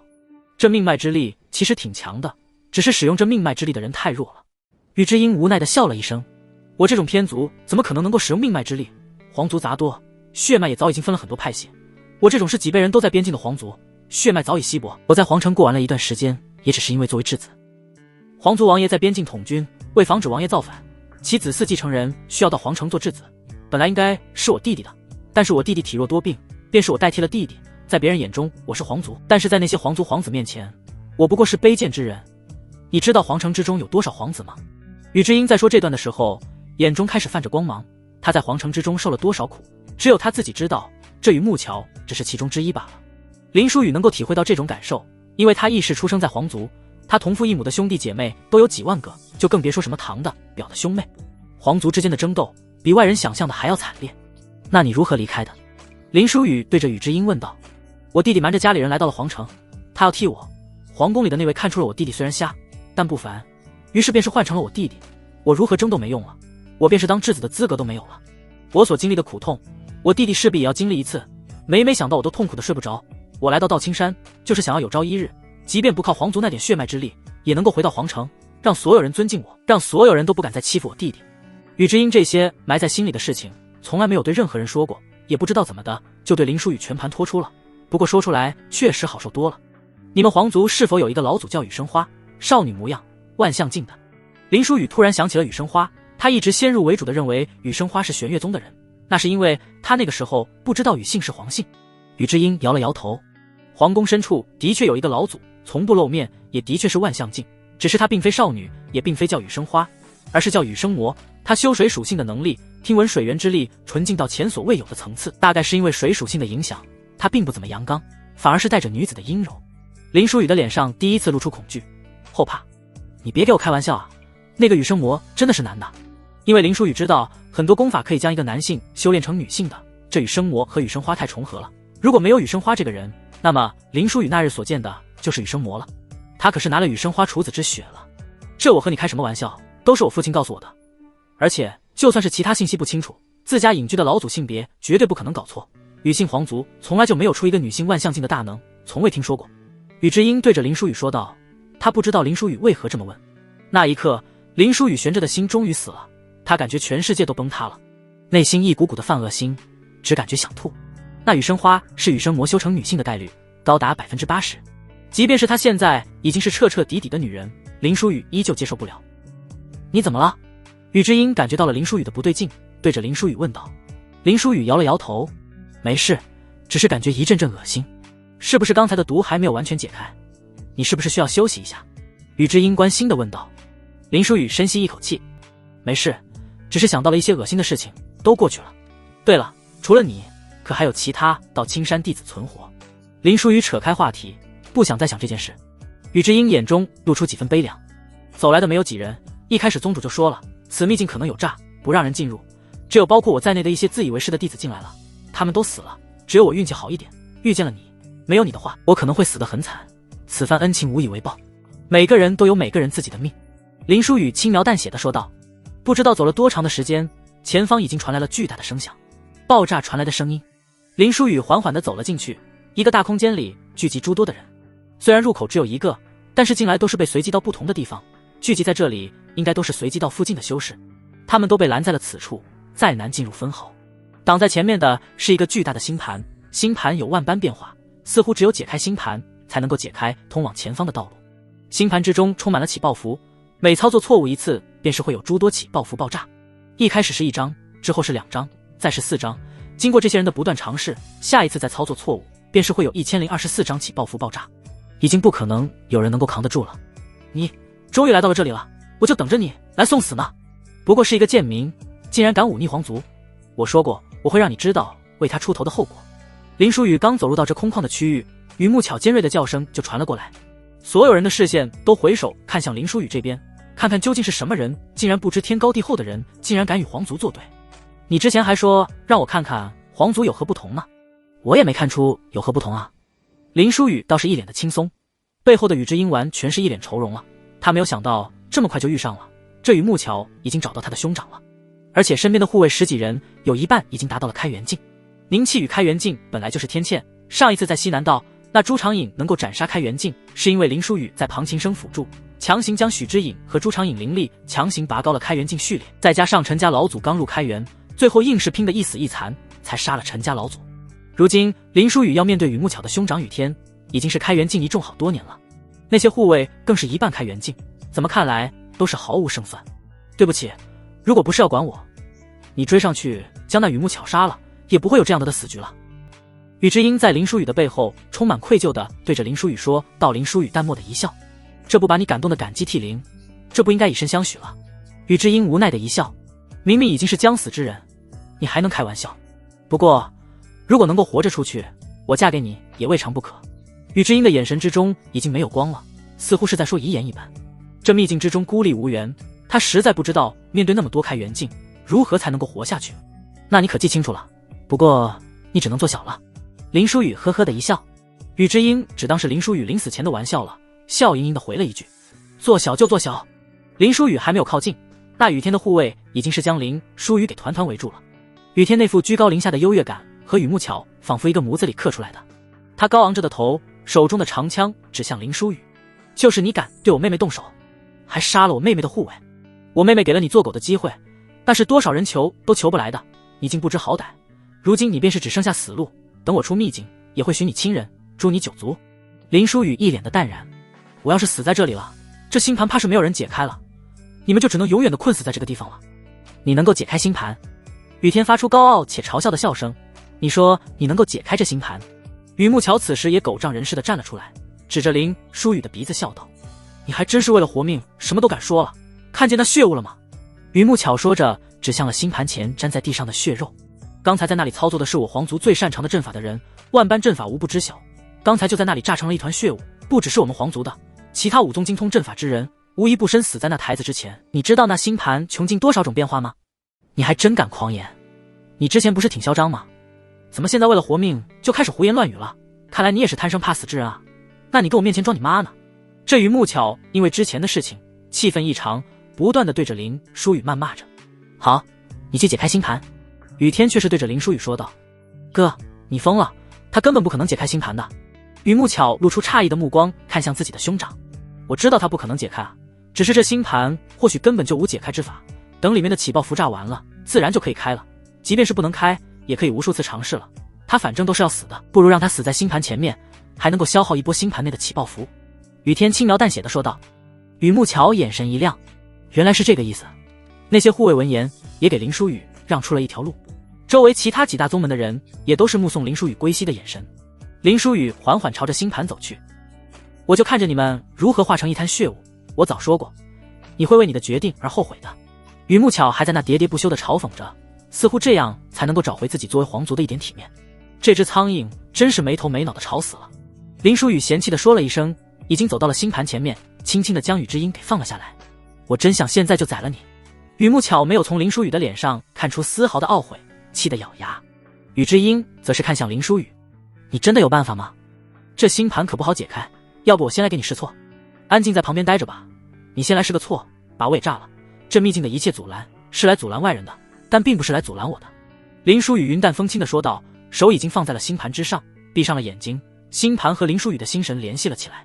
星盘开始快速地转动了起来，里面穷尽了万般的变化。这小子还真是有点本事，竟然没有那么快就炸。身后之人隔着老远说了一句，这次爆炸的威力肯定是之前的1倍，众人都躲得老远老远。不过几分钟，星盘的转动戛然而止，星盘之中起爆符开始大量的飞出。我他妈就知道这小子不可能解开星盘的。再后退一些，这次爆炸威力不知道会多大呢。从起爆符飞出的那一刻开始，所有人恐惧的都在往后退。宇智英也是闭上紧紧的从后面抱住了林书宇的腰，闭上了眼睛，准备迎接死亡。抱我这么紧干嘛？别趁机开我油，吃我豆腐。林书宇淡漠地说了一声。宇智英这才睁开眼睛，才发现那些起爆符并未爆炸，并且星盘后面的大门弹开了。也就是说，这林书宇解开了星盘。这人究竟什么来历？那么精通阵法的老前辈，皆是生死道消。他竟然只是花了这么短的时间，就是解开了星盘。我大雪国什么时候有这么妖孽的阵法天才？从来没有听说过啊！众人从恐惧之中回过神来，眼神之中满是惊骇。便是雨木桥也愣住了，怎么可能？他怎么可能解得开那星盘？明明不过是区区平民杂碎，怎么可能阵法之才还在老师之上？宇智英是率先反应过来了，推了林书宇一把，跑，快跑，别管我了，带着我你跑不远的。如今星盘解开了，你没有任何利用价值了，那雨天会卸磨杀驴的。宇智英重伤并未恢复过来，把林书宇往前这推一把，自己反而是虚弱的摔在地上了。林书宇回首白了宇智英一眼，你能不能别自我感动了？如果救你会危及我的性命，我想也不会想将你丢下，你对我没有那么重要。可是宇智英觉得林书宇是在嘴硬，因为这留下来就是死啊。雨天那边也马上反应过来了，对着手下的护卫下达着命令，去杀了那个宰种，对抗我们皇族的人越优秀便是越该死。雨天冷漠地说道。一瞬间10几号护卫一半开元镜，一半凝气九重，怎么看杀一个凝气九重的修士都绰绰有余了。林书宇只是淡漠的一笑，轻轻的那么一挥手，无数起爆符迎面飞去。那些护卫脸色骤变，恐惧生生的爬到了脸上。当他们意识到不对劲，转身想逃的时候，已经为时已晚了。无数起爆符炸裂开来，10几人瞬间湮灭在火海之中。远处的人都连连后退，用灵力制造防护罩，什么灵气都用上了，结果还是外围的人还是受到了不小的创伤。而处于爆炸中心的人自然已经是烟消云散了，便是血肉都蒸腾掉了。这一次是星盘之中剩下所有起爆符的爆炸，如果不是这些人本来就相距甚远，还躲得快，怕是无疑能够幸存。待到火焰消失，爆炸殆尽，那星盘之前，林书宇仍旧站立。雨天本来以为林书宇借着这次爆炸早就逃之夭夭了，没想到这林书宇竟然还留在原地，那淡漠的笑容和目空一切的眼神，就好像是在挑衅他一样。那一刻他感受到了皇权在被挑衅。杂碎，还敢留下等死？今日我让你永世不得轮回！雨天歇斯底里的愤怒在空中逐渐凝聚真龙，只是这真龙的威压可要比雨木巧强上太多，尚未凝聚成型，便是已经具备真意。只是下一秒，那真龙便是已经开始溃散了。林书宇不知道什么时候已经出现在了雨天的身前，一只手瞬间贯穿了雨天的胸口，将那鲜活的还在跳动的心脏给拿了出来。速度太快了，所有人都没有看清楚，战斗便是已经结束了。我说，你该不会以为我去解开星盘是被你胁迫的吧？你该不会以为我凝气九重会怕你区区一个开元镜一重吧？林书宇俊俏的脸上露出不屑的笑容，那一刻恐惧瞬间爬满了雨天的脸。他无论如何也想不明白，一个凝气九重怎么能够说出这种话，自己又为何不敌一个凝气九重？他只知道自己的命那一瞬间已经完全掌握在眼前这个人手中了。不要杀我，求求你了，求求！雨天的话还没有说完，林书宇已经捏碎了雨天的心脏，鲜血洒了一地，爆出去的血肉沾染到了旁边雨木巧的脸上。你还是去下去求阎王吧。林书宇冷漠地说完，又是直接将雨天的脑袋硬生生从躯体上扯了下来，那鲜血全部迸溅在雨木巧的脸上。啊！雨木巧何时经历过这种事情，全身乏力地跪倒在地上，发出恐惧的尖叫。林书宇直接头递到了雨木巧的身前。你之前说你兄长会将我怎么样来着？你兄长就在你面前，你看看他，看看他将我怎么样。那一刻雨木巧心神都要崩坏了，身体不断地往后爬，声音在颤抖。不要杀我，不要杀我，你不能杀我！林书宇浅漠的笑容仿若恶魔一般。那你倒是说说看，有什么理由我不能杀你？我二爷爷也进了秘境，我若是死了，我二爷爷能够感知到，他不知道凶手是谁，他便是会杀了你们所有人，因为凶手必定在你们所有人之中。雨木巧用尽最后的力气对着林书宇喊道。林书宇有没有被吓到不知道，但是眼前的这些人都是完全被吓到了。他二爷爷见疯子雨剑牙，杀人不眨眼的疯子，如果他死了，那雨剑牙真的出来，他真的会杀掉所有人，万象不出，无人能够与其争锋，传闻之中的皇族魁首。所有人都战战兢兢地看向林书宇，言外之意是劝林书宇不要动手，别把他们也害死了。林书宇面色淡然，哎呀，我好怕啊！那阴阳怪气的声音充满了嘲讽。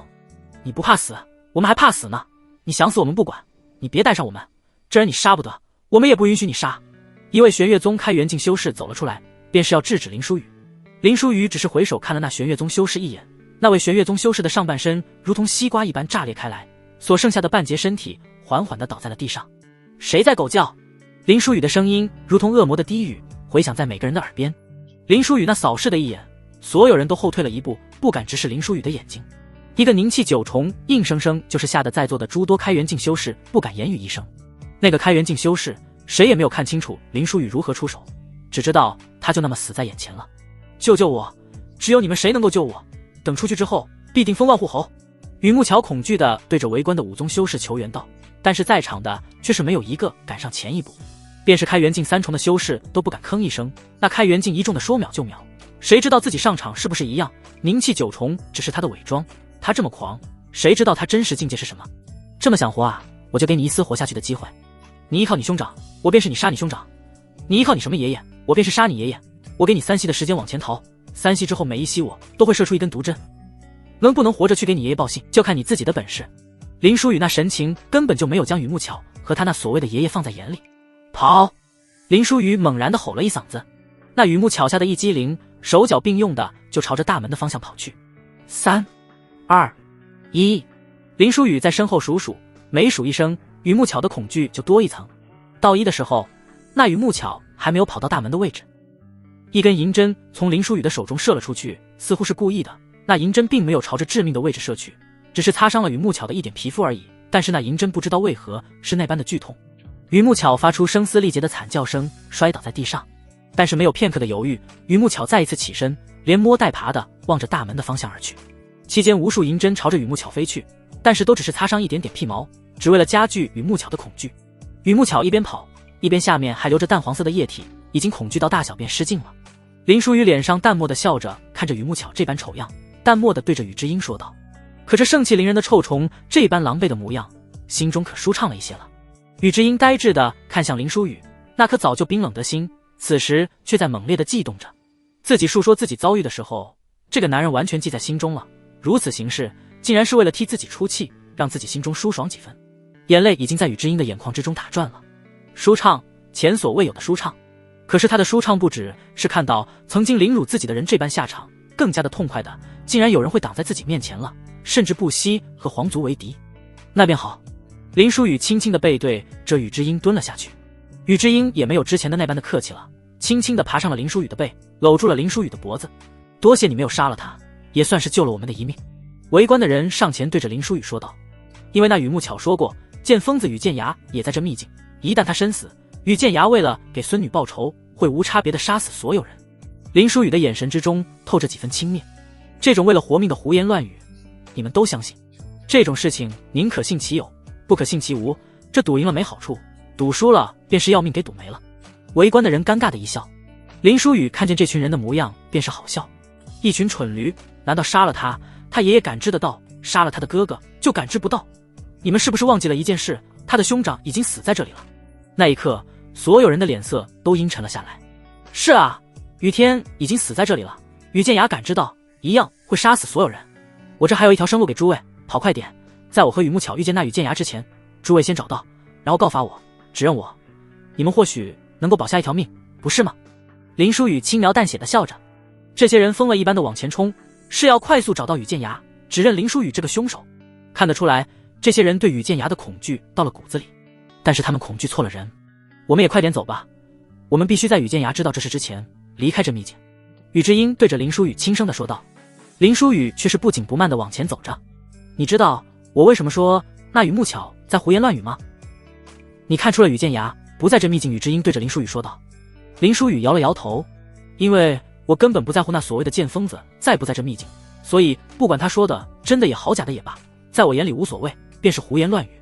那剑疯子可是开元境5重巅峰，号称万象境之下第一人，便是你的师父风雪仙子，便是也输给了半招，若真是在这，绝无胜算的。雨之英对着林书羽提醒道。林书羽只是淡然的一笑，在这秘境我是无敌的，便是万象来了，我抬手也能杀。雨之英这才想起林书羽之前所说过的话语，这秘境的层层阻扰是拦住外人的，而不是拦他的。这秘境和你有什么关系吗？雨之英对着林书羽问道。林书羽浅浅的一笑，朝着前面走去。我也是想要知道我和这个秘境有什么关系才进来的。你都不知道，你刚才还说那话。宇智英总觉得林书宇还有些隐瞒。我猜到，只要到达秘境的尽头，我就能够在此秘境之中无敌。林书宇淡漠地说道。我很少猜错。进来之后，林书宇一直在思考一个问题：这盘古族的尸体是谁丢到这里来的？那些追随自己的人都不知道自己在这个世界。如果想要杀自己的人，他们捕捉到了自己的位置，只会丢给尸体过来，他们肯定会追过来杀了自己。所以林书宇一直在疑惑，这盘古族尸体为何出现在这里。进来之后，林书宇似乎猜到了某些痕迹。这秘境被处理过了，将难度压低到了凝气开元境，因为对方知道自己现在的境界受损，只在凝气开元附近。创造这些关卡也是避免有其他人到达秘境终点。林书宇背着宇智英往前走了一段距离，前面是上万个通道，这走哪个啊？该不会那么多通道只有一条活路吧？宇智英看着眼前无数通道犯了难。林书宇随便走了一条路，从看见那么多通道的时候，他笑了笑，他心中已经有了答案。他知道是谁将盘古族尸体送到这里了。你看那么多通道，最后只通向一条道路，修行初始时千万条道路，最后却又殊途同归，汇聚成了一条大路。林书宇自言自语地说道。不愧是天才，看见这些就能够悟出这么深刻的道理。宇智英在林书宇的背后说道，不知道是赞扬还是在挖苦林书宇。后面经历了很多的阻拦，但是对于林书宇所说也不过是入无人之境。这期间已经不知道过去了多长时间，宇智英已经恢复到不需要林书宇背了。秘境的尽头是一座宫殿，一座磅礴的如同仙人的宫殿，灵气充盈到让人想要死在这里的程度。那种恢宏之气根本让人难以用言语形容，就好像是天上神国降落到了此地。竟然还有凝气的小娃娃也能够来到这里，真是不简单。而在地方已经有了好些人，都是五大宗以及皇族的精锐，无一不是开元境3重以上，其中自然包括那所谓的剑疯子剑雨崖。所有人都盘坐一方，借着此地充盈的灵气进行修炼。林书宇则是朝着王座走去，那王座之前一把金色的长剑插着。小鬼，我劝你还是不要靠近那个王座，那么一柄剑谁都看得到，谁都知道那可能是一柄天阶灵气，难道我们不知道呢？还能够等到你这凝气的小儿去取？光是那金色的屏障，只要谁触摸谁便是灰飞烟灭。宇剑崖冷冷地说道。林书宇置若罔闻，仿佛没有听见一般，只是对着宇智英说了一句，你就在此处等我，不要靠近，既然寻死，那便是去吧。宇剑崖冷漠地说了一句。林书宇则是穿过了那一道道金色的屏障，一步步朝着王座走去。在场所有人停止了修炼，目光全部聚焦在林书宇的身上，一个个皆是露出震惊无比的神情。开什么玩笑？为何他能够过去？那金色屏障对他形同虚设？难道是那金光只是针对开元境修士，反而对凝气无效？有可能，估计秘境的主人也没有想到有凝气的修士能够到达这里吧。众人议论纷纷起来。后辈，你尝试拔出那柄剑试试看，看看能不能拔出来。剑疯子眼中充满了欣喜，对着林书宇喊道。林书宇也确实准备拔剑，并没有众人想象的那么艰难。那柄剑很轻而易举的就被林书宇给拿在了手中。竟然真的拿起了，把剑拿出来给我，快点，快点！剑疯子用着命令的口吻对着林书宇说道，说的还十分急切。林书宇甚至都没有多看这剑疯子一眼，只是打量着这柄剑，好似在看一位故人一般。没想到还真的是你，你他妈没听见我说的话吗？我让你将剑拿出来。剑疯子的语气开始显得有些不耐烦了。整个大雪国还从来没有人可以无视他所说的话，便是这大雪国宫殿的那位帝王也不能。你算什么东西？林书宇终于回应了剑疯子，只不过是冷冷的一句，你他妈找死！剑疯子发怒，周围之人全部退避三舍。那精纯的剑气肆虐空中，化成一道剑光，径直的冲向林书宇。这一剑可斩山河，但是在碰触那金色的屏障之后，瞬间消散了。那金色屏障和这开元境外5重境界的力量根本就不是一个层次的。林书宇往那王座之上一坐，翘着二郎腿，手握成拳头，轻轻支撑自己的脑袋，那副慵懒的模样，那副怡然自得的状态，和那个王座太过契合了，就感觉王座是为他量身定制的一般。继续啊！林书宇一副慵懒模样，语气极尽挑衅之意。剑疯子怒火中烧，却是拿他没有任何办法。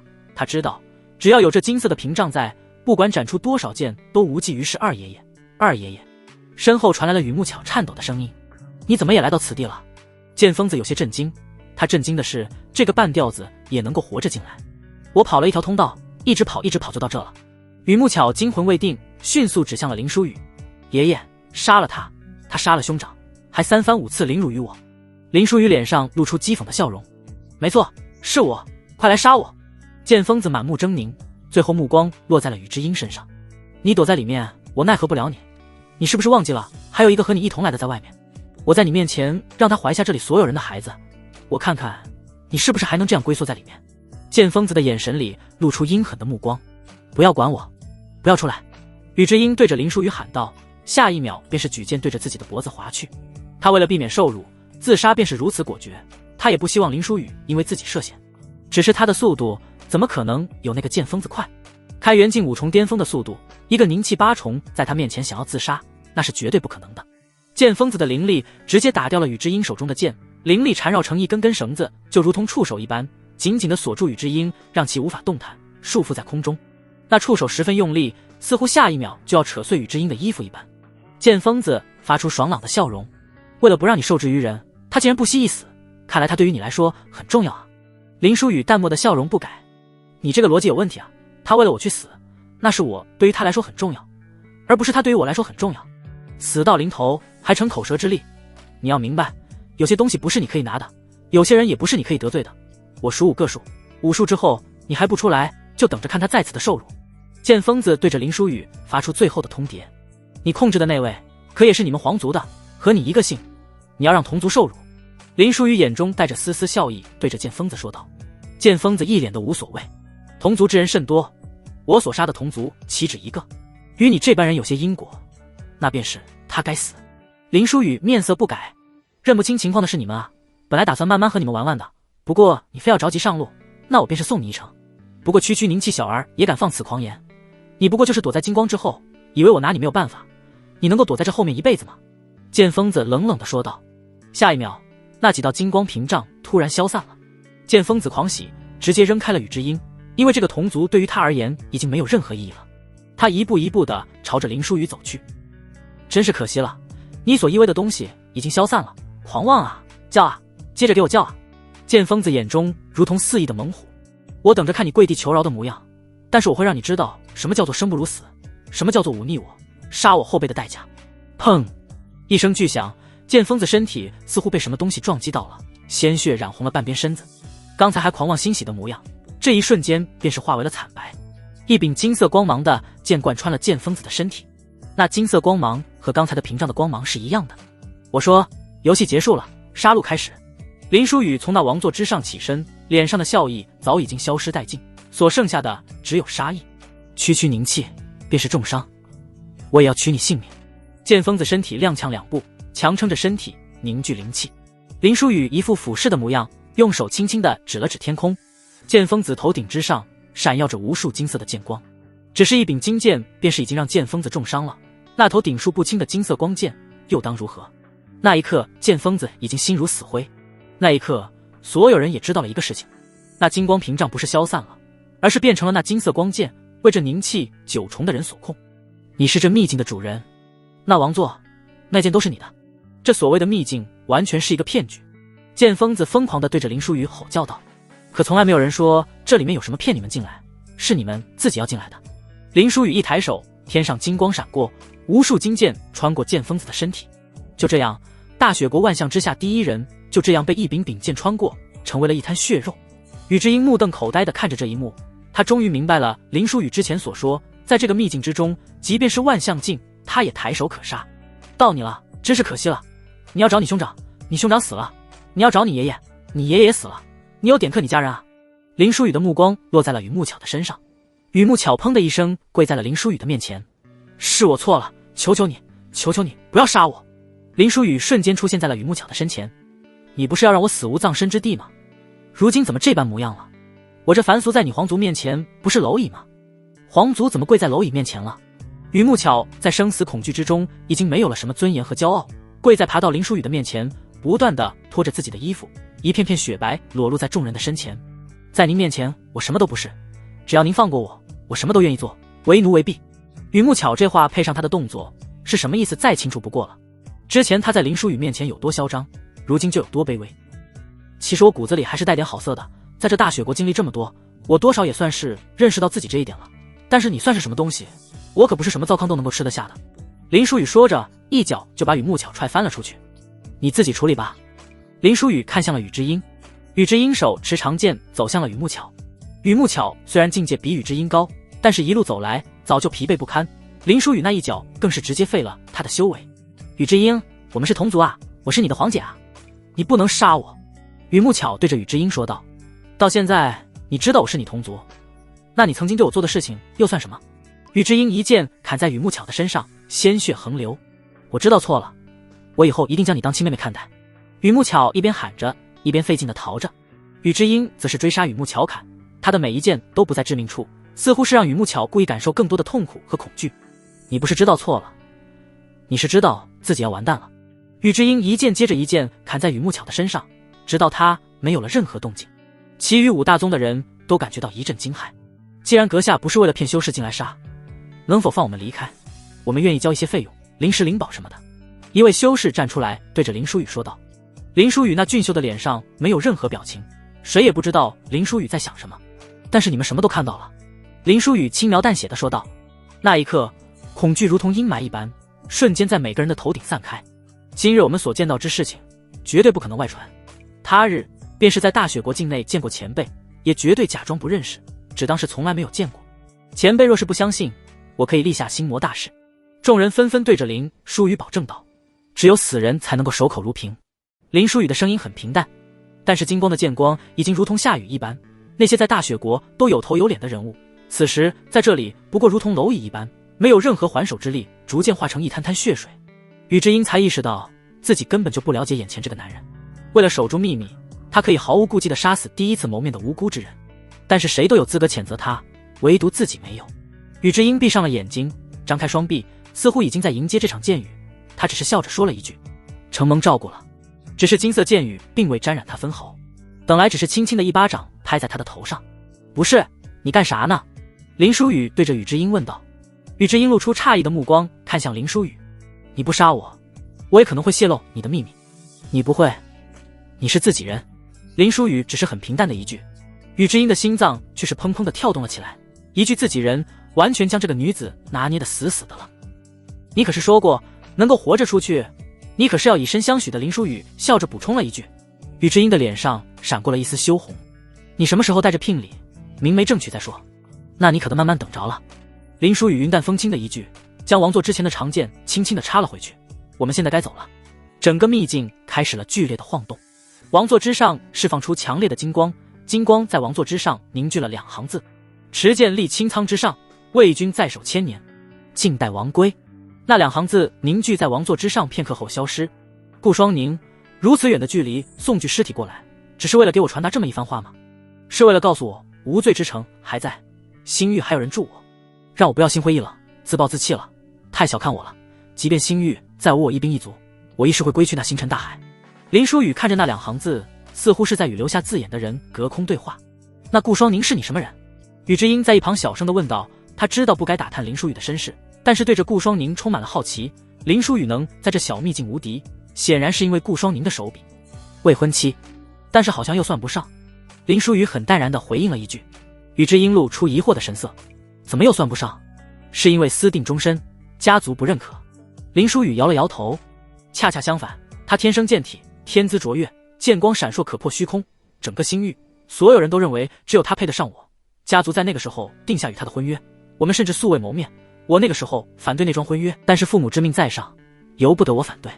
多年后，顾家发生变故，中道崩落，家中大能全部陨灭秘境之中，他的剑体也莫名崩坏，修为境界难以前进分毫。曾经让所有人只能仰视的天才，变成了一个普通人。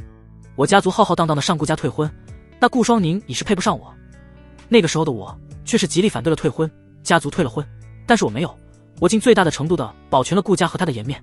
其实我短暂的一生与他只见过3面，订婚那日，退婚那时，分别那刻，只是没有想到曾经的那一丝丝善意成为了我如今以及未来最大的助力。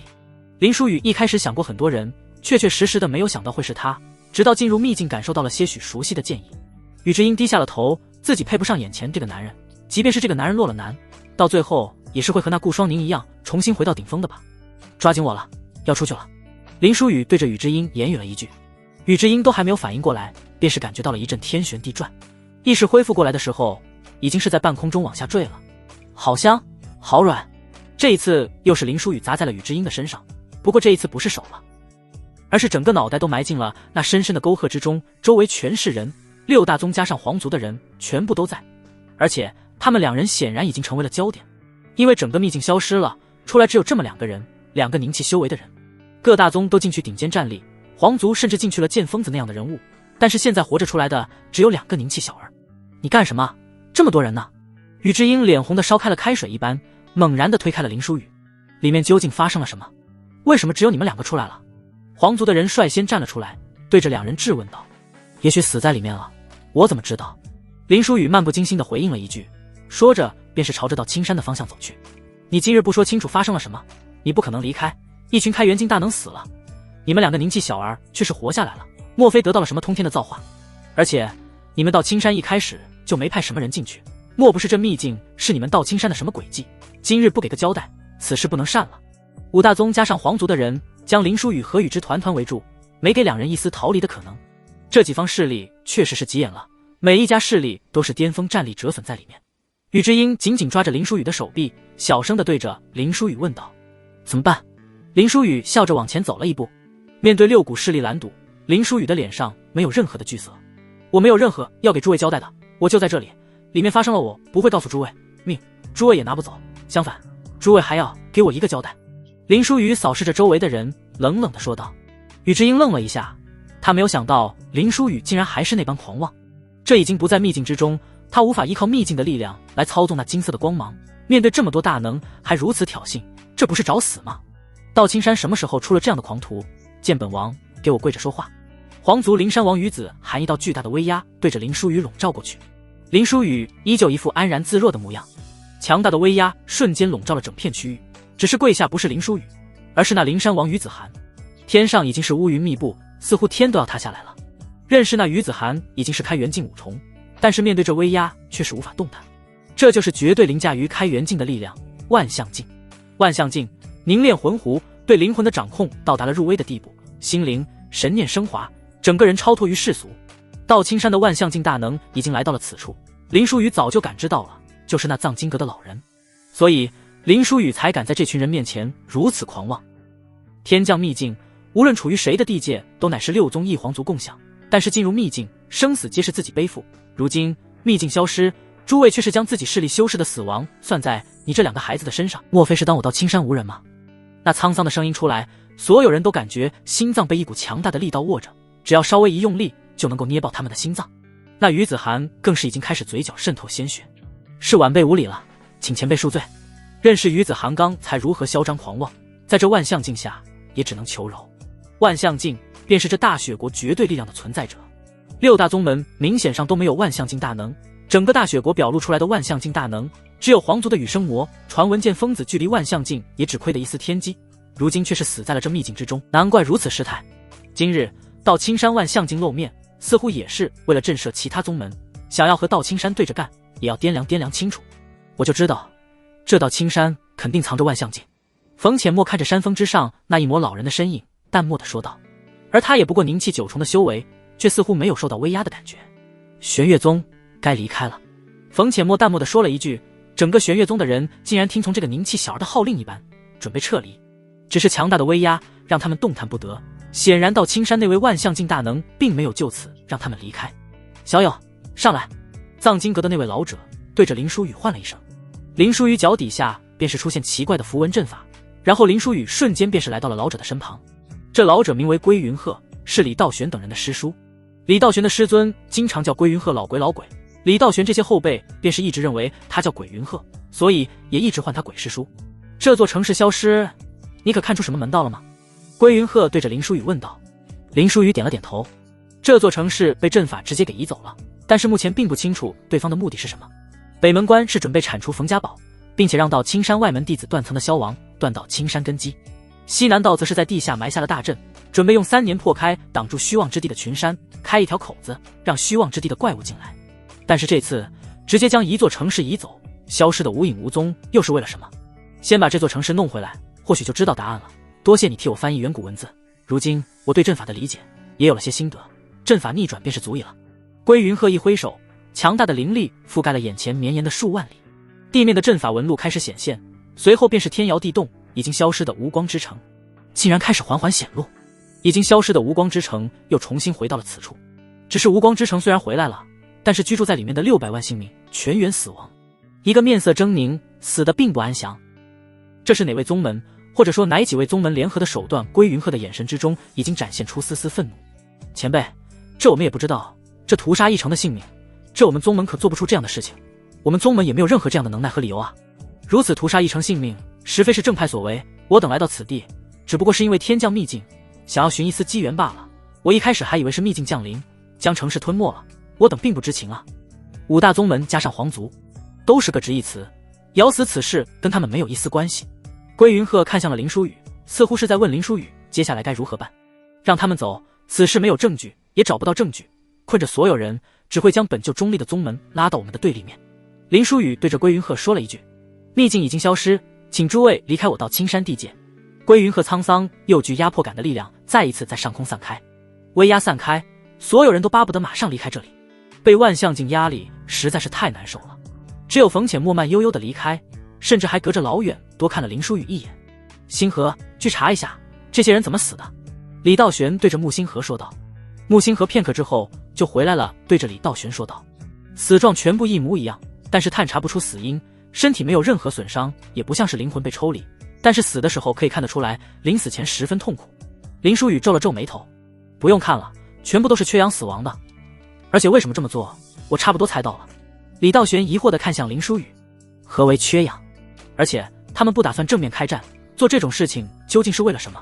这完全没有伤到我们道青山的战力，只会让我们更加愤怒。缺氧就是你无法呼吸了，如果你将一只生命装进一个纳戒里面，过一段时间你拿出来看，便是这般死状。林书宇对着李道玄说道。几人的眼中闪过一丝震惊，将整座城放进纳戒之中，哪有这么大空间的纳戒？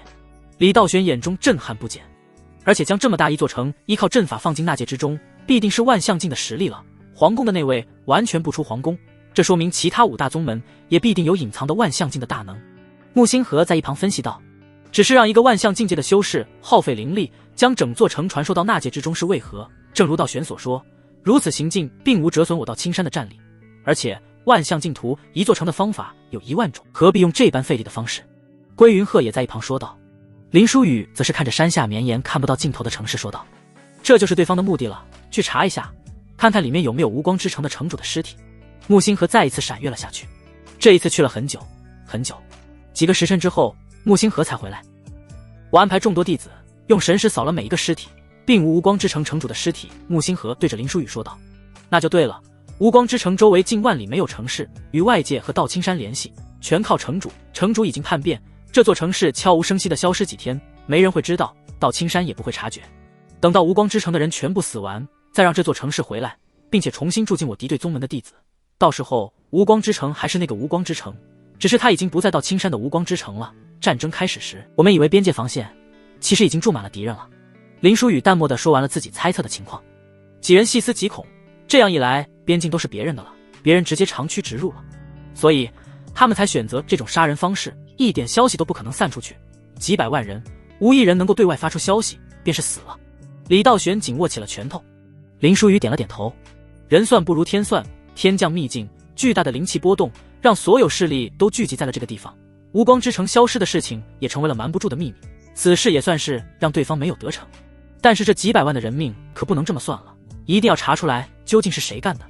归云鹤阴沉着一张脸，从北门关到西南道到无光之城，看似每一次阴谋都因为林书宇被化解了，但是受到损伤都还是到青山，那幕后的操纵者只是算计不成，他们可是一点亏都没有吃，不能总任凭别人一次次算计我们，我们被动化解了，该主动出击了。林书宇淡漠地说了一句。李道玄紧皱着眉头，可是我们没有证据，甚至不知道是谁做的，又不是正面开战，要什么证据？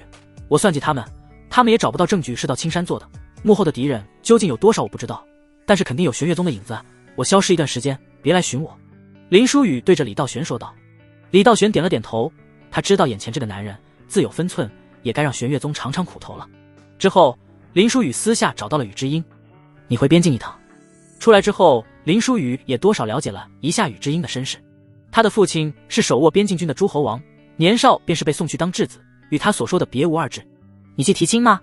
宇之英的眼神之中闪烁出几分欣喜，你说要等等的，我以为会等很长时间。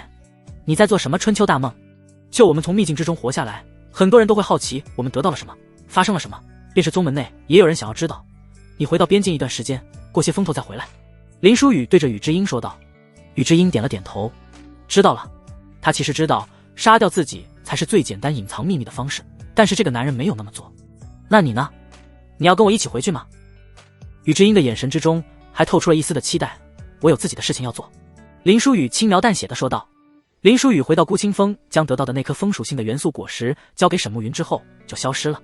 1年后，大部分人都已经忘记了天降秘境的事情，而玄月宗境内北玄城内却是出现一个青楼。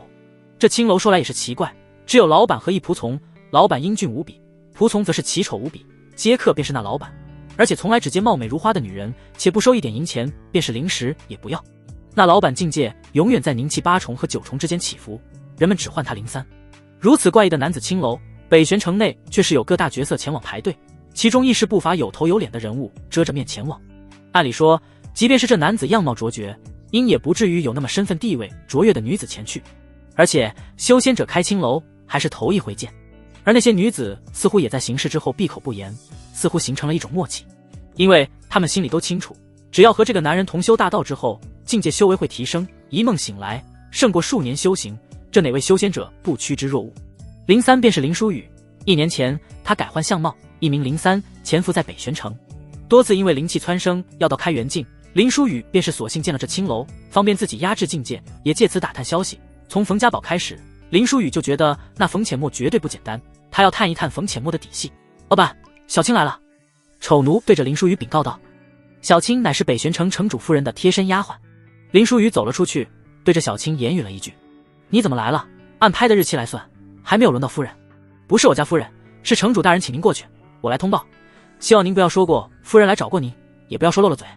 小青对着林书宇说道。保护客人信息，这是我应当做的，自然不会让其他人知晓。夫人此事画蛇添足了，可因为多此一举，自己被知晓了，那就不关我的事情了。林书宇轻描淡写的说道。小青看了林书宇一眼，小声的说道：夫人其实是希望林老板不要去，灵财资源什么的对于林老板来说反而是一种负担，去那玄月宗主宗反而不如在这北玄城如鱼得水。这城主夫人显然是不希望林书宇离开的，这样一个可持续的炉鼎，谁愿意放走呢？看来这次城主召见是要引荐自己去玄月宗，在下自有分寸。林书宇淡漠地回应了一句：那请林老板随我进城主府吧。小青对着林书宇说道。两人刚刚踏出房间，却是发现一女子迎面而来，空气之中都带着一种淡淡的芳香了。她脸上遮着半张轻纱，但是依旧难掩倾国倾城的绝色。有人的美色那是遮不住的。小青见到这女子，很识趣地加快了速度走了出去。林老板，我在外面等您。这女子名为宋微微，玄月宗长老，驻扎在北玄城，老家也是这北玄城。她与城主夫人宋清瑶好像是表亲。宋微微被介绍成为自己的客人，便是城主夫人宋清瑶介绍的。你怎的也今日来了？林书宇对着宋微微问道。宋微微往这里面走去。去里面说吧。这宋微微倒是轻车熟路，走到了密室之中。我简单的跟你说，今日城主会召你去北玄矿脉，不只是你，整个玄月宗境内的散修都会被召集前往。其实每个月都会不少的散修进入北玄矿脉之中，你待了1年没有经历，是因为那1年是其他城市的散修再去，这个月轮到北玄城以及周边城市了。玄月宗会来人带队进入北玄矿脉，并且对这些承诺，在矿脉所得的矿石妖核全部归散修个人所谓，这是哪个散修都无法拒绝的，因为散修获得修炼资源十分艰难。玄月宗甚至承诺，只要在平复妖潮表现优异的，可以入玄月宗。我想对你说的是，千万不要答应，不管对方怎么许诺，都不要答应进入矿脉。宋微微给林书宇详细的讲述了此次城主召集是何用意。微微姑娘也是怕我表现优异，然后被选入玄月宗，从此再难相见了吗？况且夫人的婢女也来说过了。林书宇对着宋微微说道。宋微微上前一步，很认真地对着林书宇说道：不是，会死，我是玄月宗的长老，我再清楚不过，这些年来进去矿脉的就没有活下来的，都说是表现优异，被带到玄月宗去了，但是我作为玄月宗长老，我能不知道吗？玄月宗没有带回去一个散修，所有人都死在里面了，难道其中有内幕？林书宇却是来了兴趣。林书宇来到这北玄城，就是因为那北玄矿脉。北玄矿脉是整个大雪国最大的矿脉，林书宇当时想的就是毁了这玄月宗最大的矿脉，来报玄月宗3番5次算计到青山的仇。只是1年了，秘境风声都过去了，林书宇却是始终没有找到机会。因为那北玄矿脉有十分大的结界，不仅要解构结界，还需要足够强大的修为灵力，否则根本破不开结界，所以完全没机会。但是现在机会来了。宋微微摇了摇头，里面是有什么猫腻吧？我不知道，也从来不过问。2年前玄月宗内部其实出现了很大的分裂问题，现在问题还在不在我不清楚。2年前我深以身体抱恙离开玄月宗主宗，选择外派到北玄城驻扎。不过那个时候我明显感觉到玄月宗宗主林无月像是变了一个人一般，我只是感觉他好像成了傀儡一般，说的有点多了，本不该跟你说这么多的，只是想要告诉你，只要入了那北玄矿脉，便是十死无生。你要一口回绝，我会在旁，没人能够逼迫你进去。宋微微继续对着林书宇说道。林书宇的脸上带着淡淡的笑容，看来微微姑娘舍不得我死啊。1年前我的身体已经接近崩坏，常受病痛折磨，恨不得一死而知。青瑶向我推荐你的时候，我那个时候觉得荒诞不堪，我一生清洁怎可如此给人，最后实在被病痛折磨得不堪，青瑶也不会害我，便是共修大道了。一开始我觉得你如此开青楼必定是个轻薄沉迷欲望的轻浮男人，后来相处久了，从你的谈吐修为却发现并不是，你我皆是可怜人，我需要你缓解病情，而你为了压制修为很痛苦啊，如此速度灵力提升放在别人身上那都是求之不得神技，偏偏你不能开辟元府到达开元。1年的我的病情已经痊愈，你便是死了与我也无妨，只是我不希望你死。宋微微对着林书宇说道。已经痊愈了，可是微微姑娘这些日子还是找我，看来微微姑娘已经不只是为了治病了。林书宇带着笑意说了一句。宋微微白皙的脸上一下就炫红了，眼神之中也乱了方寸。微微姑娘莫要对我动了情，我这种人不配姑娘倾心的，亦是不会为一个人停留的。林书宇对着宋微微说道。宋微微眸子里闪动，喉咙哽咽了一下，想要说什么终究还是没有说出口。总之今日无论城主和玄月宗的人如何述说，你都不要答应，我先行离开了。宋微微说完，娴熟地从抱月楼的密道之中离开了。林书宇则是出门，随着小青一同去往城主府。城主府已经聚集满了人，上上下下的也有几千人，全是有点名气的散修，修为也都不等，低的凝气7重，高的也有开元境1重了，甚至有一个老者已经开元境2重了。我听说这次平定妖潮，城主还邀请了抱月楼的东家，我还是第一次见到男人开青龙自己还接客的，请那样的人来，难道是为了说服妖兽？一个知道寻欢作乐的人，修为境界怕是凝气6重都没有达到吧？你别说，矿脉之中还真有姓名的妖兽，北区不是有长元吗？那群母猴子刚好就可以交给他对付，他就擅长这个。林书宇刚入门庭，就听见一群人嬉嬉闹闹在嘲笑自己。对付猴子我没有心得，我只对付到了仙女，那群猴子还是你去对付吧。你们是同族，应该挺相处得来的，都是尖嘴猴腮一般模样。林书宇进门丝毫没给任何脸面，就还击了回去。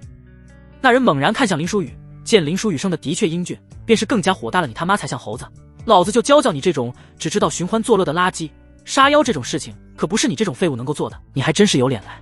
那位尖嘴猴腮的修士怒而便是对林书宇出手，其他人也只是在一旁戏谑的看着。老实说，谁都看不起这么一个当男妓的男人，还是个修仙者，简直是男人之耻。不过他们要是知道和林书宇欢愉的都是怎么样的一群女人，估计人人都想要成为林书宇了。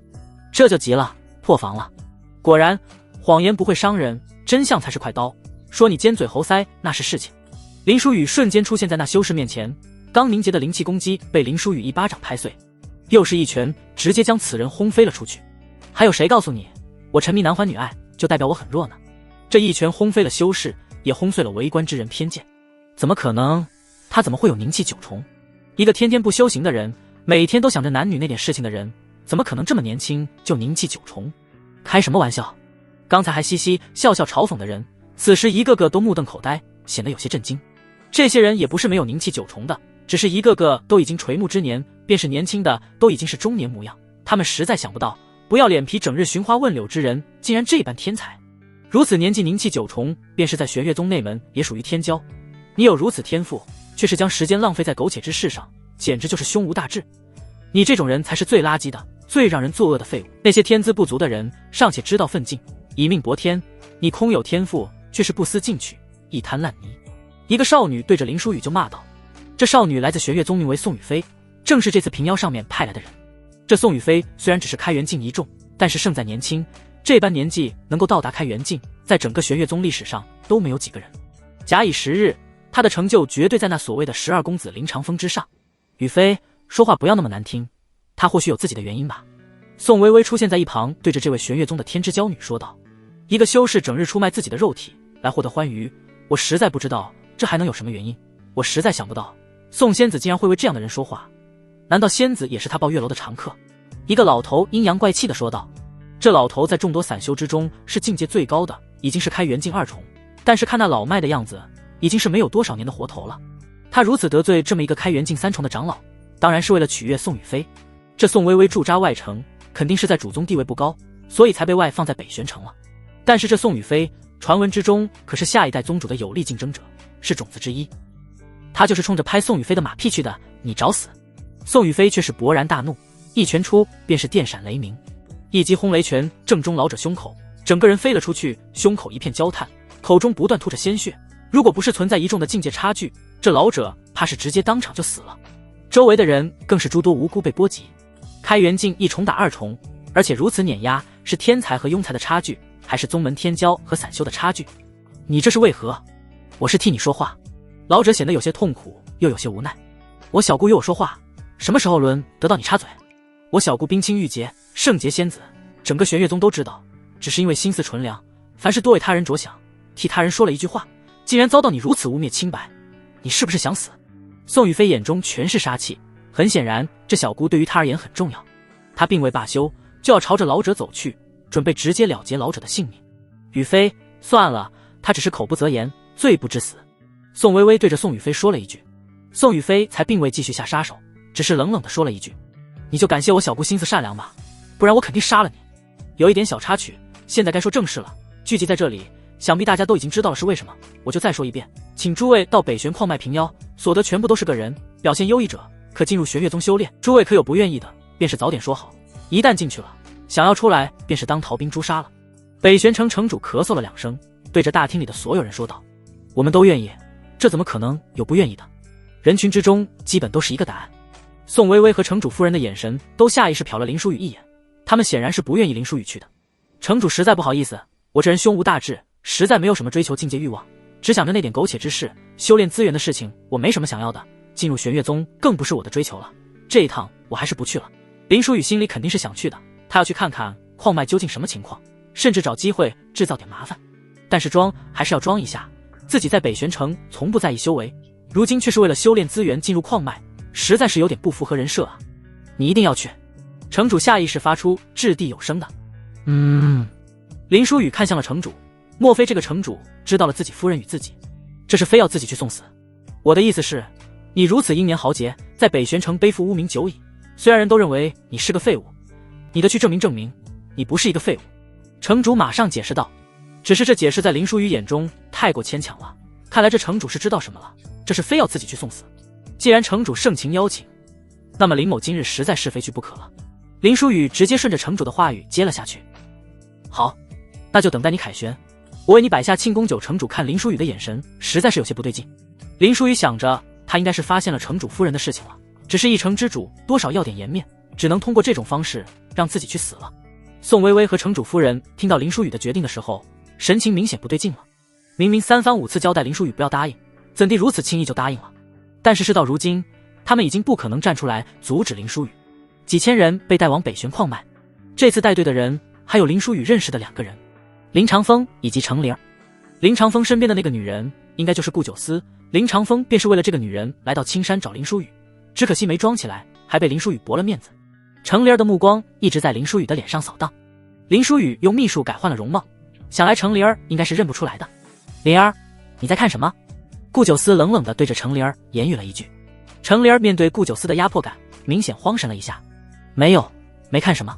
顾九思紧皱着眉头，我弟弟的确是不如他俊俏，甚至这辈子也做不了男人，但是你既然嫁给了他，便是他的妻子，相对的，在宗门不管什么事情，我事事都照顾着你，便是去北玄矿脉这种事情都带上了你，这种名额主宗可是求不来的。你要是鉴别人生的俊俏，移情别恋，你可不会有好果子吃。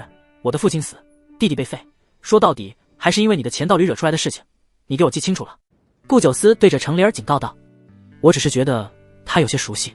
程灵儿低着头，一副十分卑微的模样。从那场婚事之后，程灵儿便是退出了到青山，加入了玄月宗。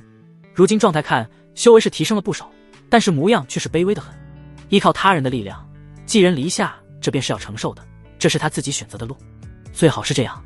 顾九思冷冷地说道，言语之中带着无尽的压迫感。一个皮囊长得好一点的废物罢了，何须放在眼里？林长风在一旁补充了一句。众人很快来到了结界处，巨大的结界包裹了整个北玄矿脉，结界挡着，根本看不清楚里面的情况。宋微微开始施法，巨大的灵纹开始在结界上涌现。看来这个宋微微根本就不是个闲职，如果不是在主宗地位卓越，怎会掌管破开结界的方法？只是宋微微在完成了一半结界铭文之后，直接转身离去了。剩下的便是林长风开始接手了。一人掌握一半的结界解构方法，两人合力才能够解开结界。竟然谨慎到这般地步，林书宇多少也有些好奇，这其中究竟了什么秘密？结界打开的时候，宋微微已经离开了，看来他是真的不想知道里面有什么。几千人进入结界，林长风等人带队进入结界处，还留存大量的玄月宗弟子守着结界一个年迈的长老坐镇。林书宇进入矿脉的那一刻，仿佛什么都懂了，眼神之中也瞬间充满了杀意。一棵巨大的树映入所有人的眼帘，那棵树骨大到已经无法让人忽视的程度了，快长到天里去了，快将整座矿脉给覆盖了。生命之树，林书宇第一眼就认出了那树的来历。别看这树这么巨大，但是长成这么大根本没有几年，只需要强大的灵力供养，便是能够快速成长。这生命之树扎根矿脉，矿脉的灵力正在不断被生命之树抽取。只是这生命之树不该出现在这个世界，不要说这个国家了，便是这个小世界的灵力都供养不了这棵生命之树。要不了多久，整个矿脉的灵力都要被吸干，然后便是吸收北玄城、玄月宗地界，然后整个大雪国。等到其他宗门察觉到异常的时候，生命之树已经颇具威势了。到时候玄月宗集体搬迁生命之树下，受生命之树滋养，境界会快速飞升，毕竟是拿整个国家的灵力养一个宗门，同时受到生命之树庇护，即便是五大宗联合加上皇族也攻不进去，所有人只能眼睁睁看着灵气不断被生命之树抽取。玄月宗不需要任何战争，便是成为这个国家的霸主，届时所有灵气都掌握在玄月宗手上，为了灵气估计都不得不成为玄月宗的附庸。这生命之树将抽取矿脉的灵力大概还需要1年，随着不断长大，抽取的速度会越来越快，抽取整个玄月宗地界灵力过去不到半年，也就是说还需要1年半，这生命树算是初长成了，诞生灵智，和种植者产生心灵契约，那个时候便是林书宇也无法逆转局面了。已经过去1年半，再加上还需要的1年半，距离那次林长风再到青山所说的正好是3年。这便是玄月宗最大的筹谋，他们只需要隐瞒潜藏，等到生命之树诞生灵智，便是将整个大雪国牢牢地收入囊中。同样也说明之前3番5次对到青山出手的并不是玄月宗，因为他们那样做是画蛇添足，他们要做的是隐藏起来，静静等待生命之树诞生灵智就行了，最怕就是节外生枝，被人发现肯定会被群殴，所以暗中对付到青山的肯定另有其人。如果林书宇今日不来到这里，玄月宗真的怕是要成了。但是很多事情成不成就差这么一个阴差阳错。诸位的目的就是靠近神树，杀死那些靠近神树的妖兽，我们不会出手的，这也算是选拔人才一种方式。今日诸位在矿脉所得，我玄月宗不会追究，表现优异者不仅能够进入主宗，还会得到2品丹药以及灵气。林长风对着所有人说道。这些散修仿佛打了鸡血一般，眼睛都在发光，冲着神树就冲了过去。一群白痴，这玄月宗压根没有打算让这些人活着出去，当然随便许诺他们又不用兑现，林书宇满脑子都在转如何毁了这棵生命之树。这林长风在一旁实在是不好找机会，虽然他的实力在12公子序列室德不配位，但是终究是开元境4重。你跟着我们走。宋宇飞却是突然开口对着林书宇说道。你疯了？宋宇飞想要干什么？林长风神情骤变，对着宋宇飞骂道。我小姑特意交代我了，要保这个小子活着出去。我小姑天生寒症，痛苦不已，1年前已经是生死边缘了，是他炼制丹药为我小姑治好了病症，他救我小姑一命，我也必须保他一条命。宋宇飞说得十分决绝。林书宇倒是没有想到，那宋微微竟然肯帮自己到达这般地步。他终究是一个外人，知道了这里的秘密，不能让他活。林长风现在根本就是不装了，其他散修早已经冲了出去，眼前这里的外人只有一个，他也不装了。宋宇飞看了一眼顾九思和程莲，冷笑了一句：你难道就没外人进来？林长风脸色难看。九思已经经过考核了，他早已经是核心序列人物，不是外人。那他呢？宋微微看了一眼程莲。林长风健步站立，马上摆出身份地位。我的母亲是玄月宗宗主，我是大雪国12公子之一，这点特权都没有吗？呵呵，我还是老祖关门弟子呢。你有特权我没有，你那母亲还不是要听我师尊的，这件事没得商量，他活着是我的底线。宋雨霏斩钉截铁地说道。宋雨霏也不给林长风反驳的机会，直接拉起了林书雨的手臂，跟我一同走，别跟着那些散修走，他们必死无疑，即便是活下来也会被我们灭口。和林书雨所想的一样，只是这一次宋雨霏亲口说了出来，林书雨也没有什么抗拒的，跟着这宋雨霏更有机会接近生命之树的核心区域，也更有机会动手脚。林长风气的咬牙齿，看着宋雨霏的眼神之中已经迸发出杀意了，但是他还是压制下来了。这宋雨霏接着天资卓越，一向看不起人，便是自己都是不屑一顾，多次在宗门内冲撞自己，驳了面子。上次去到青山要人未果之后，就是这个宋雨霏天天出言讥讽嘲笑，但是他身后是玄月宗的老祖，这位玄月宗的老祖的厉害得很，不只是实力境界，每次所来神树这里都是宗门内几派势力，他开元境五重杀一个一众不要太简单，但是肯定会被其他几派势力告知到老祖那里，到时候自己和母亲都要遭殃。杀他一个必须将其他人都灭口，但是其他几派势力都死完了，就剩自己这一脉势力回去，其实也是个死。这就是玄月宗老祖，他把每个人都算计得死死的。宋雨霏将林书雨带着走向神树，到了这步也不妨告诉你，那些散修都是送死的，是因为小姑的关系你才能够活下来，否则你也是死。宋雨霏对着林书雨说道。这棵树在吸收灵气，矿脉的妖兽察觉到了他们生存的环境在被破坏，所以他们在疯狂的进攻神树。玄月宗想必知道这神树的也只是少数人，只有极少一部分心腹才知道，但是这部分心腹本来人数就少，不能为了保护神树一直剿灭妖兽，所以就每个月聚集各个地方散修去剿灭妖兽，侥幸活下来的，为了防止神树的秘密被外界知晓，也都会被灭口，所以至今进来的散修没有能够活下来的。林书雨轻描淡写的说道。你倒是聪明，一点就透。宋雨霏头也不回的说道。这些东西林书雨在看见那棵树的时候就想明白了一切，还不需要这宋雨霏点。我为了小姑保了你性命，但是出去后你不可再回报月楼，我会带你回到玄月宗，1年半年你要活在我和师尊的注视之下，确保你不会将神树的秘密说出去。1年半后我放你自由，人们也差不多忘记你是个难记的事情了。1年半后你改换个姓名，娶我小姑，整个月玄月宗为你们证婚。宋雨霏自顾自地说着，似乎已经将林书雨之后的后半生已经给完完全全的编排好了。这是你小姑的意思？林书雨对着宋雨霏问道。不是，这是我的意思，我不是白痴，小姑是我最亲的人，她的情绪我能够感受得到，这么多年她从未拜托过我什么事情，我从她的情绪之中看得出来，她必定是喜欢你的。我小姑性格如此，恐怕从未对你表露心意吧，这婚事便是我做主了。宋雨霏行事不像是商量，那种感觉就像是在做决定一般，如此年纪不该如何这般成熟，而且小辈决定上一辈的婚事，这简直就是倒反天罡。不过我看你眼神，你似乎瞧不上我啊，这样还让我做你的姑父。林书雨轻描淡写的说道，脸上还带着些许笑意。说到底，我的确看不上你，我打心眼里瞧不起你这种人，如果不是小姑，我甚至不会多看你这种人一眼。你这种人也永远看不到更高的风景，但是感情这种事情就是那么不讲道理，谁叫我小姑喜欢上你了，我便给你飞黄腾达的机会。宋雨霏一副林书雨遇见宋微微麻雀变凤凰的感觉，林书雨也只是淡漠的一笑。你和你小姑感情很好啊，我从小父母死得早，是我小姑一把将我拉扯大，所以婚后你要是还那般滥情，让我小姑伤心，我必定让你生不如死。同样，你要是一心对我姑姑好，我绝对把你当姑父尊敬，整个大雪国也没敢不尊敬你。宋雨霏掷地有声的说道。好了，不说这些了，你随我到神树核心，我带你饮下一滴神树甘露，你能够直接到达开元境，这是所有进入神树的核心弟子拥有的特权，记住，我给你的全部源于小姑宋雨霏在不断的给林书雨人情，也在不断的让林书雨将人情算在宋微微身上。北玄矿脉十分巨大，两人飞驰5天有余才到靠近神树的地方，神树却是剧烈的震动起来，无数枝干拔地而起，对着林书雨和宋雨霏攻击起来。怎么会这样？神树怎么会攻击我们？从来没有发生过这种事情。宋雨霏一边躲避，一边露出慌乱和错愕的神情。林书雨一时皱起了眉头，已诞生灵智，但是灵智未开。即便是第一次来到这里，即便是第一次看见眼前的一切，林书雨亦是能够一眼看出问题所在。什么意思啊？宋雨霏一边躲闪着，对着林书雨问道。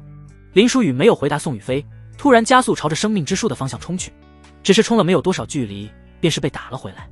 这树身上散落下袍子，那些袍子密密麻麻落下，形成没有意识的生命，它们只有一种意识，那便是保护生命之树。而且实力境界一个个已经到达开元境2重的实力了，也就是说，这里面密密麻麻都是开元境2重的怪物。开元境2重只是打底，越靠近生命之树核心的必定守护的袍子怪物境界越高，这样数量的开元境怪物怕是任何一个宗门都拿不出来。林书宇被弹了回来，宋雨霏一把接住林书宇：“你干什么？你找死！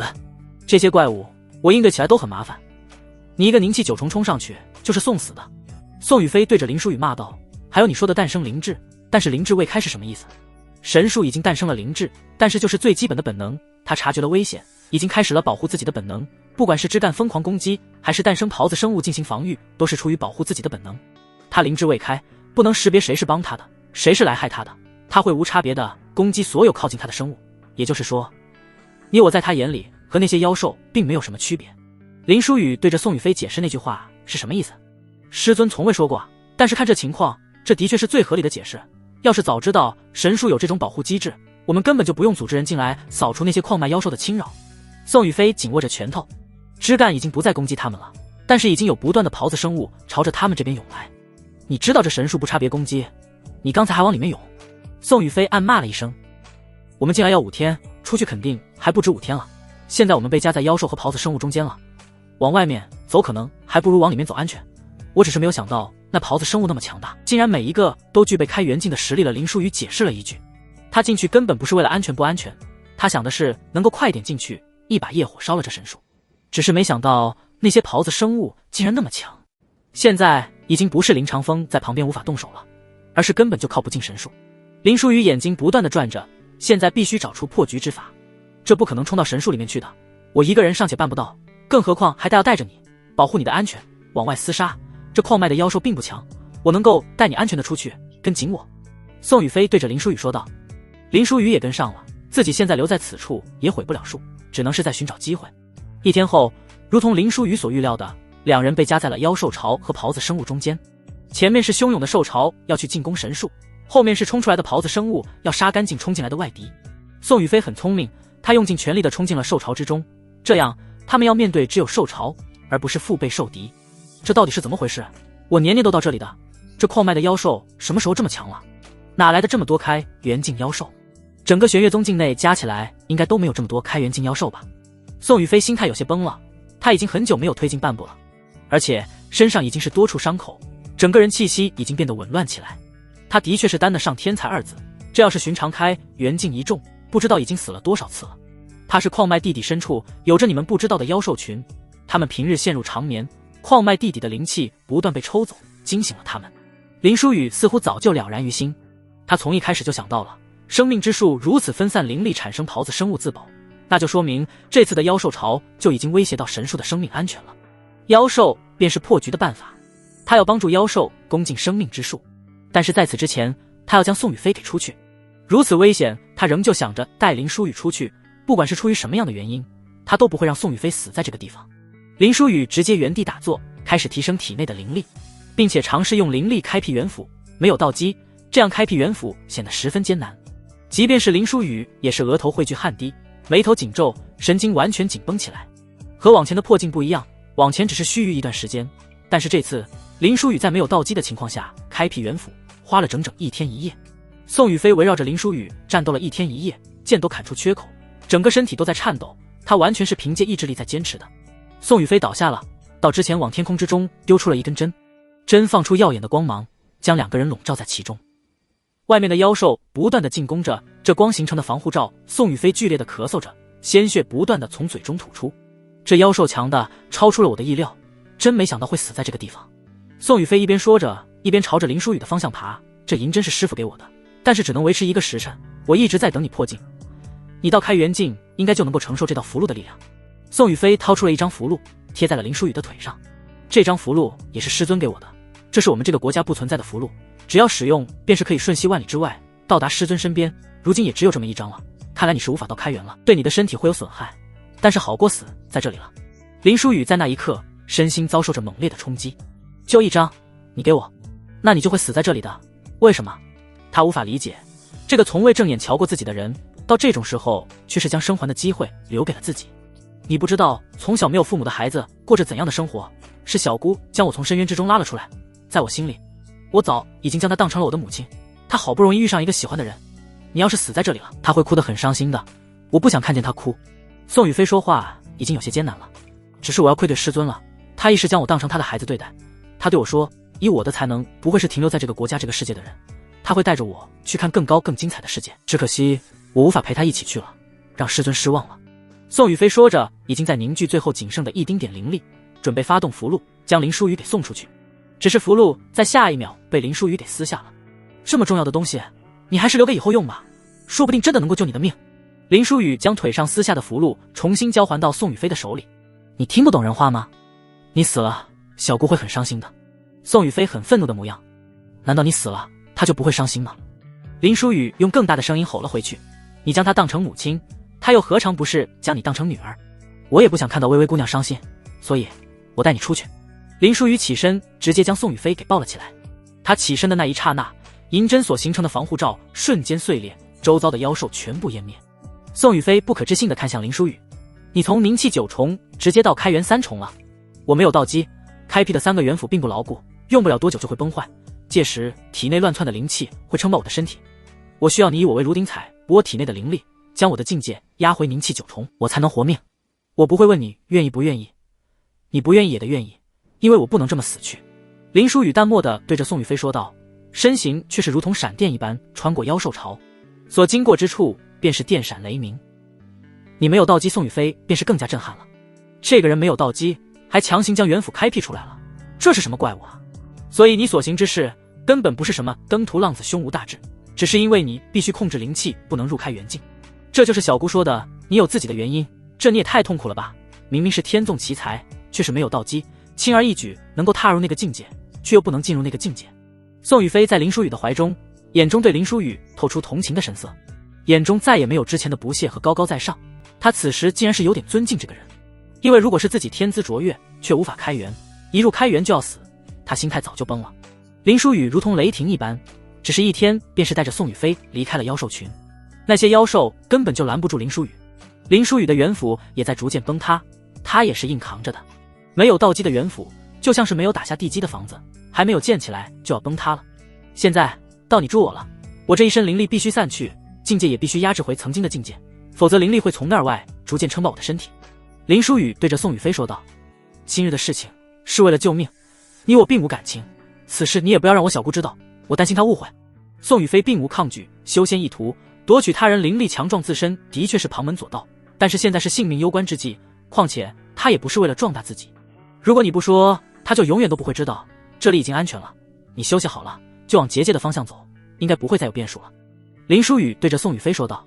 在宋雨霏的帮助下，林舒宇体内的灵气不断流入宋雨霏的体内，境界逐渐压制下来，整个人也趋于平静了。林舒宇身体恢复正常，朝着前方走去。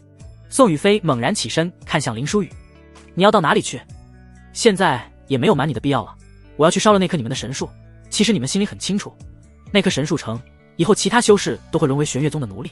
林舒宇也不装了，但是你不可能成为奴隶，而且你也追求不了境界吧？宋雨霏对着林舒宇说道。那其他人呢？其他人就该成为奴隶吗？林舒宇对着宋雨霏问道。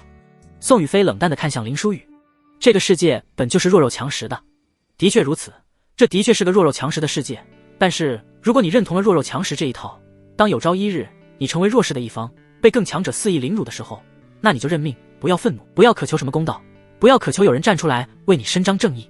林舒宇说得很平淡。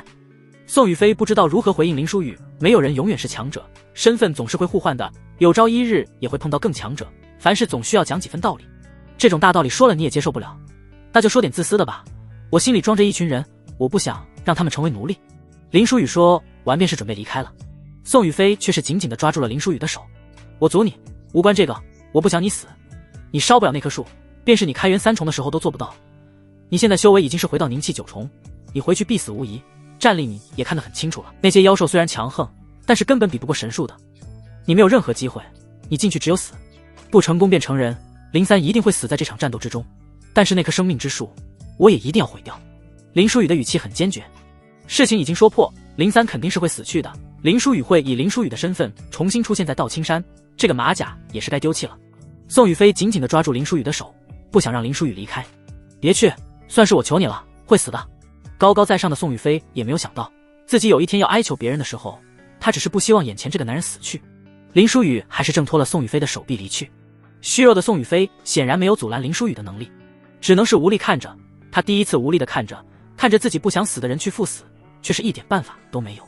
他不知道自己对林书雨产生了怎样的感情，他只是希望林书雨不要死。这一次不再是因为宋微微，他只是单纯不希望这个男人死去。林书雨身法依旧带着雷霆闪电，朝着生命之树的方向奔袭而去，只是速度肯定是比不上之前了，但是却是安全了许多。之前是逆流，正对妖兽对撞，所以压力高很多，但是这次是顺着妖兽的方向一同行进。妖兽的目的是神树，林书雨没有对妖兽出手，妖兽便是也没有对林书雨出手。在行进的过程之中，林书雨感受到了激烈战斗的灵气波动。是林长风和顾九思等人，林长风正在和一只2阶5重的妖兽缠斗，看上去林长风落于下风了，继续交战下去，周围还有那么多妖兽跃跃欲试，这林长风必定是死局。顾九思和程灵儿被一个法宝护在罩子里面，但是看样子那法宝也坚持不了多久了。顾九思亦是浑身是伤，满身狼狈模样，已经没有了什么战斗力。至于那程灵儿倒是没有一处受伤，他的境界修为根本不足以在这些妖兽之中动手，连战斗的资格都没有，想必是被顾九思一直护在身后。对不起，我要离开了，再这样下去，我不仅救不了你们，我自己也会死在这里。九思，你放心，等我联系到外面的援兵，一定第一时间回来救你。林长风已经萌生了退意，决定抛弃自己这个道侣，自己先行离开。什么第一时间来救他们，这防护罩根本不可能支撑到那个时候。这林长风一走，顾九思必死无疑。顾九思却没有过多的情绪波动，只是很冷淡地说了一句：走吧。林长风如此选择也是人之常情吧，只是看着林长风仓皇离去的模样，眼中还是有几分失望。那2阶5重的妖兽追林长风而去，而周围的妖兽全部朝着防护罩猛扑过来，防护罩很快便是已经出现出多碎裂的痕迹。顾九思闭上了眼睛，慢慢地迎接死亡。对不起，带你到这里来，本来是要送你一场机遇，饮下那神树的灵液，能够淬体炎生灵，对人的修行有莫大的好处，只是没有想到竟然碰上了这种变故，你我皆是要死在此处了。砰！防护罩坚持不住，彻底破碎。顾九思闭着眼睛，张开双臂，等待着妖兽将自己撕成碎片，但是却是听见妖兽的哀嚎。顾九思猛然地睁开了眼睛，只见眼前出现了身形高挑的青年，他一只手在空中画着符箓，另外一只手操控着各种元素，击退着靠近的妖兽。顾九思瞳孔地震，眼中震撼难以言喻。这个人只有凝气9重，但是一个人却是能够击退诸多开元境一众的妖兽了，这已经不是凝气9重杀开元境了，这他妈是一个打诸多个开元境啊！整个大雪国从来没有听说过这样的天才，这群妖兽没有一个可以沟通的，不应该啊！林书雨自言自语地说了一句，发动如此大规模的妖兽攻击生命之树，十分有章法，不是杂乱的送死，这说明是有诞生灵智的妖兽在指挥的。林书雨现在要做的就是找到这个妖兽，与其联合。抱月楼的老板竟然是这般妖孽的存在，你究竟是为何将时间浪费在那种事情上？不然你早就开元境了吧？顾九思实在是有点被震撼到了。顾九思不知道的是，这个站在他面前的天才林三，其实就是杀了他父亲，废了他弟弟的林书雨。抱月楼，我是在救人，亦是在救济罢了。林书雨轻描淡写的说道。顾九思虽然不知道其中缘由，但是听这话肯定是别有深意。你走吧，我们这一个境界低微，一个已无战斗力，带上我们你无法离开的，你自己走倒还是有一线生机。顾九思对着林书雨说道。带我走，我还能够动，我没有受一点伤。程灵儿却是马上跑到了林书雨的近前。顾九思看着程灵儿，只是冷笑了一声，并没有说话。林书雨看着这程灵儿就恶心，但是他下场还确实就是为了救程灵儿。杀人不过头点地，复仇杀人是最低级的，就这么让他死了是便宜他了。杀人之前得诛心，程灵儿当初是因为觉得知无涯没有前途了，才选择顾家的。林书雨就是要让这程灵儿看着，知无涯以后将是成为整个大雪国都只能仰视的存在，让他万般后悔当初自己的选择。所以林书雨这次得让他活着，活着让他看到知无涯成长到通天的时候。放心，我都会救，哪有男人见到女人有危险的，将女人丢在这里自己跑的。林书雨最会讲这种场面话了，事实上如果这里是2个陌生人，他看都不会多看一眼，更别说救了。这句话则更是猛猛地戳痛了顾九思，这明显就是在点林长风，就差说他的名字了。顾九思本来觉得林长风那是个正常人的决定，也没什么，只是和眼前这个人对比起来，林长风就好像狗屁不是了。一股震耳发聩的叫声传来，整个妖兽突然停了下来，放弃进攻了。但是随之而来的是恐怖压迫感，那种一只手捏着自己心脏的压迫感。看来你也走不到了，这是3阶妖兽的压迫力，相当于人族万象境的压迫力。我1年前在无光之城感受过一次。顾九思的眼神之中已经没有了任何求生的欲望。我说能救你们便是能救你们，我可不是说话当放屁的那种人。林书宇的嘴角却是露出一丝淡然的笑意。顾九思感觉这句话又是在点林长风，总之才和这林书宇相识不过一场，却是感觉林长风样样都不如此人。只是他如何思考也不能想到这个人如何将他们从三阶妖兽之下带出去，这完全是不可能的事情。刹那间天地失去了颜色，眼前的所有人都变成了黑白，并且完全静止了，只有他们三人在天地之间带有颜色。顾九思震惊地看着林书宇，完全不知道发生了什么。我的命脉之力，时间静止，但是维持的时间不够多，你们只有1分钟的时间逃生。林书宇回首看向顾九思，他是第一次正面如此清晰地看见林书宇的脸，好像的确挺俊俏的，不知道为什么帅到心里去了。你逃吧，我已经重伤，无力逃跑了。顾九思回头对着程灵儿说道。程灵儿都已经跑得没有影子了，顾九思冷笑了2声，回头却是发现林书宇就蹲在自己近前，2张脸都快贴在一起了。顾九思心扑通扑通地跳了起来，他的心脏从来没有跳得那么快。林书宇轻轻地抬起了顾九思的下颌，将一颗丹药喂进了顾九思的嘴中。顾九思脸色红晕，他不知道为何脑海之中有一种想法，想要吸吮这个男人伸进自己嘴里的手指，但是理智显然还是战胜了这股莫名的冲动。丹药下口，只感觉自己灵力充盈了不少，体力甚至都恢复了，疲惫感在快速消失。他从来没有吃过药效如此迅速的丹药，这只怕是2品上乘丹药了，珍贵的紧。如此珍贵的丹药，你竟这般给我！顾九思的眼泪都要流出了。那个一口一个海誓山盟的道侣丢下自己逃了，不过见一面的男子却是这般对自己。别说这些了，丹药就是用的，你若是能够活着出去，这丹药便是产生价值了。快走，没多少时间了，可别浪费了我的一番苦心。林书宇对着顾九思说道。林书宇心里却是在笑着，这下顾九思活着出去，怕是心中只有林三了，会彻底和林长风闹掰。他这般行事完全就是为了恶心林长风，而且这次事过后，林三这个身份会死在这里，永远活在他们的心里。我知道了，你一定要活着出来，我在结界处等你。顾九思一边哭一边离去。随着顾九思离开，命脉之力的时间到了，天地瞬间恢复了颜色，那股子压迫感也消失了。站在林书宇面前的一头闭眼白虎，那体型在林书宇面前就像是法相天的一般。你在找能够沟通的，你想要说什么？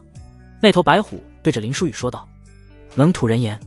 林书宇还是有些诧异的，这白虎没有进攻他倒是没有意外，因为要是进攻早就进攻了，自己的修为是不可能依靠时间静止万象境妖兽的。他可以撕裂林书宇的时间静止，但是他没有，说明他想要和林书宇谈谈。林书宇惊诧的是，他能口吐人言。这个大雪国的妖兽，即便是3阶相当于万象境的妖兽，虽然有灵智有思考的能力，但是口吐人言的还是没有。体型硕大的白虎化成了一道白光，白光不断的缩小，竟然在林书宇面前形成了人类模样，并且是绝美的人类熟女模样，碧绿色的眼睛。唯一和人类还有一点不同的是，他的头上还留着一对兽耳，屁股后面还带着白色的尾巴，这样想必人族女性又增添了一丝魅力。3阶妖兽化形，闻所未闻，便是以林书宇的见识，也从未见过这样的事情。那白虎看向林书宇，空手在空中画下符箓，威力不输符纸符箓，我也是第一次见到。你不是这个世界的人，这棵树也不是这个世界的该存在的，这棵树是你种下的。林书宇摇了摇头，我们的目的一样，我也要毁掉那棵树。那棵树不断吸取灵气，最先遭殃的是你们矿脉的妖兽，但是之后便是会逐渐波及整个国家乃至整个世界。但是我一个人做不到，想必你们也做不到，否则你不会想跟我们聊聊。白虎眼中有些失望，他原本以为林书宇是种树的人，抓住他胁迫他毁掉树，但是想想也是，种树之人怎么可能愚蠢到出现在妖兽群之中？你能够提供什么帮助？你有几成把握毁掉树，以及会伤亡多少妖兽？白虎倒是十分直接，对着林书宇问道。我有10成把握，但是你会死，剩下能够存活的妖兽群不到3成。林书宇回答的言简意赅。白虎只是看着林书宇，上来就要我搭上性命，你觉得我为何要信你？你好像只能信我，经过战斗你很清楚，即便是赌上你，赌上所有妖兽，你们也赢不了那棵树。如果不与我合作，等待你们的结局是你们全部阵亡，生命之树受到重创，但是它还是能够恢复过来，而你们已经死绝了。而面对无法赢的局势，你依旧号令妖兽不计生死的往里面冲，说明你没有退路。因为某种原因你无法离开矿脉，所以你只能选择死战，而在面前的也只有一条死路。你现在除了相信我，别无选择。林书宇面对3阶妖兽一样显得十分平静。白虎回首看向了那棵生命之树。是啊，我竟已经到了绝境，只怪我陷入沉睡太久，发现灵气被抽取已经太晚，这生命之树已成气候。不过死亡对于我来说，未尝不是一种解脱。白虎说完，瞬间来到了林书宇的身边。我接受你的提议，我可以为了毁灭这生命之树去死，但是你须得答应我一件事，正如你所说，我现在的胜算已经是0了。那么我便想来场豪赌，将我族后世的命运全部压在你身上。说来听听看。林书宇对着白虎说道。白虎一挥手，一只被包裹在泡泡的幼虎正在沉睡。这是我的孩子，请将他带出去。白虎对着林书宇说道。林书宇看着泡沫之中的幼崽，又看了看白虎，他现在可以十分确定一件事，那便是万象境绝对不是这白虎的修为境界，万象境这等低微的境界是不可能化成人形的。这白虎修为境界被人压制了，而且这矿脉深处绝对藏着秘密，他也因为某种原因无法离开，否则不会让自己带走他的孩子。我知道你在想什么，你很聪明，你我都知道，彼此都不是这落后世界的原住民。你已经推测出来了，这矿脉深处藏有秘密，但是我劝你不要窥视，这不是警告，而是忠告，因为你这等修为还没窥视就会化为泡影。想要活着踏入其中，必须到达玉使境。如果有朝一日你能够触摸到那个境界，你或许可以来看一看。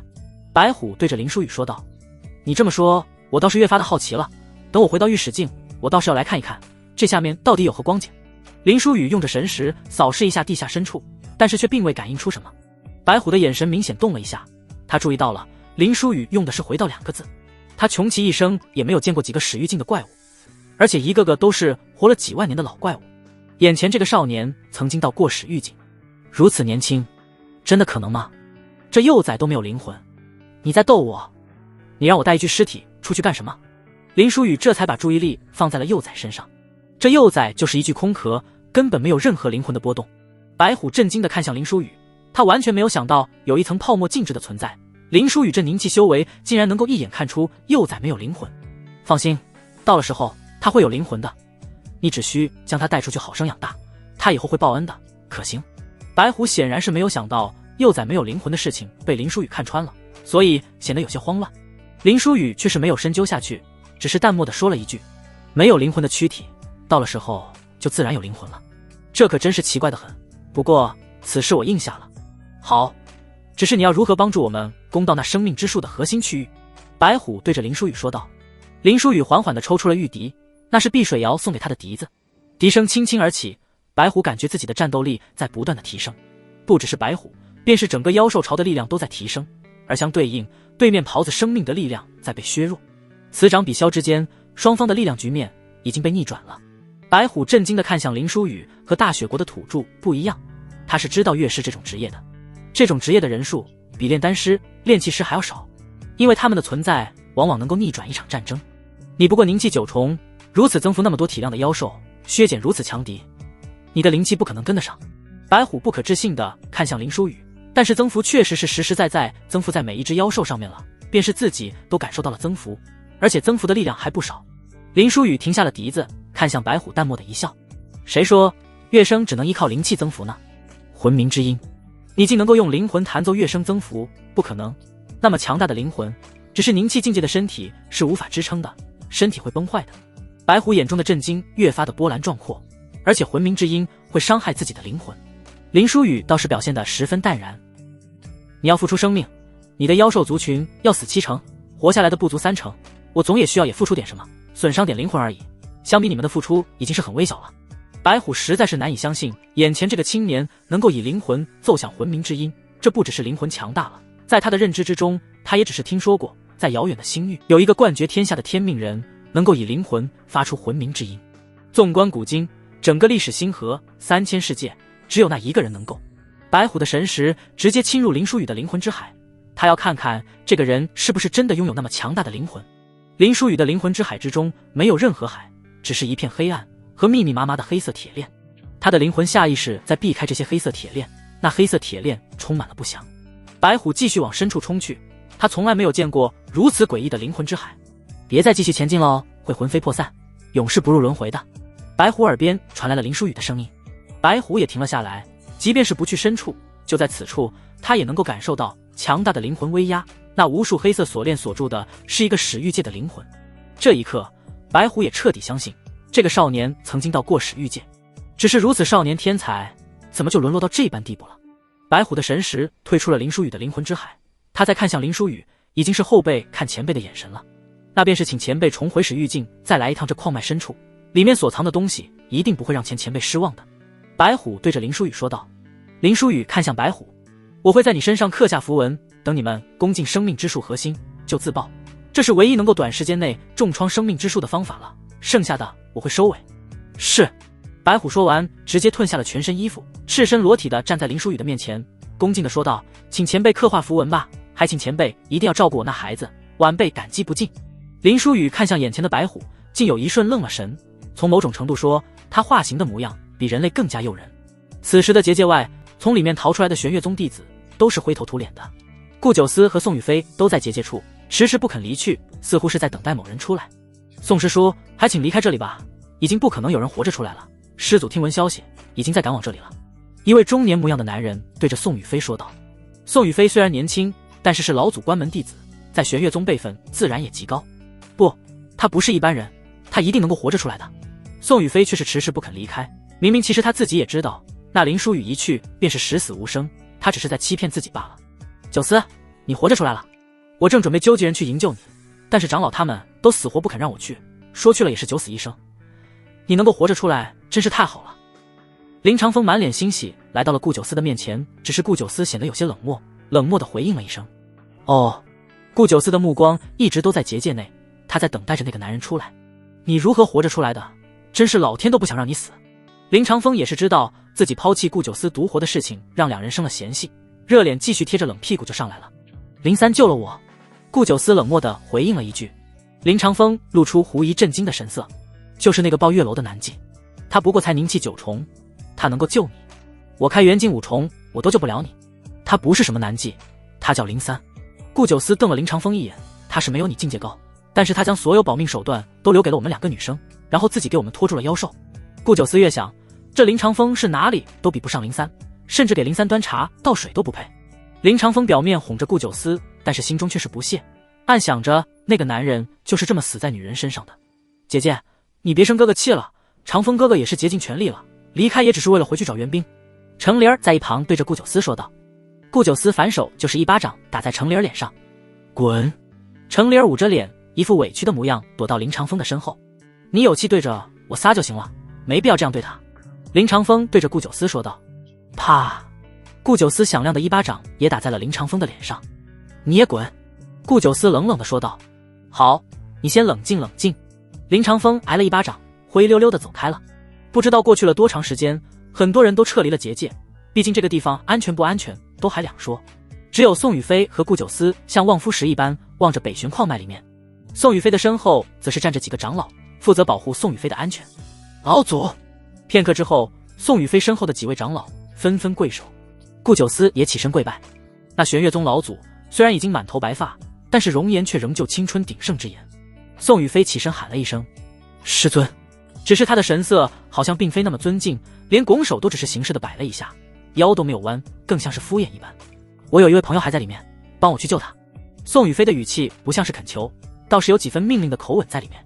那玄月宗老祖在宋雨飞面前也全然没有师尊的样子，只是皱了皱眉头。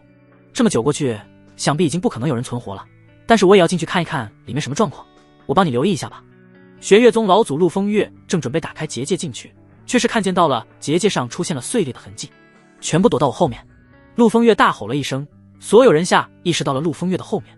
陆风月的灵力形成了防护罩，将所有人都罩在其中，同时结界也被里面的力量彻底撕碎，熊熊烈火燃烧殆尽了一切，眼前望去尽是废墟，这片土地100年之内怕是寸草不生。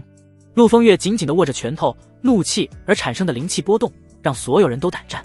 那棵生命之树倒下了，他们玄月宗多年的算计，本来即将统治整个大雪国的筹谋便是这样烟消云散了，一切就好像做了一个梦一般。宋雨飞则是呆滞地看着远处燃烧着生命之树，那个男人真的做到了。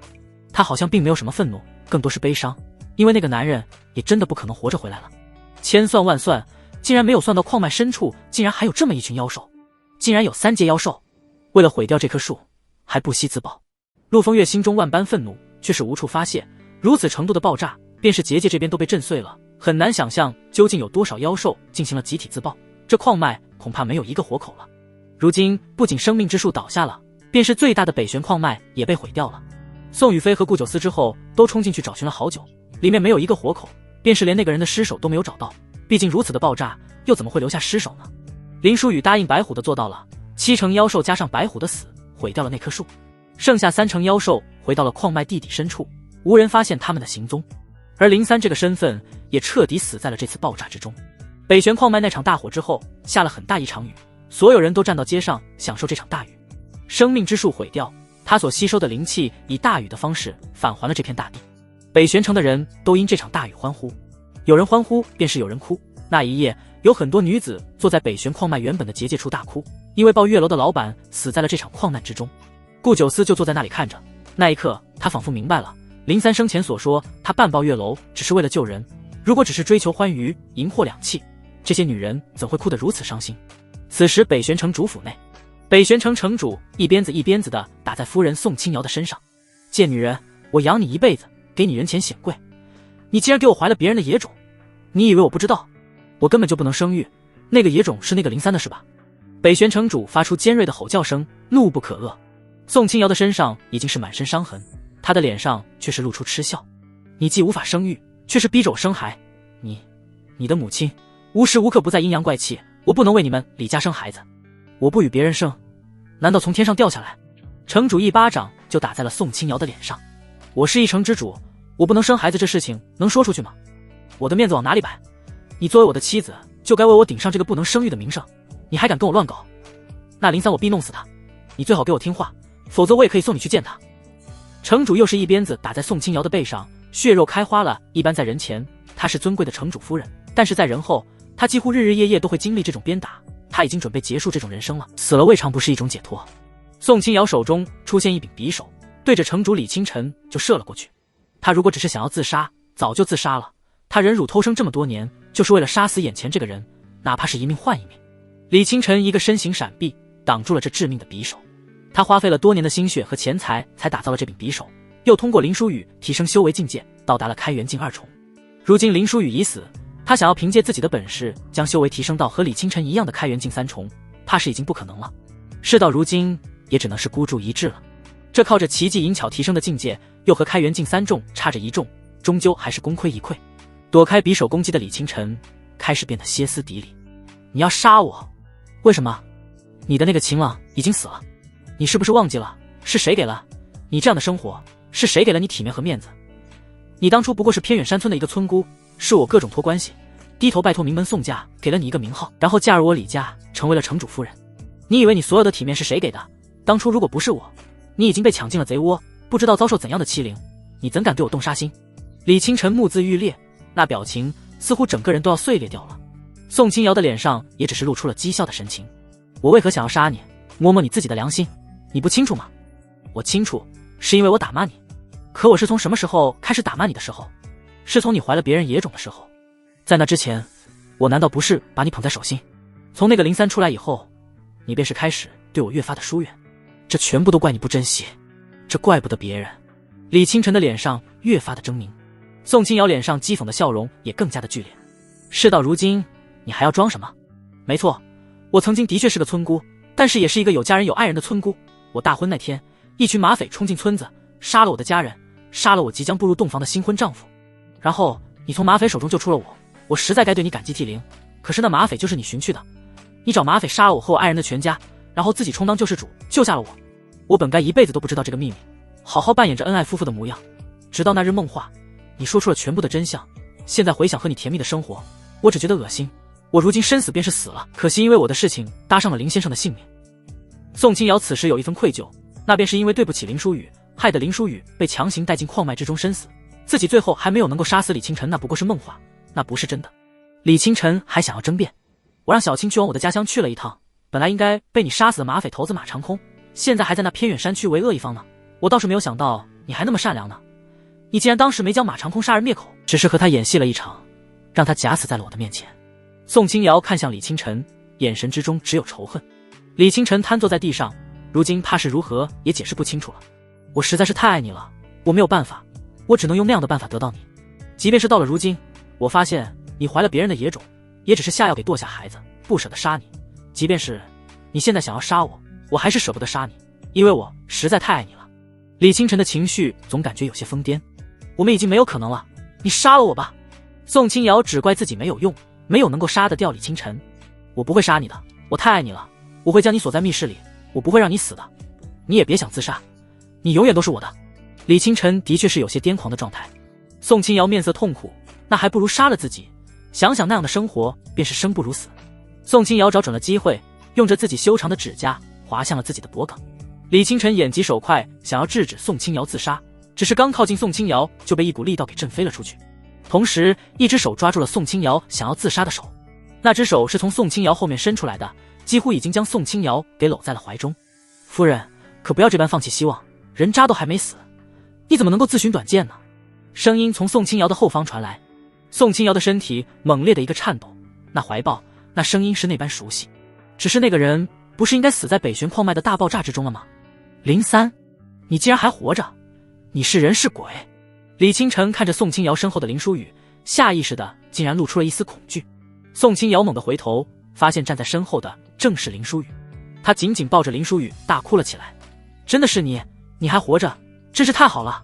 看着宋清瑶在别的男人怀中大哭，李清晨的牙齿都要咬碎了。我不管你是人是鬼，不过区区凝气9重，就算是鬼我也再杀你一次。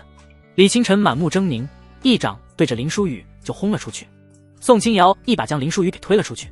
快走，你不是他的对手。见宋清瑶如此护着林书宇，李清晨更是怒不可遏。他既然来了，就别想着走了，我会在你的面前将你这情郎的脑袋一寸一寸的碾碎。李清晨几乎是咬着牙齿说出来的。9天焚气塔，一座白色气体凝聚塔降下，将整个城主府给罩住，他不会给林书宇一丝逃走的机会。宋清瑶长叹了一口气，对着林书宇说道：林先生，你实在是不该来到这里的。林书宇淡漠的一笑，本来是准备离开了，但是想到还有未了的事情没有做，我还没有带夫人脱离苦海呢。夫人，我回来带你回家。我回你妈，她的家就在这里。凝气废物，老子要把你剁碎了喂狗。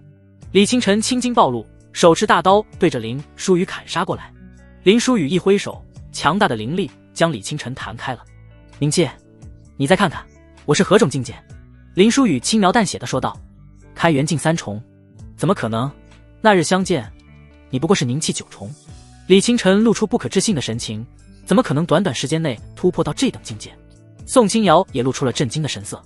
你不是无法，来之前就知道有恶战，提前强行提升的境界，拖得久了就有爆体的危险，等下还要麻烦夫人帮我将境界重新压制回去。林书宇轻描淡写的说道。好。宋清瑶在林书宇的面前显得格外的温柔。李清晨模样越发狰狞，手中大刀开始散发血色的光芒。不过是依靠秘术到达的开元境3重，同是开元境3重，你还能够是我的对手不成？我要让你后悔勾搭我的夫人。李清晨用刀划开了自己的手掌，鲜血浸染在刀身上，不断的泛着恐怖的红光。那惊天动地的一刀砍向林书宇，似乎要将一切给撕碎一般。林书宇站在原地，岿然未动。他只是轻轻的一抬手，2根手指头就夹住了那柄充满血光的刀。你大概是不了解我，同境者从无与我有一战之力，与我同境，等死就好，挣扎都不用挣扎。林书宇的话是那么平静。下一秒，那柄血色大刀便是碎裂开来，强大的灵力将李清晨震得后退10数步，鲜血不断的从他的嘴中涌出。此时的李清晨脑海之中只有一个字，那便是逃。眼前这个人根本就不可能战胜的，没有丝毫的胜算。李清晨想要逃跑，却是发现整个城主府都被9天焚气塔给罩住了。他要收回9天焚气塔，却是如何也收回不了，这法宝似乎完全失去了感应一般。别幻想了，你今日只剩下死路一条。林书宇淡漠的声音如同催命符一般。你到底是什么人？为啥9天焚气塔不受我控制了？你能够直接夺人法宝？你究竟是什么怪物？李清晨的眼中也只剩下恐惧2字。林书宇往前走了几步，却是突然咳嗽了几声，几口鲜血不断的从嘴中涌出。宋清瑶连忙上前查看。怎么了？你身体怎么样了？李清晨看着这一幕，心如万般刀割，自己的妻子当着自己的面，却是对别的野男人那般关心。连续2次强行提升境界，身体有点吃不消了。林书宇擦拭了一下嘴角的血渍，说道。李清晨却是看到了希望，最后一次凝聚灵气，隔空一刀刀气对着林书宇就斩杀了过来。宋清瑶下意识的就用身体挡在了林书宇的面前。林书宇一个眼神过去，那刀气还没到近前，就被林书宇给震碎了。我本是来救你的，结果却是你为了保护我而死，这种狗血剧情，可不会发生在我的身上，就算只剩下一口气，也不是这杂碎能够偷袭成功的。林书宇说完，空中降下几道钉子，将李清晨给牢牢地钉在了地上。别管他了，我先帮你压制境界，你都开始吐血了，身体肯定已经开始崩坏了。宋清瑶二话不说，便是开始帮助林书宇压制境界。李清晨在旁不断地咆哮：我杀了你们，我杀了你们，吵死了！林书宇随手一挥，便是一道剑气，斩开了李清晨的脖子，了结了他的性命。天刚蒙蒙亮的时候，城主府被一把大火烧尽，火光通天。说来也是奇怪，所有人都看见那火光，却是没有一个人上前救火的，直到城主府被烧了一个干净。宋微微的闺房外传来了一阵阵敲门声：小姐，外面有人求见，似乎是昨夜城主府走了水，城主府被烧了一个干净。门外传来丫鬟的叫声。宋微微擦拭了一下红肿的眼睛，整理了一下自己的仪表，往外走。在外等待的副城主：宋长老，昨夜整个城主府没有一个活口，李城主死了，眼睛还瞪着，用手都合不上，死不瞑目，只有夫人的尸体没有找到，我怀疑是不是有贼人掳走了夫人，夫人也是宋家人。我想着还是来通知宋长老一声，如今城主已死，北玄城乱成一团，还请宋长老主持大局。副城主对着宋微微说道，他甚至不敢抬头正视宋微微。乱成一团，我看整个北玄城都挺高兴的。宋微微淡漠地说了一声，是挺高兴的，李清晨之死，整个北玄城都挺高兴，只是可惜了夫人，夫人很好的一个人不该蒙难，我们是不是先找寻夫人？这副城主也是直言不讳。宋微微看了副城主一眼，你倒是坦诚，随便找个尸体，对外说宋清瑶死在火灾之中了，不要再找了。至于北玄城，你作为副城主继任城主之位，理所当然。副城主似乎明白了什么，直接跪下谢恩，多谢宋长老，在下倒退。副城主离开之后，宋微微望了望城主府的方向，你一个人真的能够杀了他逃出这里吗？是有人帮你吗？是他吗？他还活着吗？不对，他不可能活着了，宇飞已经在北玄矿脉之中无数次了，确认他不可能活着了。他要是活着，一定会来见我吧。远处的高楼上，林书宇朝着宋微微这边看了一眼，然后转身离去了。北玄矿脉毁于一旦的消息很快便是传到了整个大雪国。李道玄正和洛千珏喝着茶，1年了，他总算是动手了，一动手便是直接毁了玄月宗最大的矿脉，真不愧是他啊。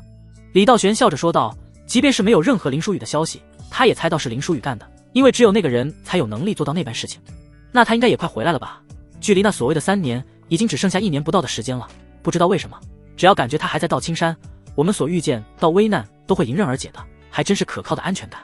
洛千珏呵呵的一笑，他都不知道从什么时候开始，他们竟然开始依赖这么一个宁气9重的弟子了。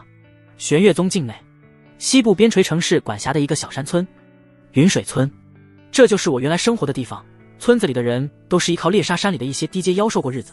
那日我和我父亲上山猎杀妖兽，在山林的外围遇见了身受重伤的李清晨，他受了很重的伤，我和父亲日夜照顾，1月有余，他才捡回了一条性命。他3番5次的感谢，说希望带我出去享受荣华富贵。我当时回绝了，并强调了我有一个相爱的未婚夫，用不了多久就要成婚了。我当时没看出他的不对劲，还告诉了他成婚的日子，让他一定要来喝我的喜酒。新婚那夜，一群马匪冲进了我们村子，他们二话不说便是开始了杀戮。婚礼当场除了我，没有一个人活下来。我被马匪头子马长空绑去做那压寨夫人，后来李清晨出现救下了我，他将我带回北玄城，一直对我很好。为了让我明媒正娶的嫁给他，他去求了宋家，让我以宋家子女的身份入嫁城主府。我一直以为他是一个好人，只是我没有想到，所有的一切都是他筹谋的。他安排了马匪杀死我的爱人，杀死了我的家人，便是到场的宾客都没有一个能够活下来的，他还要扮成英雄来拯救我，何其的可笑。村口前，宋清瑶的每一句话都在颤抖。当年的村子还在这里，只是风景依旧，物是人非。宋清瑶依偎在林书宇的肩膀上，眼泪不断的从眼中流出。如果没有遇见你，我真不知道该怎么办。一切都过去了，村里的事情我帮你解决了，我也要离开了。林书宇对着宋清瑶说道。宋清瑶愣了一下，眼神之中满是伤感。你不能留下吗？我会帮助你压制境界的，如果你想要个孩子，我也可以。他在尝试挽留这个男人。对不起，我有自己的事情要做，我不会为谁停留在某个地方的。林三已经死在那场矿难之中。林书宇云淡风轻地说了一句。宋清瑶还想要说什么，村子里面传来痛苦的惨叫声，打断两人的含情脉脉。救命！求求你了，放过我！我知道错了。阵阵求饶声伴随着声嘶力竭的惨叫声。此时云水村内，几个马匪骑着骏马在村子里来回奔驰，马背上系着一根绳子，那绳子连接一个村民。几匹骏马每匹马都拖曳着一个人，这些人被马拖着不断的地上来回摩擦着，一个个都是血肉模糊，发出惨叫和求饶的正是这几个人。而马背上的马匪听闻他们的惨叫声，似乎更加兴奋了，乐此不疲地挥舞着鞭子，驱使马奔驰得更加快。几个马匪更是当众撕扯着女性的衣服，里面岁数小的甚至只有14、15岁的样子。他只是一个孩子，你放过他，有本事冲我来！从里面冲出一个村姑，她的半张脸十分精致，看得出是一个美人胚子，但是她另外半张脸则是烧毁了，看上去都有些触目惊心。那马匪一脚便是将村姑给踹翻在地。滚你妈的，冲你来，冲你来，我他妈晚上都要做噩梦，老子还没有饿到饥不择食的地步，你再敢废话，我也让你跟着马儿跑上几个来回，将你另外半张脸也给你磨烂。光天化日，这些马匪便是已经嚣张跋扈到了这般地步，一群下贱的人，到现在还不知道认命，被我们玩弄，你们的生死就是我一句话的事情，还敢跟我反抗，真以为会有什么天降正义来拯救你们？可别做梦了。马匪已经将那个衣衫褴褛的小女孩扛在肩上，准备带回山寨。你说对了，还真有天降正义来了，放下那个女孩。林书宇满脸冷漠，脸上看不出一丝表情。所有马匪的目光都落在了林书宇的脸上，一个个目光都带着嘲弄的笑意。哎呦，这是哪里来的大善人，要匡扶正义了？每年都有这种自以为是外乡人，以为自己都能英雄救美，结果到了最后都丢到后面林子里喂狗了。你以为你是天命人吗？后面林子里一大堆天命人呢。这些马匪言语之中尽是讥讽玩味。好，我听你的，我不碰这个小姑娘了，我看上你后面的那位了，那真是极品了，好久没见过那么极品的女人了。兄弟们，我们这次有福了。那马匪将小姑娘随手丢到了一旁，目光落在宋清瑶的身上，眼珠子都要瞪出来了。所有马匪的目光都落在宋清瑶的身上，那眼神满是贪婪。林书宇一挥手，地面的石头浮动到了空中，直接射向了在场马匪。那石头砸在马匪的身上，就像是石头丢进水面一样，直接在身体表面荡开了。只是一瞬，只剩下一个马匪，大概是地面上的石头少了一个，他就活下来了，其余马匪身体都被轰碎，当场毙命。你们怕是无福消受了。林书宇冷冽地说了一声，你知道我们背后是谁吗？你敢在这里对我们出手，你知道是在对谁宣战吗？你们不可能活着走出这里的。剩下的那名马匪对着林书宇大声地咆哮道，林书宇一记横腿便是将他踢飞了出去。他在地上横着滚了不知道多少圈才停下来，体内也不知道断了多少根骨头。去叫人，我在这里等着你，把最大的那个叫过来，我没时间跟你们一波接着一波的。林书宇冷漠地说了一句。宋清瑶那边已经在给那些被系在马身上的村民解开绳子，这些人已经被在地上拖拽得不像个样子了。不要你们管，你们这样只会害死我们。你们以为你们是什么救世主吗？这么喜欢管闲事，本来我们被这般折磨了一下就过去了，这下他们回去叫人，我们只会受到变本加厉的折磨，而你们拍拍屁股就跑了，只会留下我们遭殃。一个男人刚被解开绳子，就对着宋清瑶破口大骂了起来。我们不会离开的。宋清瑶解释了一句。呵呵，你现在当然这么说，等看到他们密密麻麻的修士过来，你们跑得比谁都快，就你们这副嘴脸，我见得多了。我要你救命了吗？你以为我会感谢你吗？我恨不得骂你8辈祖宗。那个村民满脸都是鲜血，皮肤被磨烂了，已经血肉模糊，那般模样对着宋清瑶激动的骂，显得有些惊骇。宋清瑶还想解释什么，被林书宇招了招手，轻唤了一声清瑶。宋清瑶一副心领神会的模样，没有再说话，缓缓地走到了林书宇的身后。林书宇则是缓缓地朝着那个男人走去。我跟你们讲，那群马匪来之前你们不准走，你们惹下的麻烦你们自己去死，不要连累我们。明明折磨已经快结束了，搞得我们不知道还要多受什么罪。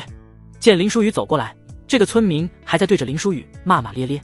林书宇走过去就是一巴掌，这一巴掌可没有收力，那男人的脑袋在脖子上360度转了几圈，整个脖子都快扭成麻花了。对那些为恶者一言不敢发，对你伸出援手的却是恶语相向，对恶人怂，对好人横。但是谁告诉你们我就是好人？那些马匪可以杀你们，难道我就杀你们不得？林书宇的声音很平静，但是却让在场的所有人胆寒，再没有一个人敢说话。姐姐，是你吗？姐姐。那个烧毁了一半的脸，身体在颤抖，小心翼翼对着宋清瑶问道。两人的目光撞在一起，那一刻宋清瑶的身体也猛烈地颤抖了起来。玉玲，是你吗？你怎么变成这样了？宋清瑶紧紧地抱住村姑，两姐妹相认相拥在一起哭了起来。那天夜里，马匪闯进来，一刀刺进了我的身体，我晕厥了过去，并没有死，大火烧毁了我的半张脸，便是这样了。姐姐，这些年你都去哪里了？为何也不回村子？那杨玉玲已经是哭得泣不成声。这个说来话长，有时间我慢慢讲给你听。宋清瑶对着杨玉玲说道：“带她过来。”林书宇对着宋清瑶轻唤了一句。宋清瑶拉着杨玉玲到了林书宇身边，对着杨玉玲说道：“如果不是他，我估计这辈子都不可能回到这村子了。”林书宇没有回应，只是伸出了手放在了杨玉玲的脸上，灵气不断地拂过杨玉玲的脸，那半张已经被烧得毁容的脸竟然开始以肉眼可见的速度复原了，最终恢复成了曾经的模样。杨玉玲似乎也感觉到了脸的变化，用手摸着自己脸的变化，然后猛地冲进了房子里，找出了镜子照了起来。片刻之后，杨玉玲冲了出来，紧紧地抱住了林书宇，激动地喊着：“姐夫，太感谢你了，我做梦都没有想到我的容貌还能够恢复。”须臾之后，杨玉玲也知道自己有点失态了，连忙和林书宇拉开了距离。“对不起，我太高兴了，有些失礼了。”宋清瑶则是看着林书宇，见到林书宇没有反驳姐夫这个称呼，脸上也是不自觉地涌出了一丝少女的羞红。整个村子里很少女性看着杨玉玲恢复容貌，一个个都跃跃欲试，但是似乎又不敢靠近林书宇。最后13、14岁模样的女孩怯怯弱弱地走到了林书宇的身边，她的脸上有很明显的伤疤，就像故意伤害的脸，大概是那些马匪做的。“哥哥，女孩大概是想要林书宇也帮她恢复容貌，但是性格怯弱，支支吾吾说个不清楚。”林书宇当然明白，手轻轻地放在了女孩的脸上，灵气开始治愈女孩脸上的伤。女孩却是突然后退了一步，一双稚嫩的手抓住了林书宇的手臂，让手移开了他的脸。林书宇疑惑地看向女孩：“还是算了，我脸上的伤是我妈妈故意弄的，妈妈说只有这样弄花自己，把自己弄丑，那些马匪才不会糟蹋我。村子里有很多姑娘被糟蹋的跳下山崖了，那样我还是做个丑姑娘吧。”小女孩的稚嫩的声音夹带着复杂的感情，这个年纪的姑娘，不对，无论是哪个年纪的姑娘，哪个不希望自己美美丽丽的，这个小女孩何尝不渴求着美丽。看着母亲弄花自己的脸，这女孩当时多痛苦啊，那位母亲又何尝不痛苦啊，但是他们不得不选择这么做。林书宇扫视了一眼，周围这样的女性不在少数，她们那样的眼神看向林书宇都是充满希冀的，希望恢复容貌的，但是面对村子这样的环境，她们不得不按捺下那样的心情。林书宇轻轻地摸了摸女孩的头：“那好，等哥哥将那些马匪全部斩杀干净，再回来治好你的脸。哥哥，还是离开这里吧，强龙不压地头蛇，你根本不知道那群马匪的数量多么惊人，不仅仅是我们村子，我们这大青山下数百个村子都饱受他们的欺凌，青兰城从来不管，想必他们在青兰城也有背景吧，哥哥你一个人是斗不过他们的。”小女孩小声地对着林书宇说道，又补充了一句：“或许这就是我们的命吧，谁也救不了我们。”